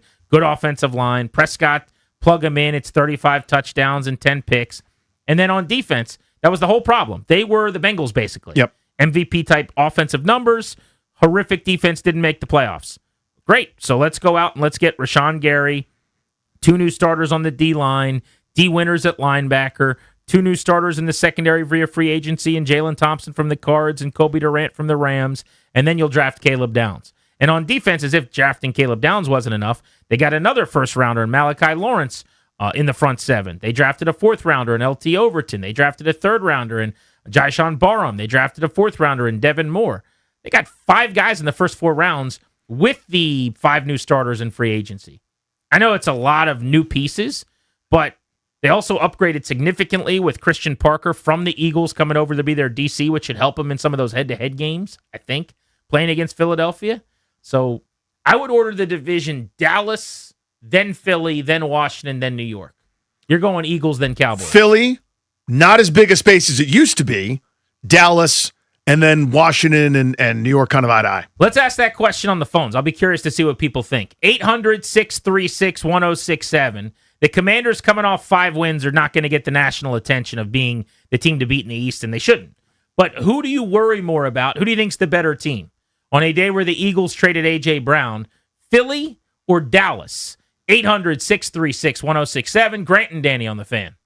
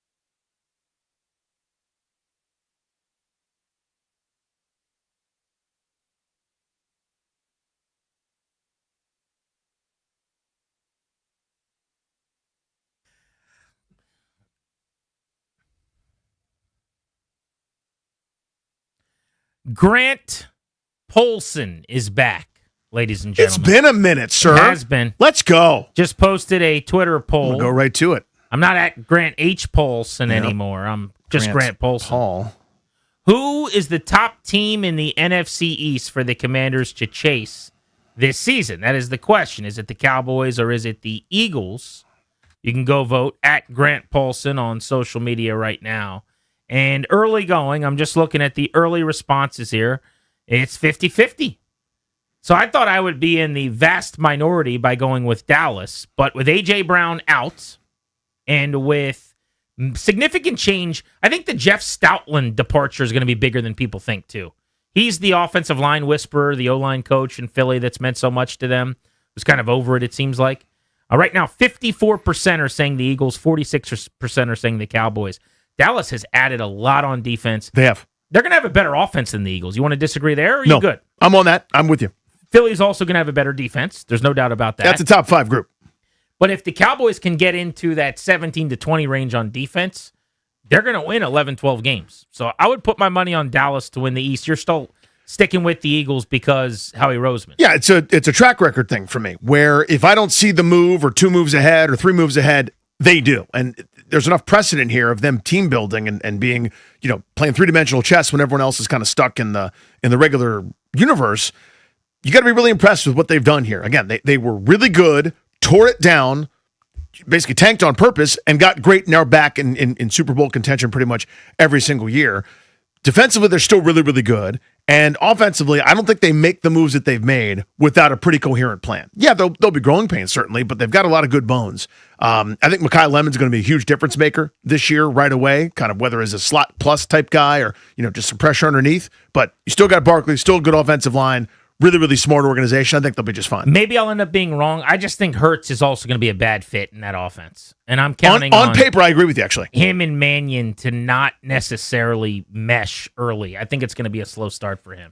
Marvin's in Landover wants to hop in. You can call us at 800-636-1067. What's up, Marvin? Hey, thanks for taking my call, gentlemen. Got it, bud. Yeah, I'm kind of with you. I'm going to say right off the top, I think the offense of the Cowboys is the most scary thing in the division. Agreed. I just think that I'm such a huge fan of Marty Schottenheimer, so his son gets all my respect. I'm just like, wait a minute, that name just has reverence in my head as a football man. So I just think the Cowboys are on the right path, getting the new defense. I believe that they've made a lot of good changes. So, and I'm a Redskins fan. I'm a Commanders fan. So this ain't good news to me. It's just I just see football. So I'm saying yeah. And then when we talk about the Eagles, real fast, it's like I don't believe in what they're doing offensively at all. I think their defense will be exemplary, but I don't know if their defense to me is excellent as Cowboys offense. So that's where I'm actually going. And well, look, Dallas scored 74 points against Washington in 2 games last year. Man. I mean, there were 0 answers. And they could have scored more, I think. Like that 44-22 game in October, if you remember that disaster, that could have been worse. Foot off the gas. George Pickens did whatever he wanted. CeeDee Lamb, I think, dropped a couple of balls, if you remember, deep and in the middle of the field in that game, or else it could have been uglier. And then on Christmas Day, they certainly took their foot off the gas pedal. They had 24 points at halftime, and they only scored 30 points in that game. They were up 24-10 at the half in a game where they weren't even playing their starters the entire time or whatever at the end of last season. It was kind of I think they came in 6-8-1 or something and won that football game to get to 7-8-1. But that's 74 points when they weren't trying that hard. I just don't think Washington has an answer for that offense. Now they're going to get to the quarterback more, and hopefully you hit Dak Prescott. You know where he's going to be because he's not going to be moving around. But I'm more scared playing Dallas than I am Philly. That's got to mean something. You beat the Eagles last year. I get it was Week 18 and it's a fluke, and I don't remember if their starters played, probably not, whatever. But the other game you hung with them is close to a 1-possession game. Andre and Manassas, what's going on? Gentlemen, what's going on, guys? Listen, I'm not too sure what the oldest saying in sports is, but I got to believe to be the champ, you got to beat the champ. It's got to be top 3 of all time. And that's how I feel about Philadelphia. And I'm telling you when it started. Was it when that game in Philly when Philly took the feet off the brakes. They took the feet off the gas.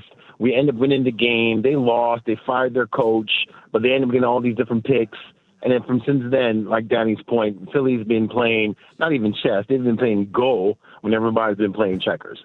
So I hear what you say, Danny. I mean, Grant, you make perfect sense, in terms of how the Cowboys are doing and what they're doing. But every time Philly makes a move, it just seems to work.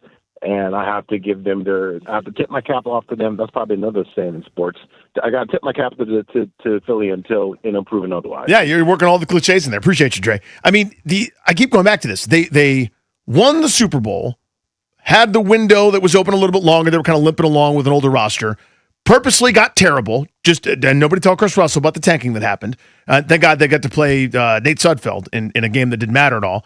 Then wild card, Super Bowl. Wild card, Super Bowl, wild card. That's what they've done in two separate builds with a complete overhaul of that roster with, as Dre mentioned, a different head coach there in between. They deserve some benefit of the doubt. The question is how much. Let's go to Juan in Fairfax on Grant and Danny. The Eagles are trading A.J. Brown to the Patriots. It's official. They're going to get a first-rounder and a fifth-rounder back for A.J. Brown. The question is, are you with me? Dallas is the team to beat in the East, or are you with Danny that it's still the Eagles? Can I be honest with you guys? Yeah. Okay, I'm going to be honest. I'm not going away. I'm going to tell you who I'm really scared of. I'm really scared of the Giants. The Giants have a well-known coach, John Harbaugh. And, that's who scares me right there. Because I'm going to be honest with you. The Cowboys have not proven nothing to me. They can't win a playoff game. The Eagles just lost A.J. Brown, okay? So, therefore, the Cowboys haven't proved nothing. Now, who have made changes is the Giants. That's who I'm really scared of. Now, you guys do have good points. You made some good points, but I'm really scared of the Giants, if you want to get technical about this. I think that's a different scared. I don't think you think they're going to win the division, though. They're going to be a pain in the butt, and you don't want them to catch Washington. And, now all of a sudden you're talking about the Commanders maybe not having the stranglehold on a fringe playoff spot as the second, third team in the division or something. But I don't get the sense. You look at that roster. I get that John Harbaugh is going to elevate the culture, going to make them a harder team to play. But they're not ready to go out this year and compete for a playoff spot. Nobody thinks that. I think they could be one of those teams in the hunt, technically, at the in December, where they're like, if 7 teams lose and 4 teams get rained out, maybe through there's a 1% chance according to the stats. But they did the most. To help themselves. They also were the worst. Yes. It's like, having a competition to lose weight. The fattest guy's going to lose the most. They helped themselves. On defense, Shelby Harris, DJ Reader, Tremaine Edmonds, Arvell Reese, Greg Newsome all coming in to start. On offense, Calvin Austin, receiver from the Steelers, Isaiah Likely, tight end from the Ravens, Patrick Ricard, fullback from the Ravens, Malachi Fields, third-round pick, Darnell Mooney, Juju Smith-Schuster. They brought a lot of guys in. I can't worry about the Giants until I know for sure what Jackson Dart is. And I like the cut of his jib. I think he's got a chance to be a really good player in the league. But until I know for sure that he's the guy, I'm not going to lose a lot of sleep over them. So I don't want him for 17 games. Like, I would just go elsewhere. But the games that he's going to play, he's going to do some of the stuff he did against Washington last year. The hero ball, the dive for that first down. There's like a rich man's... who am I trying to think of? Why am I blanking on his name? Quarterback that was here against Tampa Bay, dove for the pylon. Why am I blanking on his name? Heineke? Thank you. God, I can't believe I thought it was a deeper cut than that. No, yeah, rich man's Taylor Heineke. And that's who he is to me. And I don't think he's good, but he can be good against you, if that makes any sense. Like, they'll be better with a professional in charge, but I don't think they're up with the class of Dallas and Philly yet. Which of the two deals today will end up having more ramifications at year's end? You have a Rams team expected to get to the Super Bowl, a Patriots team that was there last year. I think a lot of people think New England's going to take a step back. Getting A.J. Brown helps ensure that you don't. But you need to make moves like that. We saw it with Washington 2 years ago. They got to the fringe Super Bowl. They got to the NFC Championship game. If you make a big splash like that, maybe you don't fall off the planet like they did last season. Grant and Danny on the Fan.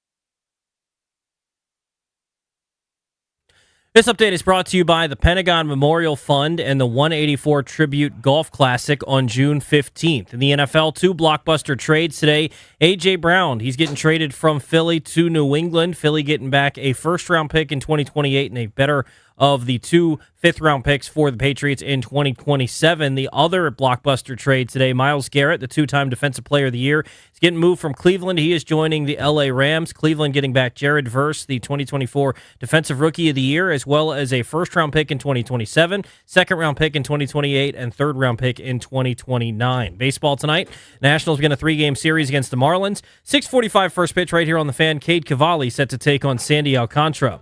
Join the Pentagon Memorial Fund for the inaugural 184 Tribute Golf Classic at TPC Potomac on June 15th. Proceeds support the future 9/11 Pentagon Memorial Visitor Education Center. Learn more and register today at pentagonmemorial.org. From the Crop Metcalf 5-Star Sports Desk, I'm Toby Altizer on the Fan.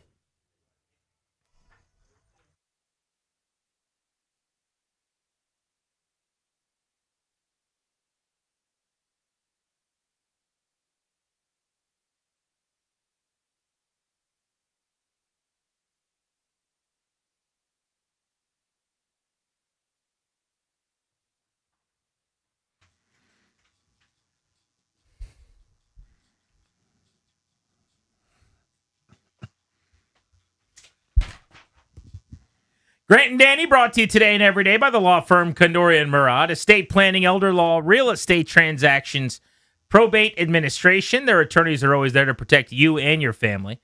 Schedule a free consultation with their team today at kmlawyers.com and be sure to let them know that we sent you. That's kmlawyers.com. 2 massive NFL trades today. The Patriots, most recently, within the last hour, putting the exclamation point on what has been a rumored trade for months. We knew this was coming. It wasn't going to take place until after June 1st. Today's June 1st, and then no time was wasted. Strange to me, by the way, everybody knew about this trade forever. Seriously. In fact, it became formally official. Schefter came out and reported, I forget when it was in May, but sometime before the draft almost, at the end of April probably. We'd heard this thing's going to go down, and then in early May, he said, this is definitely a trade that's in place, but it's not going to happen until after June 1st. And there's still the assumption on both sides that other teams could get involved. Why wouldn't another team offer this for A.J. Brown, another contender? It's a first and a fifth. That's not that crazy for a locked-in top 5 wide receiver in football. You and I have both made the case for it being really smart for New England to add a weapon like this. Yeah. He's a pain in the butt, and he's a diva, and you got to deal with him. And there's going to be some headaches maybe for Drake May and Josh McDaniels and Mike Vrabel and that offense, but they were just in business with Stephon Diggs. They're not new to guys who want the football at the receiver position. Are you surprised that nobody else got involved or even made this worth slowing down the process for Philly or New England? I am. There's something like there's always something. Well, let me try to put it. I'll put it a different way.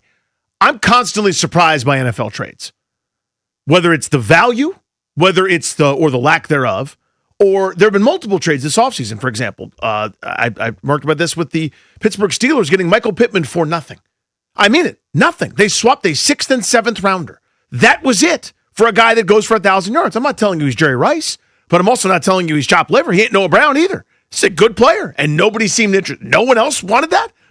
You don't let anyone know that he's available for maybe a 5th? No one would have given you a 4th? Whatever, just crazy. And then here you go with Brown, a 2028 first-round pick, not a 27 first-round pick, mind you, a 2028 first-round pick and a 2027 5th. So it's basically a 5th and a future first, and a lot will happen over these next couple of years, whether New England recoups it, whether they don't, whether they make other maneuvers, let other guys go, they play the draft compensation game, whatever. The point is, it's not that much for a guy that's not 30 years old, and in a terrible year, went for 80 and 1,000.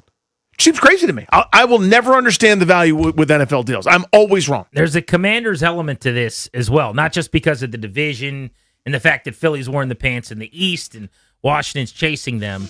But lest we forget, September 13th, 2026, coming up in just over, wow, it's crazy to think about this, just over 3 months from now, when the Commanders open the season in Philadelphia at 4:25 at the Link against the Eagles, you don't have to deal with A.J. Brown. Just fine by me. To me, that is the evidence of just how different the team looks, how much a matchup playing the Eagles feels different without A.J. Brown. Washington's got him week 1. And to look at this offense with and without him is night and day as far as I'm concerned in terms of just the fear of that group. Now, we don't know yet where Mekhi Lemon could be great and Devontae Smith could really emerge, and he's got a great relationship with Hurts, and in the new offense, maybe he ends up going for 1,300 yards and having this massive season. But I would much rather play Philadelphia without one of the great receiving talents in the league, one of the great after-the-catch receivers in the sport. And maybe it is through the lens of Saquon Barkley gets back to 24 and rushes for 1,750 again or something. But he looked like he was hurting last year. Not physically, literally, but after the wear and tear of the previous season and the usage and the odometer turning over as many times as it did with him getting the ball, he was not the same guy last year. Does that change? Does he get back to feeling a little more spry and get some of the juice back? We'll see. Evans in D.C. on the Fan. What do you make of the deal as it pertains to the Commanders? Hey, guys. I agree with you, Grant. It is a night and day difference with A.J. Brown off the Eagles. I mean, I think he's underrated about how imposing he is as a receiver and how much he forces, defenses to play soft on the Eagles and how much that's helped Hurts. But just in terms of the division, guys, I think you still lean a little bit more towards the Eagles just because they have that devil magic ability to, no matter how ugly it is, they just always find ways to win games, no matter how weird it is. And you just can't take that away from them. And there's something to that. Hold on one second. We'll get back to you in a second.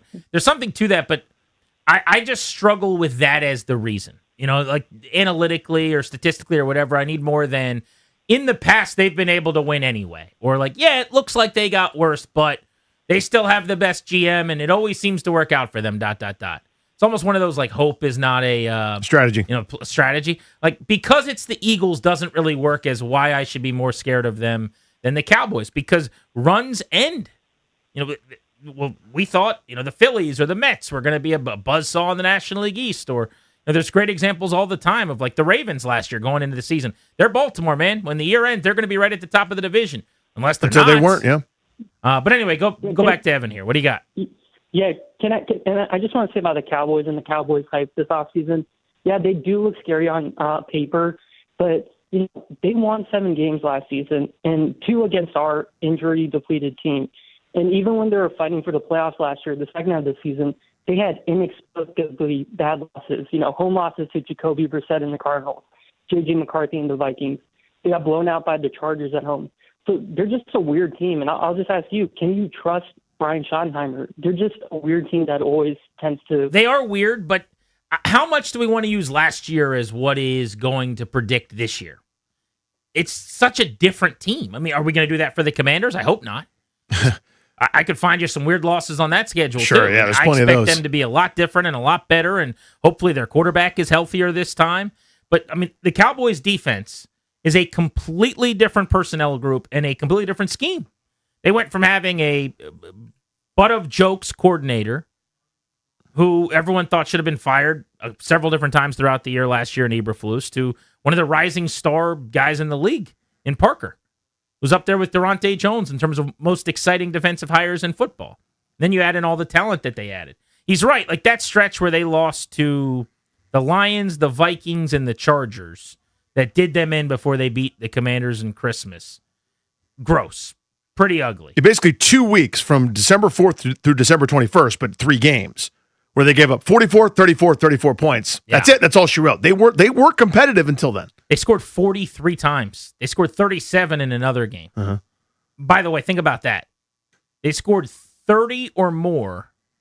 1, 2, 3, 4, 5, 6, 7, 8. Half their season. Mm-hmm.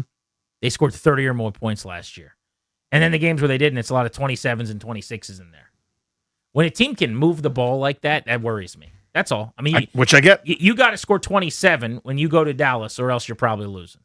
Terry's in Dansville. Hey, Terry. Hey, how are you? Good, buddy. Thanks for having me on. Yeah, I really believe that we don't have to be concerned about anyone. We shouldn't fear anyone. We have everything we need. We have the coaching staff in place. We shouldn't fear anyone in the division. We just need to take care of us. Just keep our head down and work hard.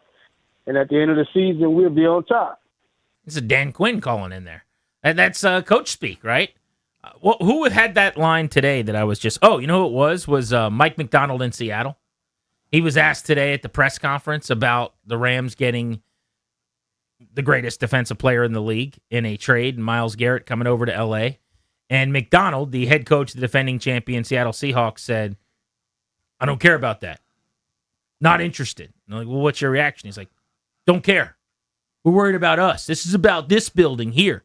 That's what coaches say. Coaches have to do that. That caller was going full coach speak. Yeah, he leaves the podium, goes back into the office, gathers other coaches, and goes, oh, my God, what the bleep are we going to do? I could say it a different way for the sake of the conversation if you want.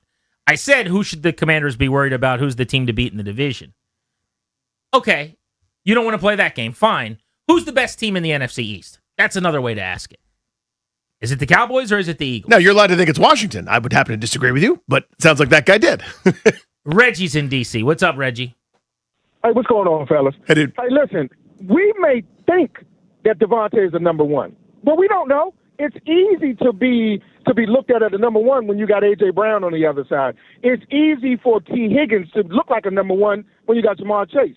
It's easy for George Pickens to look like a number one when you got CD. So we don't know if Devontae is a number one. Now he's going to have Patrick Surtain. He's going to have whatever the elite cornerbacks are. He's going to get those guys in specific coverages that's going to be geared to stop like a Terry McLaurin when, pick set number 2 Washington receiver, when it makes it extremely difficult for him to get off. So we don't know. I think this is going to be huge loss for the Eagles. Right now, to me, it's no way you can look at the Eagles right now and say, yeah, they're better today than they was yesterday. This, to me, moves them back. It's just strictly the NFC East moves them back towards the pack. And give whoever plays the best quarterback out of, the top 3, I'm not even including the Giants, out of the top 3 is going to win the division. Whoever plays the best quarterback is going to win. Because right now the Eagles, they're going to really feel it because I'm going to be interested to see if Devontae is really a number one. I personally don't think so. But, again, we're going to see when he got to face not even man coverage, but the best, yeah. But so that's another thing I think that goes into good call, bud. My column. It's a great call. Thank you, Reggie. That's another thing that goes into the Cowboys. Part of the discussion is he says, which quarterback has the best year? I think the guy with the most upside is Daniels. Like if you told me one of those 3 guys plays at a superstar level, wins MVP, I think it's most likely Jaden Daniels to actually go on and win the MVP or whatever this year. But the guy that is the safest bet, the guy that is a lock to be really good, the guy that has the best chance to go out and throw for 38 touchdowns and 11 interceptions and 4,700 yards, and I would say there's like an 80% chance if he's healthy that he goes 4,535 or whatever, is Dak Prescott, yeah. So that's another reason. If we're saying it comes down to durability, health, performance of quarterbacks, then I would slot it Dallas 1, and then you can debate between Philly and Washington. I think Daniels has a great chance to outperform Jalen Hurts. I'd rather have Jaden Daniels than Jalen Hurts. Weird to say because he's won a Super Bowl and been in 2 and been fantastic in both of them. Probably deserves to have 2 rings. But he's a limited passer and he's going to be in a new offense that's going to ask a lot of things out of him that he hasn't thrived doing. So here's my counter to that. His point about Devontae Smith is right. I think Philadelphia saw that too. And they're going, he may not have to be a true number one in the strongest sense of the word, which A.J. Brown was and probably still is. That's why you go get Mekhi Lemon. That's why you go get Wicks. That's why you go get Hollywood Brown to sort of Voltron this thing into guys that are going to maybe make it easier on Smith. If you can't find a true number one, there aren't that many of those guys running around. There aren't that many Jamar Chase, Justin Jeffersons, JSNs, etc. But you're going, okay, let's get a couple deep threats, a couple speed guys, a couple yards after the catch guys, a really good tight end. Again, a good O-line. Barkley, who's a threat. I imagine he catches more passes in this Mannion offense. Add some play action looks to it. So you don't have to go, okay, Devontae Smith, your job now is to go 90 catches for 1,200 yards. It may not be. You may turn the fader up on him slightly, but I think you've got some other options in there as well. I think they've remade this offense in an image that Mannion wants, and we're going to see it firsthand up close and personal in September. Ike on Twitter says he's not sure if Dak can stay healthy for another season after doing so last year. I get the point. Like Prescott missed half of 2024, missed 5 games in 2022. It just doesn't move around the same way anymore, you know? He missed almost all of 2020, So it's even years, basically. 20, 22, 24. This is 26. Like every other year, he misses a lot of time. So there's something to that. But he's also been 17 games in 2 of the last 3 years. 3 of the last 5, he's played every game. His injuries are also kind of freak things. But again, if we're going to play that game, like Dak might miss time. All right, what about our guy? I mean, he could miss time. Hurts is a guy that he has been mostly durable and healthy. I give him credit because he's played through a lot of pain. But how many times have we heard that story where it's like something's going on with his knee or we don't exactly know what's going on, but Jalen Hurts is getting treatment and he's not running and they think it's because he's not 100%. Like how many times has that happened? It seems like it's constant. And it's not one of those, every once in a while. There's always a nagging thing, whether it's a personality thing that, there's the damaging ESPN story or a teammate flare up or qualifying comments or sort of figuring stuff out. It just never seems to be harmonious there. 800-636-1067. You want to hop in on the NFC East. A.J. Brown on the move. He's being traded from the Eagles to the Patriots. And that's the second biggest blockbuster deal of the day in the National Football League, which is dominating the headlines on this Monday, because before we went on the air, the bombshell dropped out of Cleveland that the Browns were finalizing a trade.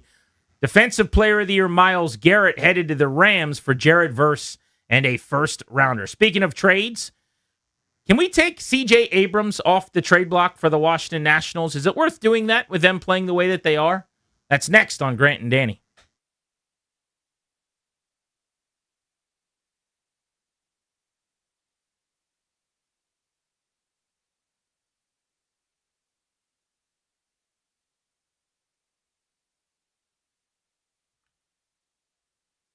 What's up, guys? G&D here for our pals at Window Nation. If your air conditioner never seems to shut off, worn out windows could be the culprit. Broken seals, old frames, it lets all the nice, cool air escape. And with summer just around the corner, really, it's getting started now. It's only going to get hotter.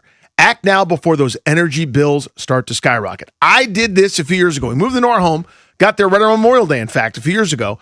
And when the first summer hit, it was scorching in my house. I said, no more. We are not doing that. Window Nation brand new windows. Not only is the home cooler, GP, but my utility bills are down. Yeah, trust Window Nation. So does Danny. A+ rating, Better Business Bureau. 50-point inspection of every window before it leaves the factory. And then a 20-point inspection of every window when it's installed. 96% customer satisfaction rating. Over 45,000 5-star reviews like mine and Danny. So hurry, this sale is ending soon. You got to call 866-90-NATION, 866-90-NATION. Schedule a fast, free consultation now at windownation.com. They're a proud partner of the Wounded Warrior Project.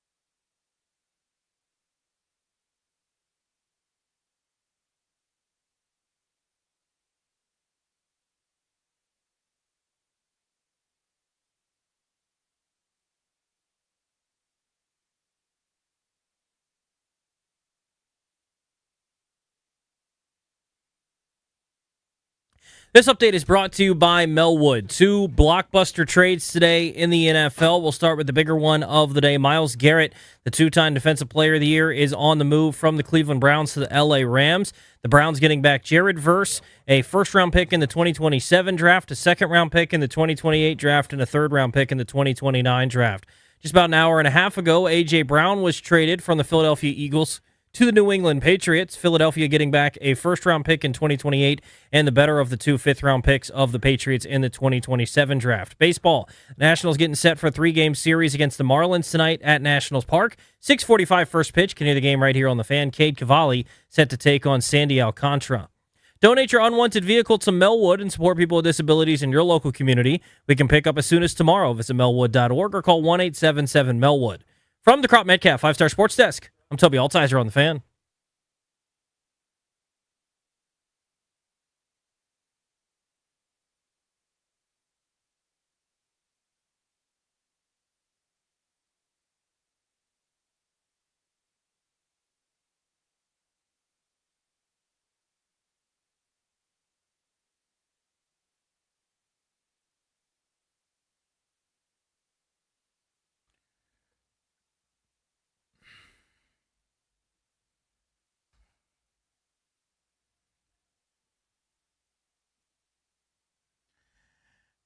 Welcome back, Grant and Danny on the Fan. If you missed Blake Butera on the show in our first hour today, go grab that podcast wherever you get your audio. The manager of the Nationals was terrific.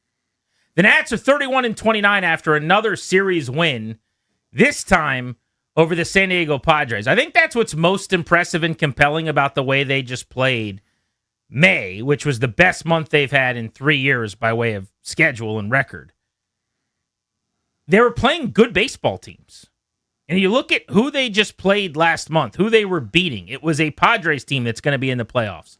A Guardians team that came into a series they lost to the Nationals, the hottest team in baseball. A Braves team that is the best team in baseball. A Mets team that was kind of playing for its lives at that point. Very, very hungry team.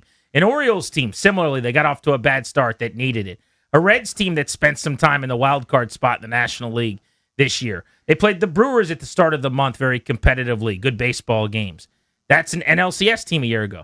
Danny, they weren't playing scrubs. They've had one of the hardest schedules in the sport so far this year, and they've won more games than they've lost. Yeah, it's not like it's the Rockies and the Angels every night on their schedule. It's incredible. They've had among the hardest, most challenging schedules in Major League Baseball to this point, and have conducted themselves not only fine and held their own, but admirably. I mean, they are 2 games over 500, despite some kind of jarring numbers that would suggest to the contrary. If you told me a team that leads the league in errors still by a dozen, even after playing some cleaner baseball here of late, I go, well, there's no way. You look at some of the ERAs of certain guys, right, where even though they're pitching better lately, but overall, yeah, Zach Littell's in the 5s, and Miles Michaelis is in the 5s, and Jake Irvin is in the 5s, who's on the injured list. This team's over 500? The answer is yes. And if you've watched, you've sort of seen how they've done it. It's athleticism. It's unbelievable at bat after unbelievable at bat with super smart approaches and aggression and putting guys in good positions to succeed. A relentless offense that grinds you to a halt and makes you work and work and work. In that Padres series, again, I point to Friday night. A game that they lost, they had every chance to win. Didn't go their way. That's baseball. But they made the Padres use everybody. An excellent bullpen was weakened because you had to have Mason Miller get up twice, go through an inning and a half basically to get through it. Multiple relievers in the 8th inning. They were softened over that first game. Even though you didn't win, you end up winning the series. This is what this team is doing right now, and it's been great. So I want to get my caveat to the conversation we're about to have out of the way first. So hear this part initially, and then we'll have another conversation after. I do not think that the Nationals at the trade deadline, which comes at the end of July, so effectively 2 months from right now, I do not think that they are still going to be playing at over 500, and I do not think that they will only be 1 game out of the wild card. I think there is a regression to the mean that will set in here. They are both, A, clearly better than the expectation of being a mid-60s win team, and B, probably not going to be as good for the rest of the year as they've been to this point, playing .517 baseball. I think the truth is in the middle somewhere. Maybe they end up winning 73 to 75 games. But look, me and Toby doing Bustin' Loose Baseball. Danny, you filling out the stuff that you did for Mark Zuckerman where we make all of our predictions. Yep. I think we all kind of agreed this team was probably a sub-70 win team. Oh, yeah. And we were wrong. Like, they're going to win mid-70s, maybe 76, 77 games. That would be amazing, right? Set that caveat to the side for a second. And now we deal with a hypothetical conversation, which is, if this team is around 500 and within a couple games of the wild card, you can't trade C.J. Abrams at the deadline. That is different than saying you can never trade C.J. Abrams, because I'll reassess when you get to the offseason based on the plan, whatever that looks like from Paul Taboni and his crew. Maybe they think they're closer and they go to ownership and say, let's add an arm or two and make a push to make the playoffs in 2027. I don't think they're going to do that. I think they'll stick to their plan, and it'll be a couple of years down the road before they're spending again. And you should trade C.J. Abrams in the offseason probably. But specific to this baseball season, if they are hovering at 500 and they're within a couple of games of the wild card, you can't trade C.J. Abrams.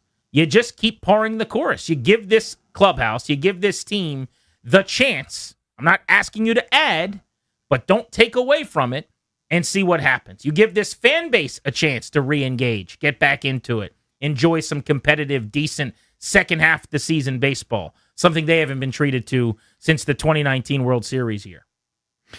The fan part of this, I think, is the harder part. Now, this regime doesn't have that baggage that the previous one had, but I think the hardest part there is our fans that are now starting to kind of come out for their hibernation, their slumber, going, hey, wait a minute, this is fun. Look at this. I go to the ballpark and they win.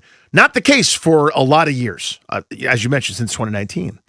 And even though there would be nuance and intelligence and thoughtfulness behind a C.J. Abrams trade, because it's, as we've mentioned a bunch of times, whether it's the timeline, whether it's an impending lockout coming, whether it's the haul you could get for a guy that's at an all-time high in terms of his value, whether you get your socks blown off by an offer, the fans in a vacuum would just go, another young star gone, another guy that's not re-signed here. Even though, again, there could be great reason, right? As we talked about with some of the other players that were maybe never going to resign here. Yes, losing them is painful. There have been others that maybe they could have resigned and didn't, but that's water under the bridge. It would just feel like to a fan, that's not their job to be totally informed and understand every nuance of it. Another guy that I would take my kid to go see play is not here anymore. And that, I think, would sting more than anything else. I'm still an advocate, regardless of now. Listen, if they rip off 15 in a row and are in first, or a game behind the Braves at the All-Star break or something like that, this kind of goes out the window. But even if they're hovering around 500, I still would, because again, I think the value will never be higher. I think the lockout comes next year. I'm not that interested in taking on major league salary or otherwise. I'm kind of looking to the future, and I can get more right now than I ever could later on. I could do a transformational thing potentially for a couple years from now. I don't know how much different the return would be at the deadline this year as opposed to the offseason. I'd presume because of 3 postseasons instead of 2. He has 2 years of control left after this year that you could get more for him at the deadline, obviously. But I was bouncing this off someone in baseball who's in a front office, and they said there will be more teams in on C.J. Abrams this offseason than there would be at the deadline. Oh, that's interesting. I wouldn't think that. Well, there's just more competitive teams in the offseason that think they have a shot, number one. There's more teams trying to fix problems then, instead of having teams that have decided they're selling, or a team, let's say, I'm just going to pick a team, but a club like the Tigers as an example. Right. The Detroit Tigers are not going to trade for C.J. Abrams if they're out of it, which currently they're the worst team in the American League. But this offseason, they may be really interested in adding a piece because you're back to feeling like you could win the World Series this year. There might be 5 teams like that. Maybe Boston's in that pile, or the Astros, or whatever. So you're going to have more teams that are looking for help in the middle infield that are willing to spend money this offseason than in the middle of the season, which stands to reason. That having been said, I think you're right. The value of just getting more term, more contract, more controllability means a higher price tag. But look, that was my argument for trading Mackenzie Gore, and it frustrated me they didn't do it last year at the deadline. They got a hell of a return, as it turned out, in the offseason. Now, could they have gotten more at the deadline? Probably, maybe, but they did just fine. And there was some value, theoretically, in the rest of the season having your best pitcher stay. Totally. Now, that was a bad team, and he didn't have a good finish. But in this hypothetical, if you're a much better team, and Abrams is one of the better players in the league, there's actually something to that. So I just think that it's two-pronged for me. One, I do think you got to be a little bit careful as a new front office coming in here with your clubhouse. And I heard Taboni say something, I think it was with the Junkies this week. last Wednesday about the new dumb GM. He kind of joked about himself from the perspective of players. He said something like, they asked him, are you surprised this team's doing this? And his answer was something to the effect of, Danny, he's like, well, look, these guys, we've asked a lot out of them. We came in here, and the new dumb GM traded a couple guys away, and they've just kept on chugging along. But he's clearly cognizant with a high EQ of this idea of, he is the analytically minded GM who goes into the clubhouse very rarely, but when he does, to talk to players, how are they viewing me? If you trade the guy who's having the best season other than James Wood while this team is one game out of the playoffs, and you're preaching winning and culture and all this stuff, that's a tough dichotomy, no? That's a hard juxtaposition for a lot of the guys. Yes. Now, that doesn't mean you have to do something to appease these players. But this is a team where a lot of the guys that are going to matter when you're good again are in their building, and you're saying one thing and doing another. The other part is, I do think that there's some import to re-engaging this fan base. I think it's a chicken or the egg thing where if there's 30,000 people there at a time, it helps the team. I've seen it the last couple homestands. Sure. Blake Buteris talked about it. And it does get harder and harder if every time you start to basically come out of your hole like the gopher in Caddyshack, you get whacked with a golf ball. It's whack-a-mole. That's what I think the hardest part Every time a Nats fan goes, wait, the Nats are playing pretty good baseball? And they're super casual, and they don't know that trading C.J. Abrams is brilliant and it's going to get you a great return. And look what they've done with the Mackenzie Gore deal, which was a gigantic win. They just go, you screwed me with the last jersey I bought that was Gore, and before that it was Soto, and before that it was Rendon, and before that it was... And that's how they act and think, and I understand it. There's some truth to it. There is. I think that's the harder part. The tough conversations part, they've already proven they can do that. They're no sacred cows. If you're not doing the thing they want you to do, here's your plane ticket to Rochester. They send down a couple of guys that are on the brochures, a couple of guys that are on the marketing materials for extended stays in AAA. So those conversations, yes, are hard, and yes, there's a dichotomy between some of the messaging and maybe some of the real-time results, but they've also shown they're not scared in that regard to kind of have those conversations. And maybe they're better at couching them than not even maybe. They're definitely better at couching them in a way that doesn't seem to sting as badly. But a lot of the guys that are performing super well here at this level right now for this team are not core guys that are part of the plan long-term. There are some that are, though, that are here. And worrying about those guys, I think, is a very, very smart and sound point. But you got to be able to walk that line of long-term what's best for the club. And it may be, by the way, the answer might be stay the course this year, win and lose together, be in meaningful games in late August and September, fall short of a wild card spot. That might be the next best thing in growth. The Wizards did this thing where they traded for Trae Young, and I didn't really love it. And what Michael Winger and Will Dawkins said was these guys have to learn what it's like to play with real players or something like that. You know what I mean? The idea was they have to learn how to play in games that they're actually trying to win at some point. Games that count. Exactly. There's something to that with this team. It'd be really beneficial to James Wood and Dalen Lyle, and you could name another 7 or 8 guys potentially, if they're playing in important games toward the end of this summer. I'm not suggesting that C.J. Abrams is going to be here for the duration of his contract. By the way, I have said all along, I've never wavered off of this, I would extend him. I would love to extend him. I know I've long been in the minority because everyone can't wait to get assets for him. But he's 25. Mm-hmm. He's a middle infielder, and the guy's an offensive plus player. Yes. They don't grow on trees. I mean, he is a 933 OPS and a close to 300 batting average right now. He's on pace to be one of the top 10 players in the league in a bunch of categories, and he plays shortstop. Now, he's probably long-term a second baseman. But if I could get a deal done to make him the highest-paid second baseman in baseball and pay him the top of the second base market and immediately move him to second and put Nasim Nunez at short, I would do it tonight. And now you have kept one of your own. I would absolutely do that with C.J. Abrams. But in a world where he does not want to re-sign or you can't re-sign him, you can't make these guys sign. People call up all the time and scream about the Lerners not re-signing Bryce Harper, Juan Soto. Mm-hmm. They offered him $450 million. He wasn't re-signing. Scott Boras didn't want him to re-sign. Sorry. James Wood is represented by Scott Boras. I want to re-sign him too. Good luck. Probably isn't going to work out. You don't hire Scott Boras to stay in one city for your entire career and take a discount. It ain't why you have Scott Boras as your agent. Sorry. But if C.J. Abrams, who's not represented by Scott Boras, I'm told that his group, which is the Jay-Z group, Rock Nation, yeah. they're not that much more inclined that the history says to do these extensions ahead of free agency either. But if he's willing to get a deal done, great. Let's do the deal. I'd love to. I don't see that happening. And so I'm likely still going to trade him this offseason to recoup as many assets as possible and to try to follow the Gore philosophy, where they've turned that into Devin Fitzgerald and Abimelech Ortiz and Jeremy Cabrera and Gavin Feen and reloaded the system completely with a couple guys you'll see before the end of the year, hopefully. I just think that doing it while you're in the playoff mix is a terrible look. And it's bad for the base, number one. I think it's bad in the clubhouse, number two. And I also think it's unnecessary. If this was his free agent year and at the end of the season he walks, totally. No doubt about it. Wear it. Fan base will be upset. Who cares? Some players will be upset. No problem. It's not. He has 2 more years of control. Still huge value. You could get a lot back still. So I think you just ride it out until the offseason. And I'm not making a trade just to make a trade, mind you. It's not. I'm not under a Bunsen burner, desperate to do it. But you're still making a lot of calls. 100%. Like you're working to, and I'm not. I'll answer the calls in case I get that offer I can't refuse. But that's a big difference between trying to trade him and being willing to. Which I get, and that's a huge distinction. But I'm actively looking because I'm going. This is the value to me will never be better than this right now because he's done the hot month before where he can carry a ball club, and he's done that. This is now a hot first half.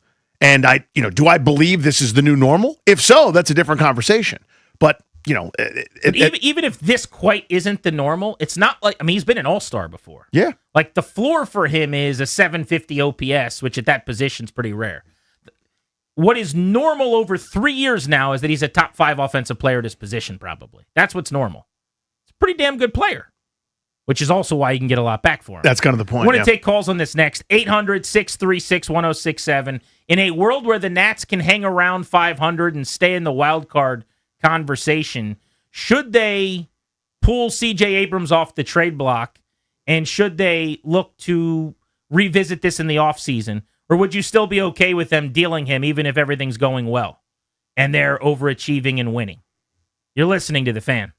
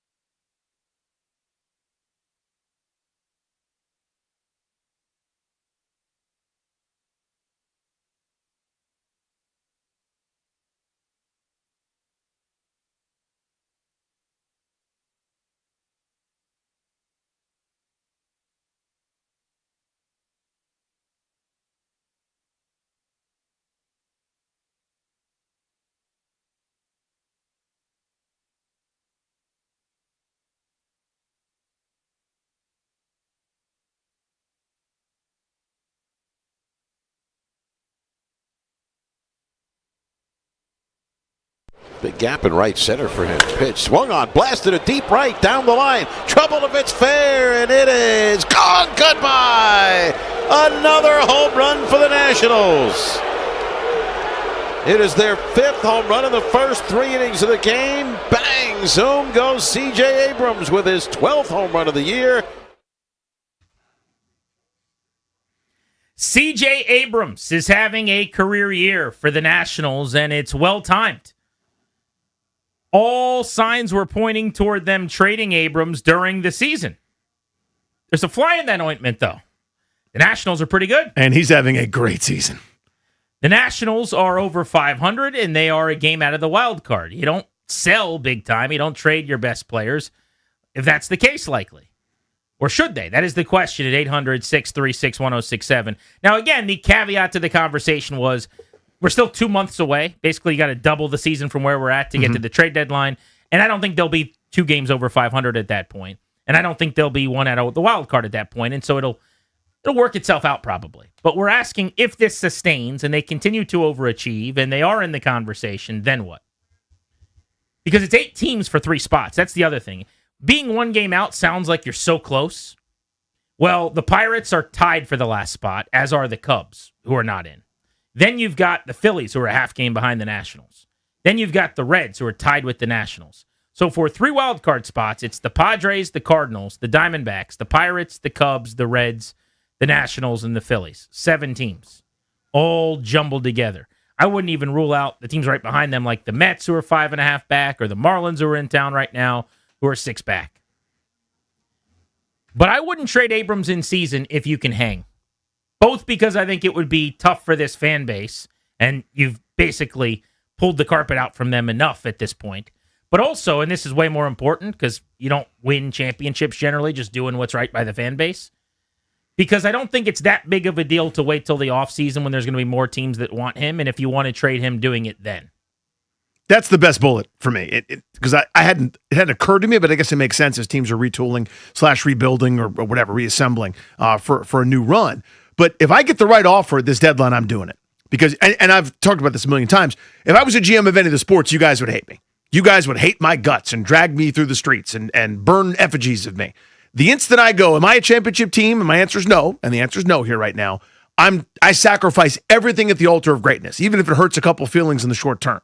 I am trying to arm myself to open up a window for excellence, not okayness. I'm not a bites at the apple guy. I'm a, can I make an excellent team, and what are my puzzle pieces or levers to pull? And this is one of the ones I can pull. Again, I'm not going to do it just to do it. It's not like I don't know, I'm trying to think of a good example. When Mike Rizzo was angry with a pitcher, you could probably think of who I'm talking about, and he's like, whatever I can get, I'll get. I got to get this guy out of here, right? I'm not doing that. I'm not trying to ship him out of here on the next train leaving. But if I get an offer that blows me away from a contender with some prospects that I like an awful lot, that I think can work with my timeline, aka a couple of years from now, I'm pulling the trigger. Let's go to Cody in Fredericksburg on the Fan. Cody, you're on Grant and Danny.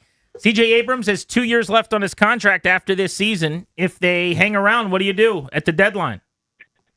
Hey, guys. Thanks for taking my call. I really appreciate it. I'm on my way to the ballpark right now, so we're going to catch him in person here in just a couple of minutes. But I land in the camp that we absolutely just have to keep this guy around right now. Like you said, if we hang in there, I think that the charisma and the chemistry that's formed in this clubhouse and this team is way too hot to let go of right now. Yes, like you said, it would hurt a little bit of the fan base, but it would also hurt, I think, a couple of the guys in the clubhouse. And that I think it would take a lot of the wind out of our sails if we went ahead and traded him. I think that the deal would have to be something so incredible and so miraculous to get him. And then, like you said earlier, I think it would be a dream to extend him come the offseason, but at that second baseman position, I think he'd fill in there a lot better. Yeah, he's got to play second long term. Or, I mean, depending on the team that goes and gets him, maybe someone brings him in and throws him in center field. B-War. Baseball References WAR offensively. Number 1 in the sport. He's tied with another guy named James Wood, by the way. Those are the 2 guys. Pretty good. C.J. Abrams, James Wood. And then it's Mike Trout, Yordan Alvarez, Ben Rice, Xavier Edwards, like some of the big names in the sport right now. But we're talking about, according to Baseball Reference, the best offensive player in baseball, perhaps, to this point. Let's go to Chris in Hyattsville. How are you, Chris? I'm good. Was it Sean Kelly? Was that his name? That was one of the names. I thought you were talking about Brandon Kinsler. That's why I said it's one of the pitchers you could think of. The guy who smashed his glove down on the mound and stared at the dugout. That was Sean Kelly. That was Kelly. Yeah, that was Kelly. Yeah, okay, good. So, listen, I mean, whether Abrams wants to play second base or not really isn't much of a matter. If they extend him, they just say, hey, son, go play second base. And if you don't want to, you don't play. I mean, once he's under contract, he kind of has to do what he wants to do. And if he's not interested in playing second base and he gets traded, well, he's going to have a rude awakening because I don't think anybody's trading for him to play shortstop at this point. To the actual question, though, I'm not in any hurry to trade him this season. I agree with Grant. I don't think the value you're going to get for him for an extra half a season is much bigger than you would get in the offseason. Also, it's not like we're going to get a Juan Soto haul. Juan Soto is a generational talent. Right. I don't think anybody considers CJ to be in that class. So what are you going to get? Unless we're getting like top 30 pitching prospects in the league, I'd rather hold on to them and see how this thing plays out. If you're well, if he's hitting like he is right now, Chris, sorry to cut you off, buddy. We're up against it, past our end of our time to get out here. But if he's hitting like he is now, I don't think it's out of the realm of possibility you could get an elite pitching prospect. I just don't know how different that is now as opposed to the offseason. We saw it with the Gore deal. I screamed, do it now, do it now, do it now. You can get more. And then they got a 5-player package that looks like it was fantastic. And I think you'd similarly get a 4 to 5 really good prospect package back for him this offseason. How much better than that are you going to do with fewer teams? There's 3 to 5 teams that have an opening at shortstop or second base right now that are in the mix that would give up a ton to get him. It's just a small pool of clubs probably. 800-636-1067. As a fan, could you be okay with that? If they are a game out of the wild card and you find out they're actually selling again and trading C.J. Abrams as you're buying tickets for the second half of this season. Grant and Danny on the Fan.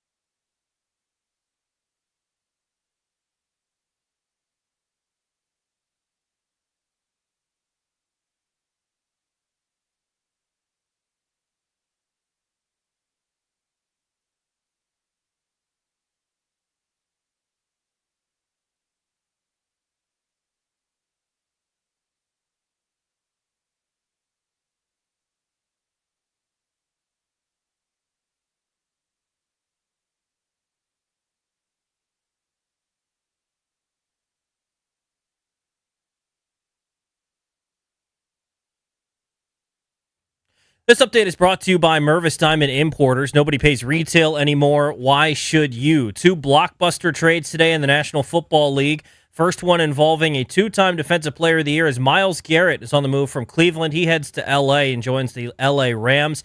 The Browns getting back Jared Verse, the 2024 Defensive Rookie of the Year, a first-round pick in 2027, second-round pick in 2028, and third-round pick in 2029. Also, A.J. Brown was on the move. He heads from Philadelphia to New England. The Eagles getting back a first-round pick in 2028 and the better of the Patriots' 2 fifth-round picks in 2027. In baseball, the Nationals getting set for a 3-game series against the Marlins at Nationals Park starting tonight, 6:45 right here on The Fan. Cade Cavalli takes the hill for the Nationals. Sandy Alcantara starts for the Marlins. Getting engaged or married? Visit Mervis Diamond Importers for the finest diamonds and best value. At Mervis, you'll find the largest selection of Tacori engagement and wedding rings in D.C. Together, Mervis and Tacori help create a ring as extraordinary as your love. Go to MervisDiamond.com. From the Crop Metcalf 5-Star Sports Desk, I'm Toby Altizer on The Fan.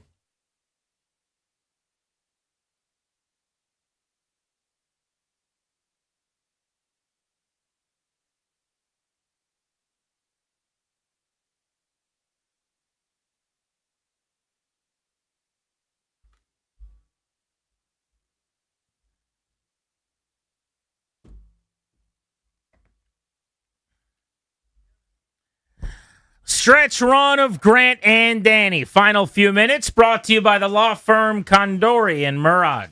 The law firm of Condori and Murad can help you draft your last will and testament, set up a living trust, or put together a medical power of attorney. Schedule a free consultation with their attorneys today by visiting kmlawyers.com and be sure to let them know that we sent you. That's kmlawyers.com. The Nationals are at home tonight taking on the Marlins. They are 2 games over 500. They are 1 back in the wild card. It's been expected since spring training that they would be trading C.J. Abrams before the trade deadline. But now that they're playing really good baseball, fans are getting excited. And Abrams, by the way, is playing at a superstar level. We're revisiting that conversation. Should they be talking about an Abrams trade with other teams? And if they continue to play at this level, how would you respond to an Abrams deal while they were still squarely in the mix at the midway point of the season or beyond, closer to the deadline? Let's go to Paul, who's in Germantown on Grant and Danny. Hey, Paul. Hey, guys. How you doing? Thanks so much for taking my call. You got it. I'm 60 years old. I'm a lifelong sports fan, and I'll be honest, I know nothing about being a baseball team owner. I know nothing about the baseball business, but I don't understand why we keep bringing in players that Scott Boras is the agent for, if ultimately we know after 4 or 5 years they're just going to break our heart. Because we, as fans, we believe this team. We watch every game, we listen to every game, we go in person. And I understand that there's a business side of the game, but as a fan, it still breaks your heart. So is that something that they're aware of when they're bringing these players in, that they are Boras clients? Oh, of course. Sure. Yeah. You know everybody's agency. So first things first, you should be excited that with the number 1 overall pick this past year, with a Boras client expected to go number 1 in Ethan Holiday, they went against industry consensus, took the guy that I actually wanted, which was a non-Boras advised player in Eli Willits. 290 batting average in the minors right now with an 870 OPS. He's already got 28 stolen bases. He's going to stay at shortstop. Looks like the real deal. Holiday, by the way, is going to be a power bat and a superstar. He's out for the rest of the year with a broken foot. He's also been off to a really good start with home run potential. He's going to hit a lot more home runs than Willits. But I don't think they're going to avoid Boras-advised players. They're not going to go full Braves. You can't, because they're too good. Boras has too many superstars. Yep. If you never sign Boras players, you basically have to be one of the best development teams in the league, and you really got to thread a needle that's very, very complicated